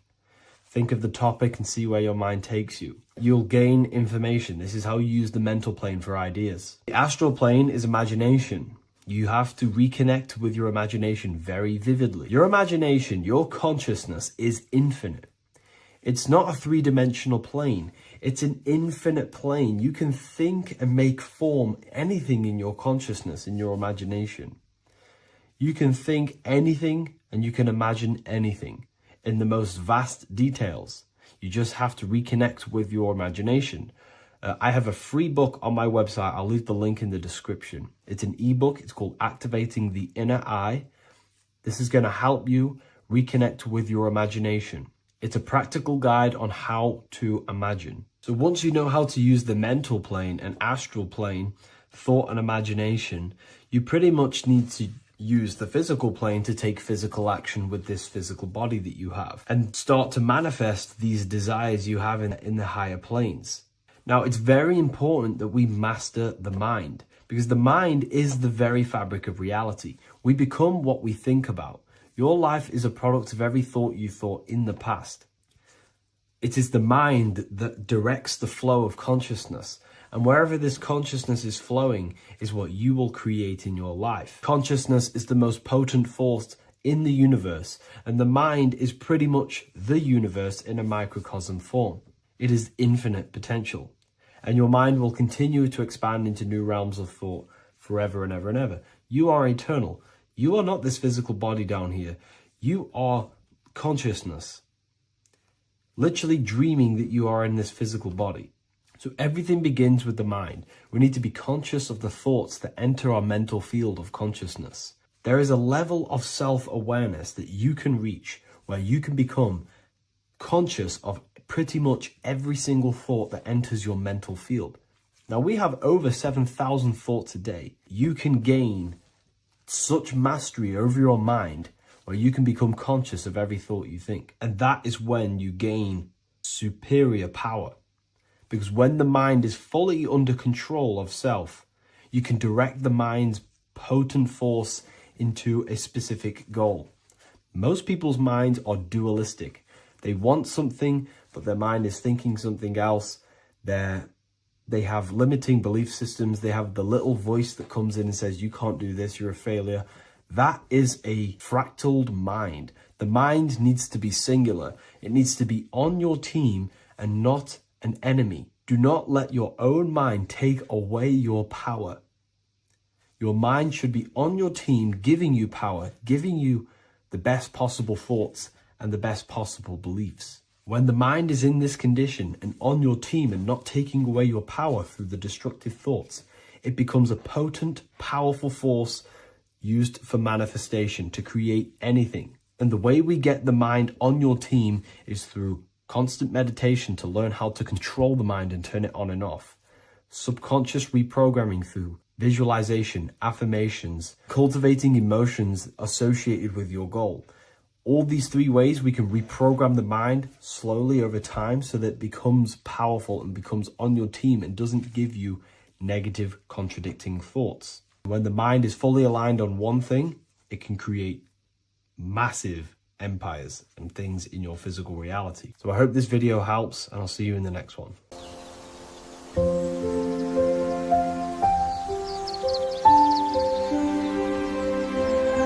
bookofwisdom.com.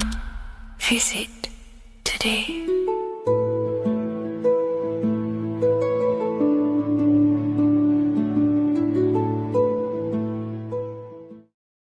There is a massive mystery around the Freemasonic G, and in this video we're going to be discussing it. Some people call it geometry, God, gnosis, Genesis, generation, but in fact it's all of these things, and all of these things relate back to one concept that links them all. And in this video, you will be discovering this secret force, which pretty much creates everything in your reality, in your life, and has done unconsciously, whether you are aware of it or not. The Freemasonic G is the 7th letter in the English alphabet. This is important because the number 7 has many mysteries inside the esoteric and occult traditions. Some people say the number 7 represents the 7 colors of light, the 7 major planets, or the 7 musical tones, 7 days of creation. The number 7 is a massive mystery, but what we have to understand is that in the context of Masonry, Freemasonry is all about building the self. Every day we wake up, we are either building our prison of our mind or freedom of our mind. Everything inside of esoteric Freemasonry is about building the self and reconstructing our consciousness, our inner dialogue, the inner voice. We're transforming the mind from low awareness to high awareness. This is why Freemasonry uses the allegory of stonemasonry, stones, chipping away at stones. The stone is in fact you, and we are perfecting the stone, which is your very own mind. Because the universe is a mental construct. Life is happening to us inside our minds. We are all the universal mind expressed and clothed in a different body. Therefore, now we understand that everything is about the internal inside of Masonry. This G relates to something inside of you. Hence why you see the G inside of the square and the compass. It's something internal in you. G is the 7th letter of the English alphabet, and the number 7 symbolizes the 7 cognitions of the mind. In esoteric and initiatory traditions, the 7 psychological cognitions of the mind refer to the 7 distinct modes through which human consciousness perceives, interprets, and transforms reality. Different schools use different names, but across Hermetic, occult, Gnostic, and mystical systems, the same underlying pattern emerges. The mind has 7 functional powers, each representing a layer of awareness and a stage of inner development. Number 1 would be perception. The first cognition is the raw reception of sensory and subtle impressions. It is the gateway where the outer world enters the inner world of our minds. Perception involves learning to see without distortion, to notice the symbolic dimension behind ordinary appearances in an occult interpretation of perception. The second one is interpretation. After perception comes the act of making meaning. The mind organizes impressions into patterns, beliefs, and judgments. Esoterically, this cognition determines whether a person interprets life through the ego or through the higher insight of their higher consciousness. The goal is to purify interpretations so that the intuition can speak through it, to clear our minds of the clutter, master it, and let our higher consciousness shine through it. Number 3 is the imagination. This is the creative faculty that produces images, symbols, and visions in the mind's eye. This is associated with the astral plane. We live in a mental universe of thought. Thought wraps itself inside of imagination. The thought alone has no true form, but then the thought wraps itself in a vehicle of consciousness, what we call imagination, and we give form to the thought. Imagination becomes active. Imagination becomes active imagination, the foundation for rituals, alchemy, meditation, and visionary insights inside of occult traditions. Working on your imagination is a key part on developing your consciousness, as it is literally the sight into the astral plane, your internal vision of the mind. The fourth cognition of the mind is emotion.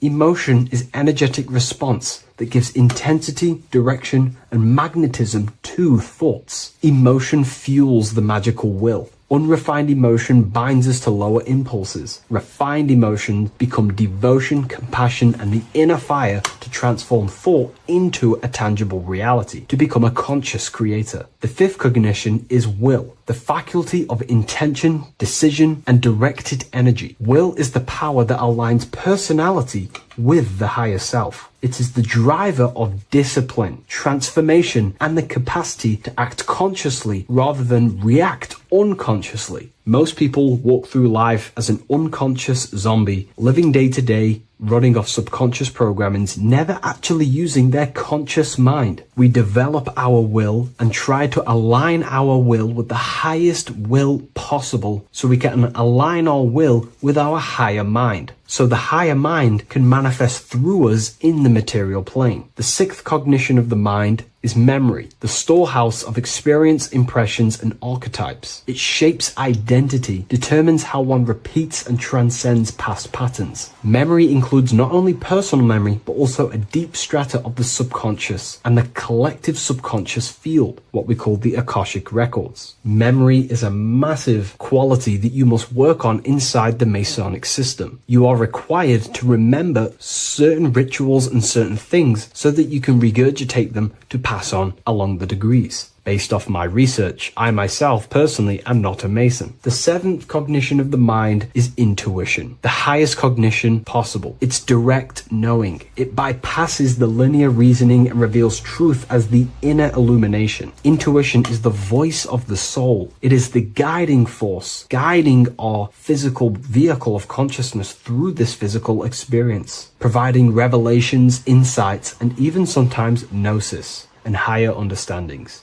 They are the seven principles and cognitions of the mind that we should work on. Sometimes they're symbolized as seven luminary planets, because lumen is light. The planets are light. Light is consciousness. Consciousness is light. Now moving on to the true understanding of the G, the higher understanding of the G, as I mentioned previously. This is what we call the generative principle, the care principle, the human heart principle, the female aspect of consciousness within yourself. All creation is built upon a care. All action is built upon a care. You only act on what you care about. You care about paying the bills and staying inside your house and looking after your family, for example. Therefore, you take the action to generate the reality and generate money to pay the bills. Them actions are driven by the force of care. If you care about a plant, you take the action to water the plant and it grows. If you care about your partner or relationship,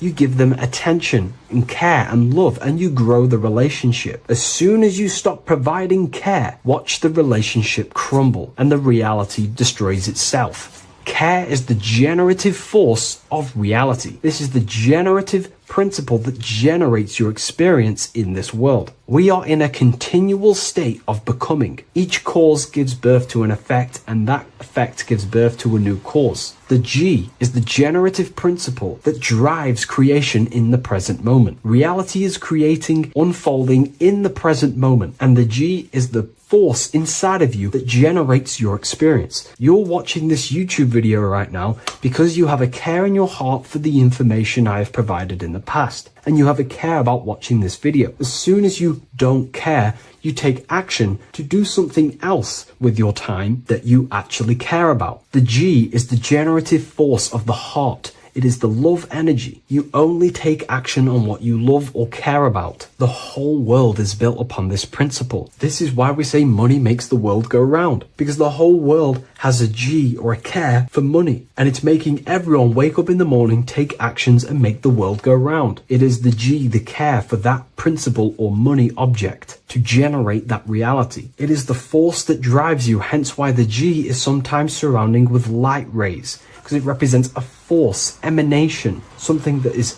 invisible but driving the physical body. The G is the internal force that focuses thought into an action. We can think many thoughts, but the thoughts you don't care about, you don't take action on. But the thought you care about, that you have a G for, intensifies that thought, focuses and directs it into an action to generate that experience and reality. The whole world is built upon this principle. The sun is a perfect example of the generative principle. The sun gives all of its life, light, never asking for anything back. making everything grow and generate on the earth. Everything in your life is built upon this principle, and gaining control over your care gives you control over your actions and your reality and what you generate. Once you see this, it is truly beautiful that the world is actually built upon love. This is why they say love is the force of God. It is. Truly. This is the reason why God begins with a G. It's about Genesis.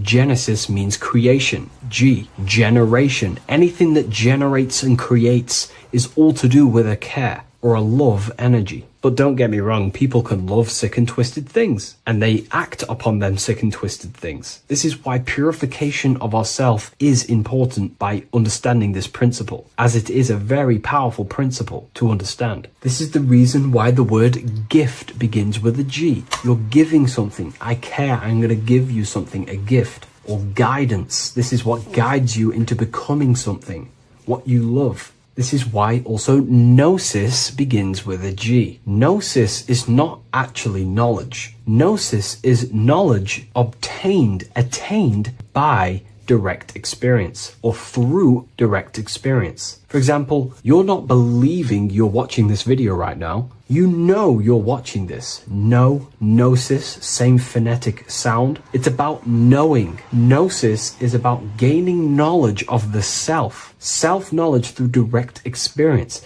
Instead of believing in God, I seek to know God through direct experience by altered states of consciousness, transcendent meditations, understanding human anatomy, understanding the laws that govern my mind, understanding creation. That is direct gnosis, knowing that God exists instead of believing he exists. By going within the self, questioning the self, and gaining a deeper relationship with the inner observer, you start to gain gnosis, self-knowledge through direct experience. And in order to gain gnosis, you have to care, because gnosis requires action. It requires you to meditate and go within yourself. It requires you to study yourself. It requires you to go within yourself. And in order to do that, you have to care. If you don't care about knowing yourself, you won't take the action to generate the gnosis. If we take a look at this piece of Freemasonic artwork, we can see a whole lot going on here. But if we focus down here with the temple with the letter G on, and when you walk through the temple, there is a pathway leading up a hill towards the light. The light reveals things. If something is in darkness, you can't see it, but the light reveals something. It's symbolizing truth, the light of gnosis, knowingness. And in order to walk this path, you have to go through the temple, which means entering in yourself. This is symbolic of the path. The Masonic path is about the self, reconstructing and learning about the self. In order to walk up that hill, it takes a lot of effort. It's not easy walking up a hill. You're going to be tired. It's not easy. It's horrible. Who likes walking up a hill? I know I don't, but people like hiking and stuff. I understand that, but it's symbolizing this is hard work working on yourself, because the labor of working on your mind is the hardest labor you will ever do. It's called the great work or the Masonic work. And in order to climb that mountain, you go through the G. You have to have the care. If you do not have the care,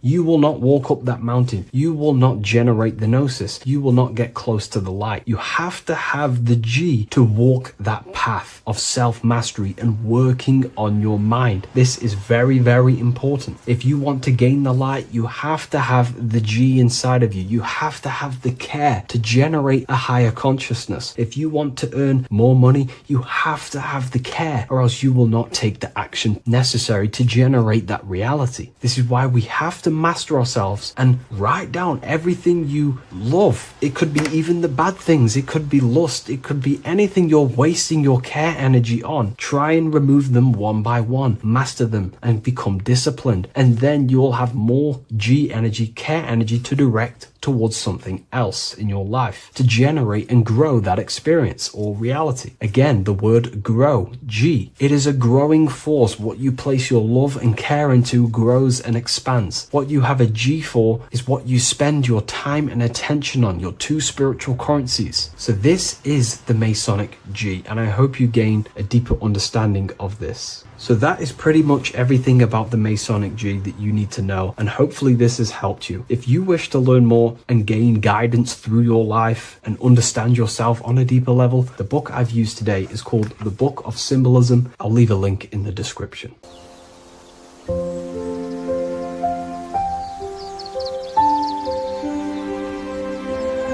bookofwisdom.com. Visit today.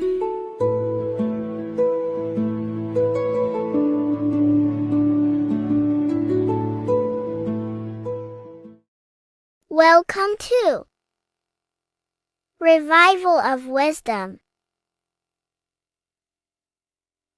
Welcome people, we're back with another video. Please make sure to hit the like, the subscribe button, and turn on notifications to never miss a video. The Vatican is a giant key from a bird's eye view, and it also contains an 8-pointed star. The Anunnaki Sumerian gods also depicted this 8-pointed star. The sky god Anu from the Anunnaki also uses the 8-pointed star for his symbol. And even Freemasons depict an 8-pointed luminary with a ladder and a key. This is symbolizing the key to ascension up to the 8-pointed star, which is Polaris. Polaris is always depicted as an 8-pointed star. Polaris is the standstill star at the very center of our realm, which is perfectly aligned with the North Pole. The Earth is a giant torus field, and at the center is where the most electromagnetic energy is stored. This is why all compasses point to the north. Hence why a compass is an 8-pointed star, because it points you to Polaris, which is the North Pole, the center of this realm. The 8 points of the 8-pointed star symbolize the 8 points in space and time. So yes, Polaris is the portal which you ascend through if you outgrow this consciousness by aligning your chakras. Our earthly realm is a macrocosmic reflection of us, and we as humans are the micro reflection, with the earth containing its 7 chakras as well as us. The North Pole is the 7th chakra, which is the crown chakra. So the key to ascension is held by the Vatican, hence why it's a giant key, because they mislead the masses through their religions, which teaches the masses to look outside of themselves. As stated in the 20,000-year-old emerald tablets, written by the Egyptian god Thoth. On Earth, man is in bondage, bound by space and time to the Earth plane. Encircling each planet, a wave of vibration binds him to his plane of unfoldment. Yet within man is the key to releasement. Within man may freedom be found. So the 7 planets are associated with each 7 chakras. The lowest chakra being the root chakra, which is associated with Saturn. This is why the elites love Saturn and reflect it in all of their symbols. Because the chakras are an ascension of spiritual principles, starting from the material and ascending up to the spiritual, the crown chakra. However, evil love bondage, and they are trapping souls in the physical realm by stopping and provoking the ascension process. They do this by abusing the energy of Saturn, and Saturn is associated with the lowest chakra. The lower 3 chakras are associated with survival mode, which keeps the consciousness in a constant state of fear and only aware of its surroundings.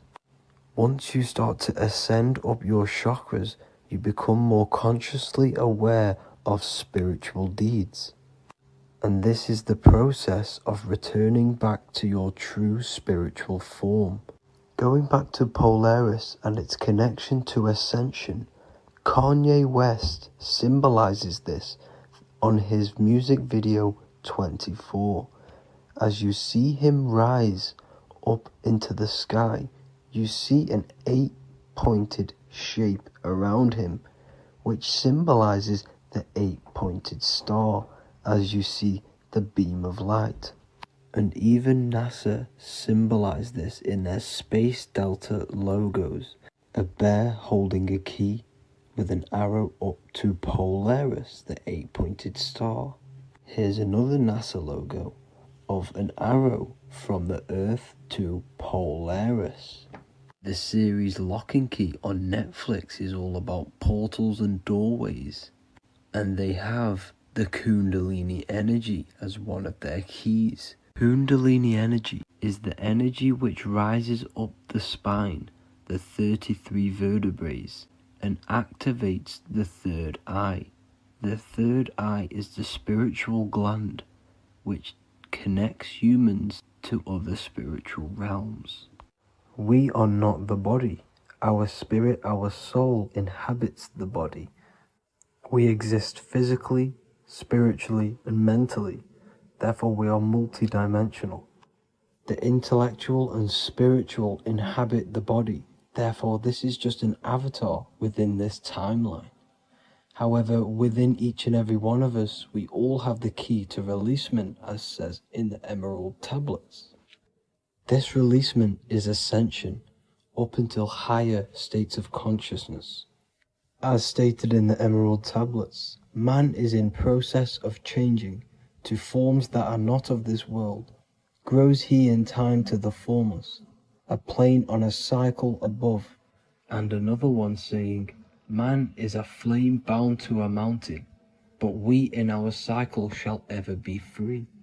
Know ye, O man, that when ye have progressed into the cycle that lengthen above, life itself will pass to the darkness, and only the essence of the soul shall remain. That's it for this video. I hope you all enjoyed. Please feel free to leave a like, subscribe, and comment any subjects you want me to talk about. God bless you all.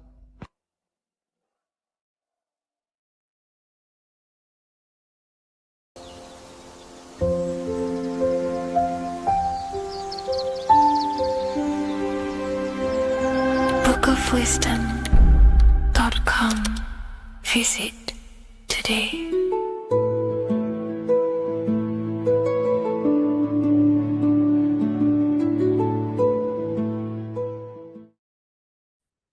You are not breathing correctly. 98% of people only use a third of their lungs capacity, which is shallow breathing, which ages you, lowers your brain capacity, and also lowers your state of consciousness. So it's essential that you breathe consciously on a day-to-day basis, because this is what truly elevates your consciousness. I am going to give you the key for you to raise your consciousness just through breathing alone. Such a simple thing, but yet the most effective way for raising your state of consciousness and becoming more spiritually and mentally advanced. So tune in for this video, and I'm going to show you exactly how to do it and the symbolism behind breathing. Air is more than just air. It carries electromagnetic energy. So now I'm going to give you the science behind this spiritual truth. This invisible force is what sustains all physical life, providing the life force energy essential for existence. Electromagnetism. Everything is fed off electromagnetism. Your body is an electromagnetic battery. Now, we can prove that air carries electromagnetism just by doing a simple test, a simple scientific experiment, by getting liquid oxygen and pouring it between a north and south magnetic pole, two polar opposite magnets. We see that the liquid does not fall straight through it. It is sucked, it is magnetically attracted to these two opposing forces, opposing magnets. This is proof that air, liquid oxygen carries electromagnetism. When you are breathing electromagnetism, the essential life force behind all living all living beings. This is known as energy or prana, chi, ether, or spirit. This is all the same thing. Air is not just empty space, it is energy, it is prana, it is life force, it is spirit, it is ether, chi, prana. You are an electromagnetic being. Your consciousness is in direct correlation with your electromagnetic aura or biofield around your body. Your state of consciousness is mirrored within this field around your body. Now, your breath, when you breathe in, you're breathing electromagnetism or life force. Breath is the vital link between the physical and the spiritual, bridging the body with the soul. Through breath, we connect with both tangible world and deeper, the unseen realms of energy and consciousness. Breathing deeply and properly elevates our consciousness, enhancing the brain's functions, heightening the sensitivity of our five senses. It also brings a profound calmness to the mind, creating a state of clarity and inner peace. Like I said earlier, breathing properly is the fastest way to elevate your consciousness. It is the fastest way because breathing, when you stop breathing, what happens? You lose physical consciousness. Your body will shut down if you do not breathe in this vital electromagnetic energy in the oxygen. If your body does not get this for 5 minutes or however you can last without breathing, this makes you lose physical consciousness. Your body will not survive without this essential life force energy. Therefore, air is one of the most overlooked things. This is why we see the symbolism of Buddha having a big belly. Why does he have a big belly? Because it's symbolizing breath work, proper spiritual breath work, the certain teachings of breath work, of when you breathe in through the nose, you have to breathe in through the nose. You don't want to breathe in through the mouth because the nose acts as a filter which catches dust particles and filters out the air before it enters the lungs. The mouth does not do that. The nose is for breathing inward. We breathe in through the nose, and when we breathe in, we breathe into our belly, not our lungs. When we breathe into our belly and our belly expands outwards, we are then moving this energy down from the nose down the spinal column. And when we breathe back out, the belly goes in, which is raising the energy up the spinal column, back out through the mouth. This is the true way of breathing because when we breathe, we are moving energy. We are moving electromagnetic energy. When we breathe in through the nose, the energy travels down the spinal column. And when we breathe out, we are raising this energy back up the spine, some of it going out the mouth and some of it reaching the brain, activating dormant brain cells in the brain. But when we breathe, we need to make sure we are using 100% of our lungs capacity because the lungs is what transforms this special energy into consciousness, physical consciousness. So this is why Buddha has a big belly. It's not because he was fat. It's not because he was overweight. It's symbolism. It's symbolism of breath work. So try this. Do this for 2 minutes while you watch this video. Breathe in through the mouth as hard as you can until you no longer can fill any more air into your lungs and belly. Breathe it into your belly, not your lungs. And breathe out through the mouth.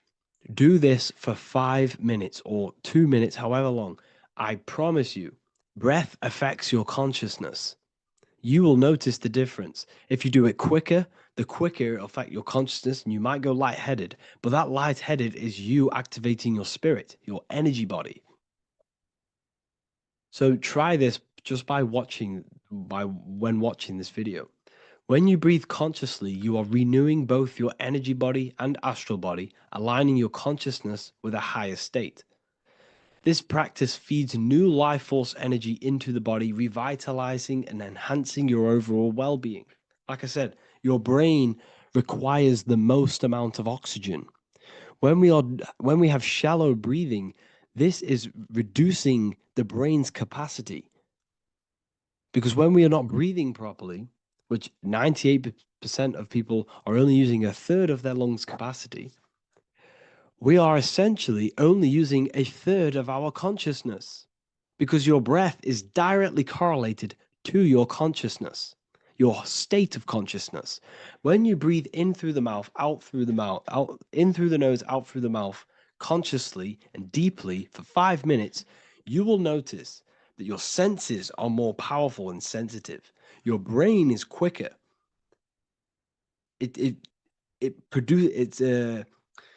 What's the word? It processes information quicker. You become quicker. You become a superhuman, and you feel more spiritual because it activates your spirit, your astral and energy body. So when we meditate, it's definitely important to breathe in through the nose and out through the mouth as deeply as possible to align with a higher state of consciousness. And this is the easiest way to separate your consciousness from the body. When you breathe in deeply for long periods of time, while meditating, while taking no thought, when no thought is present and you gain a rhythm of deep breathing, this is the gateway. This is the gateway to opening your consciousness. Because when you stop thinking, other aspects of your consciousness can open up. All of our lives we've been thinking, which is blocked off the higher states of consciousness. So breathing is very, very important. It affects our overall well-being. And this is Yahweh, the in and the out of breathing. When we breathe in, this is Yah. You can hear it. It sounds like Yah. And when we breathe out, that is Way. This is the name of God, apparently. But God is within you. You can connect with God. You can connect with source consciousness within you by breathing, by raising your state of consciousness through breathing and meditation. This is why the Bible tells you the Spirit of God has made me, and the breath of the Almighty gives me life. You are consciousness. You are God. You're an extension of God's consciousness. Job 27:3. As long as my breath is in me and the Spirit of God is in my nostrils. The Spirit of God is through breath. John 20:22. And when he said this, he breathed on them and said to them, receive the Holy Spirit. The word spirit means breath. In Greek, Hebrew, Latin, it all means breath or wind or air. The Holy Spirit is a certain way of breathing, a breathing technique that elevates your consciousness, that syncs you up to a holy consciousness, an elevated state. That is the Holy Spirit. That's why it tells you in the Bible, when he said this, he breathed onto them. He breathed onto them and said, receive the Holy Spirit. You must breathe to receive the Holy Spirit. When you breathe, you are renewing the body's energy. You're taking in new life force, which is regenerating your cells, regenerating your brain, nervous system, and also connecting with consciousness, pure consciousness.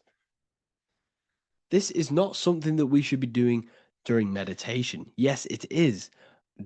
We should be doing it during meditation, but this is something that we need to apply all of the time. This is the fastest way you can raise your consciousness. I just want to say, all of this knowledge is inside of the Book of Wisdom, Volume 2. Make sure to give a like and a comment on this video to help the algorithm. And let me know what you think about the last book or this book if you have read them, to let the new people know what they're looking at with this book. This is truly life-changing, the Volume 2 and Volume 1 is truly life-changing. You can get them in a bundle also. Learn hidden knowledge inside of the Ethereal University. This is where truth seekers belong. I'm not here to try sell you this, but this is the place for truth seekers. And if you are serious about your spiritual journey and serious about gaining knowledge, which gives you the advantage over life, join Ethereal University. This will definitely help you. Thank you for watching this video. Please leave a like and comment. Make sure to give me any suggestions on videos that you want me to make in the future. Thank you all.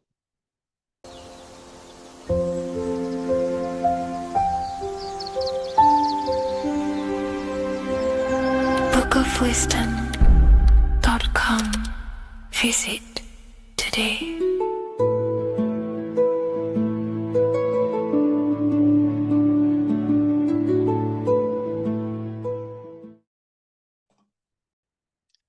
So this is known as the bag of the gods. This symbolism is widely known, but no one knows what it truly symbolizes. We see this in ancient Sumerian artwork. We see this in the Mayans' artwork. We always see this bag with the gods. What does this actually represent? Okay, so the bag itself represents carrying. Carrying what? It represents information, it represents knowledge. Your mind is the carrier of the information. So this is why in his left hand, he carries the bag, and the right hand has the pine cone. This represents carrying of information. Why is it a bag? A bag can be passed on to someone else. The information can be taught to someone else. This is the information of activation of the pineal gland or higher consciousness of humans. Because as humans, we all possess an animal nature, the nature that tells us to eat, to steal, to gain material wealth, to survive, to hate. This is our animal self. This is our animal behavior. But we also have a divine nature of consciousness, which we have access to, the higher planes of consciousness, the planes that manipulate this material world and create all things in this material world. The human mind has access to. The animal does not. The animal has no idea he exists. The animal has no inner dialogue, but humans have the inner dialogue. Humans can create infinitely. We can expand our minds infinitely into new realms of thought. So we have this higher divine nature and a lower nature. This bag of the gods is basically just representing the knowledge they possess of higher consciousness, of the higher aspect of life. Okay? Which is the activation of the pineal. The pine cone. The pine cone is in his right hand. The right represents wisdom. The left represents intellect, knowledge. Knowledge and wisdom are two separate things. Wisdom is applied knowledge. It's a feminine aspect. Knowledge is just gained information that you know, which is masculine. So in his right hand, he holds the pine cone. The pine cone can be opened and shut. The shut pine cone represents the asleep human being, the human being that exists in his lower nature, that just basically survives, lives on eating, consumption, material lust, living in chaos with his emotions, living in a place of hell. This is the animal nature. Then we have the awakened human, the one who has consciousness of himself, the one who looks within himself, the one who knows there is more to him when he looks in the mirror. He is far more than just the physical body. He is a divine spiritual being, a divine being who has limitless potential of creation into the material plane. So this represents the awakened. This represents the asleep. This is why he carries the pine cone in his right hand. It represents applied knowledge. This is the information. This is the intellect he possesses. And this is the applied knowledge of the awakening, of activation of the pineal gland. Because remember, the pineal gland is not your consciousness. The pine, pin, pineals, the same root word. Pine cones were always symbolizing the state of consciousness one was living in, whether he was asleep or awake. We see this at the Vatican. We see the pine cone over the two pillars. This is the two pillars of Freemasonry, and the dome. This is the Royal Arch of Freemasonry. This represents your head. This is the two pillars, the two hemispheres, and the pine cone in the middle, which is the pineal gland. What is the pineal gland? The pineal gland is not your consciousness. It is not the third eye, and it is not the mind. It's not the mind's eye. The pineal gland is a radio receiver. This is your body. Your body is an antenna. Most people think they are this body. This body is nothing but a receiver and a downloader of consciousness. Your brain does not produce consciousness. You are not this brain in your head. This brain is a downloader of consciousness. Consciousness comes from a way higher divine plane, which is what this image is showing here with the clouds. The mind is light. Consciousness is light. And this light is coming down into the material plane, and your body is basically a crystal antenna which is receiving and downloading this consciousness. So you can experience a three-dimensional reality. So God can experience himself in a divided, separate state. This is what this represents. Now, the pineal gland can be activated, okay, and stimulated, because the pineal gland has physioluminescent crystalline jagged shaped cells on it. And obviously these are crystals. Crystals are on your pineal gland. And what do crystals do? Radios use crystals. Your phone uses crystals. They tell you that crystals are woo-woo and pseudoscience because they don't want you to know the power of crystals. Your body is basically a giant crystal. Your pineal gland is a radio receiver for your consciousness. So if they can ruin your pineal gland and damage it, this will damage your connection to the divine, to your true self, to consciousness, to God, whatever you want to call it, the source. There is all one source consciousness, and we're all collectively connected to it. And this is our connection. This is our antenna. So what a radio does, a radio has an antenna, and the frequencies are all around us because all the radios are playing in your ear right now.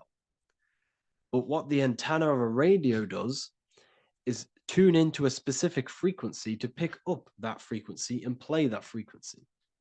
It's the same with your consciousness. You're all a fraction of God's consciousness.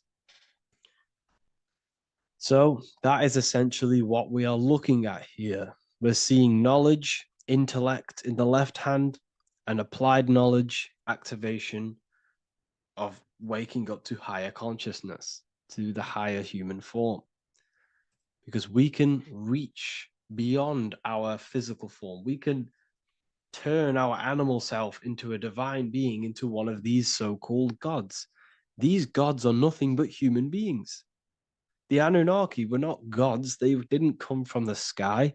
These are normal, regular human beings who activated their higher consciousness. This is what we have here. This represents spirit. Birds represent spirit. So do we have any questions? I'll take some questions now.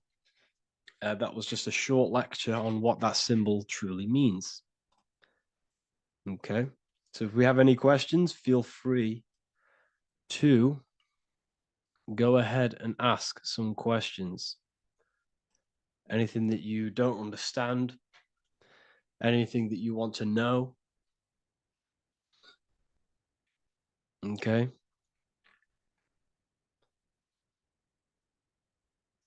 So base reality would be where source resides. Yes, the base reality is your consciousness. Are these lectures available in the university? There's a whole section, basically inside the university, there's a whole section with like over 30 long form lectures like this. So the base reality is where the source resides. Yes, the base reality is your inner world, your consciousness. That is the only thing that exists. Your outer world is just an effect of your consciousness. Your consciousness, everything that has gone on within the mind and emotion is pushed outwards into your reality. You have thought and felt your way into your external circumstances. Your life is a direct correlation of every thought you thought in the past. Therefore, your inner world of consciousness is creating and molding your outer world.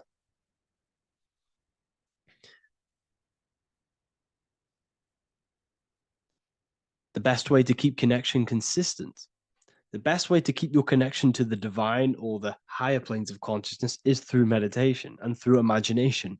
Imagination is the fourth dimension. It is the astral plane. That screen that you have in your mind is not a physical screen. That is the divine plane of the astral. And this is essentially where all objects of this material world comes from. The phone that you are holding, the laptop you're watching this on, whatever you're doing, every single object you see in your room that you are in right now began inside of the plane of imagination. This is not a physical plane. This is a metaphysical plane that you have access to. And you have the ability to bring down this plane into physical form. That's what we call manifestation. That's what the ancients called magic. This is what we now call in science metaphysics. It's all the same thing. So yes, you all have access to the divine planes. Unlike animals, this is why humans are so advanced.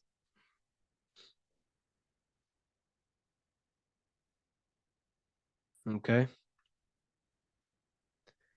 Is the pineal able to constantly activated, or is it just a temporary experience? I don't fully understand that question, unfortunately. Maybe you could word it in a different way. The real meditations on the university, legit, y'all, yes. In order to connect to consciousness, you need to sit in meditation and turn off your feelings, and the feeling of unity will come. Do I understand correctly? Yes, that is correct. So when you sit in silence and in stillness, I highlight the word stillness because stillness, when you are still, no information from your nervous system is being decoded by the brain. So when your body is still and does not move, your nervous system starts to relax and comes to a balanced state. Your brain starts to relax, it comes to a balanced state. The left and the right brain stop working, the nervous system stops working. Then, once the body, the material body is shut down, you then have access to consciousness. You can't access consciousness if the body's in such a busy state. If electricity is being fired every 2 seconds, your whole body's electrical. When you move your foot, that's electricity being fired from the brain to the foot instantly through the nervous system. The brain, your whole body is a technological machine. So you must shut down the technological machine to access the divine that exists beyond the technological machine. Do you understand that? Did we create ourselves from the higher plane? When you say yes, you created yourself, you manifested yourself in this material form for a reason in this specific time and place. Wisdom books, are these available inside the university? Yes, they are. So anyone who joins the university, they all gain 50% off the store. So you can get anything you want inside the store for 50% off. Plus, you get the Book of Wisdom Volume 1 PDF for free. You get the Human Health Guide. Plus, you get all of the library books. There's a loads of different books on occultism, symbolism, esotericism. Do you need to place your attention somewhere specific during meditation? You can do. Okay, you can do. So if you struggle, when you first start to meditate and you struggle to turn off the thoughts, think of the back of the brain, the back of your head. Don't think of it, place your attention on it. Okay, so when you place your attention on the back of the brain, this now shuts off thought because the back of the brain doesn't have any activation to do with thought. The front brain does, the neocortex. That's all to do with activation of thinking. So place your attention on either the back of the brain or your breath. What's more important, creating yourself or finding yourself? It's balance of both. So in order for you to create fully, you must have awareness of self and awareness of thought and control over the mental dialogue, the inner voice inside of you. Okay. When you control that inner voice, that is when you gain power. That inner voice is what brings commands into physical reality. Before you kick a football, there is a change in consciousness. There's a decision made in consciousness before the body takes the action. Therefore, every physical manifestation is a change of inner consciousness before it's a physical reality. You can have the reality you want through consciousness before physically having it. That's the secret to creating. But you must believe it like you know the sun is going to rise in the morning. That's how much you should know that you have that reality in consciousness through feeling and thought and imagination.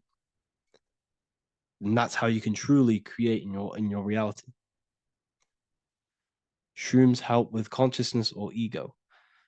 I can't really talk about that because I'm maybe uploading this to YouTube, unfortunately. But we need to clean our pineal gland first from calcification. Yes, definitely. You should go on a detox the body. Because you can't really connect with consciousness if your body is in such a dirty state. Because the brain is, your nervous system is in a state of fight or flight, trying to fight off all these toxins. So when you meditate, you're probably going to be having thoughts all the time because your brain's firing, your nervous system's being attacked through toxins. So you must detox to have a true connection with the divine. Your diet plays a big role in your spirituality and mentality. What is the most optimal food for pure consciousness? Fruits and vegetables. They possess consciousness. So when you place them inside of you, they're syncing with your consciousness. How to check the cleanliness of your body, your skin, your teeth, your tongue, your mouth. If your skin has spots, different colors on it, you're not clean because your skin is a reflection of your inner organs. Coffee's not the best for you. Coffee gives you fake energy. Okay. So what coffee does, that buzz you get off coffee is actually the toxic effect of the chemicals reacting with your body. If I'm inside the university and wanted to buy your book, you said it would be 50% off because we are your student. Is that automatic or we need to have a code? You will have a code. Yes, I'm going to releasing a code for all the students after this.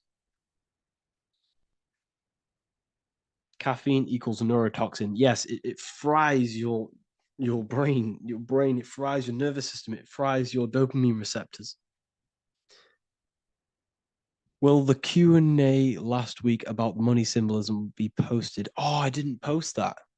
That's my bad. I totally forgot. I will post that after this. Thank you for reminding me. How to detox the body. The best way to detox the body is going through a week cleanse of fruit. So only consume fruit, sea moss, and cayenne pepper, and lots of freshly pressed juice. Do that for a week or 2 weeks, depending on how you feel, and then start to fast. You will lose weight, but you're not losing weight, you're losing impurities. It's good to do this every couple months, to just go on a raw fruit diet, cleanse the body, push everything out, and then start to fast while, consuming sea moss and having lots of freshly squeezed juices. What is an alternative for coffee? Something with high energy levels. Okay. We're not taught the most simplest thing about the human body. It is an electromagnetic machine. It's electrical. It runs off electricity. The only energy you need is electricity, and that is found in fruits, vegetables. If you want energy, drink pure, fresh, pressed juice. That will give you more energy, more electricity than coffee. Can we cleanse ourselves through oil pulling? Do you recommend it? I do oil pulling every day with coconut oil in my mouth. Celery juice is a good one, very good one. Yeah, celery juice.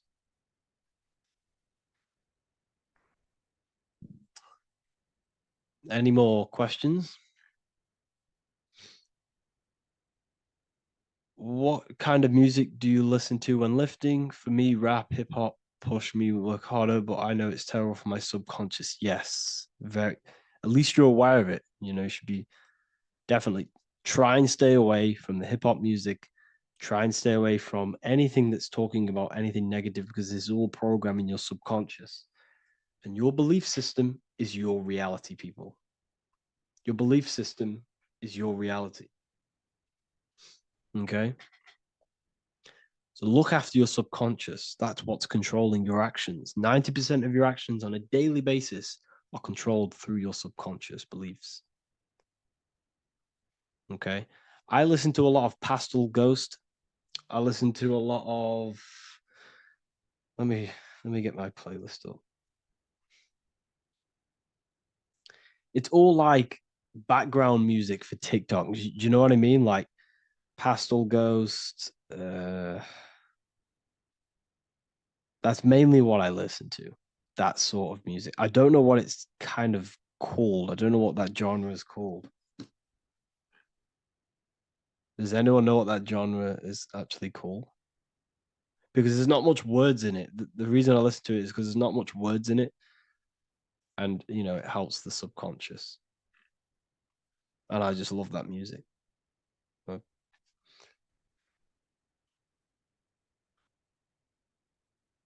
Like Lofi, yeah, a bit of Lofi.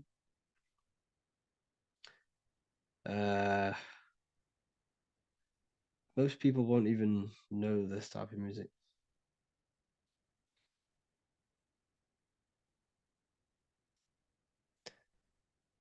Can you tell us how you use cayenne pepper? So I mix it with freshly squeezed orange juice every morning. So the first thing I have, empty stomach, I have a teaspoon of cayenne pepper, mix it in and just down it every morning. And sometimes at night. The feeling you get in your stomach after putting cayenne pepper on an empty stomach is absolutely amazing. It tingles in your stomach.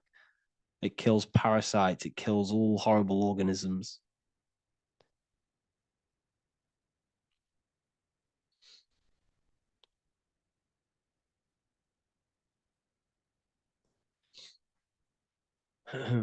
Mix it with hot water. Yes, hot water and key lime water. That I bet that's powerful. If you mixed warm water with key lime with cayenne pepper in first thing in the morning, I can imagine how powerful that is. I've never done that, but I'm going to try that.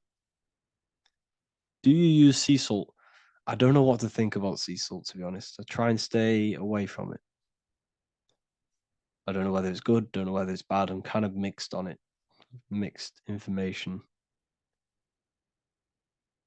I've heard people have benefits. I've heard other people say stay away from it. So I don't know. I just stay away from it. Just I'm not too sure on it.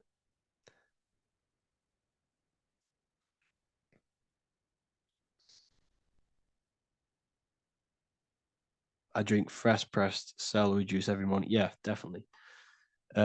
Is there any chance we could feel for move to like esoteric occult questions? The only reason I say that is because I might be posting this to YouTube, so it's like I don't want them. I don't want them thinking I'm giving health advice because I'm not. This is what I do. I'm not giving anyone medical advice. This is what I would do to myself. Because I can probably get in trouble for that. So the subconscious is the all-knowing.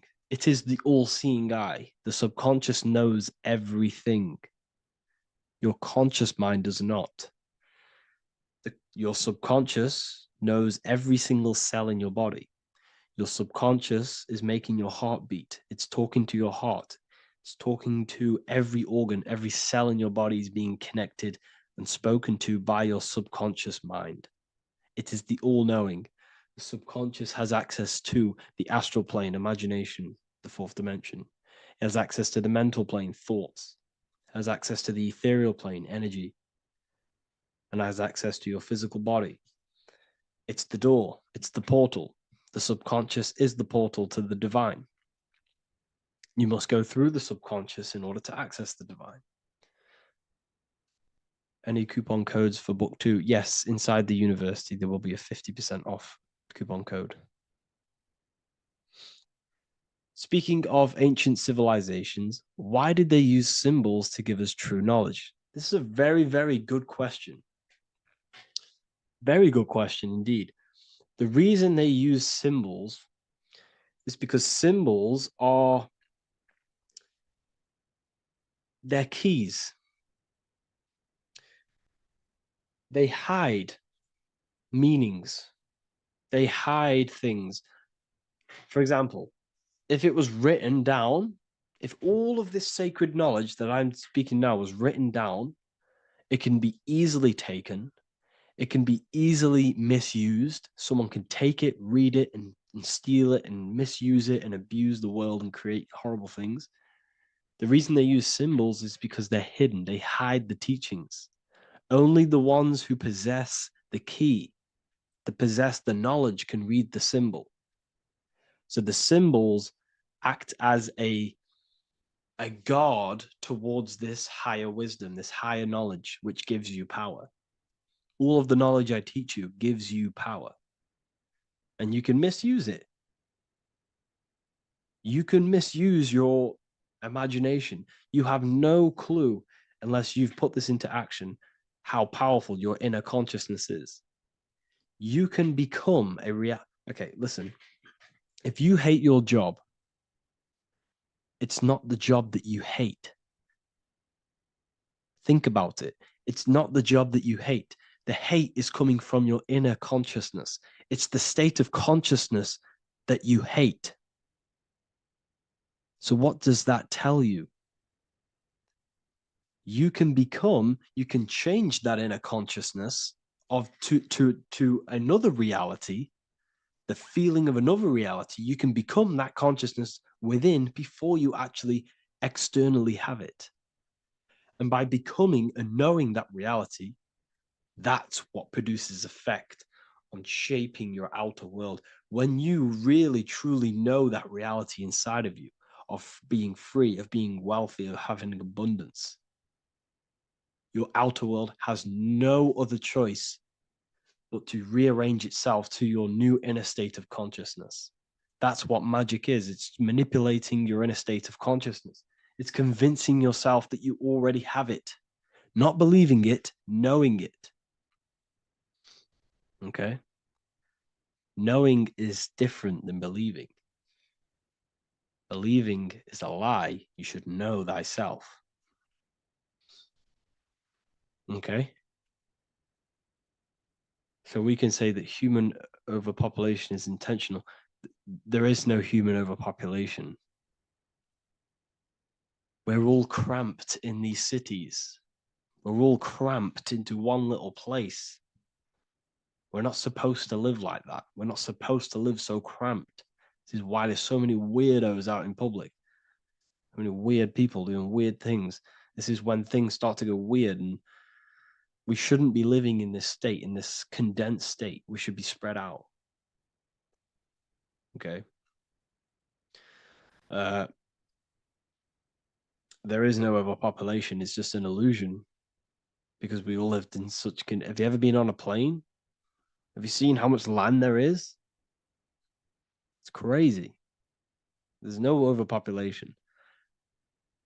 And how many people do they say there's in the world? There's not that many people in the world that they say. I think it's like 8 billion. I think they say there's 8 billion people. There's not 8 billion people. There's probably more like 2 billion. And the reason I say that is because I have a friend who only has like 300K followers. So that's a lot of followers, okay? And he gets recognized everywhere he goes. And he's into all this stuff. And he says, listen, the population is definitely not 8 billion or whatever they say. I think it's like a couple billion. It's probably more like a billion. how to properly manifest intentions. Thought, emotion, and imagination are the key. You must know that you have that reality. Don't believe it. Become that reality within your consciousness. All day long, as much as possible. Feel it. Imagine it. Say it. And have zero doubt. How to have zero doubt. You can't, well, okay, so the doubt, that little voice that will seep into your mind saying, you can't do that. You can't do this. That's your old voice of your subconscious program. Listen, the reason why most people fail in life is because they have trained their subconscious that they will fail. They have told and believed that they will fail. The reason I will succeed for the rest of my life is because I have trained my subconscious to say, I will win, I will succeed, I will solve any problem. That's my belief system. And if my belief system is that, then my external reality, my conscious mind will seek a way to fulfill that belief. It will seek to control and create that belief in my external world. It will seek to solve any problem. I've trained my subconscious mind to know that I already have the reality, to know that I'm abundant, to know that I have everything that I already need. Therefore, if any problem comes, I can sort it straight away. But most people have a different belief. It's not your fault. We've been kind of manipulated and told this, that they will fail, that they can't do anything, that it's too hard. And that basically casts a spell on the conscious mind, where your conscious mind is just like, no, I can't do that, because of this subconscious belief that you hold. So you must reprogram your subconscious that you can do it, that you will solve any problem, and that you are abundant. That's the reason why successful people succeed. It's because they have a complete different mind state, a complete different belief system in their subconscious.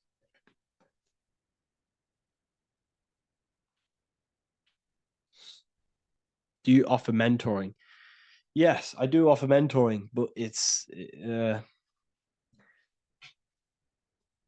mainly for people who want to grow their online presence, and for the amount of value and transformation that I can place into your life, and the time that, well, the price of my time, it will be a higher price tag, but your life will completely change if you join my mentoring, because I will transmute your life. I will transmute your mind, and I will transmute your whole reality, because I could tell you exactly what you need to do.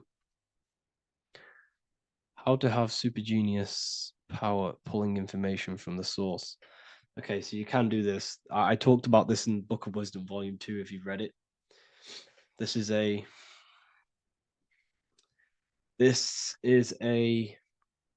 technique that Albert Einstein used. This is a technique that Thomas Edison used. This is a technique that all of the ancient geniuses have used. So you get on a chair, you place metal below you or plates, and you hold a metal ball in your hand, and you fall asleep.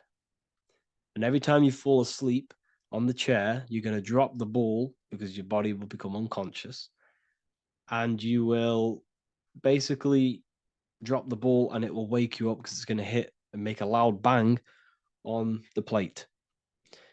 And every time you go to sleep, basically what this is actually doing is shifting your consciousness from conscious into the subconscious. So from physical into the astral, your consciousness is shifting between these two planes. And as you do this, you can bring down great ideas from these higher planes. So when you fall asleep, have an intention. And when you fall asleep, you'll drop the ball. And when you wake back up, you'll have an idea, and you just got to write it down.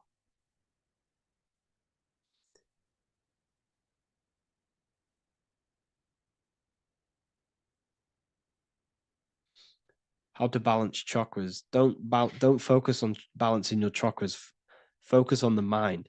The mind is the cause of the chakras being blocked. If you have a blocked throat chakra, this is a problem in your mind, not the chakra. You see, the chakras are a result of the mind. You transmute the mind, you can transmute the chakras and cleanse them.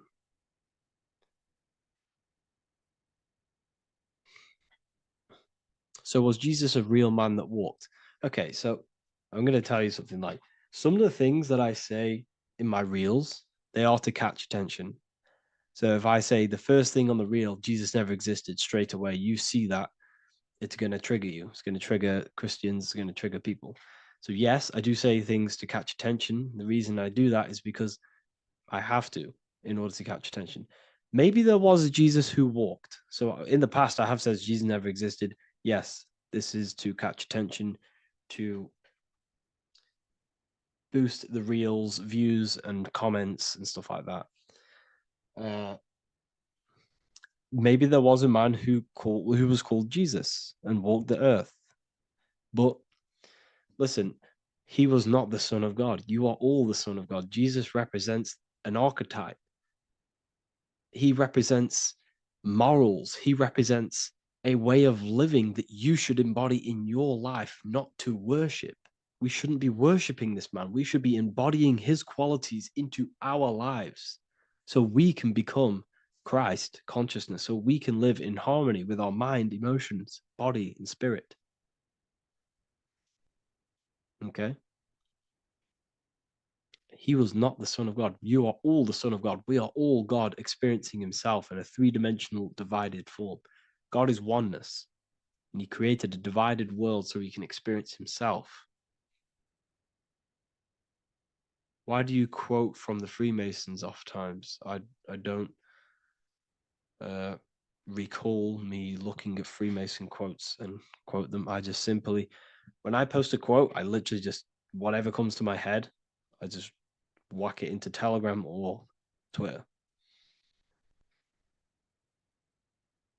Are dreams tied to your subconscious, and how do you understand them? Okay. Dreams and astral projection are two different things. Astral projection is your soul leaving this plane into the collective consciousness, into the collective mind, the collective astral plane. But dreams are basically the astral plane, but it's your personal astral plane in your personal subconscious. So when you dream, you're entering your own consciousness, you're entering your own subconscious. Every character, every event that happens to you, everything that is said to you, everything that happens to you in your dream is yourself pushed outwards, and you're basically experiencing your own mind.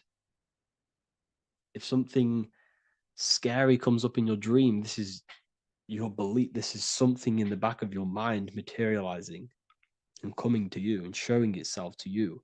So in order to understand your dreams, it's basically suppressed emotions, suppressed thoughts, all lingering in your subconscious materialized. Okay. A few months ago, I'd have concurrent dreams of getting in a car crash that lasted for months. Then one day out of nowhere, I got into a really bad accident, and that low-key bugged me out. I didn't know if my mind was trying to warn me or what. You can explain that. Okay. If you are having dreams about having a car crash, this is a belief. Okay, so let me tell you something. Let's say you're a drug dealer, okay? And you live in fear every single day of the police coming to you. This dealer every day is worried, he's scared, and he lives in fear of the police getting him. He was believing it. This fear, this emotion he was feeling on a regular basis, repetition, and the emotion is basically impressing your subconscious. It's impressed his subconscious that deeply that he now believes it. It's now become a belief. So one day the dealer gets caught And he goes, prison. Let me tell you something. He placed himself there because he created a program, a belief in his subconscious of the police. And his external reality is now in a prison cell. But that prison cell is just an external manifestation of the prison cell of fear he installed in his subconscious mind. The four walls he's now trapped in is just basically an externalization of his own belief system that he created through consciousness, through the subconscious. If you embedded your belief that you will be in a car crash, you will be in a car crash. He placed himself there. He materialized that reality through the thought, through the emotion, through the belief. He put himself there. You see?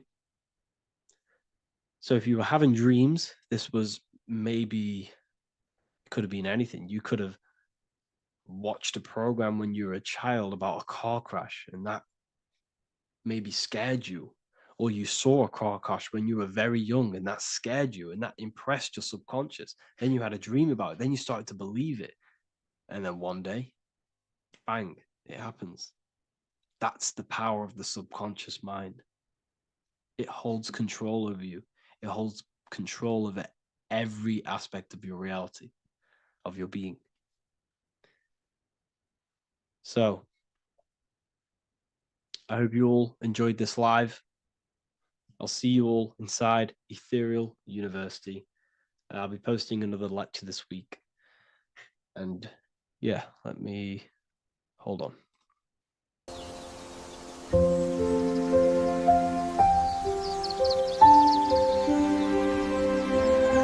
bookofwisdom.com.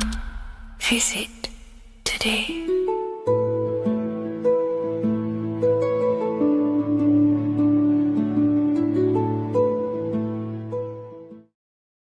What is good, people? We're back with another video, and today we're talking about the chakras. Let's jump straight into this because I know there's been a lot of requests for this video. So let's jump straight into this. So you have 7 chakras, right?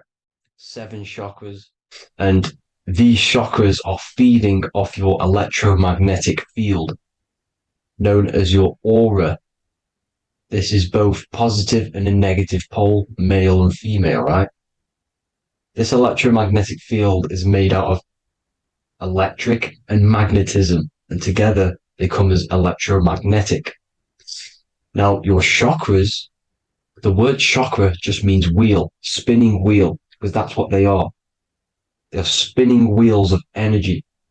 They do not exist on this physical plane. They exist on the etheric plane. Okay. Now, these energy centers are known to regulate your emotions, and each energy center controls the organs and cells in that particular area of the body. So, for example, your sacral chakra will control the cells and organs of your sexual reproduction area. Okay, the navel chakra or solar plexus will control the digestion in your body. Same with the heart, same with the throat, right? So they are like mini brains for each center of your body. They run along up the spine, but notice the crown chakra exists outside the body. It's just above the head. Now, this process of the chakras is obviously the 7 colors of the rainbow, starting from red, which is the lowest vibrational color, all the way to violet, which is the highest vibrational color. This, like I said, these energy centers are feeding off your electromagnetic field. So if these chakras are unbalanced, they are taking too much energy from your electromagnetic field, making it weaker. Now, this is the North Pole. As you all know, the Earth is flat, and we live inside of a giant torus field, and the North Pole is the Earth's heart chakra. And this is why the aurora borealis, or the northern lights, whatever you want to call them, that's why they are green, and they are being emitted from this center point of the Earth. because it's symbolizing the heart chakra, which is green, right? Now, you do work your way up to these. However, this is a torus field. You are a torus field. You have different layers of this torus field, right? And you need to balance all of these chakras, but you can't move up these chakras until you open the one below it. So it's like a stairway. You can't go to your solar plexus without going through your sacral. You see? So you have to work up these. However, you have to work up these and then live from the heart, because the heart is the center of the torus field. It's the balance between male and female poles, positive and negative poles. So you have to balance all of these chakras and then bring them all into one, which is the heart chakra. Now, they exist on the etheric plane. They exist on the etheric plane, and the etheric plane is a layer of the material plane. It's the one higher than the material plane. And then after the etheric plane, it melts into the astral plane. So they exist just between the physical and the astral aspect. Now, this is the yin and yang matter, which is the lowest root chakra, physical matter, and then to spirit, because high vibrational matter turns into spirit, low vibrational spirit turns into matter. So they're interchangeable. This is the yin and yang. Now, when you see ancient paintings with the halos, you see this is like a toroidal field coming out the top of his head, you see, with a halo. This was symbolizing in the old days, in the ancient days, that they've aligned their chakra, they've reached Christ consciousness, which is God consciousness, right? Now, this electromagnetic field is the apple that we bit out of in the Bible, because you see that apple is a torus field. So they were metaphorically or personifying the torus field. That's what the Bible is. It's a massive personification. It's all metaphors. You have to read it properly. It's got a greater meaning behind it. Now, when we bit from the apple, we ate from the tree of knowledge, which is good and evil. Our lower mind took over, so we materialized to feed our physical bodies. We materialized through Saturn. That's what Saturn does. Now, if you don't understand that, go and watch the video previous to this one called Occult Secrets of Saturn. And that will show you how Saturn is the materializer. Now, this is one of the secrets behind the Masonic compass, electric and magnetic, male and female, duality, positive and negative. Now, like I said, they teach you about the torus field, about a magnet in school, but they don't teach you about your electromagnetic field. Everything alive has a torus field. It is the building block of this creation. Absolutely everything has a torus field. There's not one thing without it. And as you can see here at the center of the apple, that's where the seed is. That's where the life is. The reproduction of that organism. As you see, this is where the most electromagnetic energy is stored, in the center, because this is where the two duality, this is where the field meets at the very center. This is why the seed is at the very center. Now, your spine is a elongation of the brain. The brain is heaven, and the bottom of the spine is hell. So this is Saturn, which is the root chakra. The 7 planets are associated with each chakra. Moon equals mind. Okay. Now, Saturn is physical matter, as I've just explained. This is the lowest vibrational color.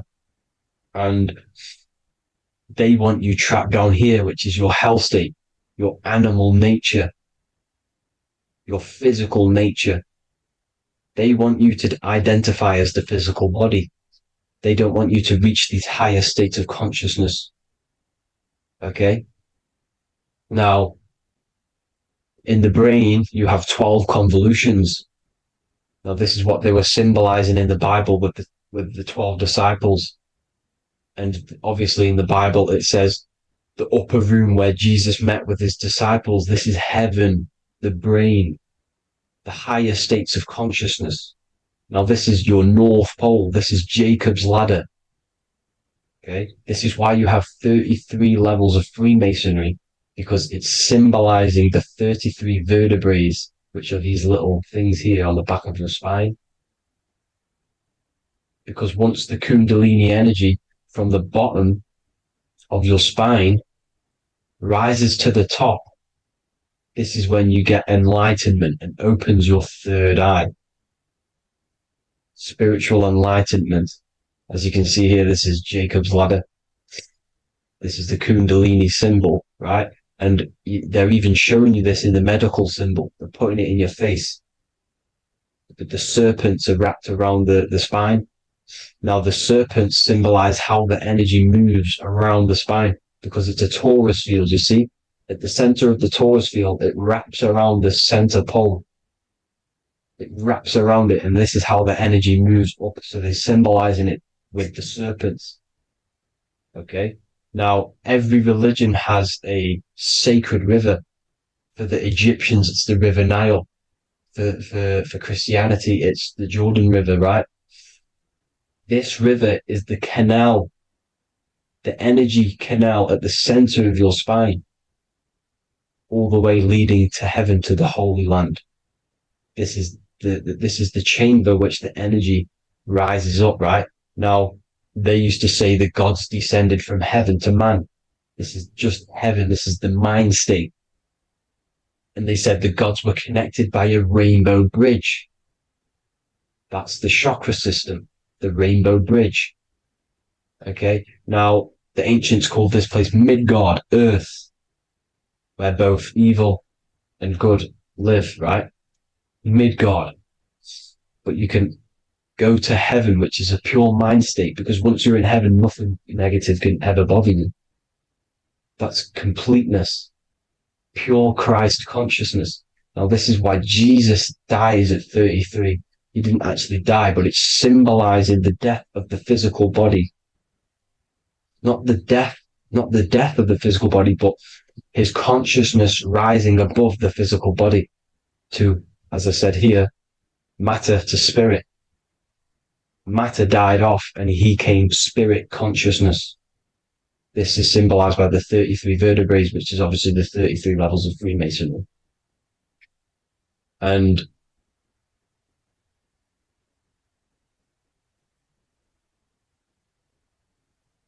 now the pineal gland, which is at the very top of this Jacob's ladder, or the River Jordan, the canal, your 33 vertebrae on your spine. This is where the pineal gland sits, right? At the very top, at the center of your brain. Now, there's multiple ways this was symbolized.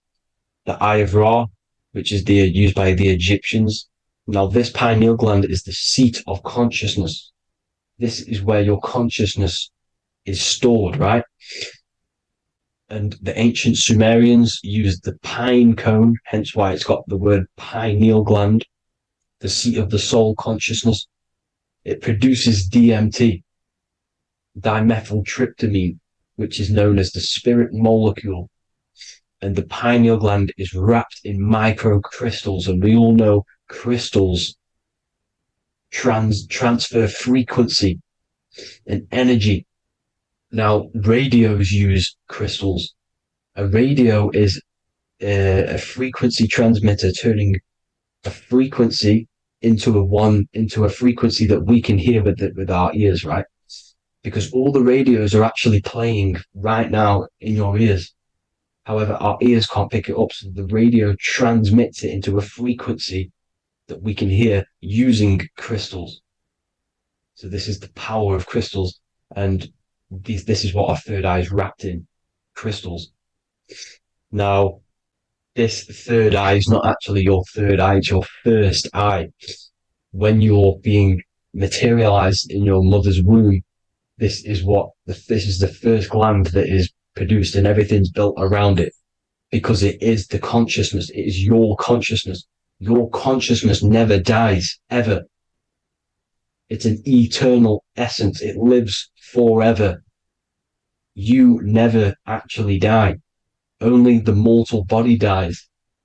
Now that's what we call life. Life is abided by time, and time is change. And change is what we call life, because everything's constantly moving and transforming into different things, right? Now let's not get off track. The pine cone is obviously, this is in the Vatican here. The pine cone is symbolized as the pineal gland, pine. And this is the opened pine cone. The opened pine cone means or symbolizes the awakened man, the awakened third eye. But the ones here, which the Sumerian gods are holding, these are shut pine cones, symbolizing the unawakened man. But let's not get confused, people. These gods were not gods. They are human beings just like you. They reached Christ consciousness. They are nothing more special than you. They just had the ability to reach Christ consciousness. And obviously their knowledge was far more intelligent than ours, far more advanced than ours. They knew the truth about this reality to the depths. Now, the ancient Hindus had a goddess called Kundalini, which is said that she descended by the means of a ladder or a cord from heaven, which is symbolizing the spinal cord. Now, this is what Hickory Hickory Dock, the mouse went up the clock and came back down. This is all these stories, like Santa as well. Santa comes up and then down the chimney. This is symbolizing the Christ oil. There's an oil which is produced in your pineal gland, right? And this oil travels down the spine. And once it's down on the spine, you must have to raise your consciousness, just like I said, with the chakras. You have to raise your consciousness, raise your vibration to heat up this oil and turn it into a gas. And it travels back up the spine through like the serpents up the spine, and this awakens the third eye once it's coming back up the spine and hits the pineal gland. This is the secret behind Santa and Hickory Hickory Dock, because Santa comes down and feeds the presents and goes back up the chimney, and he lives in the North Pole, the positive pole. This is the North Pole, people, and the presence is your sacred oil. This oil, your physical body is the furnace. It's the spiritual furnace, which you have to heat up this oil by raising your frequency and turning it into a gas to rise up this chamber, the River Jordan, to your third eye, right? Now, this is an alchemical process. Your body is the alchemical furnace. It says in the Bible, if therefore thine eye be single, thy whole body shall be filled with light. I shouldn't have cut that out, but that's what it says. The light of the body is thine eye. If therefore thine eye be single, thy eye shall be filled, their body shall be filled with light. This is symbolizing the pineal gland, enlightening the body, the spiritual body, filled with light. Now, as I said, they want you kept down here, which is the root chakra, which is your animal nature, which is obviously mind, matter over mind. This is the symbol of Saturn, right? As you say, we're built of body, mind, and spirit, the Holy Trinity. That is the sun, moon, and earth. The sun's your soul, solar. Moon is your mind. Earth, which is the cross, which is your physical body, the 5 elements, right? So body, mind, and spirit. So the Saturn symbol is actually made out of the cross on top, which is the earth, and the moon on the bottom, which is symbolizing matter over mind, because earth is physical matter. You don't want to be matter over mind. You need to be mind over matter. See, they want you identifying as your physical body. They don't want you to realize you're an eternal consciousness. You're an eternal essence of consciousness which never dies. They want you trapped in your animal nature. And this is why the Baphomet has a goat head, because it's symbolizing your animal nature, which is evil. Not evil, but you're more likely to do evil things, right? Which brings bad karma. That's your animal side. This is why the Baphomet has an animal goat head. As you can see here, he's got the Kundalini energy here. So when you see the inverted cross, the cross is your body, as you can see here. The inverted cross means your chakra's downwards, down here, your head's down here, your mind is down here, but your mind needs to be up here, which is the upwards cross, which is Christ consciousness. And as we all know, 7 colors of the rainbow, 7 planets, 7 chakras. Red light is low frequency and long range. This is why Saturn is the slowest moving celestial body, and it's the lowest chakra, because it's low frequency, long range. The moon being the crown chakra, which is high frequency, this is why the moon moves around the quickest. The moon is your crown chakra, which moon in mind. See, so there are multiple ways of your chakras becoming blocked. Now, each chakra has a specific intelligence. It has a specific thing that it's doing for the body, right? Now, this can be overused. It can be abused. For example, masturbation. That keeps you down here in your sacral chakra because you're abusing that energy center. You're abusing your sexual energy, which is then becoming unbalanced. So this is how energy, this is why these centers are pulling more energy out your electromagnetic field, because these centers are wheels. The chakras just mean spinning wheel of energy. So when you're abusing these certain centers, you're pulling energy out of your electromagnetic field, which is making your field weaker, which is making your frequency lower, which makes you prone to diseases, prone to lower negative energy, right? So you need to align these chakras. You need to unbalance them. And as you can see here, you can screenshot these to see how they're blocked. I'm not going to go over each one because it'll take me forever, but have a little read yourself. This is why they're blocked. Now, the ancients used to say Aum when they meditated. Now, these are the 7 vowels. There's not 5 vowels, there's actually 7. Now, when they say Aum, they're aligning all their chakras by saying this when meditated. This is where the Aum originated from. Now, emotion is energy in motion. So if you're feeling a certain way, that's the energy you've put in motion. It's a reflection. We live in a mirror reality. Everything's mirrored. Everything's mirrored. As within, so without, as above, so below. Everything's a reflection of some sort.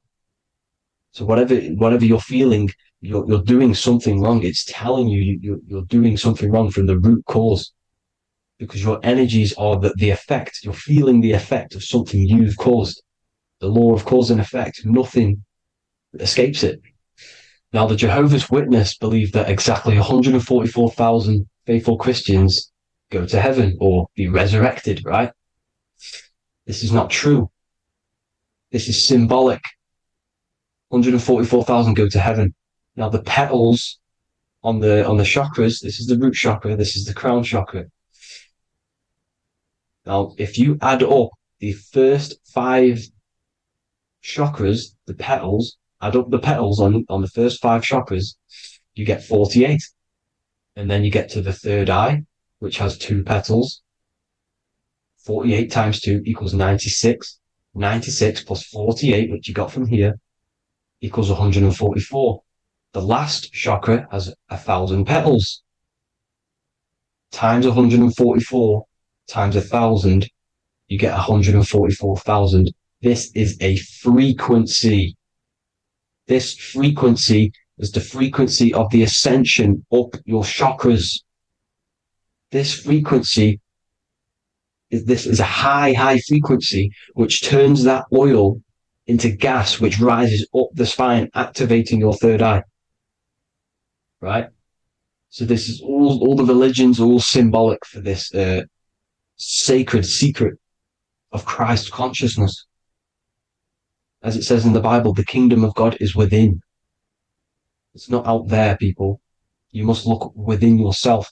You are God. You are a spark of his consciousness, infinite consciousness, right? So 144,000 is a frequency, and you must achieve this. Like I said, These people in the past, they're not gods, people. These were just humans. Nothing special. They just reach Christ consciousness. Now, they keep you in these lower vibrational states with the food, right?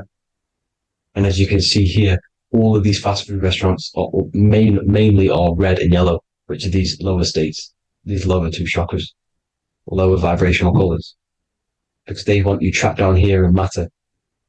And these foods are so low vibrational, they will keep you down here because your gut produces, I think it's like 80% of melatonin. Melatonin is your feel good hormone. These foods will not make you feel good. This is very low vibrational. Meat. It's not meat, it's raw flesh. These animals are stripped from their family, put on a conveyor belt, watch their friends be tortured, and then get slaughtered in a slaughterhouse. Think of all the fear that's running through their blood, all the hormones, all the fear, and you're going to go and eat that very low vibrational energy. As you can see here, this is the light photons within fruit. You can see the light, the life force in this fruit. You must think, feel, and do positive to raise your vibration.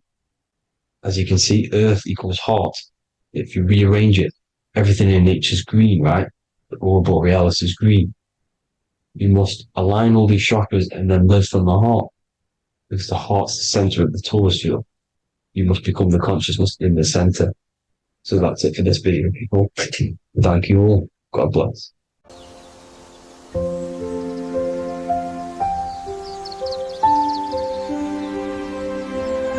bookofwisdom.com. Visit today.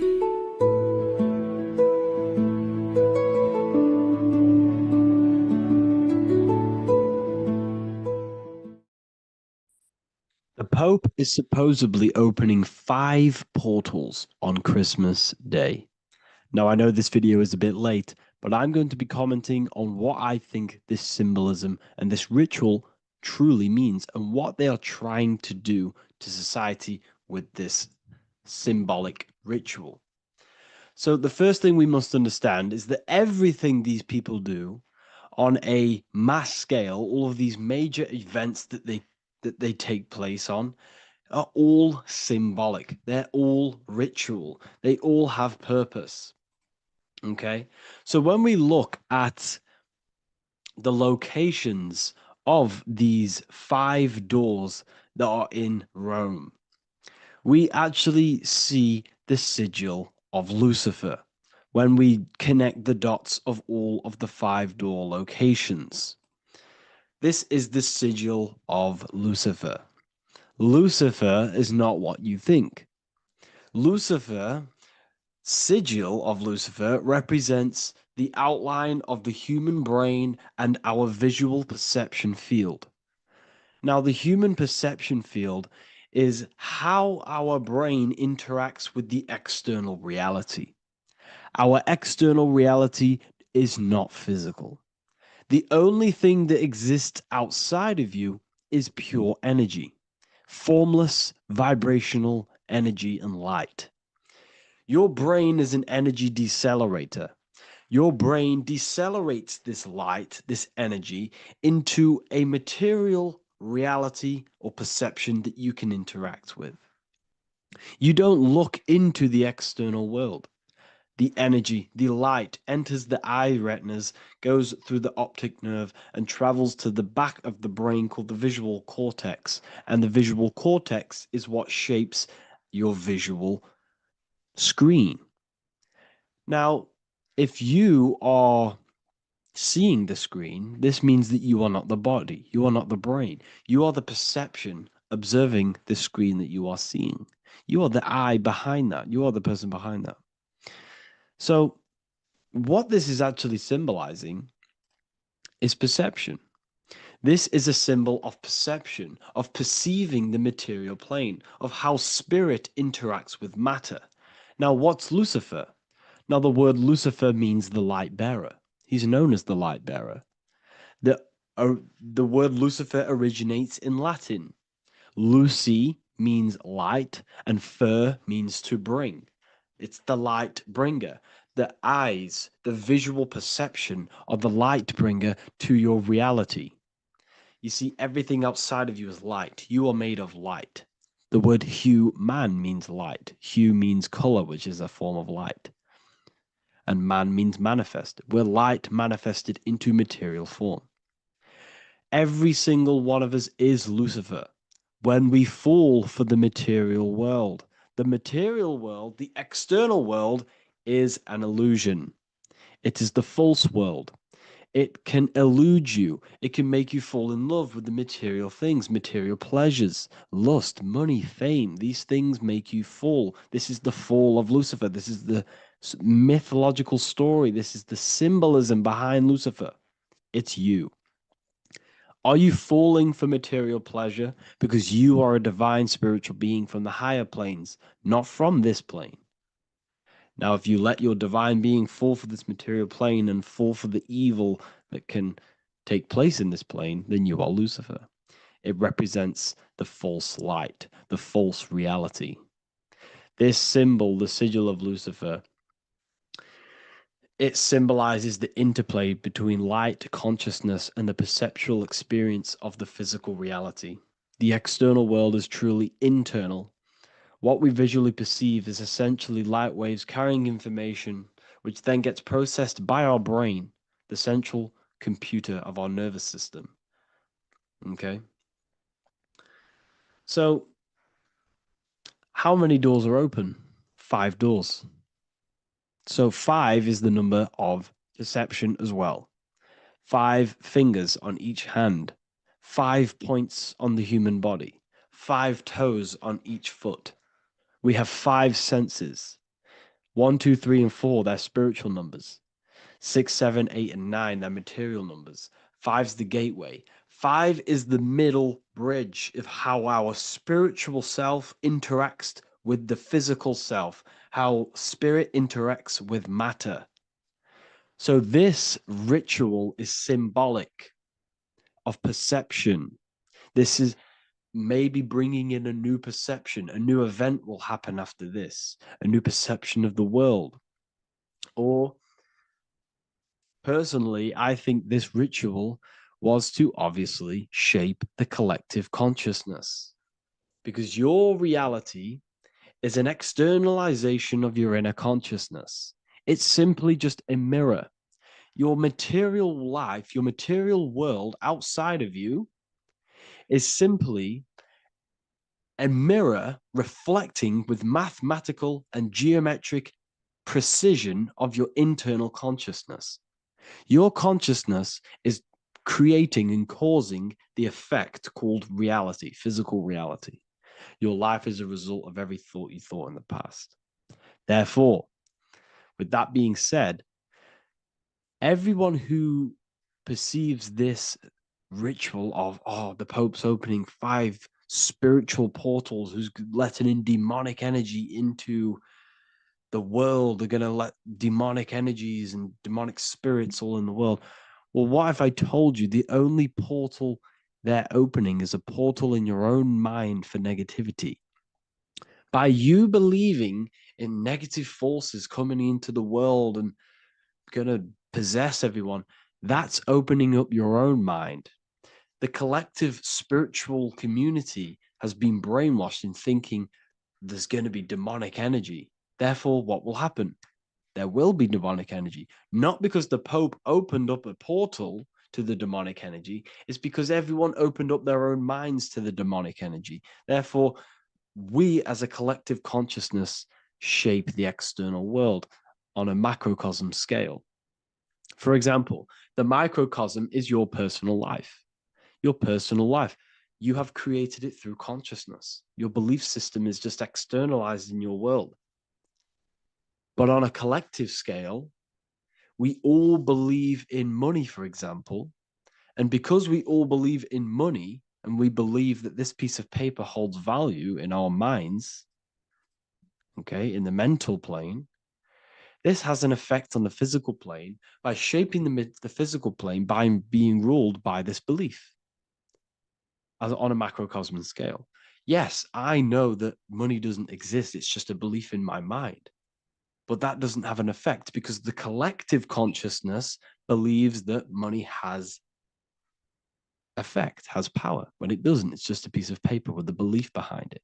If the collective consciousness stopped stopped believing in money, then the collective consciousness would have broke the spell and we would have no longer had a material plane ruled by money. You see, our beliefs is ruling and shaping our physical plane. This physical world outside of you is truly just an effect of the mind, an effect of our consciousness, our inner world. So I believe this ritual was done to change our perception, to make us think the Pope is bringing this spiritual energy and negative forces into the world. And it's just simply us creating the negativity in the world by believing in this, by thinking this.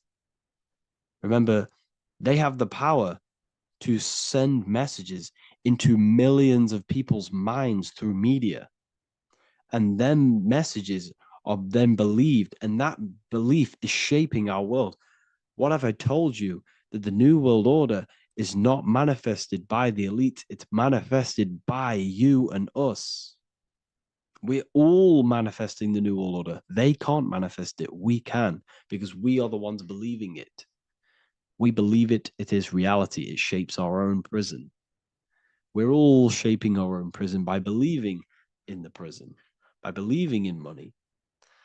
So this ritual was all to do with perception, creating a new perception, creating fear in our minds to, of course, distract us from what's really going on.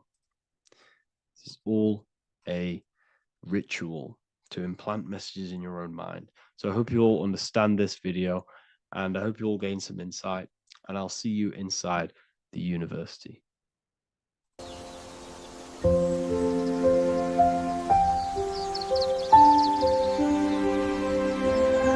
bookofwisdom.com.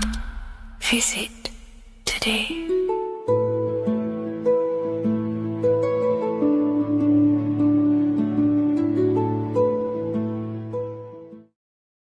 How are we all doing, people? It's Revival of Wisdom from the Wisdom Academy.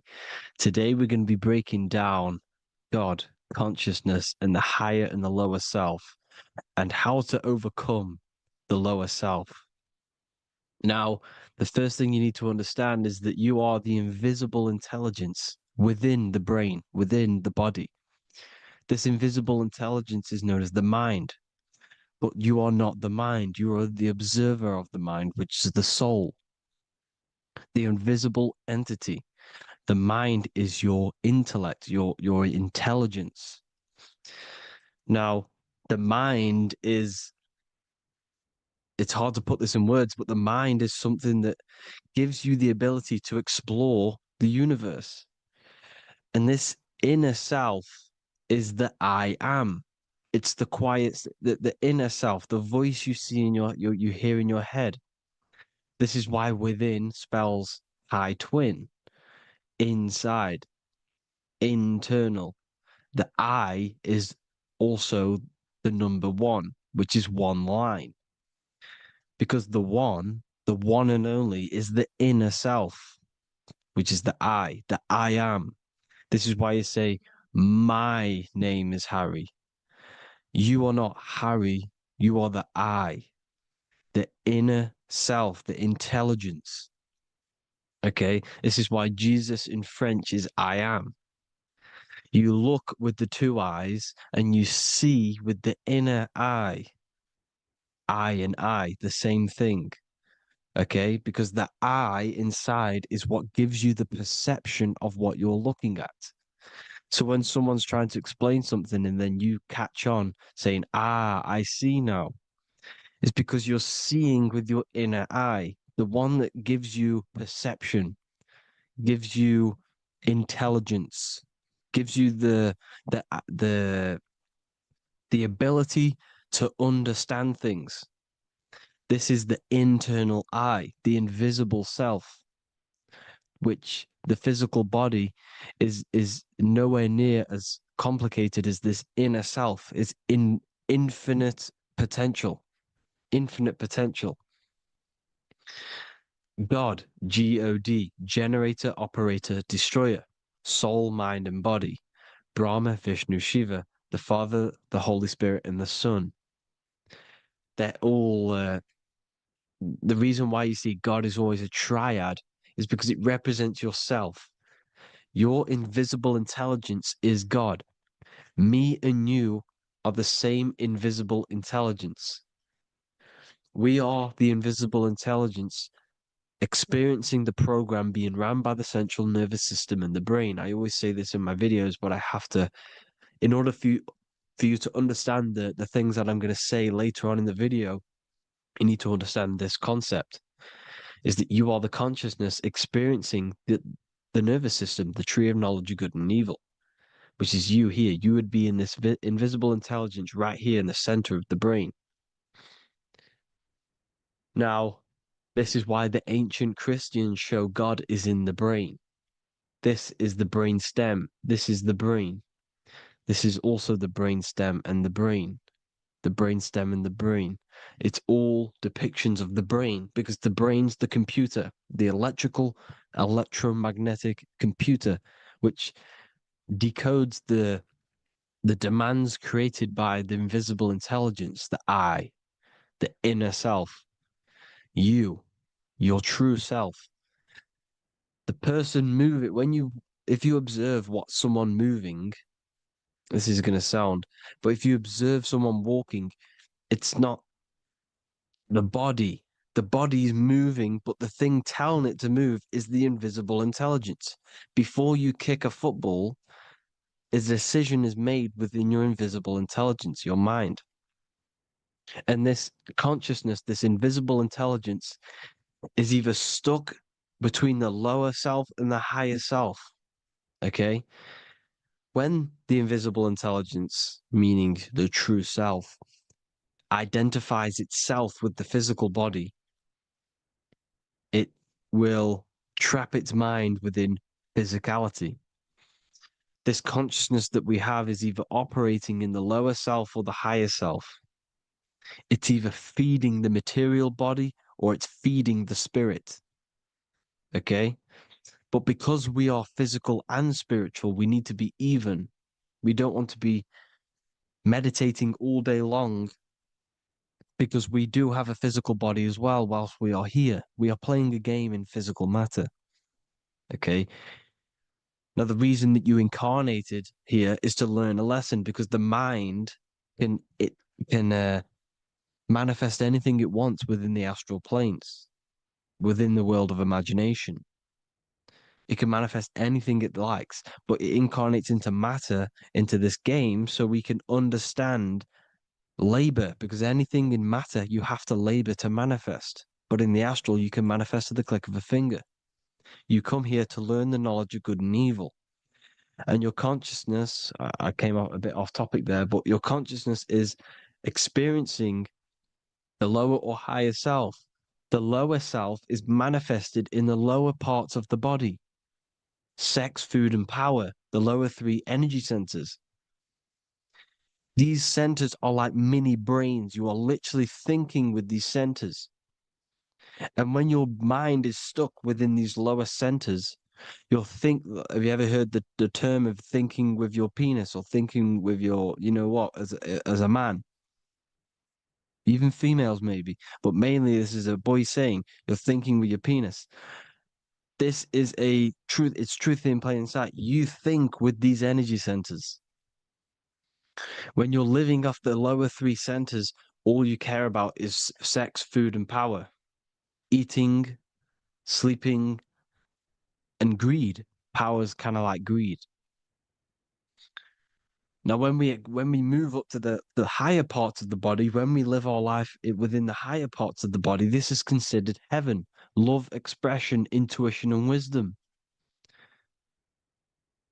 This is what we need to be aiming to do, moving out of the lower half of the body and living our life within the higher self, the higher parts of the body, thinking with the higher energy centers, thinking with love, expression, intuition, and wisdom. spreading love, expression, intuition, and wisdom to others. Heaven is even. This is why Jesus is pointing at the heart chakra, always pointing at the heart. Earth rearranged his heart because in earth you're manifested as a physical being. You're in the heart, good and bad. You need to be balanced between the good and bad. Because love can be a demon too. That's a whole nother video, but love can be a demon. Now, the seven chakras are known as the seven seals in the Bible.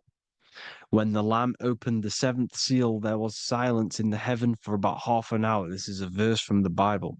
The Lamb is Aries, which is the higher brain, the cerebrum, the cerebram. Ram, Aries. Because when the Ram opens the seven seals, you enter the kingdom of heaven. Because these chakras seal your invisible intelligence. They seal your true self. You are behind these seven seals, your true invisible self, your true consciousness. Because behind these seven seals, you do not think about anything materialistic. Your intelligence is not material. It's not physical. It's not from the physical world. It does not desire the physical world. The body is the beast. The body's the animal, the lower self, which can corrupt our intelligence. It can corrupt the intelligence. Okay? Now, we need to balance these chakras so that we gain a deeper connection between this intelligence and the brain. Because when there's a strong connection between the brain and the intelligence, your body and the intelligence, you have a strong connection. Therefore, you can manifest what the intelligence is saying at all times. Meaning, when, for example, your higher self, this is intelligence, the higher intelligence is always speaking to you. It's always guiding you. It's always telling you the right thing to do. You can feel it when you're doing something wrong. You can feel that you're doing something wrong because this higher self, this intelligence knows what it needs to do here. And when there's no connection between the body and this our intelligence, our true self, when we strip away, when you close your eyes for long periods of time, you will figure out you are this invisible, infinite, creative being.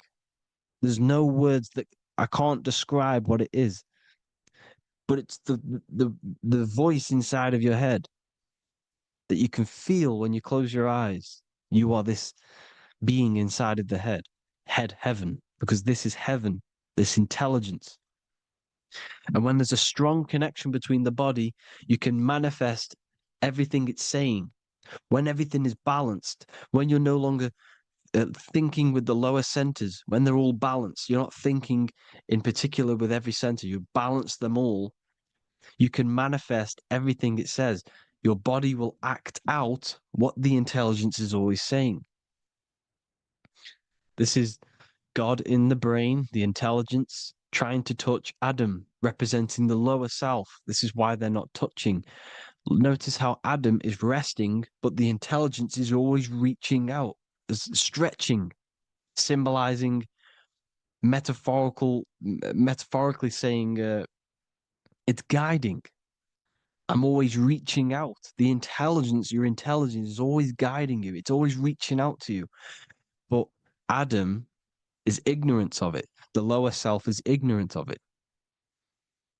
And that's why he's so relaxed and God is so stretching out. Because at our highest self, that when you think of when you want to better your life, that highest true version of yourself is God. When you're manifesting this, your highest self, this is God. Your truest form, your most perfect form, that is God. Your highest version of yourself, that is God. Emotions are not what you've been taught. Emotions are not something that should be reactive, okay? You should not let the emotion be you, except that you should experience them instead of letting them become you. You need to understand there's a separation in our consciousness. You have the soul, which is the person who is observing your thoughts. When you think a thought, who's the one observing that thought? The soul, you, the I am, the I, the inner self, the one and only. And inside of every single body, inside of me, inside of you watching this video, there is this same intelligence that is inside of me, inside of you. And it's the exact same intelligence, experiencing a different body. And this is what we mean by the universe is mental. We all are all sharing the same ball of consciousness in a different body. The animals, the fish, the cells, all expressing this one consciousness. Me and you are the same. This is why the golden rule is treat others like others should be treated, because I am you and you are me in a different body. Now, going back, you need to identify that there's different levels of consciousness: soul, mind, emotion, and body. Okay? Your emotions are on a separate layer than the body, the mind, and the soul. So when you identify there's a difference between all of these, you do not let them become you. You do not let your mind rule you, because your mind can be corrupted. Your soul is the one that is pure good, pure love, but your mind can be corrupted. Okay? Your emotions can be corrupted. The body can be corrupted, but the soul can never be corrupted, only layered on top. You can only throw piles of programs within the subconscious, layering the soul down, but deep, deep down inside of every single one of you, there is a loving being. Because love comes from the heart. Love is the universal emotion, expression. Now, your thoughts can become bondage, your emotions can become bondage. Now, what do I mean by bondage? By conquering the lower self, we need to conquer our own mind, because the mind is what's manifesting the lower self. When you're thinking with the lower half of the body, when you're becoming your emotions, you need to experience the emotion, not become the emotion. Do not let the emotion become you.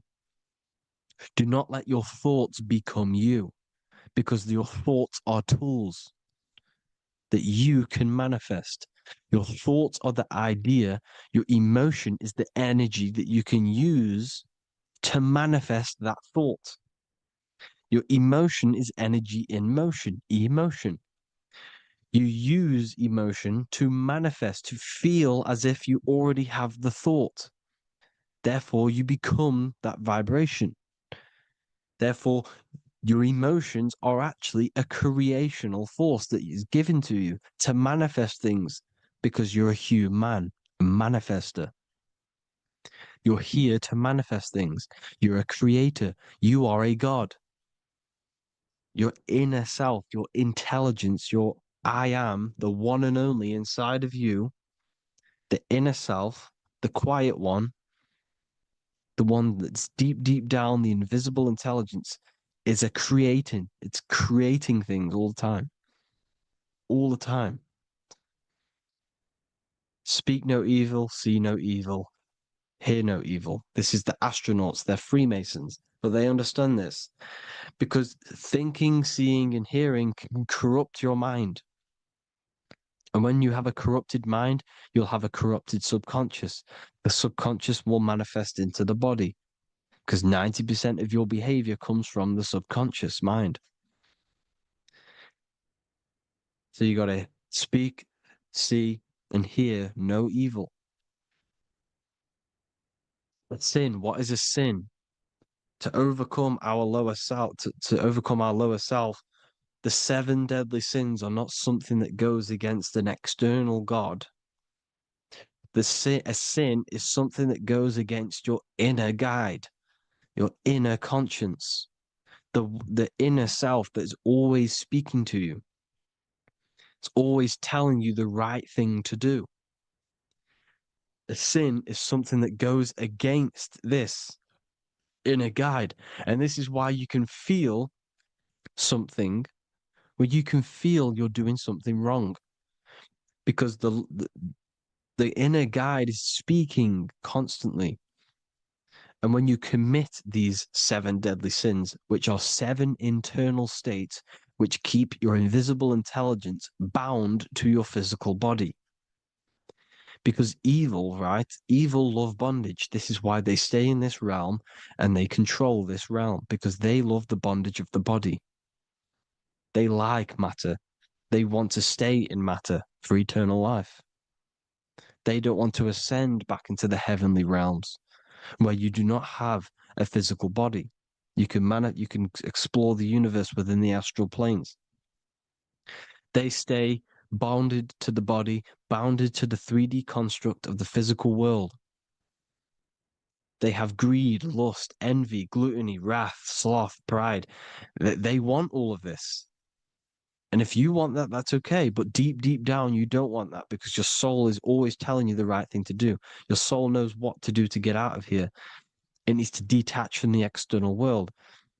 Detach from all of these 7 internal states which bound you to your lower self, your lower centers. That's what a sin is. You have a left and right brain. The left brain is always analytic. The right brain is metaphorical.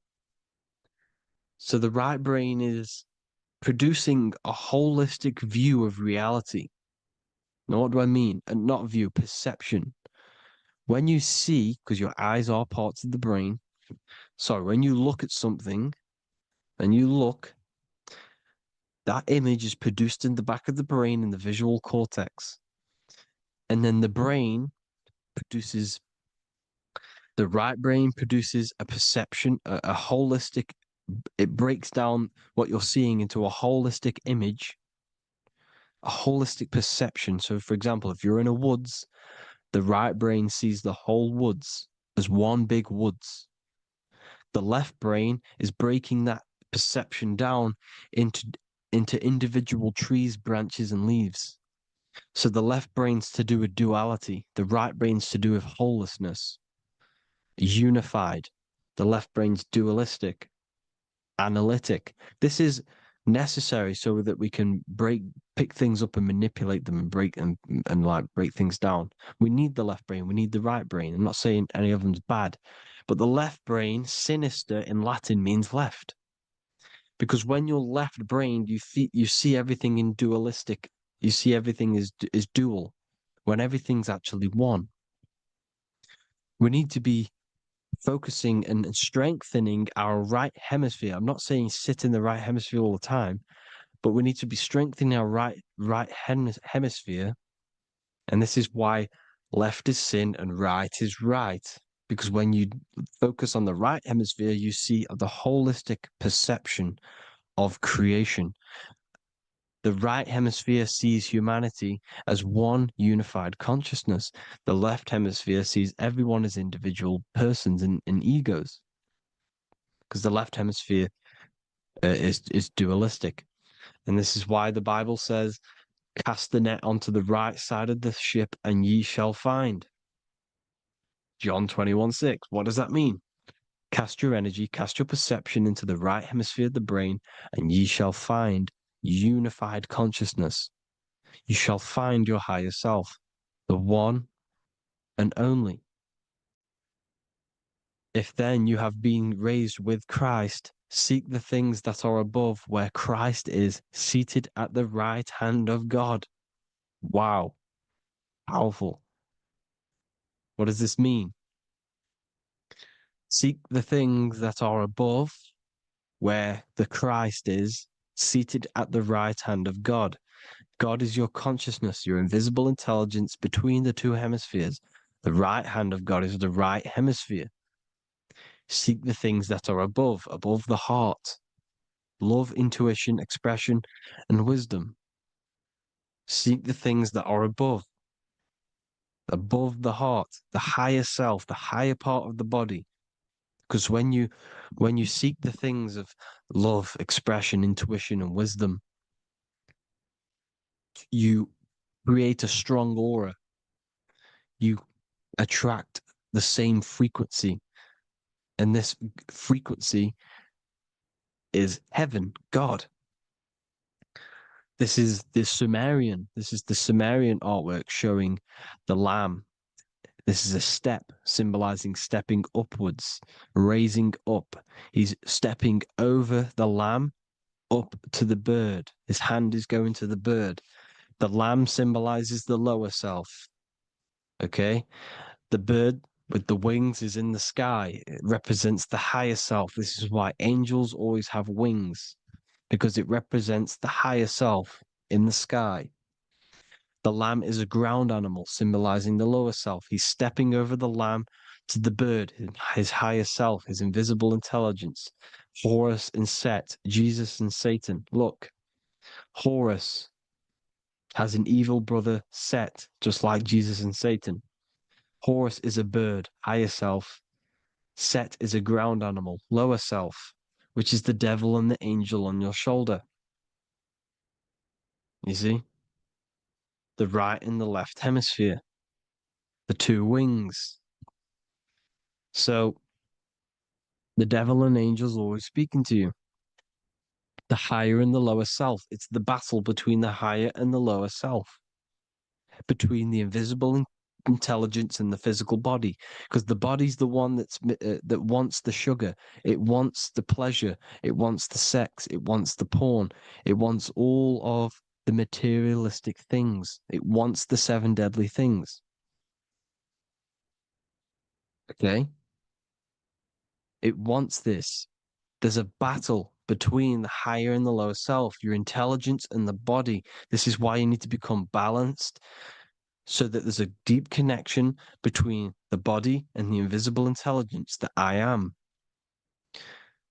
You need to master your mind with discipline, and you gain a connection between the brain, the body and the intelligence. Resurrection, transmuting sexual energy. Okay, this is important. Res is Resh, which is Hebrew. The early Hebrew Resh symbol is the head. This is the head. Resh, erection. Erection is a sexual stimulation. Resurrection is rise erection. You got to raise your sexual energy up the base from the spine to the head. This is the Christ, the Christos. Because there's a psychophysical psychophysical oil produced in the brain every month. Go and watch my other video on raising the chrism. Okay? And every month there's this fluid produced in the brain, which takes 2 trips, because one's produced by the pituitary, one's produced by the pineal, magnetic female, magnetic and electric charge. And it takes 2 trips down the spine to the solar plexus, the bread of life in the Bible, or Bethlehem in the Bible, because the River Jordan's your spine. Goes down to Bethlehem. It gets born in Bethlehem, just like Jesus. Because when this oil travels to the solar plexus, it creates the seed, the seed of life, and it feeds the body, all the central nervous system, all the cells. It regulates the blood, does all sorts of good things for the body, this oil. Now, when you save your sexual energy and you raise your resurrection, you awake the Christ, you raise it from the solar plexus or the sacrum bone up to the brain, you activate 100% of the brain, and this is the true resurrection of Christ. Instead of wasting the energy and giving away your sexual fluids, because behind the fluids is the energy. So when you release that fluid, the energy is out there. You've released the energy. Your sexual energy is the most potent emotional force a human could possibly feel. Same with any animal or anything. The sexual urge, the sexual emotion is the most powerful, potent emotion that you can feel. It takes over the whole body. When you feel sexually aroused, it takes over everything because it's so potent. And when you fight the serpent, when you fight the sexual energy, which is shown here in the Egyptians, the cat cutting off the head of the serpent, or Hercules fighting the serpent, or in the Greek mythology fighting the seven-headed dragon, the seven chakras. The serpent is your sexual energy because it symbolizes your kundalini. When you fight it and you transmute this energy instead of releasing it, instead of acting sexually on it, you can transmute the energy, transfer it from the solar plexus up to the brain. You can do this with other tasks. Instead of releasing it, instead of raising it from the solar plexus to the brain, you can use it for other things. So, for example, you want to think critically. You can use it for critical thinking. You can use it for going to do exercise. You can transmute sexual energy into anything, but you can do this. You can raise the sexual energy, and you can use this energy to push the cerebrospinal fluid from the solar plexus up through the spine, up the 33 vertebrae to the brain, and it'll activate 100% of the brain. And this is the resurrection of Christ. Jesus was never dead. Jesus was never rose from the dead. It symbolizes the Christ, Jesus Christ. Christ is Christos, which means oil in Greek. The resurrection of the Christ, the Christos, the oil. When it activates 100% of the brain when it's raised, and it can regulate all the systems, it can regulate all the blood, it can regenerate the body. And this is the true Antichrist. They don't want us doing this process. The Antichrist is not against Jesus, it's against the fluid in our body that makes us live hundreds and hundreds of years and makes us live as gods. This is the true resurrection. And when you fight the serpent, you fight your sexual urges, your sexual emotion, the most strong emotion that you could ever feel. You can do this process. And this is the true secret of transmuting sexual energy. Because when you transmute the sexual energy, you can become a god. And this is why Hercules is fighting the serpent. Notice how the serpent is low. He's reaching down to it. It represents the lower self. Because the lower self wants the lust. It desires sex. The body desires sex. There's a fight between the higher and the lower self. But when there's balance, there's even. Heaven is even. When there's evenness between these, this is the kingdom of heaven. This is when heaven is on earth. So at our highest levels of ourselves, the highest level of our intelligence, this is God. God is something that we manifest. We need to achieve Christ consciousness by battling the body. There is no battle outside of the physical body. It's an internal battle. Jesus and Satan have been externalized. Nothing exists outside of you, because I explained in the beginning how you are the consciousness experiencing the central nervous system. Therefore, there is nothing outside of you. It's all internal. Jesus and Satan have been externalized. Why? Because it's business. The church is a business. It's all a business. They've created these figures to be historical when they're not historical. The Bible's not historical. It's all externalized. It's called exoteric, when the truth is esoteric, internal teachings. So, anyways, people, balance the chakras, balance the two hemispheres of the brain, balance the conscious and the subconscious. Balance is perfect, the yin and yang. You are spiritual and physical. You live in day and night. You need to be balanced. Oneness. Seek oneness. And this is the true kingdom of heaven. And when we all realize that we are all the same intelligence, the same consciousness expressed in different bodies. When we all realize this, we all realize we're all one. Doesn't matter what race you are. It doesn't matter what race you are, where you're from, your nationality, because none of you are actually from here. None of you are from the physical world. You're manipulating the physical world through the physical body. You are the I am. We all have a soul. Every single one of you has a soul. We all have souls. The reason why they say some people don't have souls is because they're trying to suppress your mind. They don't want you to know that you have a mind. That sounds crazy, I know. But a lot of people haven't realized that they have an infinite intelligence called a mind. And behind that mind, if you can observe your thoughts, the person who is observing the thoughts, you have a soul. Everyone has a soul. Don't listen to all these people saying some people don't have a soul, some people do. We all have a soul. Every single one of us. So anyway, you need to break the lower nature of yourself. At our highest levels, we are gods. Our intelligence, our universal intelligence, the I am, the intelligence that's inside of the brain, is God. Our minds are being corrupted within believing that you are the body, and the result of this is a society like today,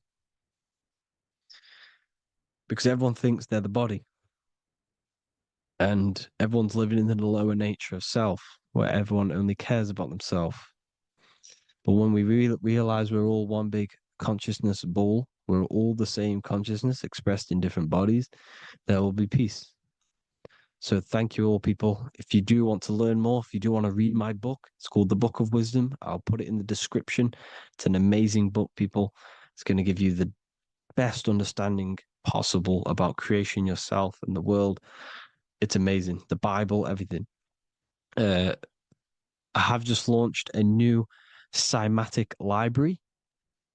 A friend of mine has just added this to the website. He creates beats, and he creates the purest beats. So they are actually the frequency that it tells you. Most of the stuff on YouTube and Spotify and Apple Music it says it's a certain frequency, but we know these major platforms are all playing with the frequencies of the app. So if you want a real binaural beats, solfeggio scale frequencies to meditate on or listen to throughout the day, join the Occult Library. You can get a 2-day free trial. I'll put the link in the description. Thank you all, people. Hope you all enjoyed this video. God bless you all.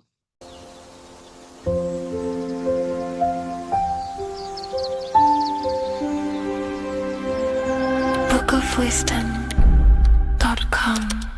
Visit today.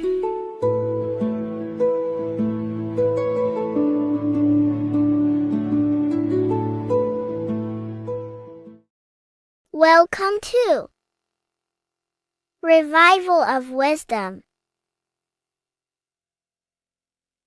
Welcome people, we're back with another video, and this video is about Freemasonry and the connection to the Illuminati. Please, as always, to make sure to hit that like and the subscribe button and turn on the notifications to never miss a video. On May the 1st, 1776, the founder of the Illuminati, Adam Weishaupt, founded this secret organization, and this date can be found in Roman numerals underneath the all-seeing eye pyramid on the $1 bill. This $1 bill also says Anu Coptus Novus Ordo Secularum. This is Latin for announcing the birth of the New World Order. This New World Order will be headed by Lucifer, the all-seeing eye, and followed by the 13 layers of bricks for the 13 elite bloodlines. So your Orsini's, Rockefellers, Rothschilds, Soroses, and the other 9 elite families. So when Adam Weishaupt created the Illuminati, he made it consisting of high-level degree Masons, French and Latin philosophers, and many more powerful people to all become one society. So this is why you see Masons using the same symbol of the all-seeing eye inside the pyramid. But not all Freemasons are part of this Illuminati secret society. As the 33rd degree Freemason Manly P. Hall said in his book The Secret Teachings of All Ages, Freemasonry is a fraternity within a fraternity, an outer organization concealing an inner brotherhood of the elect. So what he's saying here is that Freemasons have to go up the degrees of Freemasonry, and once they hit the top, they either get elected or not into these secret societies like the Illuminati, Skull and Bones, and Knights Templar. So when you see celebrities doing this one-eye symbolism, either covering one eye, doing the triangle, or doing 666 over one eye, this is showing and reflecting the symbolism of Freemasonry. They have taken the oath to never speak on anything they learn about Freemasonry. Duncan's Ritual of Freemasonry book states the oath they have to take. Quote, I ... of my own free will and accord, that I will hail, ever conceal, or never reveal any of the secrets, arts, points of Master Mason's degree to any person whomsoever. All this most solemnly, sincerely promise and swear. Now, this is what happens when they break the oath, stated in this book, quote, myself severed in two, my bowels taken from thence, and burnt to ashes. So this states that Freemasonry comes first, before any law of the land. It has the right to kill you if you break your oath. This is the hand gesture they have to do every time they enter the ritual room inside the Masonic lodge. This is the cutthroat symbol, showing you and reminding you of the oath and what will happen if you break it. Now in this book, Richardson's Monitor of Freemasonry, it states, if you break your oath, binding myself under no less penalty than to have my throat cut across, my tongue torn out by the roots, and my body buried in the rough sands of the sea. If they do not decide to kill you, this book states this by pointing him out to the world as an unworthy vagabond, by opposing his interest, by dearranging his business. In other words, they have the power to frame you and destroy your reputation to the world, and destroy your business if you break this oath. So yes, they do kill to keep this truth hidden, because this truth of this reality is what keeps them in power. They have the ability to manipulate people, because people do not know what manipulates them. This is why they call themselves the government. They govern the ment, which is the mentality, because the mind is the root cause of reality. They control what you perceive to control what you manifest. By knowing the truth, you are set free, and you no longer need no controller above you. So this is why they are willing to kill and do whatever it takes to keep the truth concealed within these high-level degrees of masonry and these secret societies.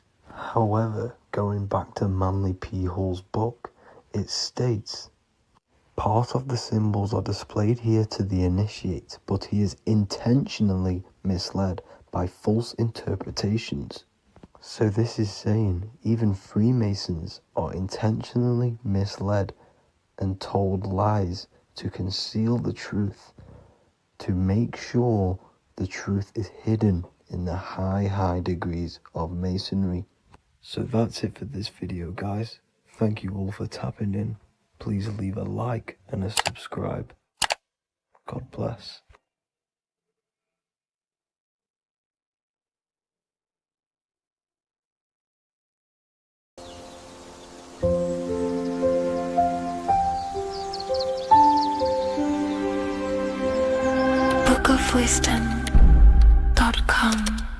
visit today.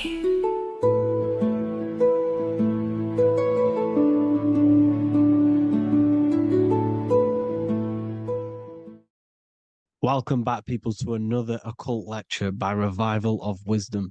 Today, we're going to be talking about magic and how it's being used on us for the New World Order. Magic has the word mag within it, which is magnetism. Magnetism is the force. Magic is influencing forces, natural or supernatural forces, and using it for a certain agenda to gain something out of it. Now, magic is not what everyone's being thought. It's not some sort of fantasy thing. It's actually very common, and we all do it, whether you believe it or not. Magic is all to do with the mind. As I said, always say in my lectures, your mind is what creates matter. Your mind is what creates your external world. So it's all about manipulating and planting seeds within the mind, because your mind is a garden, and thoughts and words are seeds which are being planted in that garden. Your life, your physical life, the people you have in your life, your friends, your car you own, the job you have, is all a reflection of the thoughts that you've been thinking in the past. You are where you are in life because of the thoughts that you've been thinking.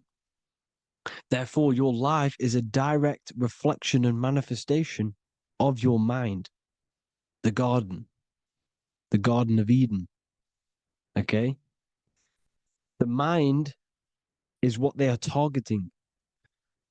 What you see, say, and hear has a direct effect on your mind. Me talking to you is influencing you. The words I'm saying is planting seeds within your mind. Now it's up to you to consciously act on these thoughts or these words, or to maintain these words. As above, so below. As within, so without. What's inside of me is outside of me. What comes into the storehouse comes out of the storehouse. You have the left, you have the right, you have the up, and you have the down. As above, so below. Whatever is in your mind will be expressed in some sort of way, consciously or subconsciously, spiritually or physically. The mind is what manifests everything. And this is what we need to understand.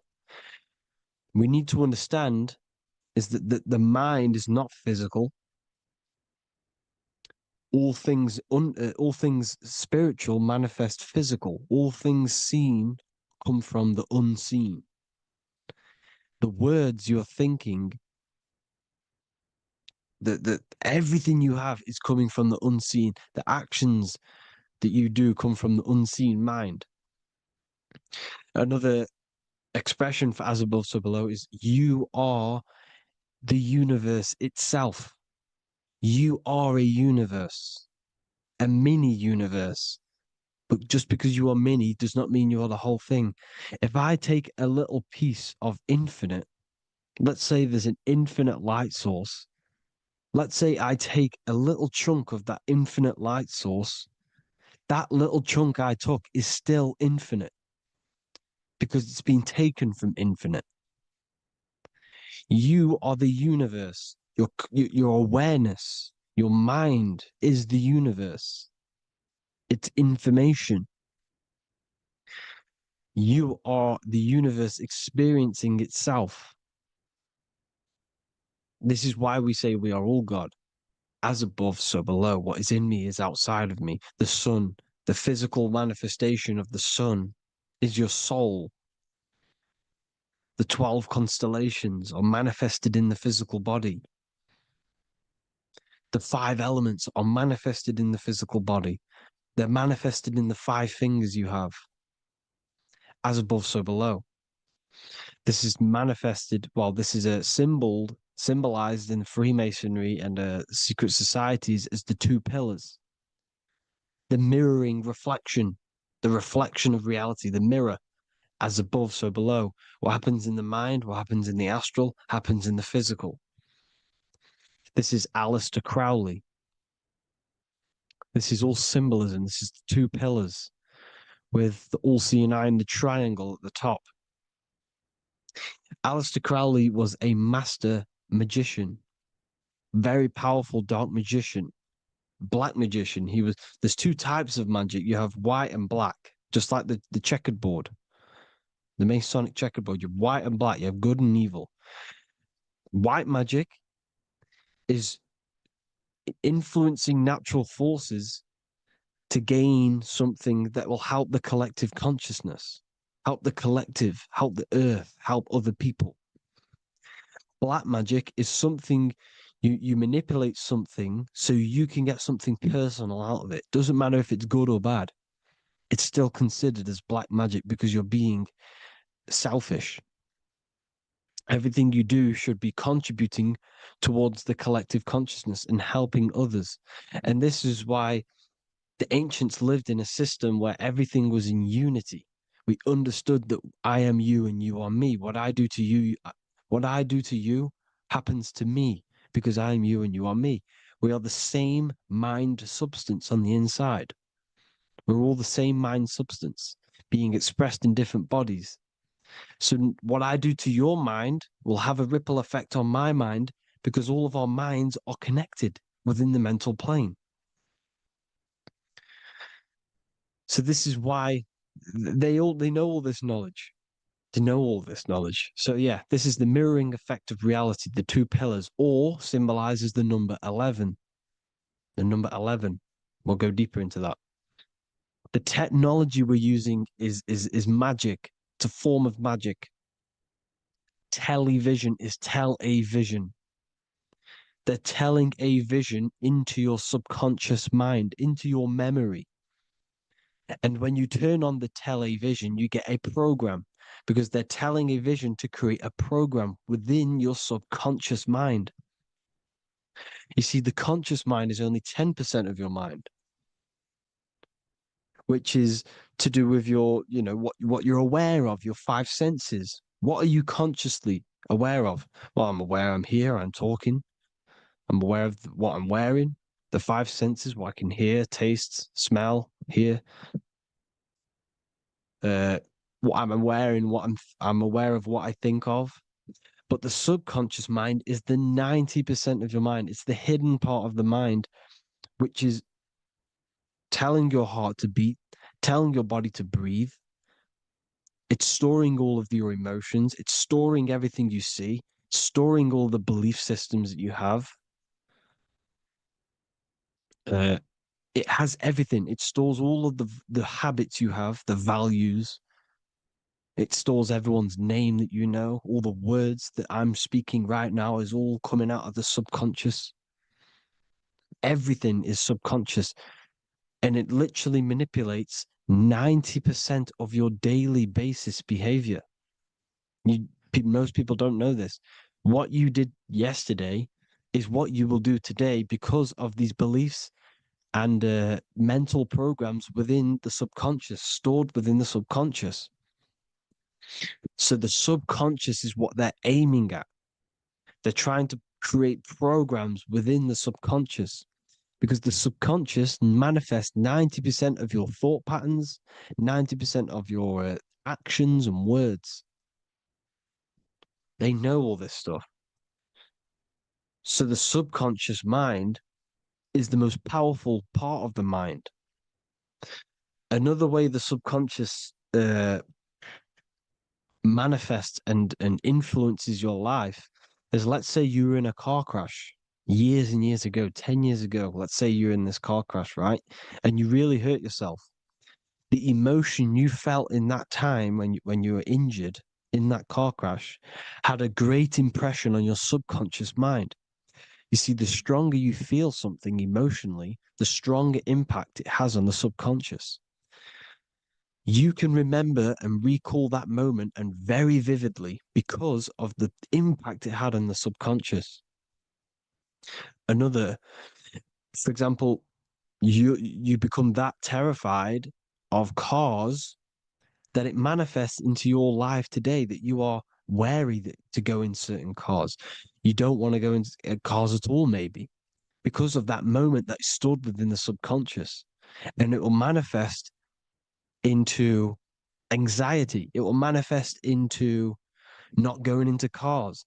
It will manifest into depression, maybe. These things, these emotional, very emotional, traumatic events have a great impression on our subconscious and they control your life. This is why you need to meditate and let go of, go deep within yourself and let go of these internal, deep emotions that you may have repressed and keep pressing down and ignoring. But you need to address it and let go of these subconscious impressions you have, which are controlling your life, like anxiety, depression. All of these things are stemming from things that are stored within your subconscious years and years ago, more than likely. Broadcasting. They're casting spells to a broad audience, to news, north, east, west, and south. They're casting spells. No, if you watch the news, everything's red. Breaking news in red writing or the red background, everything's red. Why? Because red's the root chakra, which is all to do with survival. They want to stimulate this root chakra because they want you down there in survival mode. They want you in survival mode because you're easier to control. They control out of fear. And not only they're casting these spells as if, because most of the things they cast in the news hasn't already happened. They're constantly bombarding you with there might be a war breaking out, war this, war that, kill here, kill there, murders. It's impressing, it's casting spells on your subconscious mind. So when the event does turn up in real reality, in physical reality, you're less emotional, you're less surprised. You're not as surprised because you've already heard it before. Your subconscious has already heard it all before. If you never heard of a war and then a war broke out, you'd be going crazy. So they subtly program your subconscious mind through the words, because the words they say is impressing your mind. It has an effect on your mind, which will have an effect on your behavior, your words, your conversations you have with people. They're casting spells to north, east, west, and south on the tell a vision. They're telling a vision by broadcasting, by saying spells. This is why we call it spelling. Even the word, listen, the words we say cast spells. Bless. Oh, bless you. That's be less. The subconscious mind only picks up literal things. You see, when I say bless you, your conscious mind picks that up as, oh, thank you, you're blessing me. But your subconscious picks up as be less. You see? Because the subconscious it has no filter. It's just, it is what it is. Everything is factual in the subconscious. Therefore, if I call you an idiot, your subconscious, my subconscious will think I'm talking to myself and calling myself an idiot, and it will take that as true.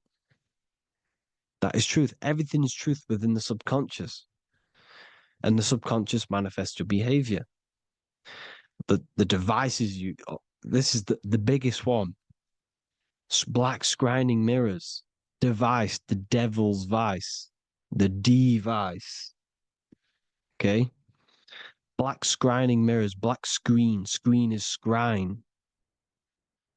Black scrying mirrors were used to communicate with spirits within the astral plane in the medieval times. They're still being used now by black obsidian mirrors. And look at your phone, it's a black mirror. And there's some sort of, I'm not saying this is fact, but personally, I believe these are portals for spirits and ethereal entities to come into your life, to come into your surroundings. So this is the next big thing: the TVs, your iPhone, your iPod, all black mirrors, and mirrors are very, very powerful. Even just a normal mirror. Mirrors have an effect. Whatever you say into a mirror, what you say is energy. And when you say something into a mirror, you're saying it into yourself. It's an infinite cycle of words of energy because it's being reflected infinite times. When you say something into a mirror, it has a massive effect. You're saying it directly into your eyes, into your mind.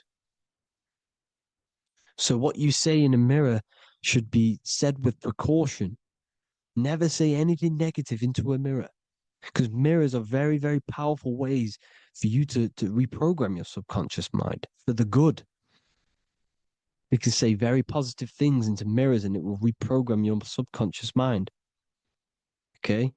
Manifesting is all magic. It's all magic. Everything is magic. But consciously doing it is what they're doing. They hid this knowledge. Your phone is magic. It manipulates your mind. The iPhone, okay. See, magic isn't all of this with wands and what. See, Harry Potter, okay, that was created to give you this perception of a mystical and amazing form of magic with magic wands and all sorts of stuff like that. Yes, that stuff was true when the collective conscious minds were on a higher level and our belief systems believed in these things because the universal mind, all of our minds contribute to reality. If the masses don't believe in magic, in if the masses don't believe in a certain thing, it's going to have an effect on physical reality. So when the collective minds are higher and have more open minds, things like Harry Potter can come true. See, it's all in the mind. The iPhone, the I is the symbol for the mind, the invisible intelligence. The triangle is the ethereal plane. Okay. So the eye in the triangle is the eye that sees into the beyond the ethereal planes. The square is the physical plane. So the iPhone, your phone is a black box, just like the Saturn black cube. It's a black mirror. It's taking photos of you every 2 seconds. And it's a it's a it's your mind. Your mind is in that phone. Everything you like, everything you text, everything you type in Google, everything you say to someone, every conversation is all recorded on the phone. Therefore, it is a direct reflection of your mind. Your mind is imprinted into your phone because your mind, everything you think in your mind, you're manifesting into typing, saying, taking pictures into the phone, and it's collecting it and storing it. And what they're doing, and this is for all forms of magic, it's manipulating the mind. It's all manipulating the mind. Reels, Instagram, TikTok, this is all dopamine. It's all controlling the mind. Every like you get, every follow you get, every share that you get is dopamine within your brain. They're literally targeting your brain and mind. It's all manipulating because what they're pushing through the phones, through the media, through the news, through the televisions is visions and programs. You are the one manifesting the new world order. They're not manifesting the new world order. They're giving you the information so you can manifest the new world order. Everything they say is contributing to your mind. For example, digital money and all the information they put out for you to see is contributing to your enslavement. Your mind is manifesting the New World Order. They know this. They don't manifest it. There's billions of us.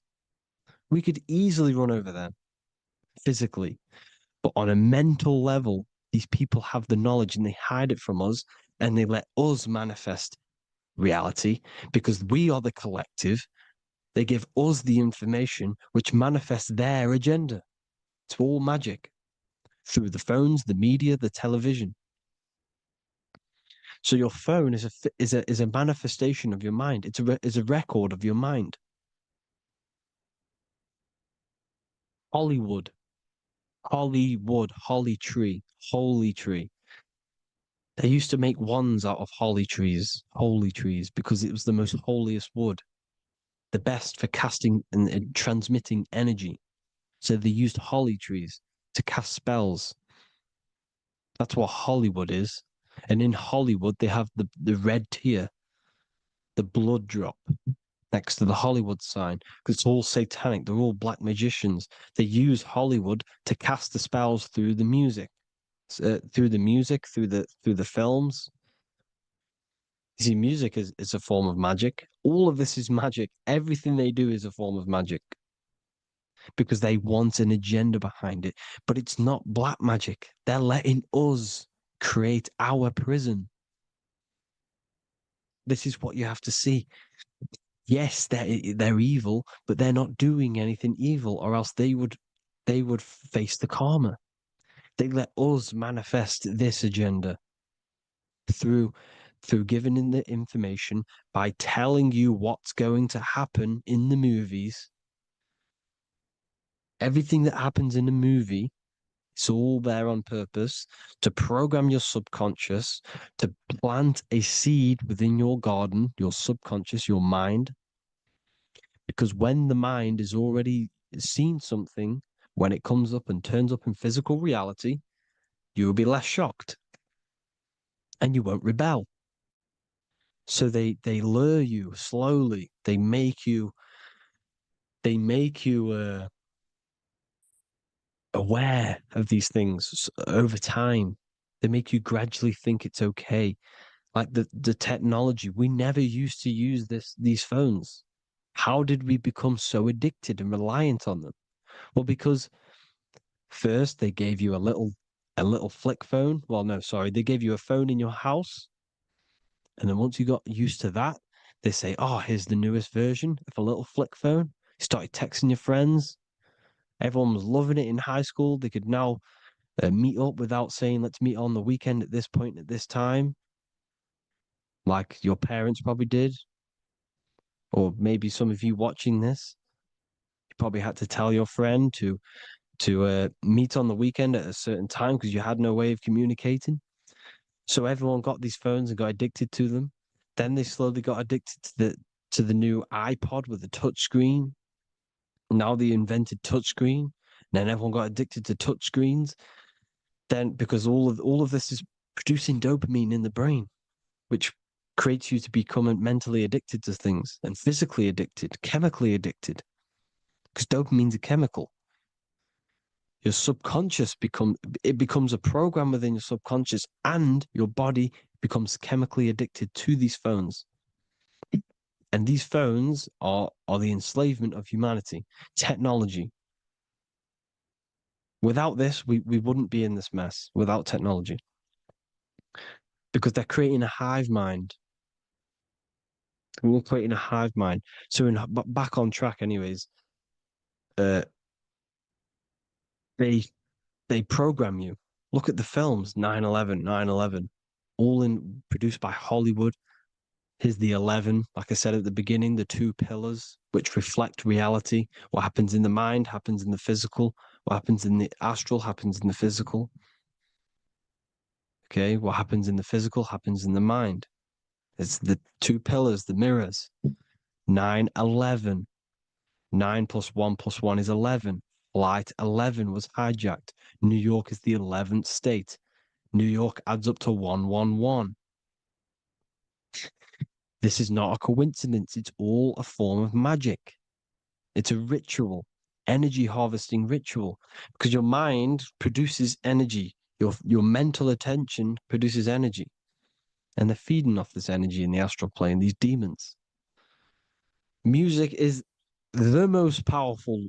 Personally, I think the music is one of the most powerful forms of magic they're using. Okay. Music is hypnosis. It puts your brain in a hypnotic state. It influences your electromagnetic field through vibrational energy. It reprograms your subconscious mind. Why do you think you remember the lyrics? You see, your subconscious stores all of the memories. Remember, the subconscious manifests 90% of your behavior. So, therefore, the music you're listening to is manifesting your behavior. You wondered why some people wonder why they have drug addictions and they can't get out of violence and they can't get out of all this negative mind space. It's because the music they're listening to is creating a negative mind space. The words you listen to have plant seeds within your mind. So the reason you remember the lyrics is because that song created a program within your subconscious. Yes, that is what happens. You can use magic to reprogram your mind, but you can use music to reprogram your mind because it's all forms of magic. It's using natural mental energy forces to manipulate the physical reality. You manipulate your mind, you manipulate reality, physical reality. Okay. So the music, another very, very big one.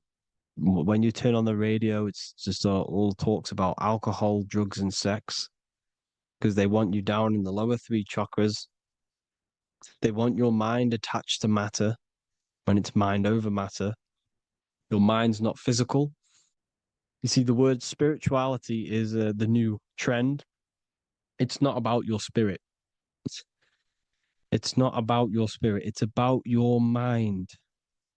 It's not about, you know, uh, spirituality and looking after your spirit. And they've got you focused on your spirit.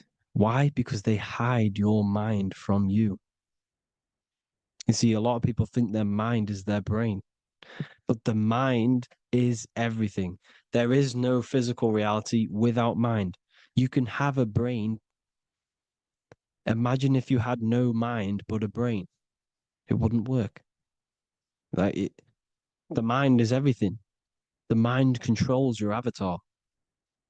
It begins in the mind before it happens in the brain. Then the brain manifests through the body. The brain's just an electrical computer. So that they've got people scared. Or do I have a soul or not? And all this stuff. Listen, if you have a mind, you have a soul, because you are not the mind. This is why everything is sort of an illusion, because beyond the mind is your soul. But what is the soul without a mind? You can't have a soul without the mind. But if the mind didn't exist, the soul doesn't exist. You are the person listening to your mind. I shouldn't say person because you're not the body. You're the entity behind the mind. But if you didn't have that mind, you couldn't understand what you even were. You would just be an observer who couldn't think. So yes, we all have a soul. If you have a mind, you have a soul. Everything is mind. Everything has mind. Mind creates everything. God is mind. And then manipulating your mind through TV, your phone, uh, every little thing. The school, it's all about the mind, people. Control your mind, you control your reality. Just the last thing, here you go. Aleister Crowley, the dark magician, Kanye West doing the exact same thing because they're implementing magic in the music. Here's the Beatles with Aleister Crowley in the background. Bet you never noticed that. Aleister Crowley was influencing music and placing magic within the music to influence the subconscious. This is what Baal worship was. This is why they killed children. They sacrificed these children. Why? Well, because in order to ascend, in order to raise your consciousness internally, godly, by being good, God, or being in order to be good and raise your consciousness and to get something in the physical world, you have to sacrifice yourself. And what do I mean by that?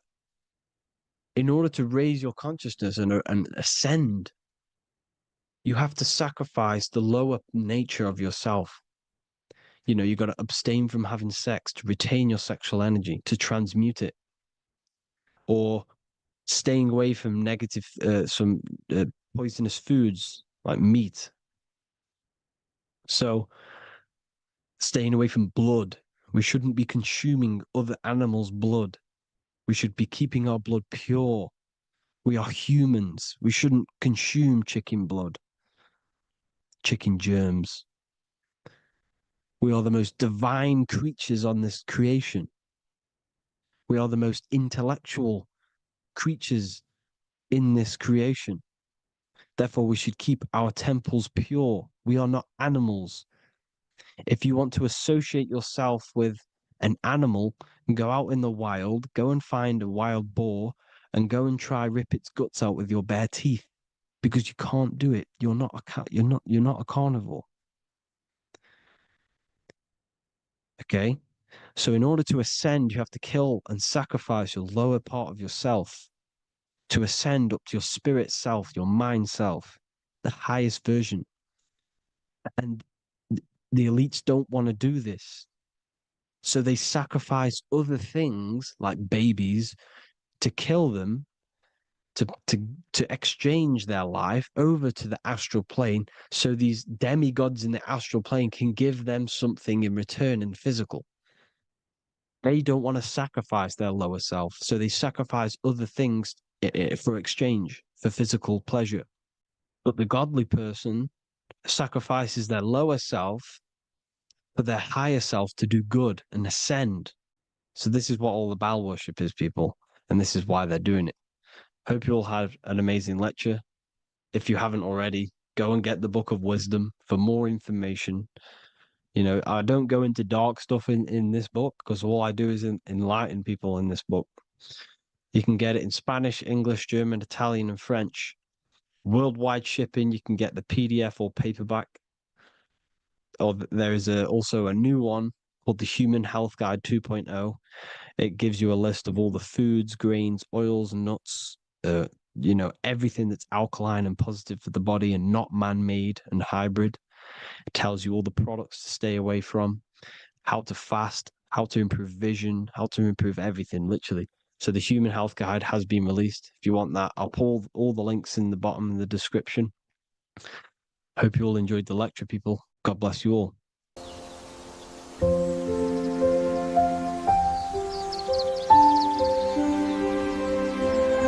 bookofwisdom.com. Visit today.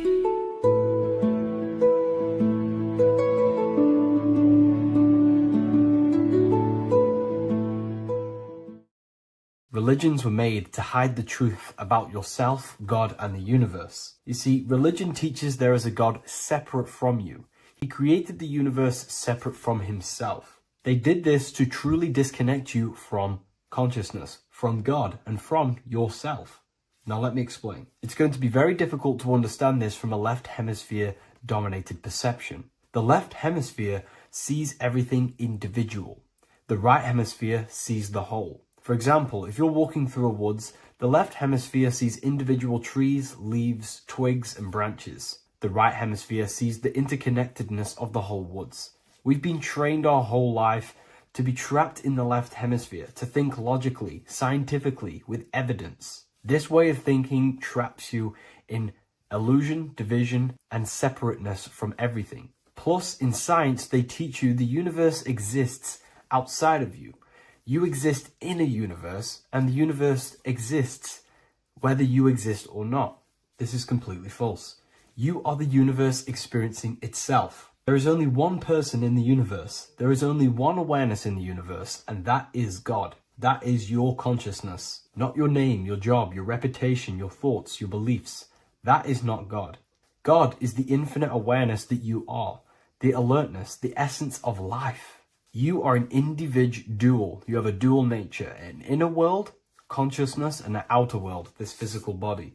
The inner world is the immortal, consciousness, awareness. This physical reality is for the immortal within us to experience and enjoy. And the immortal consciousness, the immortal self, the individualized expression of the only thing that is truly real, which is God, consciousness, is seeking a way to understand itself through infinite vantage points. The same consciousness inside of you, inside of the dog, the squirrel, the plants, the stars, the same awareness is in absolutely everything. Only the right hemisphere can see this connection.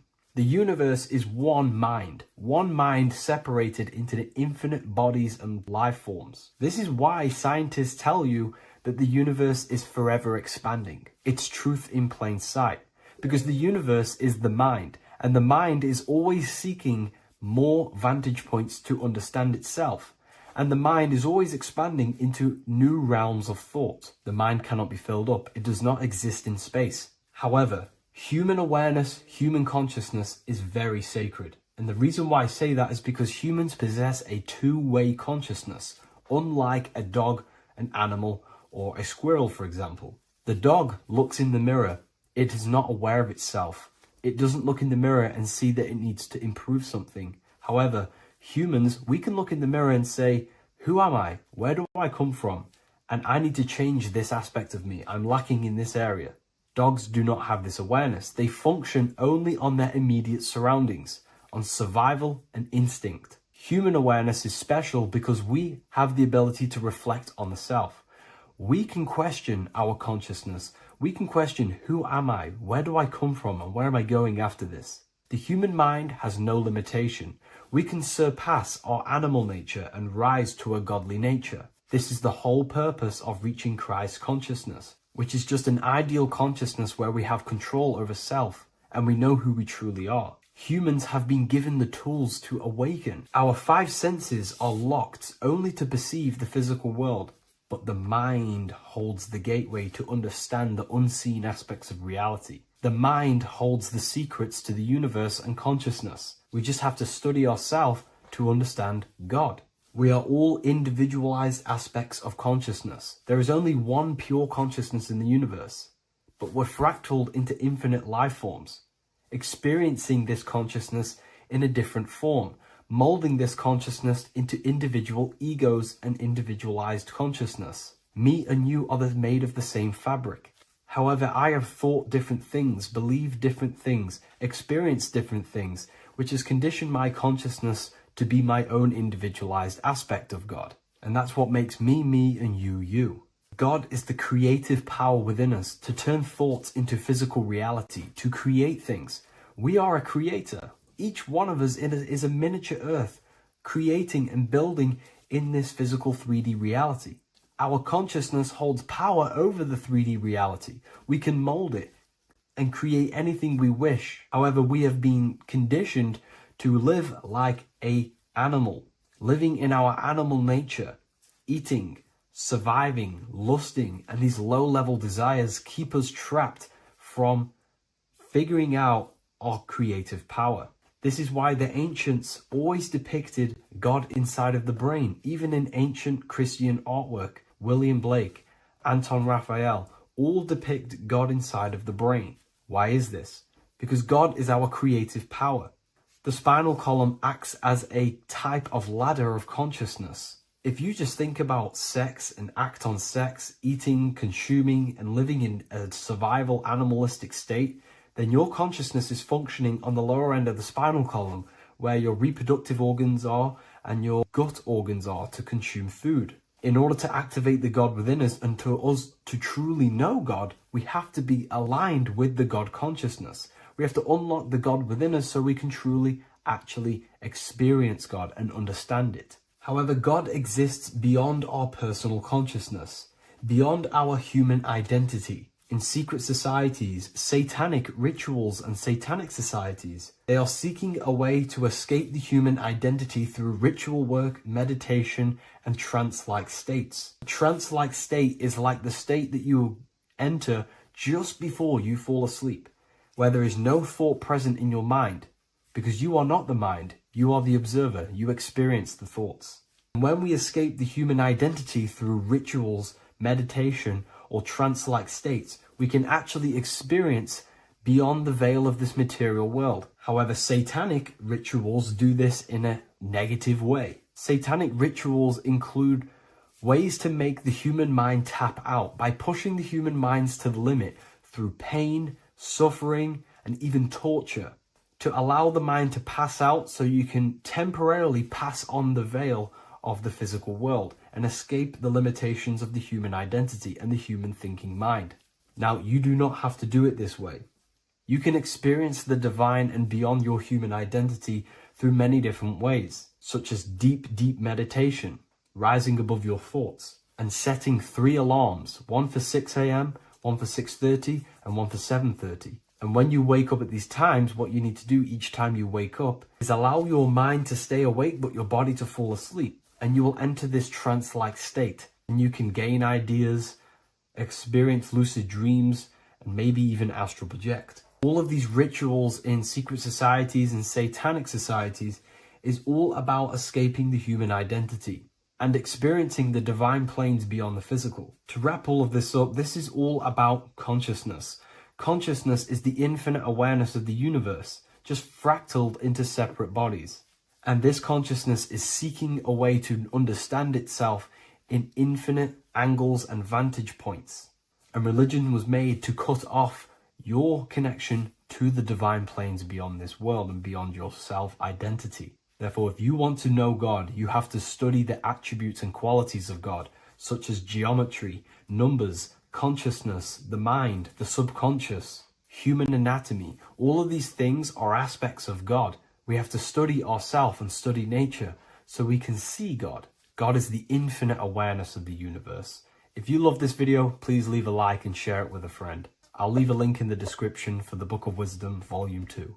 What if I told you that the pentagram can unlock the secrets of creation and make you manifest any reality you want? Hence why the pentagram is used heavily in magic and witchcraft. We have to understand that the pentagram has been heavily demonized. Religions, churches claim that this symbol is associated with Satanism and witchcraft. I personally believe this was intentionally done so that people do not gain their personal power over reality and their life. The pentagram reveals so much about you, and it is one of the most important symbols to understand inside the occult studies. It is one of the most common symbols that you will see across all occult esoteric orders and different occult traditions, such as Freemasonry, Kabbalah, Rosicrucianism, alchemy. You will see this symbol everywhere. And in fact, you even see this symbol, the pentagram, on old church buildings, statues of Jesus next to church buildings.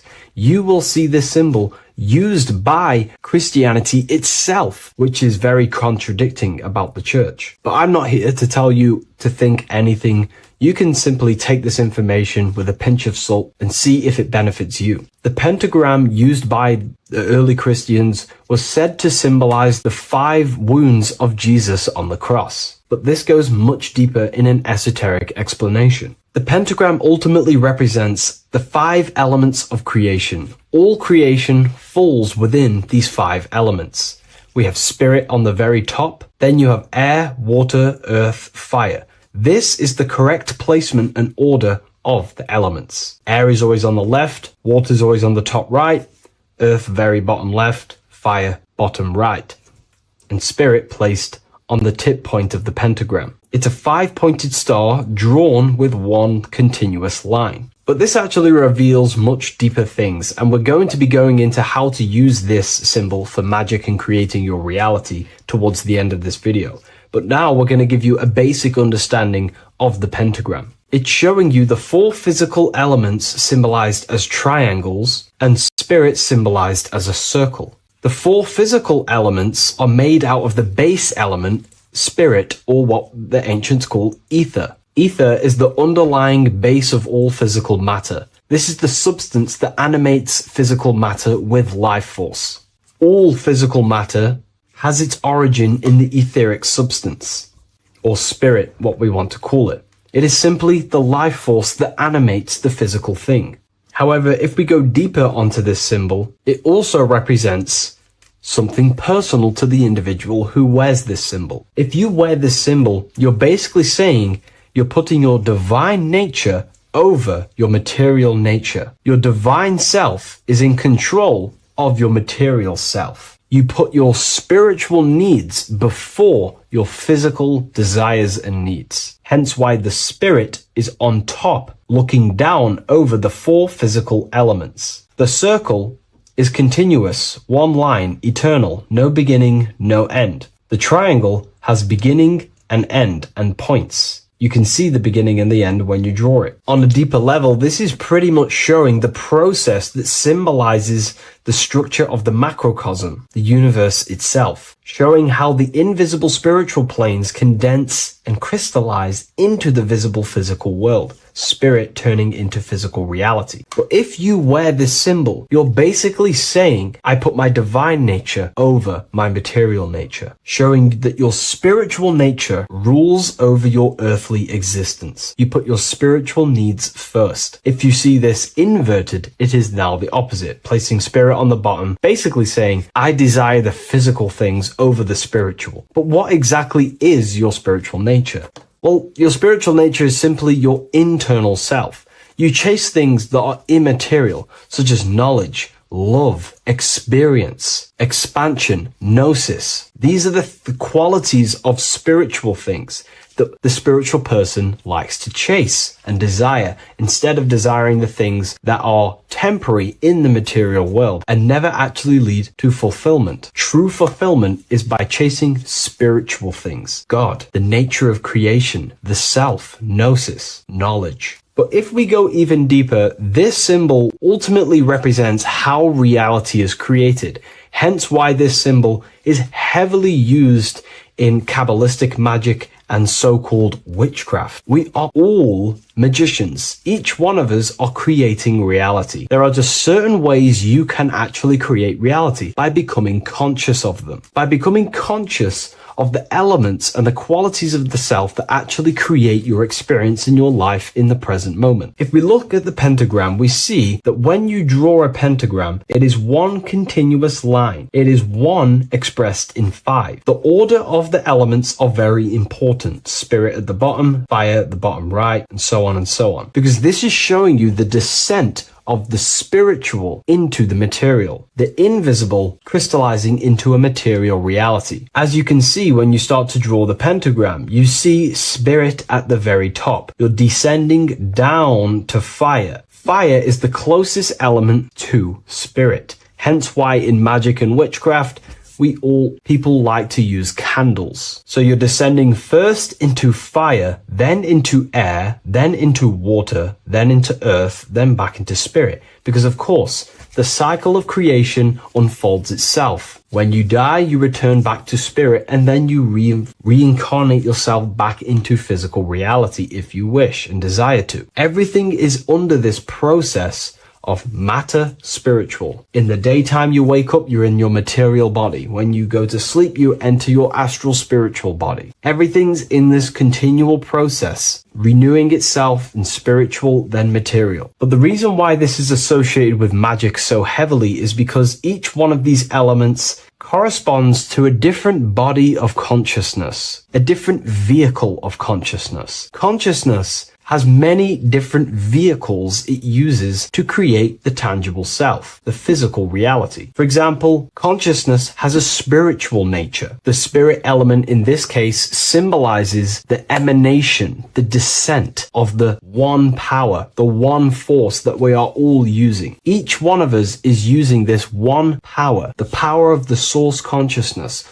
unfolding its creation in the present moment. This represents the source, the emanation, the descent of this continuous flow of energy through us that we are tapped into, like a live stream in the present moment. This descends first, the force descends into fire. Fire symbolizes the willpower, will. In this aspect or vehicle of consciousness, the will is the being that directs intention, initiates action, shapes reality through focus, determination. It sets direction, holds intention, projects a desire into form, and aligns your inner world with the outer creation. The will comes out of the force, spirit. Then the will goes with intention to air. Air symbolizes the mental vehicle of consciousness, the mind, the psychic man. The psychic aspects of your consciousness is thinking, imagination, mental images, logic, using the thought or the mental vehicle body of consciousness. Then that thought has an emotion, which is then water. So it goes from the force to the will to the intellect to the water, the emotional body of consciousness. The emotional vehicle of consciousness amplifies the thought into an emotional desire that you want to take action on. No one takes random actions, and if we do, we say we're very bored and we don't care. The water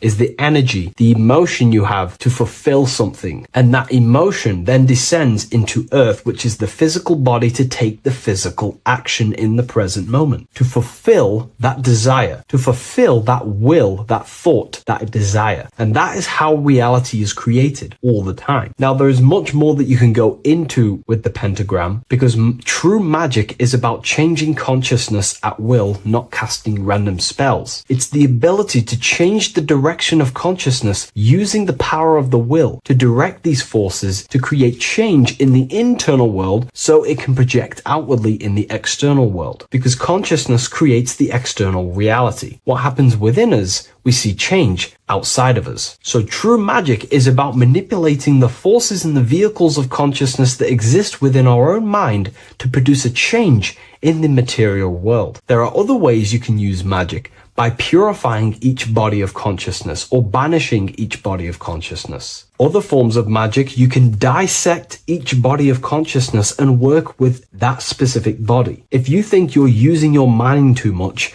you can start using banishing rituals to banish the power of the mind, to stop overthinking, for example. Or if you have lack of emotional connection with your emotional vehicle of consciousness, we can dissect this body, tap into this body, and invoke this body and strengthen it. We're dissecting each body and vehicle of consciousness so we can work with it to create a specific change inside ourselves, then to be mirrored outside of us. So pretty much this pentagram represents the descent of the spiritual turning into a material reality. Hence why sometimes we see a human figure standing in the point of a pentagram, because it ultimately represents the microcosm. You are the microcosm. You represent the entire process of spirit into matter, the invisible into the visible, the formless into form. The pentagram, drawn in one unbroken motion, captures this divine act of creation, showing how consciousness flows downward through the elements or the vehicles of consciousness to bring forth the material reality. The Book of Symbolism will teach you all about this. It was released November 17th. A lot of people have taken advantage of this. You also gain a free ebook with this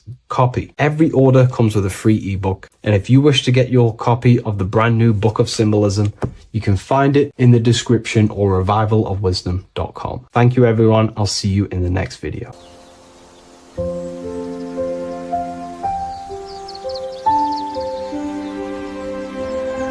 bookofwisdom.com. Visit today.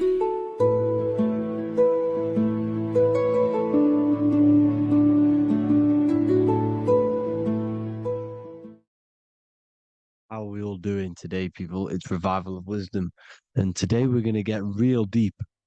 This video is going to get real deep. A lot of people are not going to be ready for this sort of knowledge. Okay, you really have to do is to really deprogram the mind, because everything we've been taught is a complete lies to keep us trapped. Okay, this is really advanced knowledge. Now, let's get straight into this. All of the ancients depicted other worlds, and they called this place Midgard. Midgard is the mid garden, the middle garden. This is why the Masonic symbolism on the floor is always a black and white checkered board, symbolizing the polarity here, the good and bad, because we're in the middle garden, the heart. Earth rearranged spells heart, because we're in the heart of this system, or whatever it is, a super quantum computer, whatever you want to call it, simulation. Now, in the Quran, it talks about the 7 layers of heaven.